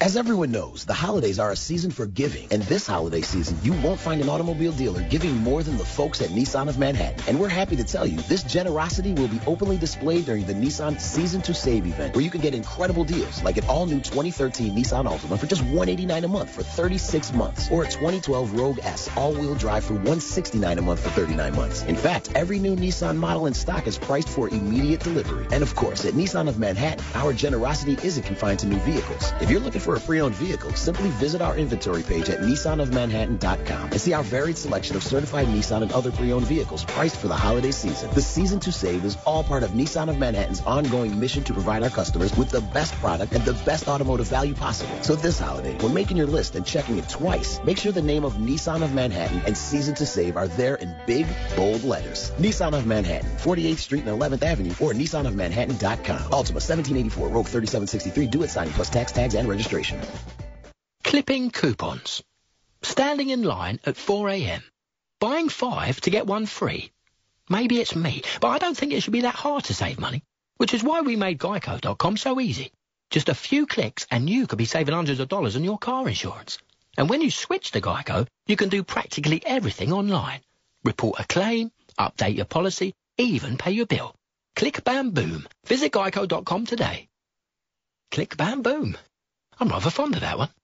Do not be alarmed, but I am on the roof of your car right now. I just found out Little Caesars has hot and ready pizza and wings, which means I don't have to call ahead or wait. Sorry I had to get you involved, but I needed a ride. It's only $6 for hot and ready Caesar wings and $5 for a large hot and ready pepperoni pizza. If I'm not on the roof when you get there, I've fallen off but do not come looking for me. Just go in and enjoy the wings and pizza. Thanks. Pizza. At participating locations plus tax. Norm Miller here, chairman of Interstate Batteries. Now, I don't mean to brag, but I recently learned auto technicians prefer Interstate Batteries 5-to-1 over any other battery. Oh, who am I kidding? Of course I mean to brag. 5-to-1, that's a landslide. All right, I'm done bragging. To find the dealer near you that prefers us, head to interstatebatteries.com. Interstate Batteries, outrageously dependable. And that's not bragging, it's just the truth. Limited samples from all 14 breweries and a selection of food trucks will sit outside with bikes for sale. For tickets, go to drinkforgood.eventbrite.com. The Dave Rothenberg Show on ESPN New York, 98.7 FM. And ESPN New York NFL GM and Insider, the one and only Vinny Serrato, joins us, and we got picks to do. Larry Michael, the voice of the Redskins, joins us in about 15 minutes. Let's go through. What do you have? A dirty dozen, is that what I hear, of power rankings? Yes, I have my power rankings, my top 12. Which would be a dozen. Which would be the teams that make the playoffs, 12 teams. Oh, I like that. So I do my dirty dozen. So let's play Family Feud here for a moment. Let me guess where you have certain teams. Right, knowing you, I'm going to say you have the Niners at 1. I have the Niners at 4. 4. You have the Texans at 1. Yes, I do. You have the Texans at 1. You have the Niners, I would think. Or the Niners are 8-2-1. I know what they are. Houston was 10-1. I would think you'd have the Niners as the highest ranked NFC team. But maybe I'm wrong with that. Atlanta at 2. Okay, so you have Atlanta at 2. You have New England at 3. Who's hosting New Orleans tonight? Right. I had Baltimore at 3. Baltimore beat New England. Baltimore's 9-2. So you have Baltimore. You know, it's funny. You and I discussed this a few weeks ago about Baltimore and how really they're not a real. I think it was when they were 5-2, and we both said this is a 5-2 team that we have no confidence in. Now they're an 8-2 team, and it sounds like they're 9-2. 9-2 team, even better. And it sounds like you have a lot of confidence in them now. Well, the thing about it is they're 9-2. They're hosting Pittsburgh. They got a chance to win that one 10-2, and then they're in the playoffs. You ever seen a play like Ray Rice had on that 4th and 29? No, I tell you what, that was the worst defense I've seen. I mean, Gilchrist, the corner, number 38 for San Diego, he's the right corner, and he is all the way across the field. If he stays and keeps it, if he just keeps the ball inside and in front of him, they contain Ray Rice and he doesn't make it. But they had 3 guys. He comes around Ray Rice and Anquan Bolden makes a phenomenal block on 2 people, on Weddle and another guy, and then Ray Rice gets it by a half a yard. I've never seen that. That'll go down in Ravens history as, especially if they go on and have a great year, that could go down as the best play in Ravens history. Was that a great play by the Ravens or an embarrassing, awful play by the Chargers? Well, I think you got to say it was a great play by Ray Rice, and Anquan Bolden. Really, it was a great play by Ray Rice because he caught the ball 1 yard. I mean, it was 4th and 29, and it wasn't a bad job really by Joe Flacco because they're dropping 8. They had 8 guys deep, and he drops it off to him, and he's got a ton of room to run. But it's a horrible job by the San Diego Chargers because they don't contain it all. I mean, it was the worst defense about keeping shoulder. You talk about fundamentals, awful fundamentals. I mean, coaches should be fired because the fundamentals were so poor. Kind of like the Philly-Green Bay game when they converted that 4th down, people got fired. People will get fired because of that play. Yeah, well, I think Norv Turner is on a very, very short leash right now. Let's the whole staff. Yeah, probably. Let's look at the Giants on this top 12. So you have that was a heck of a win by the Giants, so we'll get into that and look forward to this monster game against the Redskins in just a moment. You have the Giants 7. 7. Yes, I do. Because I have them behind. I had Houston 1, Atlanta 2, Baltimore 3, San Fran 4, New England 5, Denver 6, Giants 7. So, I mean, third team in the NFC. But I still say this, and I want your take on this. If the Giants play well and they bring their game, they are better than anybody in this league. I would agree with that. I think they're complete. If they play good, though. Because I went back and I watched the Redskin game, the first Redskin game on film. I watched it today. I didn't think they played hard. I thought the Redskins played harder than the Giants. And after that game, the Giants were 2-2. The Giants needed the bye to get refreshed. They needed them to get re-energized, it looked like, because they weren't playing well. Fundamentally, they played poorly against the Redskins. Awful fundamentally on defense against Redskins. And against Green Bay, I thought fundamentally, Phillips coming back, I think helped them because then Roll could play. They could play their three safety defense. They could get more speed on the field. They could get a better 11 on the field. And, they got sacks because of coverage. Aaron Rodgers had to hold the ball. He had to hold the ball. I mean, the down the field guys, Amakamura did a nice job. I mean, those guys did a good job in coverage, which allowed the defensive front, OC and JPP and Kiwanuka and them, to get after, and Linville just get after the quarterback. I mean, when they're playing team defense like that, they're an outstanding football team. And I still think, watching the offensive line, watching the Green Bay game, and then watching the first Redskin game, they don't run block very well at all. But they haven't. We talk about this. They haven't in years. That's why people say, how could Jacobs not do anything? How come they can't run the ball on They third don't and knock one? anybody off the ball. Exactly, because the offensive line is a much better pass blocking offensive line than they are a run blocking offensive line. You know what? David Bass, who didn't practice today, David Bass is not a physical knock. Why did the Niners get rid of him? Because you know what? The Niners are a physical, want to run the football. And Jim Harbaugh does not like that passive, finesse, position blocker. And that's what Bass is. And the Giants signed him because he's a big-bodied guy. But he doesn't knock people off the ball, and they don't knock people off the ball. Deal played okay, but Deal is a finesse position blocker. He's not going to knock you off the ball. They got to shield and wall. That's what they've got to do. And, so the line of scrimmage is going to be congested. And that's the problem with the Giants. That's why, the run game, the Redskins shut down the run game the last time, and that's going to be the big thing in this game. The last time they played, they get 64 yards rushing against the Redskins, who at that time their defense was awful, and they couldn't get any rushing yards. Because you know what? They couldn't block anybody. And vice versa, the defense couldn't get off a ball. Fundamentally, it was the ugliest game Coughlin probably threw up watching that game. But you know what? Think about what you just said. The Giants played terribly. They couldn't block anybody. Alfred Morris went crazy. RG3 had a phenomenal game. Santana Moss had a big game. Yep. And the Giants still won the football game. What happens if the Giants go out on Monday night and play not even an A-level game, a high B-level game? If they play like they played against Green Bay, they can dominate the game because what the Redskins got is they got RG3. And that's everything is based around him offensively. Everything they do is based around him. Everything that they do, starts with, because, they put all those backs and back, they're running the option. And everything is a play-action pass, hitting. What they had success against the Giants was faking to the fullback and, boom, hitting them in the middle of the field. They did a lot of that. And the Giants tackling in that game, Dave, was poor. Very poor. They did not tackle well, and they didn't get off of blocks. So if they do that, and if they hold the Redskins to 100 yards rushing instead of 250, they can win by a couple scores, I think. RG3, he was 20 of 28 for 238, 2 touchdowns, and he had 9 rushes for 83 yards. Fundamentally, this game's about fundamentals. When you're facing an option team, it's all about discipline, and it's all about fundamentals. If they play discipline and fundamentally sound, they can win this game easily. When you look at the Giants, are they one of those clubs that, and you hate to say turn it on and off because it's an ugly phrase, but if the Giants are focused and come in and they play well, it doesn't matter what the Redskins do in this game?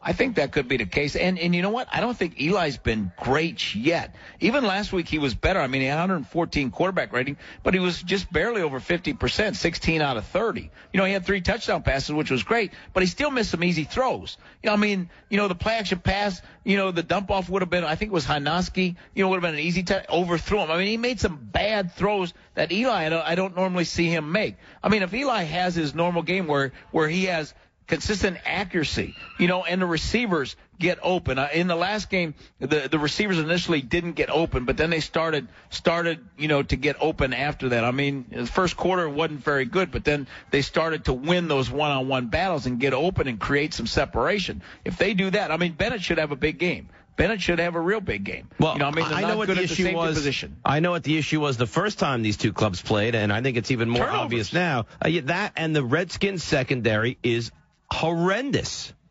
Yes. Their safeties are not good. D'Angelo Hall's a gambler. Josh Wilson is average. So they're very average. I mean, Dave, there is a reason why they're 31st against the pass and 3rd against the rush. Usually if you have that disparity, you know what? Everybody's saying, you know what? We're just going to keep throwing it on them. I mean, I can see the Giants. The Giants may throw it 50 times in this game, unless all of a sudden they do have success running. But otherwise, they're going to put it in Eli's hands because they do have to have some ball control because you want to keep RG3 off the field. You don't want to let RG3 get into a rhythm. And what they've got to do is, if they're playing sound fundamental, they can't give up big yards on first down. They can't let them have the advantage of the chains. That's going to be a big thing because, the Redskins are not good on 3rd down, but last time they were basically 50% against the Giants. They cannot have that kind of success. And they've got to disrupt that option, and stopping the run. I mean, that's the whole thing, and it's all about fundamentals. It's about getting off of blocks. It's about punching. It's about locking out, shed, punch, lock out, shed, and go make the tackle. How come the Giants... Last time they could not get off a block. How come the Giants? How come they went into Carolina and had such success shutting down that read option that the Panthers run, and then they play the Redskins and they can't even slow down RG3 at all? I think Mike Shanahan's a very smart coach, and I think the Redskins are not afraid of the Giants. And you know what? The Carolina may have been intimidated a little bit by the Giants, where the Redskins are not, because they see them so much, they know them so well. So I don't think they are. I think the Redskins actually think when they're playing the Giants that they can win every game. And the Giants just got to come out and show that. I think this: if the Giants can come out and start fast, like they did against Green Bay, get a lead early. I think you take the crowd out of it, and then I think the Redskins say, you know what? This is the Giants. This is the division leader. Then I think then you send a message. I think they've got to send a message early. But I think if the Redskins get up early, I think it's going to be a very, very tough game. I mean, then it comes down to who has the ball last series. But wouldn't you expect that? I mean, the Giants are that team for the most part that when there's that game that they really need to rally around and win, they have found a way. And there were so many questions, and then you saw what they did against the Packers. You saw what they did last year in these, must-win kind of games. This is that game where if the Giants win this game, this division is over. Wouldn't you be surprised? Not if they lost, but if the Giants came out and they weren't inspired to play in this one? Yeah, I'd be shocked if they came out flat. Because I'd be shocked if Eli doesn't play well, because the thing about it, Dave, is he's not going to be pressured that much. In the last game, he had a lot of time to throw. And I think he's going to get a lot of time to throw. And I think Nix is a lot better than what he was last time. I think he's healthier, and he can run better routes. And everybody now tries to take out Cruz. I think Bennett's going to be a big player in the game. And Bradshaw's got to play well. And Wilson, it's time. It's his time. I mean, when somebody goes down like Brown, next man up. He's got to step up and make some plays. And if he's in space, I think he's got a chance. And I think Reuben Randall now has some confidence. And if Hickson's back, I think that helps them. But I think they've got the weapons. They've just got to win one-on-one battles, and I think they will be able to protect. I don't, Kerrigan is a good player, but he doesn't have anybody really to help them, so I don't think that they will really get a lot of rush. I think what they're going to have to do is it's going to be loud and it's going to be tough early on. They gotta be able to handle that first charge. But if they can take that first drive and take it down and score, then I think that crowd, kind of settles back in and becomes very quiet quickly. How good has RG3 been over the last couple of weeks? We'll talk to the voice of the Redskins, Larry Michael, will fill us in on that. That's next. Dave Rothenberg and Vinny Serrato with you on ESPN New York 98.7 FM. This is the Mike Lupica Show. The Giants' best game, their best, is better than Atlanta's best, Houston's best, San Francisco's, New England's, anybody you care to mention. The question is, are the Giants fully engaged now, and are they going to stay? I'm a good gift giver. No, a fantastic gift giver. What do I get in return? An unnecessary cheek pinch. I deserve more. So this year, I'm giving Buffalo Wild Wings gift cards. For every $25 I spend, I can get a blazing bonus worth up to $100. So the next time I hear, oh, that's so sweet, it better be referring to honey barbecue sauce. Buffalo Wild Wings. Wings, beer, sports. No purchase necessary. Must be 18 or older. Valid in restaurant at participating locations only. And void in Florida, New York, Rhode Island, and where prohibited by law. Ends 11:59 p.m. Eastern Time on December 31st, 2012. See official rules at BuffaloWildWings.com for restrictions and details. Hi, it's the Herd. With the holidays almost here, you don't have time to go to the post office. There's traffic, there's parking. It'll be packed with everybody mailing holiday gifts and packages. What a headache. That's why I recommend Stamps.com. You can avoid all the hassle of going to the post office during the busy holiday season. Don't even try it. I have. You'll regret it. Everything you do at the post office, you can do right from your desk. Like buy and print official U.S. postage using your own computer and printer. Print postage for any letter or any package the instant you need it. Then the mailman picks it up. So easy, so convenient. Right now, special offer. When you use my name, Colin, it's a no-risk trial, plus a $110 bonus offer, which includes a digital scale and up to $55 of free postage. Don't wait. Go to Stamps.com before you do anything else. Click on the radio mic, top of the home page, and type in Colin. Stamps.com, enter Colin. Sports has always been your passion. Now make it your profession. Enroll in the MS in Sports Business offered by the NYU School of Continuing and Professional Studies, Preston Robert Tisch Center for Hospitality, Tourism, and Sports Management. Learn from top sports business pros and gain an insider's perspective. Call 212-998-7100 or visit scps.nyu.edu/MSSB1. The MS in Sports Business at NYU SCPS. Get in the game. Coming up Friday on Mike and Mike in the Morning, 7:30 Eastern, Washington Redskins head coach Mike Shanahan is going to tell us how Robert Griffin III has changed the way he coaches the team. Plus, Stone Cold Lead Pipe Locks. All Friday, Mike and Mike, ESPN Radio, ESPNRadio.com. ESPNRadio.com. Right now.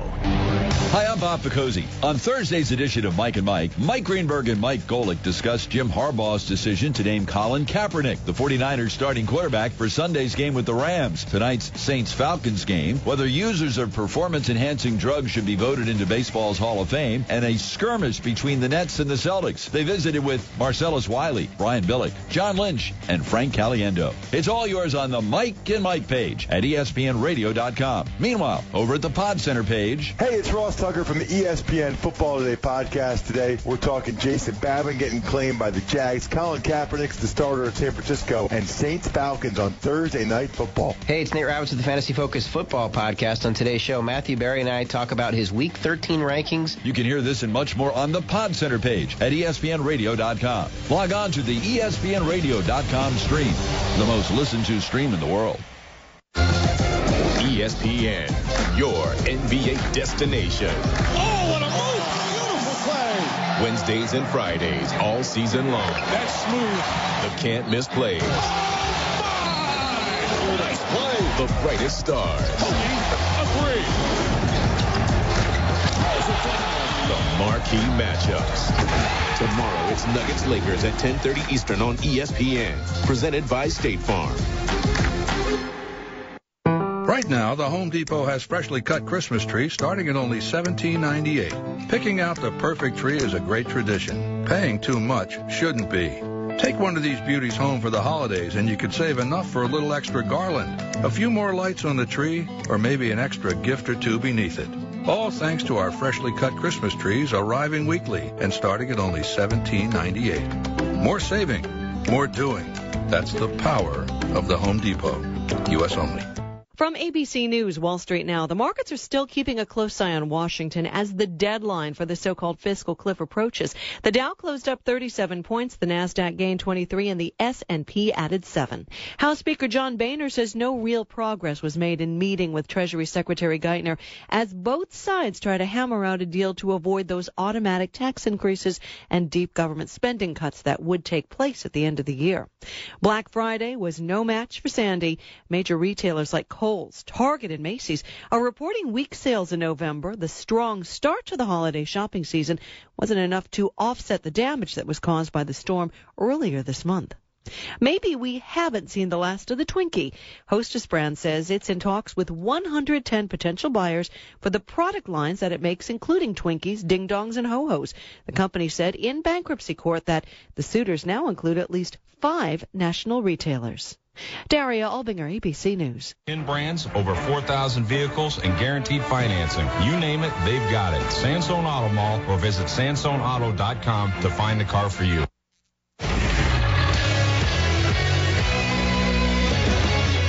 Tom Dave Rothenberg with your ESPN New York Sports Center, brought to you by Nissan. It's Nissan's season to save. Now get holiday cash bonus on their most innovative lineup ever. Visit ChooseNissan.com or hurry to your local Nissan dealer. Holiday offers end November 30th. Sources telling our very own Jason Stark that the Yankees and Mariano Rivera expected to finalize a deal by tomorrow. NFL news after linebacker Bart Scott's critical comments of Jets fans that appeared in the New York Daily News earlier today. Head coach Rex Ryan told the media this afternoon that he addressed the situation with his veteran linebacker. I had a conversation with Bart, and, and when what I said, I'll stay behind, that our fans deserve better. And I was the first guy to say, would say that. And with us, it's just when I mentioned to Bart, you have to appreciate the fans. The thing that makes this game so great is the players and the fans. And that's the truth. ESPN New York 98.7 FM, your home for all things Jets, beginning with pregame coverage from MetLife Stadium at 11 o'clock Sunday morning with kickoff against the Cardinals set for 1 o'clock. Thursday night football, Falcons and Saints in Atlanta. That game just underway. Falcons with the football driving into Saints territory. College football, big one for Rutgers. They win the Big East. They're taking on Louisville right now, leading 7-3 second quarter. You can watch that one on ESPN HD. NBA news, Nets announced today that center Brook Lopez will miss the next couple of games with a mild foot sprain.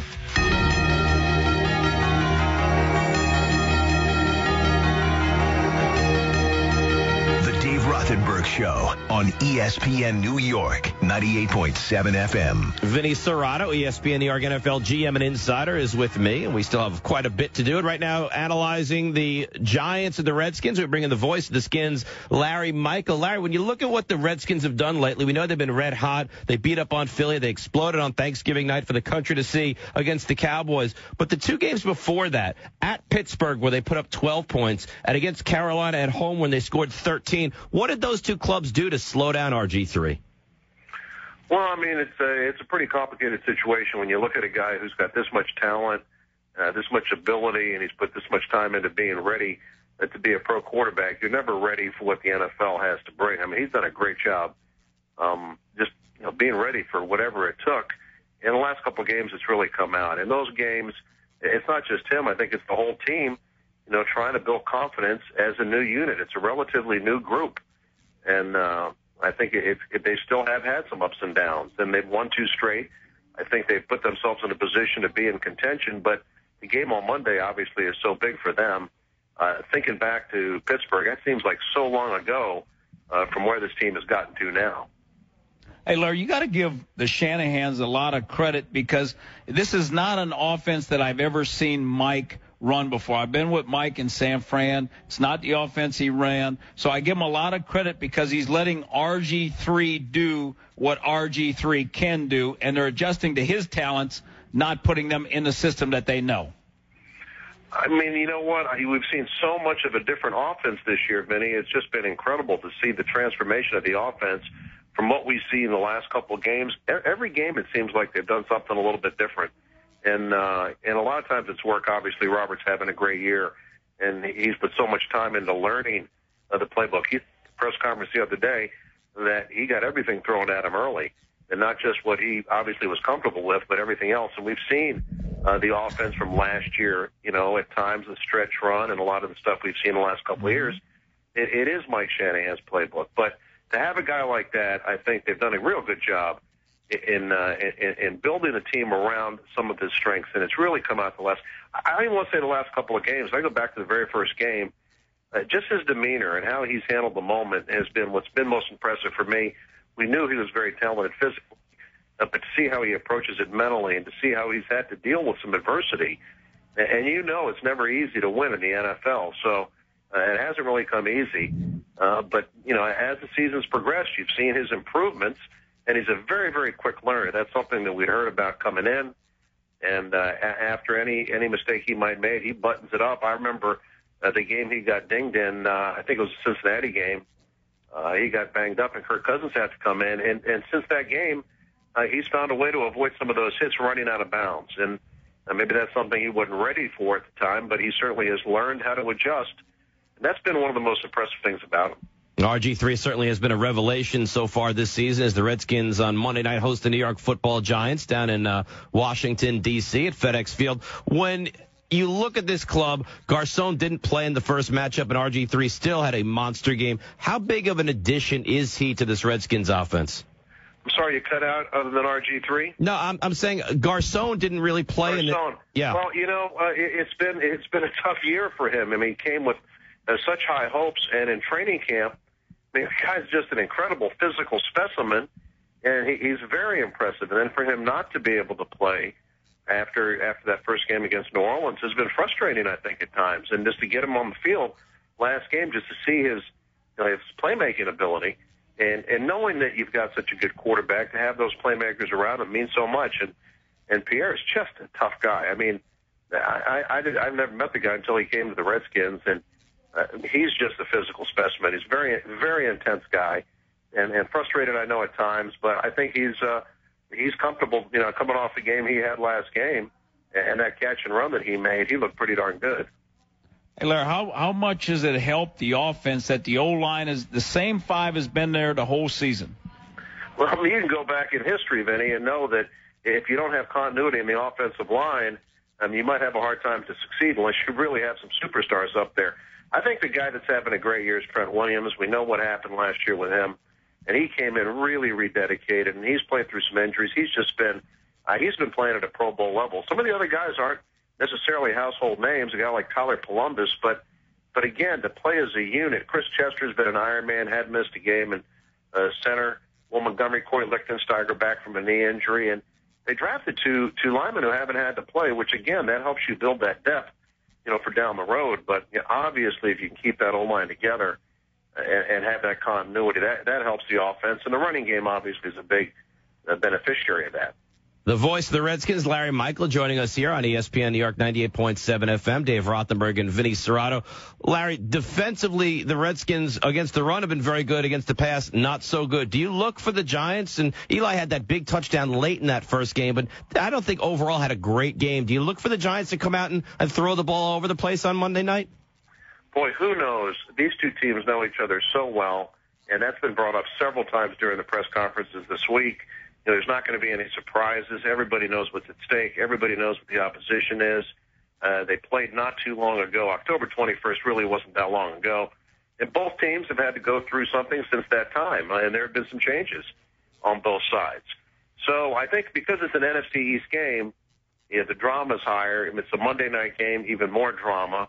We're in December, add a little more drama. And then you've got, two great quarterbacks. I think Roberts worked himself obviously in a position where, he's a focus. And Eli's a two-time Super Bowl MVP. So that's a pretty big stage. Larry, what do the Redskins have to do to win this game? Well, I think the turnovers, it's the same old. Whoever wins the battle of turnovers, both these teams are very good protecting the football. The Giants are a plus 13, I think. The Redskins are a plus 12. That's good for second and fourth in the NFL through this many weeks in the season. So the turnovers are always a big key. Running the football is always a big key when it comes to these games. And I think the 60-minute aspect of the game can't be discounted for what happened last time with the Redskins and the Giants. They know each other so well. And that's what, I think makes it such a compelling game. I'm very excited about the game coming up on Monday at FedEx Field. It's one of the long-standing rivalries. Both these coaches have had a lot of success. And NFC East rivals do not like each other. So that just sets up for a great game, and I just can't wait for Monday. Yeah. But anyhow, I'm so surprised we've got through this interview and no Notre Dame comments. We try to limit that, Larry. We try to keep that. I'm going to go back to that. I'm finally back wearing the rings I got and all this stuff from back when Vinny was there. We try to keep that to a minimum. Away for a while, but now I'm back out there with it, and you know what? The one thing, if I could just 30 seconds for when I hear people say, Notre Dame can't beat Alabama. They better hope Georgia wins. It's a one-game championship, right? Unless I'm mistaken. They don't play again after that. So, they could beat anybody on a one-game occasion. I don't see anybody discounting anybody when you get that far and you've won every game on your schedule. To discount one opponent over the other, Man, I don't know, but I'm excited about that one, too. Larry, you open up Pandora's box. Now we're going to have to spend the next 20 minutes talking about Notre Dame football. You should. And Manti Te'o. Yeah, but you know what the truth is? Nobody cares here in New York. There's a huge... there's a lot of Notre Dame fans in New York. All right. Dave, it's my Dave, show. The phones are going to be ringing off the hook. We're going to let Larry go. Larry, good luck on Monday night. Have a great call. We appreciate it. Thanks, Larry. Thanks, Larry. Larry Michael, voice of the Redskins. Listen, come on. You know, with the Jets, what they're doing, and with the Giants having this huge game on Monday night, that clearly takes precedence over a team that doesn't play for another 8 weeks in the national championship game. Oh, yeah, no question about it. Notre Dame's on the back burner right now. But let me just say this. I've spoken many a times at Notre Dame clubs, New Jersey, New York. There is a huge contingency of Notre Dame fans in New York and New Jersey. I'm not saying that the week before the championship game, we won't get into it. But right now, let's be honest. I mean, there's such a gap between that game against USC and when they go out and play that national championship game. I think it loses a lot of that momentum. Well, let me just say this, Dave. I was with the 49ers, Redskins, Notre Dame. The most pressure I ever had was when I was coaching and working at Notre Dame. Not only about winning games at Notre Dame, but being successful in recruiting. Because I'm telling you, there was more pressure on me to succeed there than it was at the Niners and it was at the Redskins. Interesting. All right. We're going to get into something why I'm disappointed with you. We're going to do that next. Dave Rothenberg and Vinny Serrato with you on ESPN New York 98.7 FM. This is the Mike Lupica Show. The Giants' best game, their best, is better than Atlanta's best, Houston's best, San Francisco's, New England's, anybody you care to mention. The question is, are the Giants fully engaged now, and are they going to stay in? Make this Christmas come to life with a fresh-cut Fraser fir Christmas tree from Lowe's for only $19.98. Plus, take something home to put under the tree, like the 70-piece Cobalt Drill Driver Set for only $14.98. That's a savings of $25. Hurry into Lowe's for these and other great offers before it's too late. Lowe's, never stop improving. Offer valid November 28th through December 3rd. While supplies last, see store for details. Listen, you've heard me say it. Teddy, the huggable dealer, is the place to go for the best deal on a new car or certified pre-owned car, period. But hold up, this event, even I can't believe.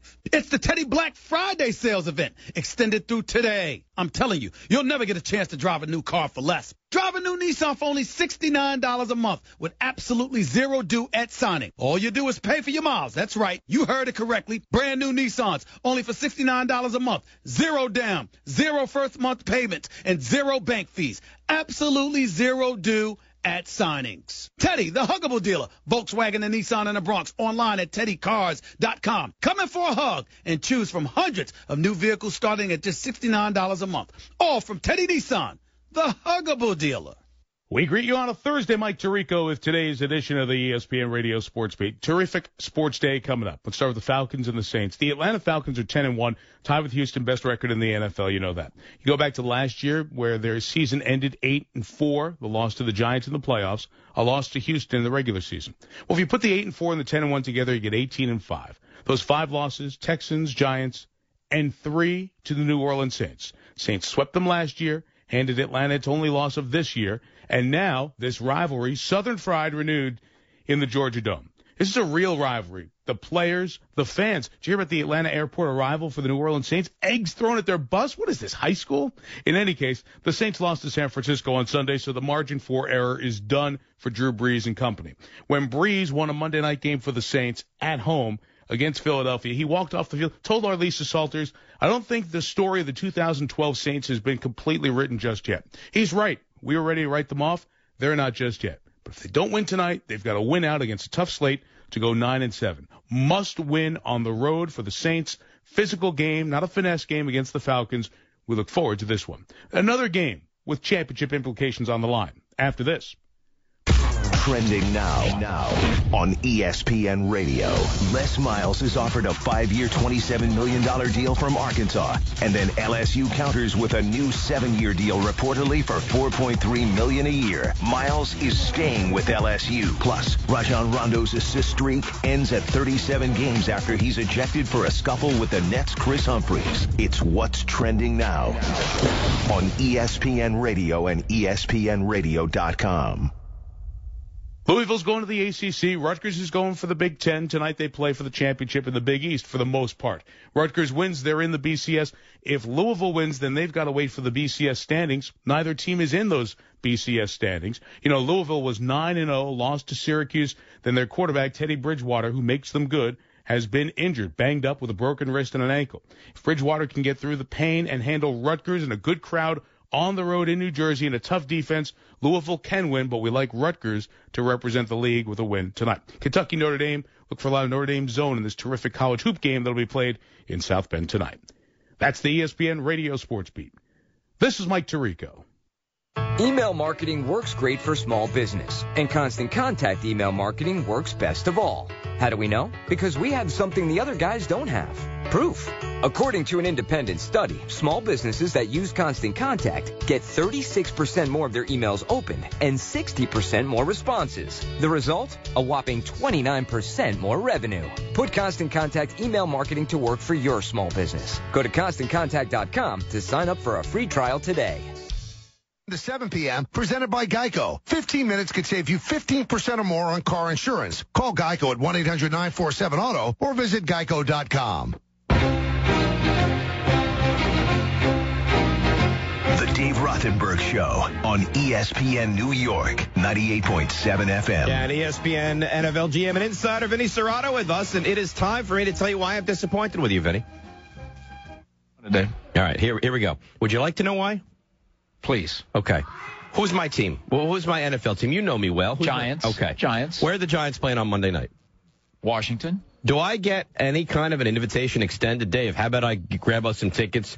You make the trip down. We go to the game and enjoy it together. Nothing. I don't go there. I don't go to that stadium. Are you not welcome? You know there? what? If they were playing Baltimore, you can stay at the house. You can do whatever you want. How about when they play Baltimore on Sunday, December 23rd? Come on down. All right. You can help me with the postgame show. All right. So basically, I shouldn't take this personally. This is between you and the Redskins fans is what we're saying. Yes. I would say 90% of the fans are great. 10% are still don't want to talk about them. All right. I understand. So I won't take it personally. We have a steak dinner on the line, and you know what that's about. Our weekly picks. Right now, you are 2 games ahead of me with 5 weeks to play. Are you ready? Uh-huh. I picked up a game this past week. You did. You were 9-4 as I was 8-5. You know why? Because the Steelers turned it over 8 times, and I took Pittsburgh, and you had Cleveland. I had Miami, which I hit, as you took Seattle.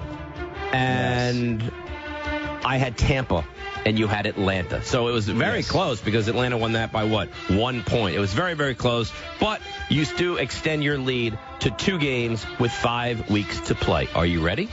I'm trying to put you away like the Giants are trying to put the Redskins away. Exactly, but I'm very scrappy. I'm led by RG3, and I'm very scrappy, very athletic, very, very fast to the outside, like the Redskins are. All right. I'm going to play fundamentals. Yeah, just keep it simple, right? Game tonight, we both would agree, Atlanta. Yes, you're on board with that? Yes, I'm taking Atlanta. Especially with a 7-0 lead, makes it a little bit easier. Houston at Tennessee. We start out 1 o'clock on Sunday. Yeah, I like Houston in this game. I think they're a complete team. I think they're beat up a little bit, but I'm just not sold on Jake Locker, and I think they've got a lot of issues, in Tennessee. They fired the offensive coordinator. When you do that, you've got problems. I'm going to take Houston as well. I think Houston is going to be the first to clinch their division. They're very close to getting that done. They're undefeated on the road at 5-0. I look Houston to go to 11-1 and beating up Tennessee, who had any chance of the postseason, going right out the window last week, losing to Jacksonville. New England at Miami. Yeah, I think New England's going to like going down to that warm weather. I think Tom Brady will like it. He'll be able to throw it. He'll be able to score points. I just think New England is much, much too strong for Miami. Miami, I think, has played well this year, but they can't compete with what New England has offensively. And New England always gets better in November. And guess what month we're in right now? Give me New England as well. A battle of the red-hot Jacksonville Jaguars on the road taking on Buffalo. Yeah, I think Jacksonville likes the warm weather. I think the big change is Henne. Henne gets Justin Blackmon involved in the game. But you know what? I'm going to take Fitzpatrick in Buffalo at home. I'm expecting it to be cold in Buffalo. So I think they rise up at home, so I'm going to take the Bills. This is a game you got to get on the DVR. I'm going to go with the Bills as well with Fitzpatrick, and I think they have a couple more weapons offensively right now. No, you don't even want this on DVR. You want it on the Red Zone channel. Yeah. They only show the scoring plays. Yeah, you got to watch this like that shortcut where they give you a 3-hour game in half an hour. Indianapolis at Detroit. Yeah, this is an interesting game. Detroit's got talent. I'm going to take Detroit because they're at home. And I think that because of Calvin Johnson, I think LaSure has been practicing now. I think he'll be back. Indy's defense is not good, but they're a better defense at home. I like Indy at home, but they're at Detroit. I'm going to go with Detroit. You know, I thought that was going to be one I was going to pick up a game on you with because I thought you were going to take Indy because you have a male crush on Andrew Luck, but you took Detroit. I take Detroit as well. I think this may be the week that Indy stumbles a little bit. Give me the Lions at home to, if any way, to try and save this season that's been really disappointing for Detroit. Carolina at Kansas City. Kansas City can't beat anybody. They struggle. And you know what? Maybe Jamal Charles will want Cam Newton's autograph after this game. I take Carolina. I think Cam played well against Philly the other night on the road. I like Carolina here. I think Cam Newton will be able to do some things against that defense, and I'm not a Brady Quinn fan offensively for the Kansas City Chiefs. This is my game. I'm going to take the Chiefs. I think they'll find a way. Their defense, even though they haven't played well as a team this year, their defense has played respectably well over the last couple of games. I don't know why. I just think they have one game in them. Carolina's disappointed all year long. I'm going to take the Chiefs at home to win a game at Arrowhead. Arizona at the Jets, a battle of 4 and 7s.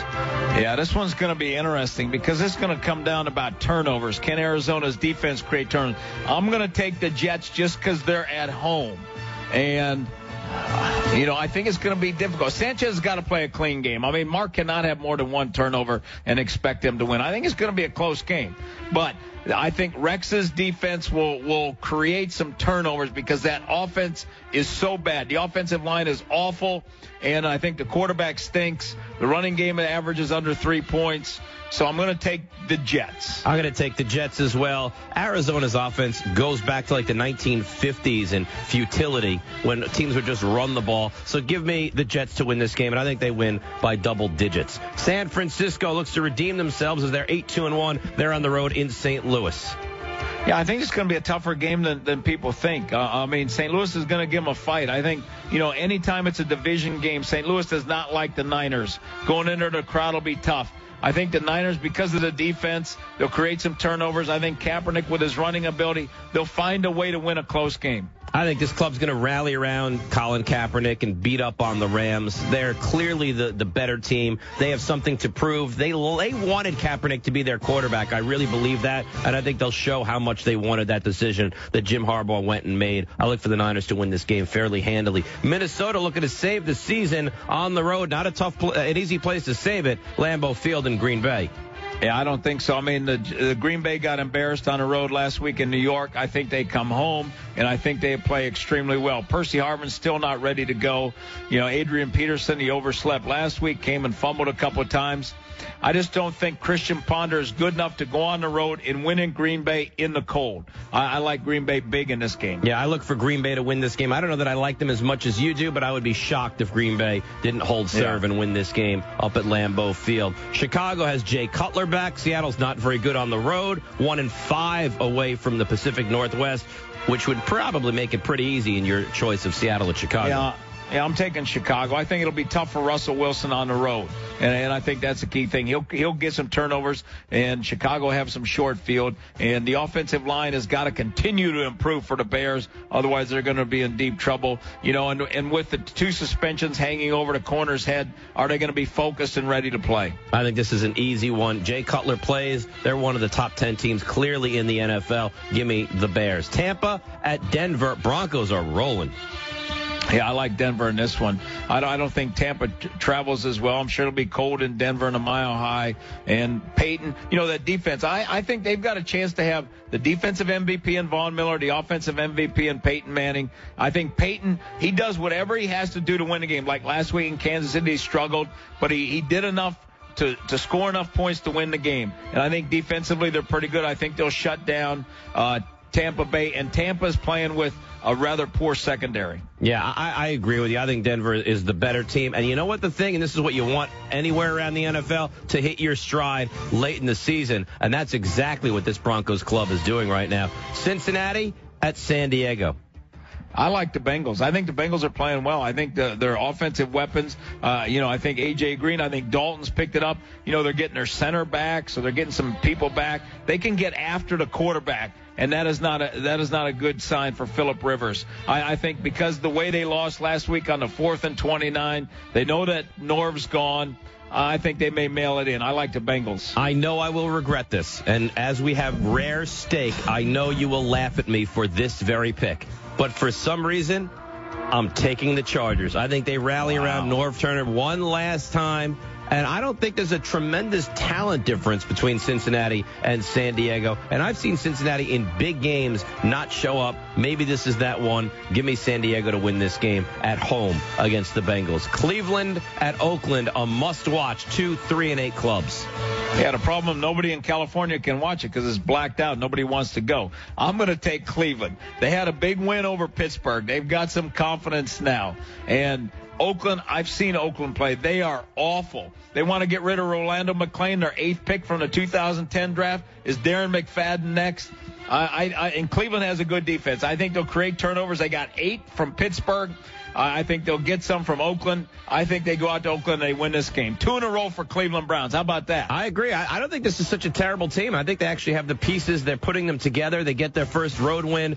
Cleveland wins in Oakland. This is, sadly a gimme because it sounds like Roethlisberger's probably not going to play in this one. Said earlier today he's still in a tremendous amount of pain and discomfort. Pittsburgh at your Baltimore Ravens. Yeah, the Ravens haven't lost at home in a couple of years. I think it's going to be difficult for Pittsburgh. Woodley's not playing on defense. The only thing they got going for them is they got a number 1 defense. Baltimore is outstanding at home on offense. I like the Ravens. I like the Ravens at home. And their defense is much improved since the bye week. Since the bye week, over the last 4 games, they're the lowest. Their defense has allowed the least amount of points in the NFL. So, they're improving there, so that's a bad sign for the NFL. Yeah, with no Roethlisberger, I think that Baltimore wins this game by double digits at home. Philly at Dallas, and we find out today that Michael Vick will not play in this contest. Yeah, LaShawn McCoy won't play. They're going to play a bunch of rookies. Cowboys are in a must-win here. I take the Cowboys at home. I think Philly's mailed it in. And Cutting Babbitt, I think everybody will realize. The veteran guys, they're all looking, who's next? It doesn't even sound like Phillies. I don't even think they're going to win another game this year. It sounds like DeMarco Murray may play in this one for the Cowboys. I think they get back on their winning ways. They have had a couple extra days off after Thanksgiving. I like the Cowboys to win this one handily at home against the Eagles. And then Monday night, in a game that I have not been invited to you, the former Redskins GM, the Giants, my beloved Giants, take on your Washington Redskins. I will pick your beloved Giants. I think the Giants win. Like you said, if the Giants play like they played last week, they're a better football team than the Redskins. They're more talented than the Redskins. If they go play and they can stop the run and play good fundamentally, play sound defense, they'll win the game. The Giants seem to rise to the occasion all the time. I don't see any reason on national television with a chance to basically sew up this division why they wouldn't do it this week. Give me the Giants on the road at FedEx Field. All right, Vinny, we are done. We'll do this again very soon. Have a great couple days. We'll talk to you, my man. All righty, and I'm looking forward to that steak. Yeah, I can't wait for you to purchase a nice steak and a bottle of wine for me as well. Thanks, pal. You got it, man. All right, Vinny Serrata does a great job with us breaking down the NFL. As a Jets fan, it's a simple question. As a Jets fan, what's your message to number 57, Bart Scott? 1-800-919-3776. As a Jets fan, what's your message to Bart Scott? 1-800-919-3776. We do that next. Dave Rothenberg with you on ESPN New York 98.7 FM. Let's go! Let's go! For the Jets to have any shot at making the playoffs, they must win out. Can this Jets team handle the challenge? I know the commitment of our players, and that's why I'm confident that we can improve and will improve. Jets Cardinals coverage gets underway Sunday at 11. Brought to you by MasterCard's Price. Right now, the Home Depot has freshly cut Christmas trees starting at only $17.98. Picking out the perfect tree is a great tradition. Paying too much shouldn't be. Take one of these beauties home for the holidays, and you could save enough for a little extra garland, a few more lights on the tree, or maybe an extra gift or two beneath it. All thanks to our freshly cut Christmas trees arriving weekly and starting at only $17.98. More saving, more doing. That's the power of the Home Depot. U.S. only.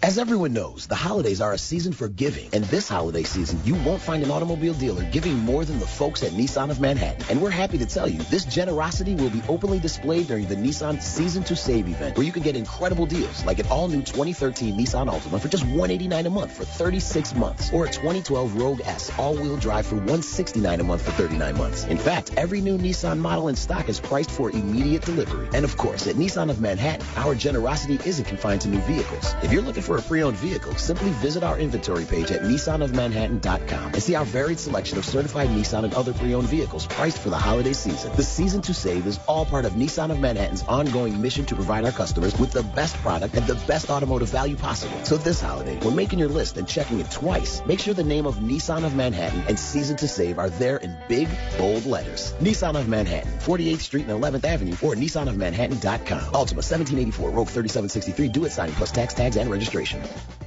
Hi, it's Colin Cowherd. Special occasions like birthdays, anniversary, and the holidays are so much more special when you send a beautiful bouquet from 1-800-Flowers.com. They're fresh and beautiful flowers from a company that cares about delivering smiles to the people you care about. And this week, the offer is incredible for my listeners. It's the Rose and Calla Lily Bouquet from 1-800-Flowers.com. Half off this best-selling bouquet. 1 dozen vibrant red roses paired with 6 white calla lilies and a clear glass vase for only $29.99. Regularly $59.99. This week, only it's 50% off. The Rose and Calla Lily Bouquet. It's absolutely beautiful. These in your home change the look of the room. Perfect time of the year. Don't wait. Order the Rose and Lily Bouquet at half price. Go to 1-800-Flowers.com from your desktop or mobile device. Click on the radio mic upper right side. Enter Colin. That's 1-800-Flowers.com. Enter Colin or call 1-800-Flowers and mention my name. Bah, black sheep. Have you any wool? No, sir. No, sir. Some nincompoop with pantyhose pulled over his face stole all my wool sweaters and gaming system. Luckily, the Geico Insurance Agency recently helped me with renter's insurance.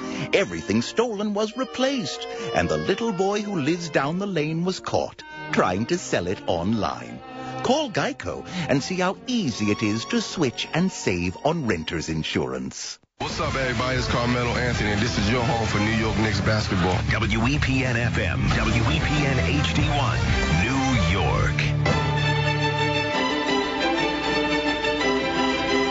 The Dave Rothenberg Show on ESPN New York, 98.7 FM. Looks like the Yankees may be in the market for a new starting catcher. FoxSports.com reported that the Pirates have reached a deal with Russell Martin pending a physical 2-year deal worth $17 million. I don't think a lot of Yankee fans expected that to happen, right? They expected everything to fall into place. Ichiro will be your right fielder, and Mariano will be your closer. Sounds like that's about done as well. Pettit is back in the mix. Nick Swisher's going to go.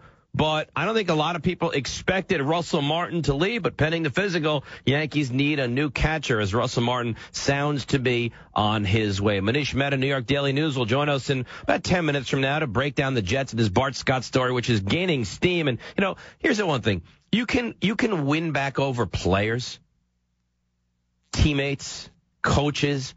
The last thing that you want to do if you're an athlete of any kind in any sport, your number one rule is do not insult the fans.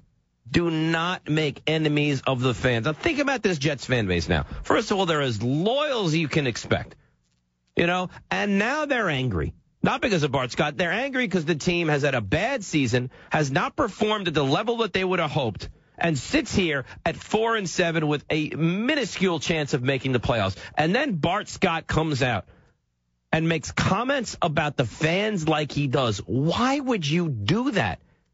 I mean, what's the rationale that goes through this guy's head to take shots at Jets fans? Because now you know what you've done. First of all, you're nowhere near the player that you were when you were on Baltimore. And Rex brings you in to be his holdover guy from Baltimore and set a tone and be that team leader. And let's just be honest. This is not a very good football player at this point. I mean, you look what the Patriots did to him. They got him exposed in coverage, and they exposed him to the rights of an 83-yard touchdown from Shane Vereen. You know, it's not like he got beaten by somebody who's unbelievably dangerous. Shane Vereen beat him on a little play down the sidelines for 83 yards. And then to come out and blast your fan base? I mean, how can this guy expect anything but to be just booed to the hilt on Sunday at MetLife Stadium? As a Jets fan, what would you say to Bart Scott right now? 1-800-919-3776. Let's hear Bart Scott explain his comments. Well, I was asked a question about some video or something, which I have no idea because I didn't hear it. I have a tremendous amount of respect for fans and what they do and the sacrifice that they make, and I'm aware of that. But when I was asked about, certain things that were said, which I didn't know, of course, I'm going to protect my team and protect my organization. But I understand that they pay good money and all that, and I'm well aware of that. Well, if you're so well aware, what are you saying it for? These are the same people who were picked last in dodgeball? So why would you say something so ridiculous if you're Bart Scott?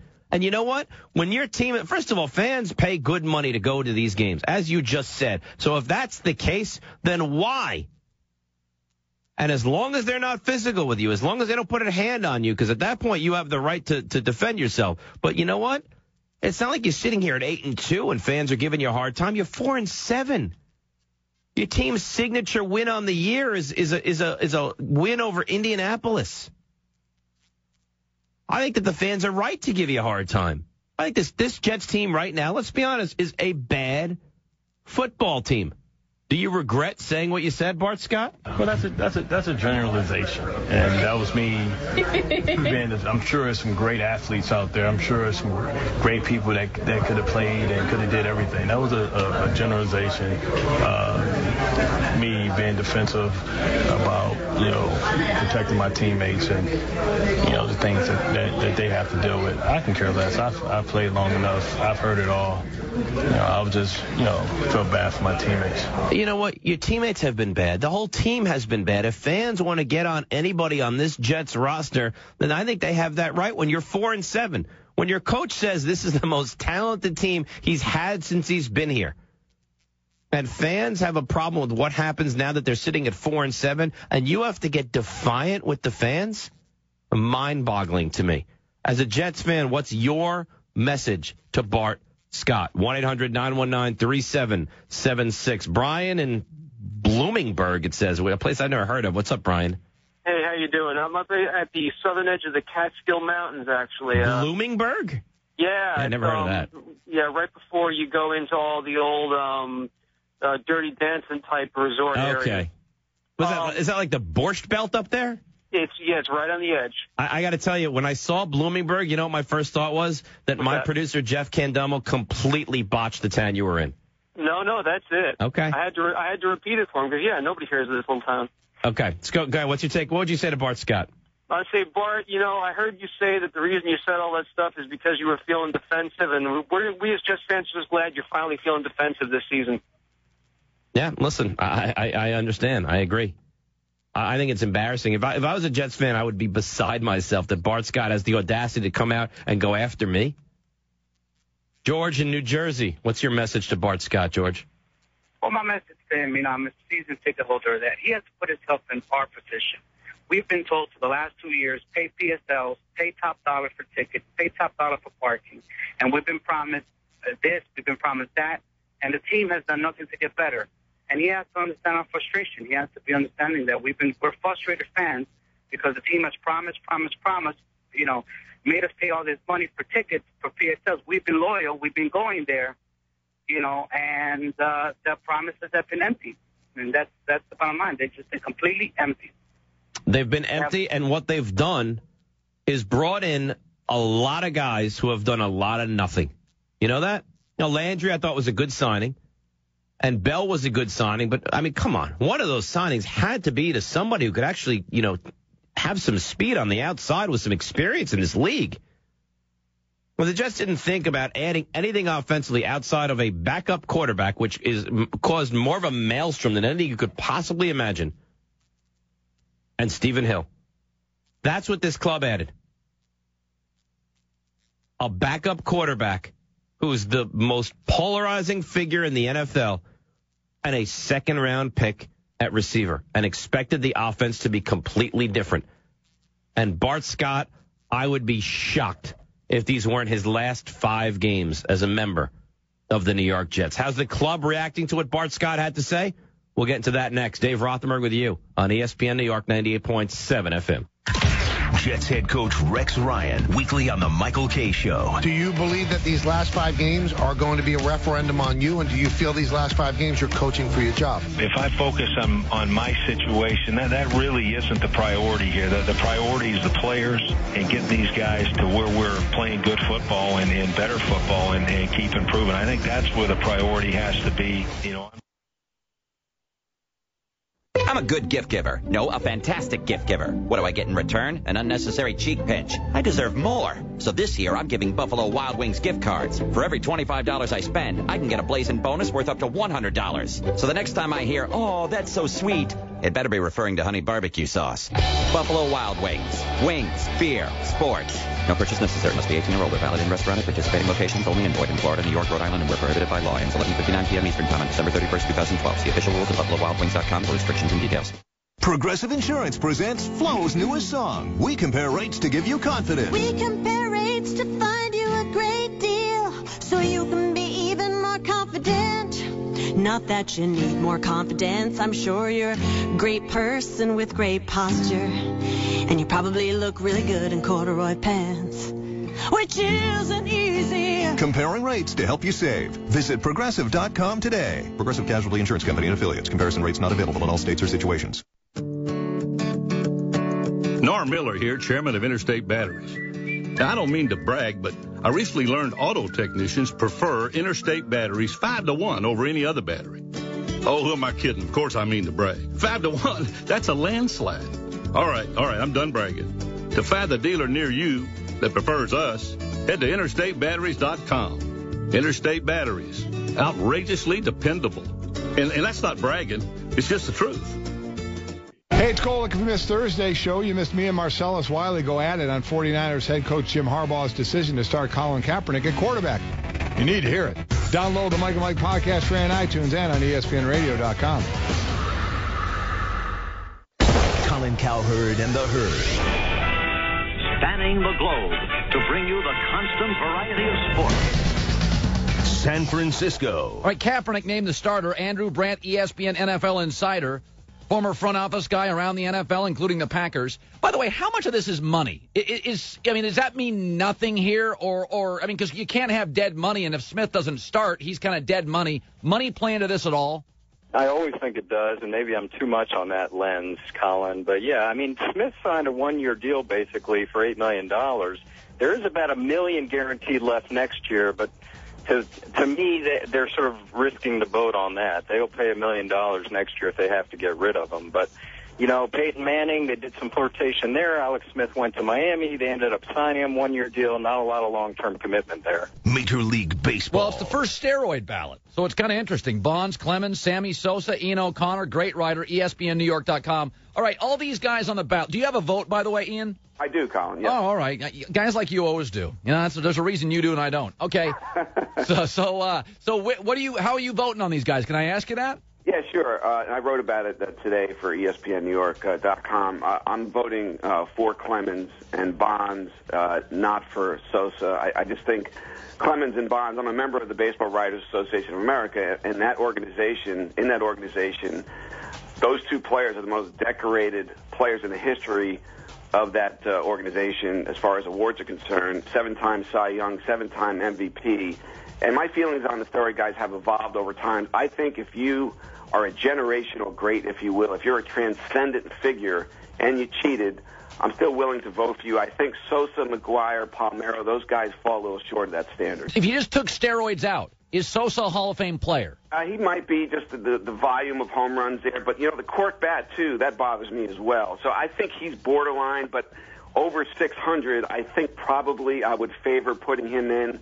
But with the steroid allegation, the reported failed test, and, the cork bat as well, certainly as a cheater, as a PED guy, I'm not going to put him in. Boston. Chris Humphreys and Rajon Rondo got in a fight. Jared Wallace got into a fight, too. Chris Forsberg, ESPNBoston.com. First of all, who won the fight? That's all I care about initially. When you go into the stands, everyone's a loser because now the league is going to come down harder on these guys. If that incident happened at center court, that's sort of a push, literally, because all they did was push each other. There really wasn't any good haymakers or anything that landed, at least. I think Rondo was sticking up for a teammate, but he did it in a bad situation. It wasn't that hard of a foul, but once that thing goes into the stands, that's a dangerous situation. It's your daily sports page, spanning the globe in the herd. Weekdays at 10:25 Eastern on ESPN Radio and ESPNRadio.com.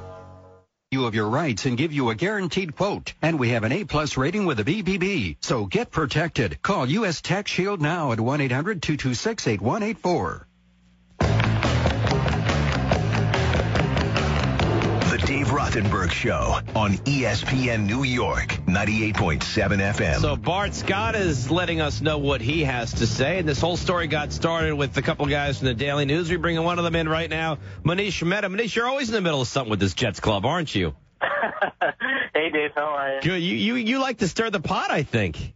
I have to give credit to Gary Myers on this one. He actually spoke to Bart Scott yesterday, and I thought it was a pretty a candid interview based on what Bart had said, but then obviously he decided to backtrack after having a discussion with Rex Ryan this morning about it. All right, so give us the breakdown. How exactly did this start? How is Gary involved? How are you involved? Give us the whole story here. Well, if you remember a couple of days ago, I think it was maybe 2 or 3 days ago, Deadspin had a video of fans heckling the Jets as they went into the halftime locker room on Thanksgiving night against the Patriots. And, I mean, I was pretty honest about it when I saw it. I thought it was, crossing the line. I think there may have been a little bit of profanity, but I've always thought that, fans have a right to boo and express their frustration without a doubt. I thought this was a little bit over the line. Now, none of the players responded to any of those fans. In the video, you could see those guys had their heads down and went right into the locker room. And Bart Scott had not actually seen the video when Gary Myers approached him on Wednesday, and then Gary essentially just gave him the rundown of what the video entailed and what some of the people, what were some of the things that people said on the video. And Bart Scott was responding to, Gary's depiction of what happened, which was absolutely accurate. And at that point, Bart said a couple of things like, these fans that were heckling probably were picked last in dodgeball, and they don't know what it's like to be an athlete. Things that, athletes have said in the past. And then, obviously, Rex Ryan got to Bart Scott this morning and told him that it's probably not a good idea to rip the paying customers and loyal fans. And then today, Bart backtracked probably as much as he possibly could, said that he respected the fans, had a lot of admiration for them, and understood that they had a right to be frustrated, just like the players had a right to be frustrated. But the thing with Bart Scott, and I've said this as long as I've known Bart for the past 4 years, I think he's a genuinely good person. I think he's a great teammate in terms of taking care of the younger players. He's mentored Kenrick Ellis and Joe McKnight over the past couple of years, and he feels the need to go out of his way to protect these guys, and I think that sometimes he does it in probably the wrong way. And he said today even that he thought he was maybe being a little bit too defensive when coming out and saying those things to Gary about the fans, when all he really wanted to do is to protect his teammates. Now, I don't want to excuse that behavior, because I think that what Bart said was probably not the right way to go. when Gary had initially talked to him about it. Here's my thing with that. And listen, you want to be a good teammate. You want to be that leader of the defense. That's one thing. This whole game takes place because of the fans. And if you're a Jets fan, how could you not be frustrated right now? Your team is 4-7. You allow 3 touchdowns in a 1-minute span. You allow 5 touchdowns in the second quarter. You play the worst quarter that these fans have seen in God knows how long. They give up their Thanksgiving night to come watch you play. And you know what? They're fans. Maybe they took it a little bit too far, but if you're Bart Scott, you have to, you're a veteran in this league. You're not 24 years old. You've been through a lot in this league. You have to know what's appropriate and what's not. I totally agree with you. And that's what I think was a bit surprising, because this is not a rookie or a second-year player. This is a guy who's heard boos, maybe directed toward him, maybe toward his teammates. He's citing an example from years ago when Tommy Maddox was heckled by fans. So it's surprising that he didn't, probably take the course of action that would have made the most sense, which is, hey, you know what? It's probably not the smartest thing for me to comment on fan behavior. Now, he could think in his mind that, these guys are clowns, or, these guys shouldn't be booing us. He can think whatever he wants, but he's got to know that when he's talking to a reporter about this, that it's not going to it's not going to look good. It never looks good when an athlete goes after the fans. It never ends well, and especially in a place like New York, and especially at a time when the team is struggling, and when this video obviously took place was at halftime down 35-3. The team was playing poorly. Now, I will say this, Dave. I do think that there's a fine line between expressing your frustration as a fan and being verbally abusive. Now, did these fans cross the line? That's for each person to decide.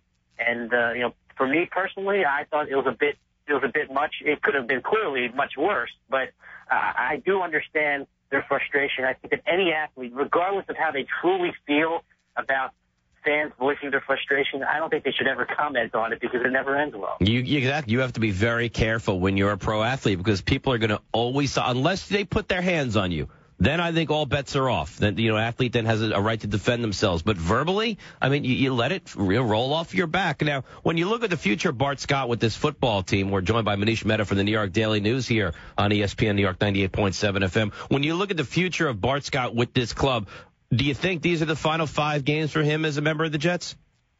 I think so. His salary was guaranteed this year because he agreed to take a pay cut last year.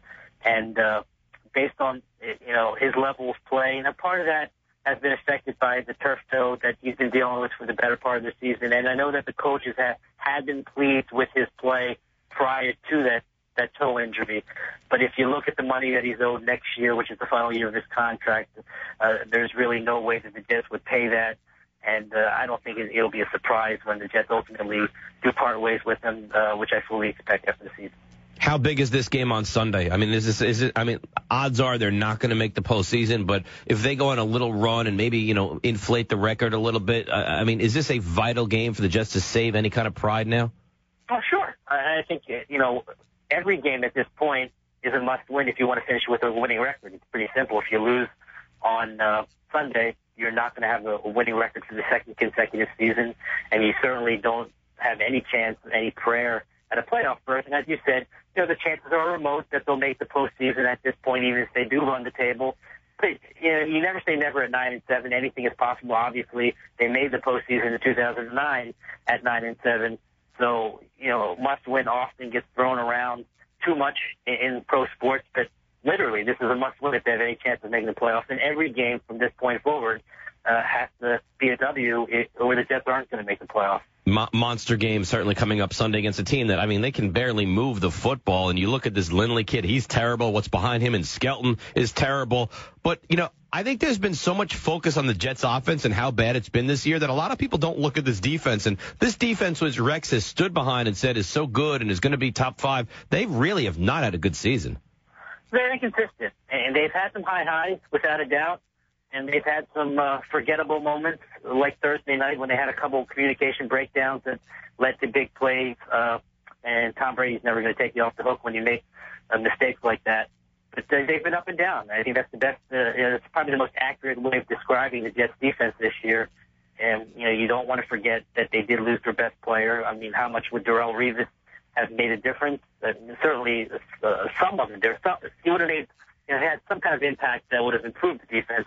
And would they have been a top 5 defense if he was on the field this year? I mean, who knows? Probably not. But again, there's been just too many fluctuations in their play, and I think what will help them on Sunday, and you just touched on it, is that the Cardinals are a brutally bad offensive team, and it obviously starts with Lindley, who couldn't have played really any worse than he did, or maybe he could. I guess we'll find out. I don't think it's possible. No, I don't think so. Well, 4 picks, 2 pick sixes. This offensive line that the Cardinals have is arguably the worst in the league.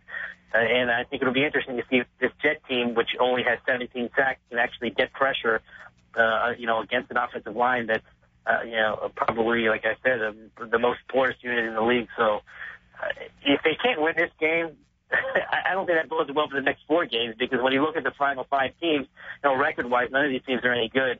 But the Jets typically do pretty well against rookie quarterbacks. And again, you take Larry Fitzgerald pretty much out of the mix because you don't have any kind of pass protection for the quarterback, and the quarterback, frankly, isn't that good to begin with. So I don't think that'll be an issue this week. We'll see what happens the following week, because Chad Henne obviously has had some success against the Jets in the past. But for this week, I think that Lindley's going to be overmatched, even with this inconsistent Jet defense. All right, do me a favor. Keep yourself out of trouble. Keep your nose clean. Next time we talk, we'll just talk about the X's and O's of this football team.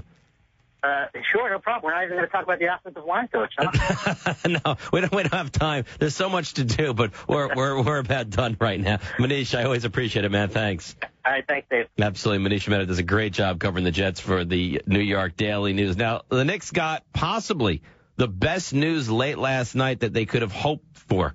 We'll get into that next. Dave Rothenberg with you, ESPN New York 98.7 FM. Let's go!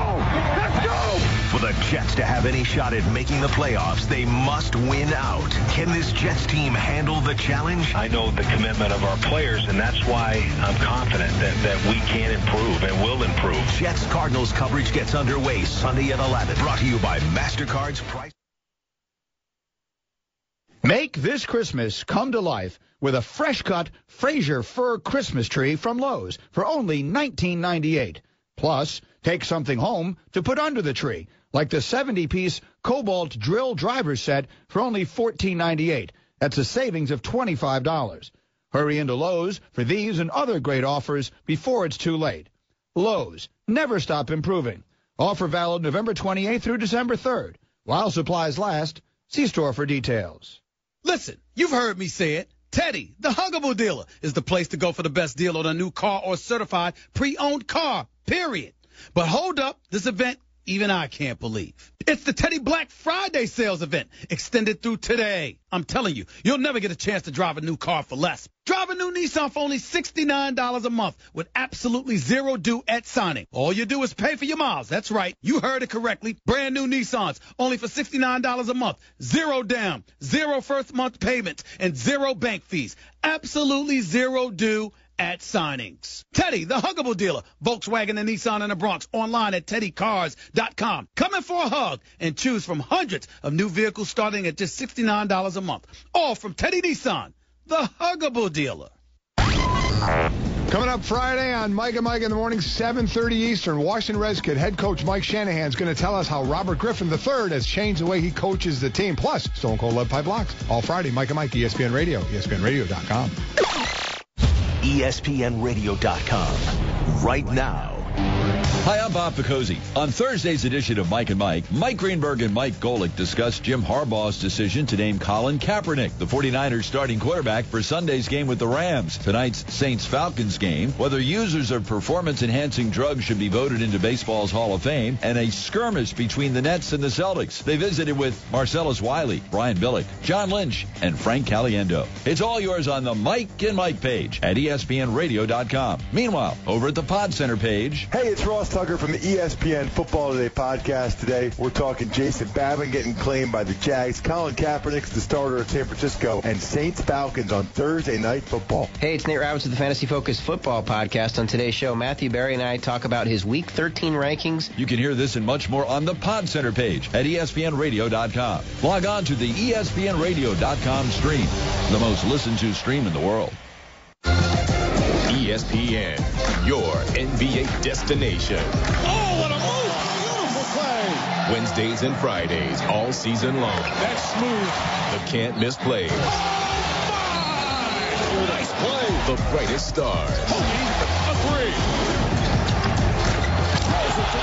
The marquee matchups.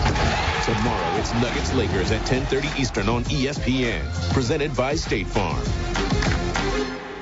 Offers before it's too late. Lowe's, never stop improving. Offer valid November 28th through December 3rd. While supplies last, see store for details.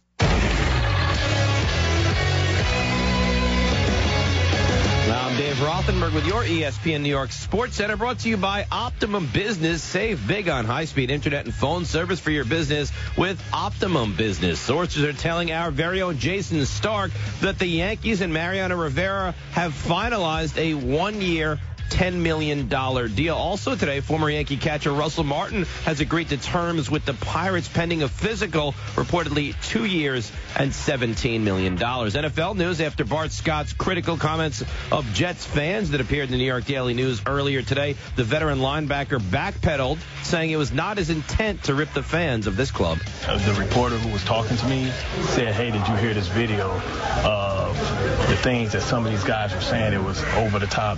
And I said I didn't respond to it. I said I didn't hear it. So I respond to that. I want to respond to fans, the same fans that saw me Monday that I took pictures with, that they used for the article, was at a charity event. I'm sure they would think that I treated them, quite fondly and took pictures and signed autographs with them on a tough day after losing. What kind of a reception will Bart Scott and the Jets get at home Sunday against Arizona? Find out right here on ESPN New York 98.7 FM. Pre-game coverage, MetLife Stadium, 11 o'clock in the morning. Thursday night football, Saints at Falcons. All Atlanta right now is their home 17-0. Matt Ryan has thrown for a touchdown to who else? Tony Gonzalez, and Michael Turner has run one in as well.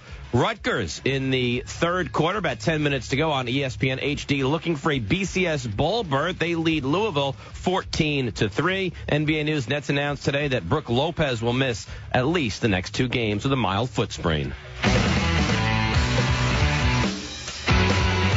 The Dave Rothenberg Show on ESPN New York, 98.7 FM. I'm not surprised by this news, but I'm pleased to hear it. And our very own Ian Begley broke it late last night, spoke to him after the Knicks won their game to improve to 10-4. And, there was all this feeling about, Amari's going to cause such waves and such trouble, and it's going to be a problem. I don't understand really why anybody thought that was the case. We find out last night, Ian Begley spoke to a couple of sources who said that Amari will have no issue coming off the bench if that's what Mike Woodson wants when he returns to action. And Alan Hahn last night said he's kind of expecting, and certainly we don't know about this definitively, kind of expecting a Christmas Day return from Amari Stoudemire, which would be great on so many levels, going up against his old coach, Mike D'Antoni, national television game at the Lakers. I mean, the storylines are tremendous. But for me, there was so much concern about this. Haven't you heard so much about, Amari's going to come back and he's going to call his waves and it's going to be an issue and he's not going to want to come off the bench and he's a me guy. Whatever led anybody to believe that?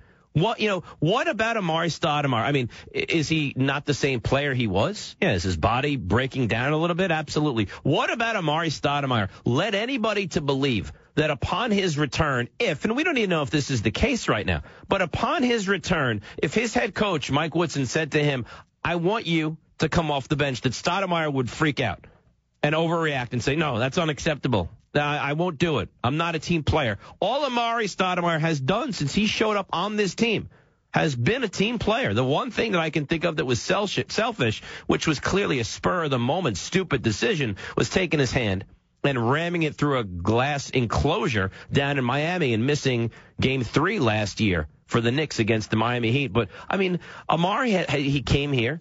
He lit the city on fire. He played big-time basketball. He played defensively well. He ran up and down the court. And if you remember, before the Knicks decided to go out and acquire Carmelo Anthony, what 3 letters people were saying about him? MVP. You remember that? Every time the guy went to the foul line at the end of the midway through the season a couple of years back, it was MVP. He's so great. He can do no wrong. Well, you know what? What has changed so much about this guy as far as his attitude? So I'm not surprised in the least that Amari told our Ian Begley, or his people told our Ian Begley, that there will be no issue. If Mike Woodson says, I want Amari to come off the bench, then Amari will say, that's no problem. And I'm pleased by it. And I think what you're seeing now with this Knicks team is we have a while to get to this point. We still have Shumpert to return. Jason Kidd is obviously out. Obviously, Amari Stoudemire as well. But I think what slowly is very evident is that this is Mike Woodson's team. And Mike Woodson has complete control of this club. And if a player wants to fit into this system, they're going to have to fit into the way Mike Woodson wants to run this club, not vice versa. This is not the old adage, the inmates will run the asylum here with the Knicks. No. And you can see it firsthand. You see it with Carmelo Anthony, who's completely changed, who's playing defense, who's making himself a decoy if that's what necessarily needs to be done, who's taking 9 shots in a game if that's what has to be done, who's sacrificed his body, who's diving into the stand. If you can start with, and let's not make any mistake with this, with the best player on your team to be that guy, then I don't know why anybody would have been remotely surprised about Amari Stoudemire coming out and saying, wherever coach wants me when I return. Your reaction to what Amari says, your reaction to Amari coming out and saying, or his people coming out and saying, when Woodson decides what he wants to do with Amari, if it's him coming off the bench, that's a non-issue. I'm very, very pleased with that, but I'm not at all surprised with that. Your reaction to Amari willing to come off the bench when he returns is what? 1-800-919-3776. And now you start to think about, second unit here. And you start to think about a J.R. Smith, Amari Stoudemire, Pablo Prigioni, Rasheed Wallace, Marcus Camby. And again, it's all on the coach. It's all what can Mike Woodson do with this rotation. The nice thing is, Iman Shumpert's going to be back. What will that do? When Shumpert comes back, does that mean that Kidd comes off the bench? You may have a true second unit.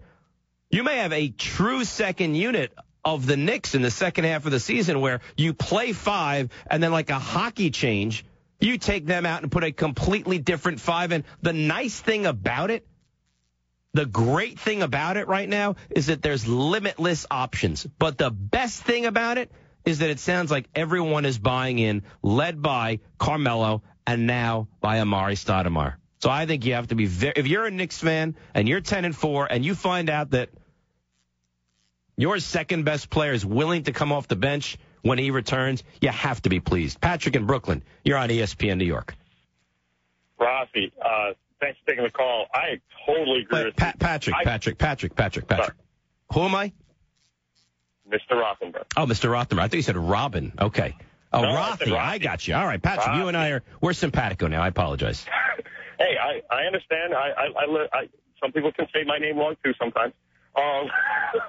But I totally agree with you. I stopped watching Knicks basketball a long time ago. The finger roll by Patrick Ewing that lost the playoff game. Not very happy. Yeah, but why would, listen, the Knicks competed at such a high level. Why would you have stopped watching back then? Well, the lockout also helped out with that. I didn't appreciate for that. Yeah. When Amari came over, I thought to myself, okay, we've got a legitimate big man who wants to score and do something here. And you're right. Everyone was saying MVP. But then just because we got Carmelo, it was like, oh, they can't work together. He's horrible. His knees are constantly hurt. He's never here. It's funny, but as soon as the guy is healthy and he's on the court, he gives the team 1,000%, the best he can. He's never been a guy to complain much. Never. Yeah, he doesn't want to come off the bench when he was with Phoenix because he was the best thing Phoenix had next to Steven. But he's here. He's given us a resurgence in terms of basketball. So now people are questioning his desire. Right. And you know what else I think you have to think about? And I apologize for making fun of you, Patrick, and appreciate the phone call. I think what you have to look at now is you're not going to be able to play Carmelo Anthony every single game at the 4. All right, you can't play him every single game at the 4. Now, against certain teams you can. You don't think Amari Stoudemire against the Lakers and Pau Gasol is going to be more than an important cog against Memphis and Zach Randolph? I mean, you look at what they're asking Carmelo to do defensively, and I've said this, and I stand by this as well. You need a second big-time player. You need a second big-time player. And I know people have been falling in love with J.R. Smith. And listen, for me, I've never loved J.R. Smith. I've said it all year. When the guy was scoring 20 points a game, shooting 7-11, he's not my guy. Do I think you can find a use for him? Absolutely you can find a use for him. But as far as, is he a second guy, a second leader, a second scorer? Not in my estimation. So that's first of all. Second of all, find me a team. Now, if you want to say Dallas, I guess I can buy into that. But find me a team in the last 30 years that hasn't had a second big-time complimentary guy to go along with that first guy, right? I mean, and the Lakers of now, with Shaquille O'Neal and Kobe Bryant, the Lakers of 30 years ago with Magic and Worthy and Kareem, the Celtics with Bird and McHale and Parrott. I mean, multiple guys who could score in the clutch. Right now, if you don't have Amari Stoudemire, who is your second option offensively? Raymond Felton? That make you feel great? I mean, I like Felton. I think that he's a very good point guard. And maybe they've even made the right decision on choosing him over Jeremy Lin. But in a big spot, you want Raymond Felton taking the shot, taking the basketball, trying to create something, or you want Amari Stoudemire being that guy? This is a guy that if he had a bad year, he's going to give you 18 and 8. And I don't know why we've just suddenly soured on him so much that he can't do this anymore, because I don't see any reason why he's still not a very viable, legitimate player if his body holds up. And that's the key with him more so than anybody, because he might be the oldest 30-year-old you've ever seen. Where can the return of Amari help the Knicks most?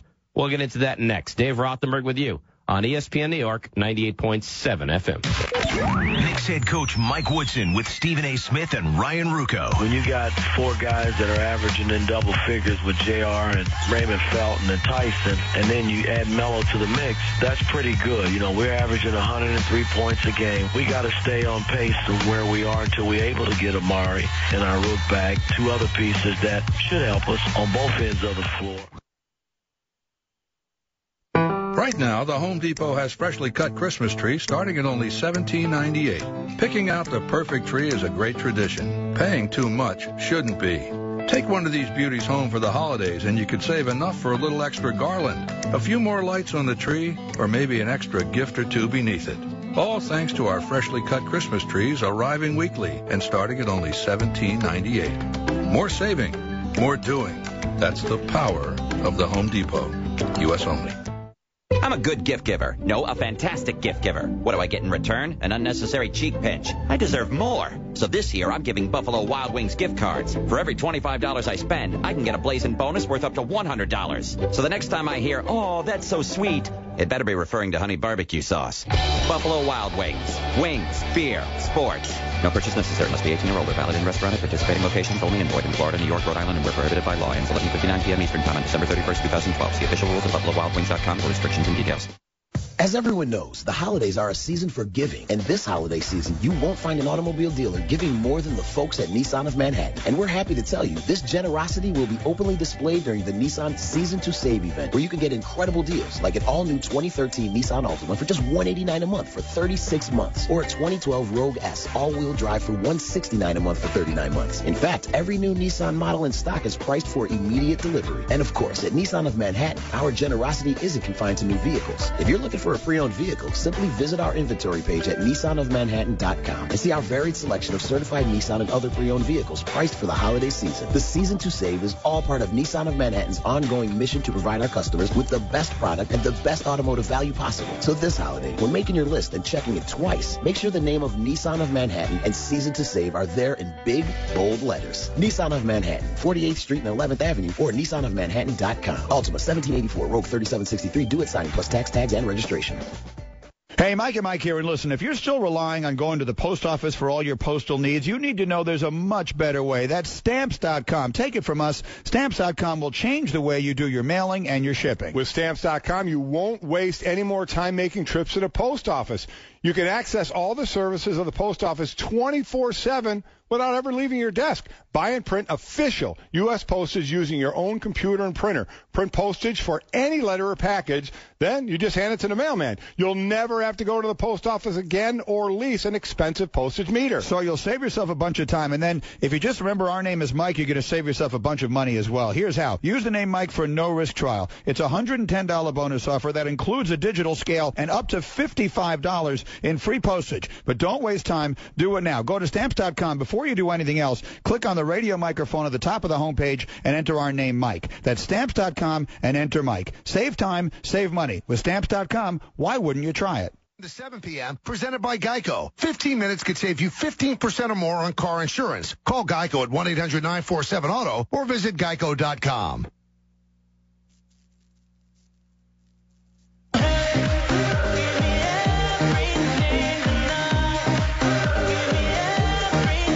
Dave Rothenberg Show on ESPN New York, 98.7 FM. So getting back into Amari Stoudemire, and the good news last night that our very own Ian Begley broke the news that Amari said he'd be willing to come back off the bench, which for me comes as no surprise. But I think long term, at least for me, I look at Amari as a guy that needs to start on this club because I don't see, and offensively it's great, but defensively I don't see Carmelo really withstanding that kind of a toll on his body throughout the entire season at the 4. I think it's a lot easier if Carmelo can play off on the wing than having to play, underneath the basket a lot. And against teams with big physical 4s, Amari can deal with that a lot easier than a guy like Carmelo Anthony can. So, we'll certainly keep our eye on it. But that, for me, is my big thing. And I think that he can, look at what the Knicks started last night. Jason Kidd doesn't play, and Kurt Thomas is starting last night. Is that what you want to see? Kurt Thomas? And then in the second half, and I like him as much as you do as a shooter, in the second half, they come back with Steve Novak in the starting lineup. So, I think we're all very excited about the Knicks, but there's a different level that needs to be met here. And winning in Milwaukee, you can get by with Thomas in the first half and Novak in the second. When you start to play some of the big boys in this league, you can't do that. You can't do that at all. Danny in White Plains, what's your take on Amari when he returns, Danny? How you doing, man? Good. Thanks for taking my call. Sure. I want to hug you right now because I want to hug you, Danny. I've been talking this. I agree with you 150%. I've been talking and saying the same exact thing to friends of mine for the last couple of weeks. I don't know where all this animosity for Amari came from. All these people saying that he's not going to. You know what it is, Danny? It's this. It's that for some reason people think you have to choose a side of Amari or Carmelo. And exactly. I don't know why that is, but that's what people think, that there's some kind of division with these two guys, but I don't see that at all. It's unbelievable. I don't remember. I'm a big basketball fan. I love what's going on in New York right now with the Nets. I'm actually watching Nets games when there's no Knicks game on. I'm actually watching them. But I don't remember any time in Amari's career anybody saying he was a bad teammate, anybody ever talking trash about him, or he even talking trash about coach, other teammates. I don't see how he can't buy into this. You got Carmelo buying into it. You got the veteran leadership that Kurt Thomas is bringing, that Jason Kidd is bringing. How is this not going to work? I am very excited to have him and Iman Shumpert come back. I think it's going to be amazing. And I can't wait. No matter what they do with Amari, I think he's going to buy in, and I think it's going to be an awesome season coming over in New York for basketball. All right, Danny, we'll hug over the phone, okay? Got it. Thanks, buddy. And my big concern is not can Amari fit in. I think it's ridiculous. People say, well, some teams are too deep and have too much talent, too much depth. Yeah, because that's a tremendous problem for this Knicks club right now. Look at some of these guys. I think Kidd's going to make it 82 games. Clearly not. He's already been banged up. You think Camby? Look, Camby's not right. Rasheed Wallace. There's a lot of guys that if you're a Knicks fan, you don't even know that you can count on. So for people to say that it's going to be some kind of a problem with Amari coming back, for me, is just absolutely preposterous. But you look at when he returns, my big question about Amari Stoudemire is not, is he going to be a good teammate? Is he going to be a good soldier? Is he going to be a player that is willing to give whatever he has? My question at this point for him is, can he physically hold up? If you said, what's the big $1 million question about Amari and his return? Can this guy, when he returns, give you a complete rest of the season? Because look at, he's had an eye injury. He's had microfracture surgery. And now he's got a cyst rupturing on the knee, and he's just 30 now. is still a young man as far as the NBA circles go. Now, he's got a lot of miles on those tires because he came into the NBA straight from high school and played a ton in that up-and-down Phoenix system where there were a lot of postseason games, which you say gives you another little bit of, of games off the end of your career. But I think if you're crazy if you don't believe you can get 25 minutes a game, 30 minutes a game from Amari Stoudemire. I just question and wonder if he can keep himself healthy. But fit in, that's not a worry for me. Shamark in Buffalo, you're on ESPN New York. What's up, Shamark? Well, Dave, you got another hug coming from Buffalo, because let me tell you, this is the thing that really bothers me. You and I are hugging as well, Shamark? Yes. All right. I'm excited about Amari. I agree with you. And here's the thing. I think the whole thing with Amari and Carmelo not being able to play together, I think that's a ridiculous notion, too. And for this reason, the best point guard that those two guys played together with was Mike Bibby, broke back Baron Davis, and Tony Douglas, who's not a pure point guard. Now, if you're going to tell me that those guys can't play together because they like to play the elbow, they like to play the pick and roll, but they've never had a real true point guard like a Jason Kidd. Well, they played a little bit with Chauncey Billups together, remember?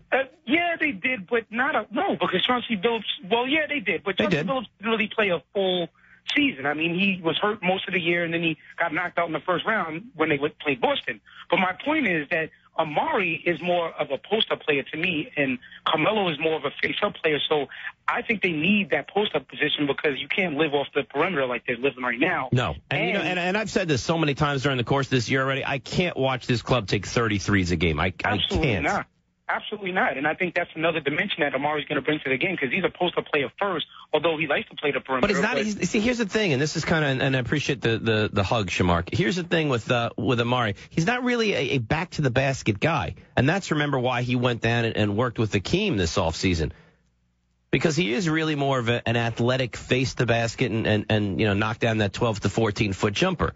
Hopefully he's transformed his game a little bit, that he's a little more back to the basket prone. But, I mean, it can't help to have a guy that can score in the paint.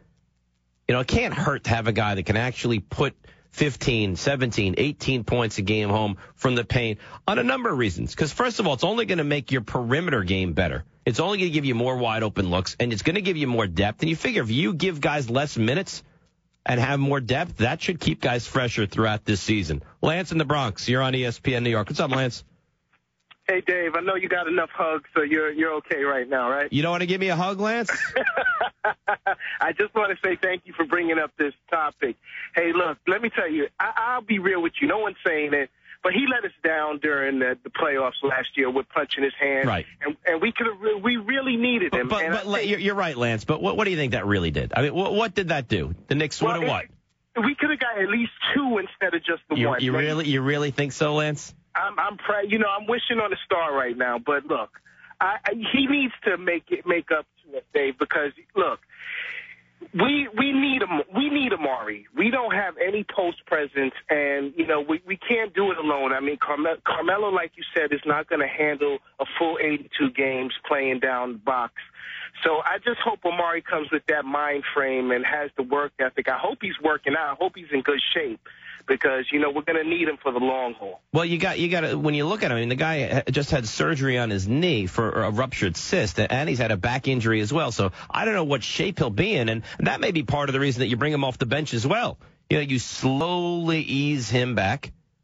You give him 20, 25 minutes a game, and then you slowly start to increase his role, and hopefully by the end of the year, and that's all this is. All this is a master plan to put yourself in the best position come April, May, and hopefully June. It's like a jigsaw puzzle is what this is. And you're messing with it and you're playing with it, and your whole hope, your entire hope is to get this to work efficiently for the postseason. Now, Eddie in Harlem, you think that Amari is selfish, huh, Eddie? Very, very selfish. I think y'all blind. Let me just say a couple things. So you're not going to hug me at all, Eddie, are you? No, I'm not hugging nobody. Okay, good. I mean, after the playoffs, when we lost to Miami, where do you see Stoudemire watching Miami? Where was Carmelo, Jeremy Lin, Landry Fields, and Woodson? They was in California working, having dinner, talking about the next season. This season, in the next game, you don't see Stoudemire on the bench like Amar Shepherd. You see him all the way in the box. I think he's just selfish. He's all about himself. I'm a New Yorker. and I live the New York life, nightlife. He's about his brand, not about the team. A year ago, he ain't touched the ball or basketball for 9 months. He said he knows that Melo coming here, that killed his motivation. That everybody's blind to see that. He's selfish. He's all about his brand. So you're calling him selfish because he went to a postseason Miami game and because he enjoys the nightlife here? We just got bumped. Who wants to go see Miami and OKC? Listen, who cares? Really? Who cares? If the guy goes out and gives you 18 and 8, you care if he's going to another. You know what? You guys are unbelievable. He doesn't go to another game and he doesn't care about the sport. He's just a me guy. He goes to a game. He enjoys the game. Well, he's a selfish guy because he's going to watch Miami. So what? He's going to watch a basketball game. That's punishment for this guy? Hi, it's Colin Cowherd. Special occasions like birthdays, anniversary, and the holidays are so much more special when you send a beautiful bouquet from 1-800-Flowers.com. They're fresh and beautiful flowers from a company that cares about delivering smiles to the people you care about. And this week, the offer is incredible for my listeners. It's the Rose and Calla Lily Bouquet from 1-800-Flowers.com. Half off this best-selling bouquet. 1 dozen vibrant red roses paired with 6 white calla lilies and a clear glass vase for only $29.99. Regularly $59.99. This week only, it's 50% off. The Rose and Calla Lily Bouquet. It's absolutely beautiful. These in your home change the look of the room. Perfect time of the year. Don't wait. Order the Rose and Lily Bouquet at half price. Go to 1-800-Flowers.com from your desktop or mobile device. Click on the radio mic upper right side. Enter Colin. That's 1-800-Flowers.com. Enter Colin or call 1-800-Flowers and mention my name. Bah, black sheep. Have you any wool? No, sir. No, sir. Some nincompoop with pantyhose pulled over his face stole all my wool sweaters and gaming system. Luckily, the Geico Insurance Agency recently helped me with renter's insurance. Everything stolen was replaced, and the little boy who lives down the lane was caught trying to sell it online. Call Geico and see how easy it is to switch and save on renter's insurance. Do not be alarmed, but I am on the roof of your car right now. I just found out Little Caesars has hot and ready pizza and wings, which means I don't have to call ahead or wait. Sorry I had to get you involved, but I needed a ride. It's only $6 for hot and ready Caesar wings and $5 for a large hot and ready pepperoni pizza. If I'm not on the roof when you get there, I've fallen off, but do not come looking for me. Just go in and enjoy the wings and pizza. Thanks. Pizza. At participating locations plus tax. Sports has always been your passion. Now make it your profession. Enroll in the MS in Sports Business offered by the NYU School of Continuing and Professional Studies, Preston Robert Tisch Center for Hospitality, Tourism, and Sports Management. Learn from top sports business pros and gain an insider's perspective. Call 212-998-7100 or visit scps.nyu.edu/MSSB1. The MS in Sports Business at NYU SCPS. Get in the game. Hey, it's Golick. If you missed Thursday's show, you missed me and Marcellus Wiley go at it on 49ers head coach Jim Harbaugh's decision to start Colin Kaepernick at quarterback. You need to hear it. Download the Mike and Mike podcast free on iTunes and on ESPNradio.com. From ABC News, Wall Street Now, the markets are still keeping a close eye on Washington as the deadline for the so-called fiscal cliff approaches. The Dow closed up 37 points, the Nasdaq gained 23, and the S&P added 7. House Speaker John Boehner says no real progress was made in meeting with Treasury Secretary Geithner as both sides try to hammer out a deal to avoid those automatic tax increases and deep government spending cuts that would take place at the end of the year. Black Friday was no match for Sandy. Major retailers like Kohl's, Target, and Macy's are reporting weak sales in November. The strong start to the holiday shopping season wasn't enough to offset the damage that was caused by the storm earlier this month. Maybe we haven't seen the last of the Twinkie. Hostess Brand says it's in talks with 110 potential buyers for the product lines that it makes, including Twinkies, Ding Dongs, and Ho-Hos. The company said in bankruptcy court that the suitors now include at least 5 national retailers. Daria Albinger, ABC News. Hey, everybody, it's Carmelo Anthony, and this is your home for New York Knicks basketball. WEPN FM, WEPN HD1, New York. I'm John Versteeg. NFL Week 13. They've gone to the half. and it's the Falcons up 17-7 over the Saints. Drew Brees with 197 yards and 2 interceptions for the Saints. New Orleans, 235 total yards in the first half and just 7 points. ESPN's Adam Schefter reporting the agent for suspended Saints coach Sean Payton is negotiating with the NFL. The two sides trying to set the rules on when Payton can negotiate a contract extension with New Orleans. On the injury front, Steelers quarterback Ben Roethlisberger still not sure if he could play Sunday against the Ravens because of a sprained shoulder. What I understand is it's an evaluation. How do you feel pain-wise? What can you deal with? What can't you deal with? And then what are you able to do? Like I said, can I throw the ball 30 yards, 40 yards, 50? How far can I throw the ball? So I think it's just an evaluation thing by everybody. Steelers quarterback Ben Roethlisberger. Eagles QB Michael Vick has not passed his concussion test and cannot return to practice until he does. Cowboys running back DeMarco Murray, a light practice Thursday on his sprained right foot. His first practice since injuring the foot about 6 weeks ago. Jacksonville wide receivers Justin Blackmon and Cecil Shorts did not practice on Thursday. Blackmon dealing with a groin injury, Shorts a hamstring.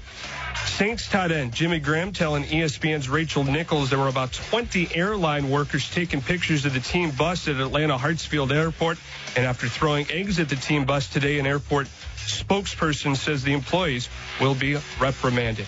On the NBA scoreboard right now, it is a 76-73 lead for the Spurs in Miami. End of 3 quarters. Commissioner David Stern promising significant sanctions on the Spurs after San Antonio left home Tim Duncan, Tony Parker, and Manu Ginobili to rest at the end of a 6-game trip. College football on ESPNU right now. It is Louisville that has just scored a touchdown, come back to take a 16-14 lead over Rutgers. They're at the end of the third quarter. Scarlet Knights win earns them the Big East Championship and a trip to a BCS Bowl. According to the USC Media Relations Department, Trojans defensive coordinator Monty Kiffin will resign after the Trojans bowl game to pursue opportunities in the NFL. College basketball scoreboard, SEC Big East Challenge on ESPN2 right now. It is Florida with a 38-24 lead over Marquette. They're at halftime there. Baseball, free agent catcher Russell Martin has signed a 2-year deal with the Pirates. Coming up Friday on Mike and Mike in the morning, 7:30 Eastern, Washington Redskins head coach Mike Shanahan is going to tell us how Robert Griffin III has changed the way he coaches the team. Plus, Stone Cold Lead Pipe Blocks. All Friday, Mike and Mike, ESPN Radio, ESPNradio.com.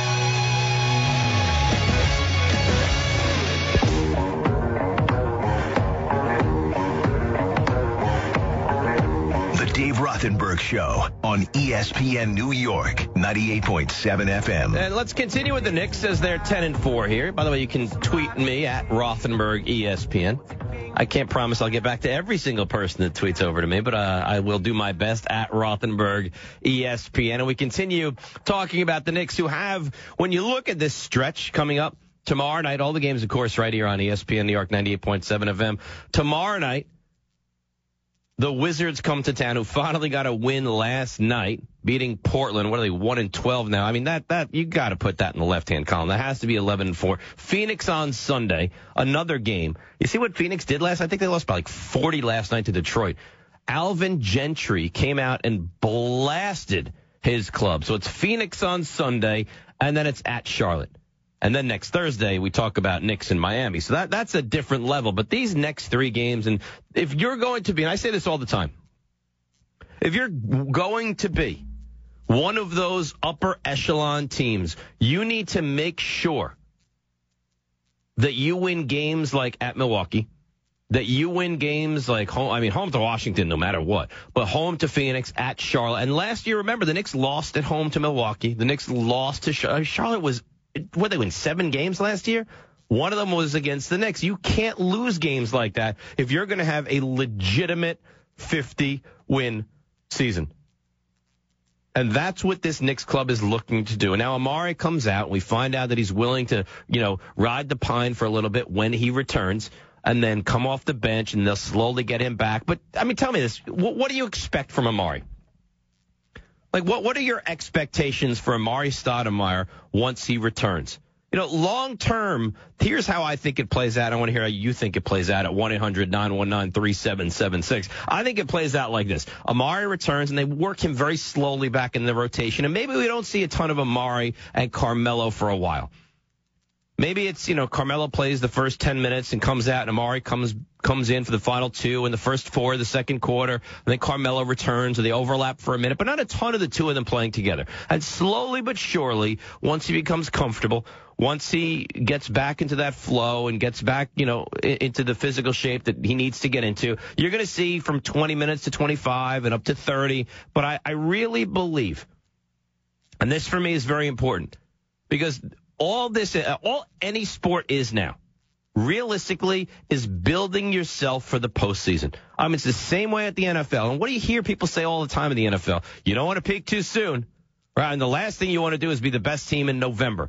You want to be the best team December, January, early February in the NFL.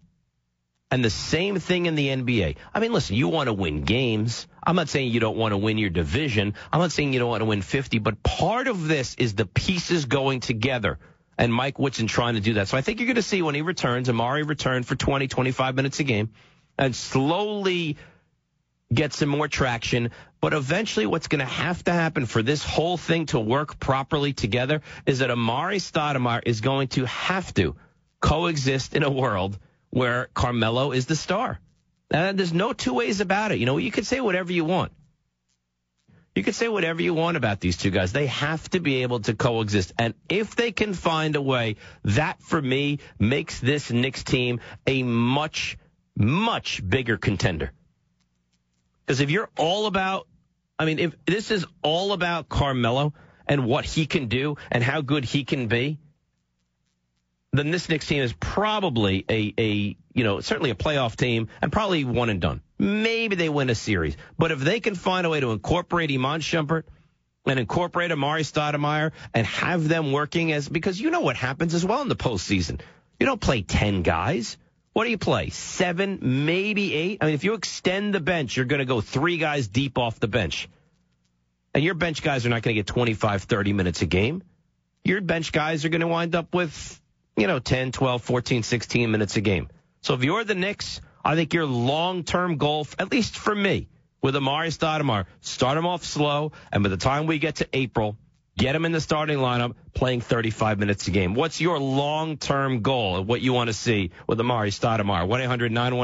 1-800-919-3776. Mark in Brooklyn, what's your long-term goal with Amari, Mark? To keep him healthy. Well, I think that's understood, but what's the best way of doing that? Yeah, put him on the bench for a little while, let Melo do his thing, and when he feels right to get off the bench, let him start. He's gonna put up 19, 20 points a game if he's healthy. Yeah, if he's healthy and they are working the way they should be, this guy should easily be able to give you 18 and 8. There's no reason he can't give you 18 and 8. Yeah, he is. And I guarantee if he stays healthy and he gives you 18, 8, and maybe if he plays a little defense, I guarantee you we can get out the first round. I think realistically that if Amari comes back and Shumpert comes back and Woodson pushes the right buttons like I expect him to be able to do, that this club has Eastern Conference Finals written all over it. Oh, of course. I really do. And if Novak is doing what he did last year. But you know what? Novak, and here's the thing for me with Novak. Novak against Milwaukee, when they're not ready for him and they're not prepared, 5 of 7 from 3, I think that's understood. Novak, when you're preparing for a 7-game series and you're getting ready for a guy like Steve Novak, and you're game planning for him, that's a totally different animal. When he goes Milwaukee and Washington and Phoenix and Charlotte, he's going to have those runs where he can stand outside, get wide open looks. Maybe teams aren't prepared to go up against him every single night, and he's going to give you big nights. But you saw what Miami did to him last year. And I think he's the kind of guy that he can give you a run, but there are going to be games and matchups that he cannot compete. I don't think that about Shumpert. I think Shumpert is the opposite. I think he can give you big games and big spots. But I look at Novak and I'm not sure. But again, you look at this club, there's a lot of depth, and Amari's very, very important to be one of those guys. Richard in Brooklyn, what do you ultimately see from Amari, Richard? Yes, I agree with the fact that he should come off the bench. Under Woodson, remember, they were 6-1 with Carmelo and Stoudemire. So if you work them off from the bench, and like you said, come June, and you put them in together for 35 minutes. Come June, Richard, you're very optimistic, my friend. Yes, I believe so. Around that time, I think they're very formidable to really go deep this year with the veteran leadership, and to bring back Stoudemire and Shumpert is bringing back extra weapons, I believe. All right, well, hopefully, you talk about June. I'm not at that point yet. In a perfect world, what's that, the movie guy who comes up? In a perfect world. In a perfect world, this Knicks team for me is an Eastern Conference Final club. I just, you're going to have to sell me a lot for me to believe that the Knicks are NBA champion quality. But I think they can make the Eastern Conference Finals. Richard, Manhattan, what do you think can happen with this Knicks club with Amari, Richard? Amari will come off the bench, but Dave, before Amari comes off the bench, you know what I'd like to see? I'd like to see Rasheed Wallace start at the 4 and play Tyson at 5 and Carmelo at the 3. This way, it'll be a smooth transition. Amari will come in for... I don't think they want to play. I don't think they want to start Rasheed Wallace. But they're starting Kurt Thomas. He plays 4 minutes. But 4 minutes. Yeah. I mean, and that's only because Jason Kidd wasn't available. I do not believe that this club wants Rasheed Wallace in the starting lineup. I don't know that Rasheed Wallace can give you that kind of minutes anymore. I think he's more of a 12 to 15, maybe 20-minute guy. Ultimately, we know what the lineup needs to be. We just have to find a way for the Knicks to get there. An unbelievable NFL trip continues. What? Tell you next. Dave Rothenberg with you on ESPN New York 98.7 FM. With raised expectations, the Knicks are getting it done. Lays it up, misses. Chandler sticks it back. 5 to shoot. Right wing Kid. Pull up 3. Got it. How far can they go? And they're playing championship basketball. They're legitimate contenders. You got to give the Miami Heat #1 billing in the East. The Knicks are right there. Hear about them. Talk about them. Make this Christmas come to life with a fresh-cut Fraser fir Christmas tree from Lowe's for only $19.98. Plus, take something home to put under the tree, like the 70-piece Cobalt Drill Driver Set for only $14.98. That's a saver set for only $14.98. That's a savings of $25. Hurry into Lowe's for these and other great offers before it's too late. Lowe's, never stop improving. Offer valid November 28th through December 3rd. While supplies last, see store for details. Listen, you've heard me say it. Teddy, the huggable dealer, is the place to go for the best deal on a new car or certified pre-owned car, period. But hold up, this event, even I can't believe. It's the Teddy Black Friday sales event, extended through today. I'm telling you, you'll never get a chance to drive a new car for less. Drive a new Nissan for only $69 a month with absolutely zero due at signing. All you do is pay for your miles. That's right. You heard it correctly. Brand new Nissans, only for $69 a month. Zero down, zero first month payments, and zero bank fees. Absolutely zero due at signings. Teddy, the huggable dealer. Volkswagen and Nissan in the Bronx. Online at teddycars.com. Come in for a hug and choose from hundreds of new vehicles starting at just $69 a month. All from Teddy Nissan, the huggable dealer. I'm a good gift giver. No, a fantastic gift giver. What do I get in return? An unnecessary cheek pinch. I deserve more. So this year, I'm giving Buffalo Wild Wings gift cards. For every $25 I spend, I can get a blazing bonus worth up to $100. So the next time I hear, "Oh, that's so sweet," it better be referring to honey barbecue sauce. Buffalo Wild Wings. Wings, beer, sports. No purchase necessary. Must be 18 or older. Valid in restaurant at participating locations only. And void in Florida, New York, Rhode Island, and where prohibited by law. Ends 11:59 p.m. Eastern Time on December 31st, 2012. See official rules at BuffaloWildWings.com for restrictions and details. Norm Miller here, chairman of Interstate Batteries. Now, I don't mean to brag, but I recently learned auto technicians prefer Interstate Batteries 5-to-1 over any other battery. Oh, who am I kidding? Of course I mean to brag. 5-to-1, that's a landslide. All right, I'm done bragging. To find the dealer near you that prefers us, head to interstatebatteries.com. Interstate Batteries, outrageously dependable. And that's not bragging, it's just the truth. Coming up Friday on Mike and Mike in the morning, 7:30 Eastern, Washington Redskins head coach Mike Shanahan is going to tell us how Robert Griffin III has changed the way he coaches the team. Plus, Stone Cold Lead Pipe Locks. All Friday, Mike and Mike, ESPN Radio, ESPNRadio.com. Sunday on Countdown, Merrill Hodges' exclusive interview with Ndamukong Suh. Then Ray Rice breaks down his incredible 4th and 29 run. We firmly believed we was going to get that first down no matter what. Plus, who's getting the Frank Caliendo treatment this week? It's about focus, man. And Chris Carter is back with another. Where you at? Sunday NFL Countdown presented by IBM. 10 a.m. Eastern on ESPN, where fans go for football. You of your rights and give you a guaranteed quote. And we have an A+ rating with the BBB. So get protected. Call U.S. Tax Shield now at 1-800-226-8184. Dancing in the dark. The Dave Rothenberg Show on ESPN New York, 98.7 FM. All right, before the start of the NFL season, we had the Trupiano brothers and John and Mike, and they were telling us about their unbelievable journey, and it sounded amazing. People that are just tuning in now that didn't have a chance to hear it, Mike Trupiano is back to give us a little insight. How are you, Mike? I'm doing great, Dave. Good to be back. Yeah, welcome back. All right, so somebody listening has no idea what we're talking about. Give us insight of what your plan was and how you guys have begun to execute it. Sure. Before the season started, my brother and I set out to travel to a home game of all 32 NFL teams this year. We are 26 games into that season already. Number 27 is going to be here in New York. Jets game on Sunday. 28 is going to be on Monday in Washington, D.C. We're going to see the Giants play again. So you have a double dip with both New York teams this weekend. Yeah, I kind of got lucky in that respect.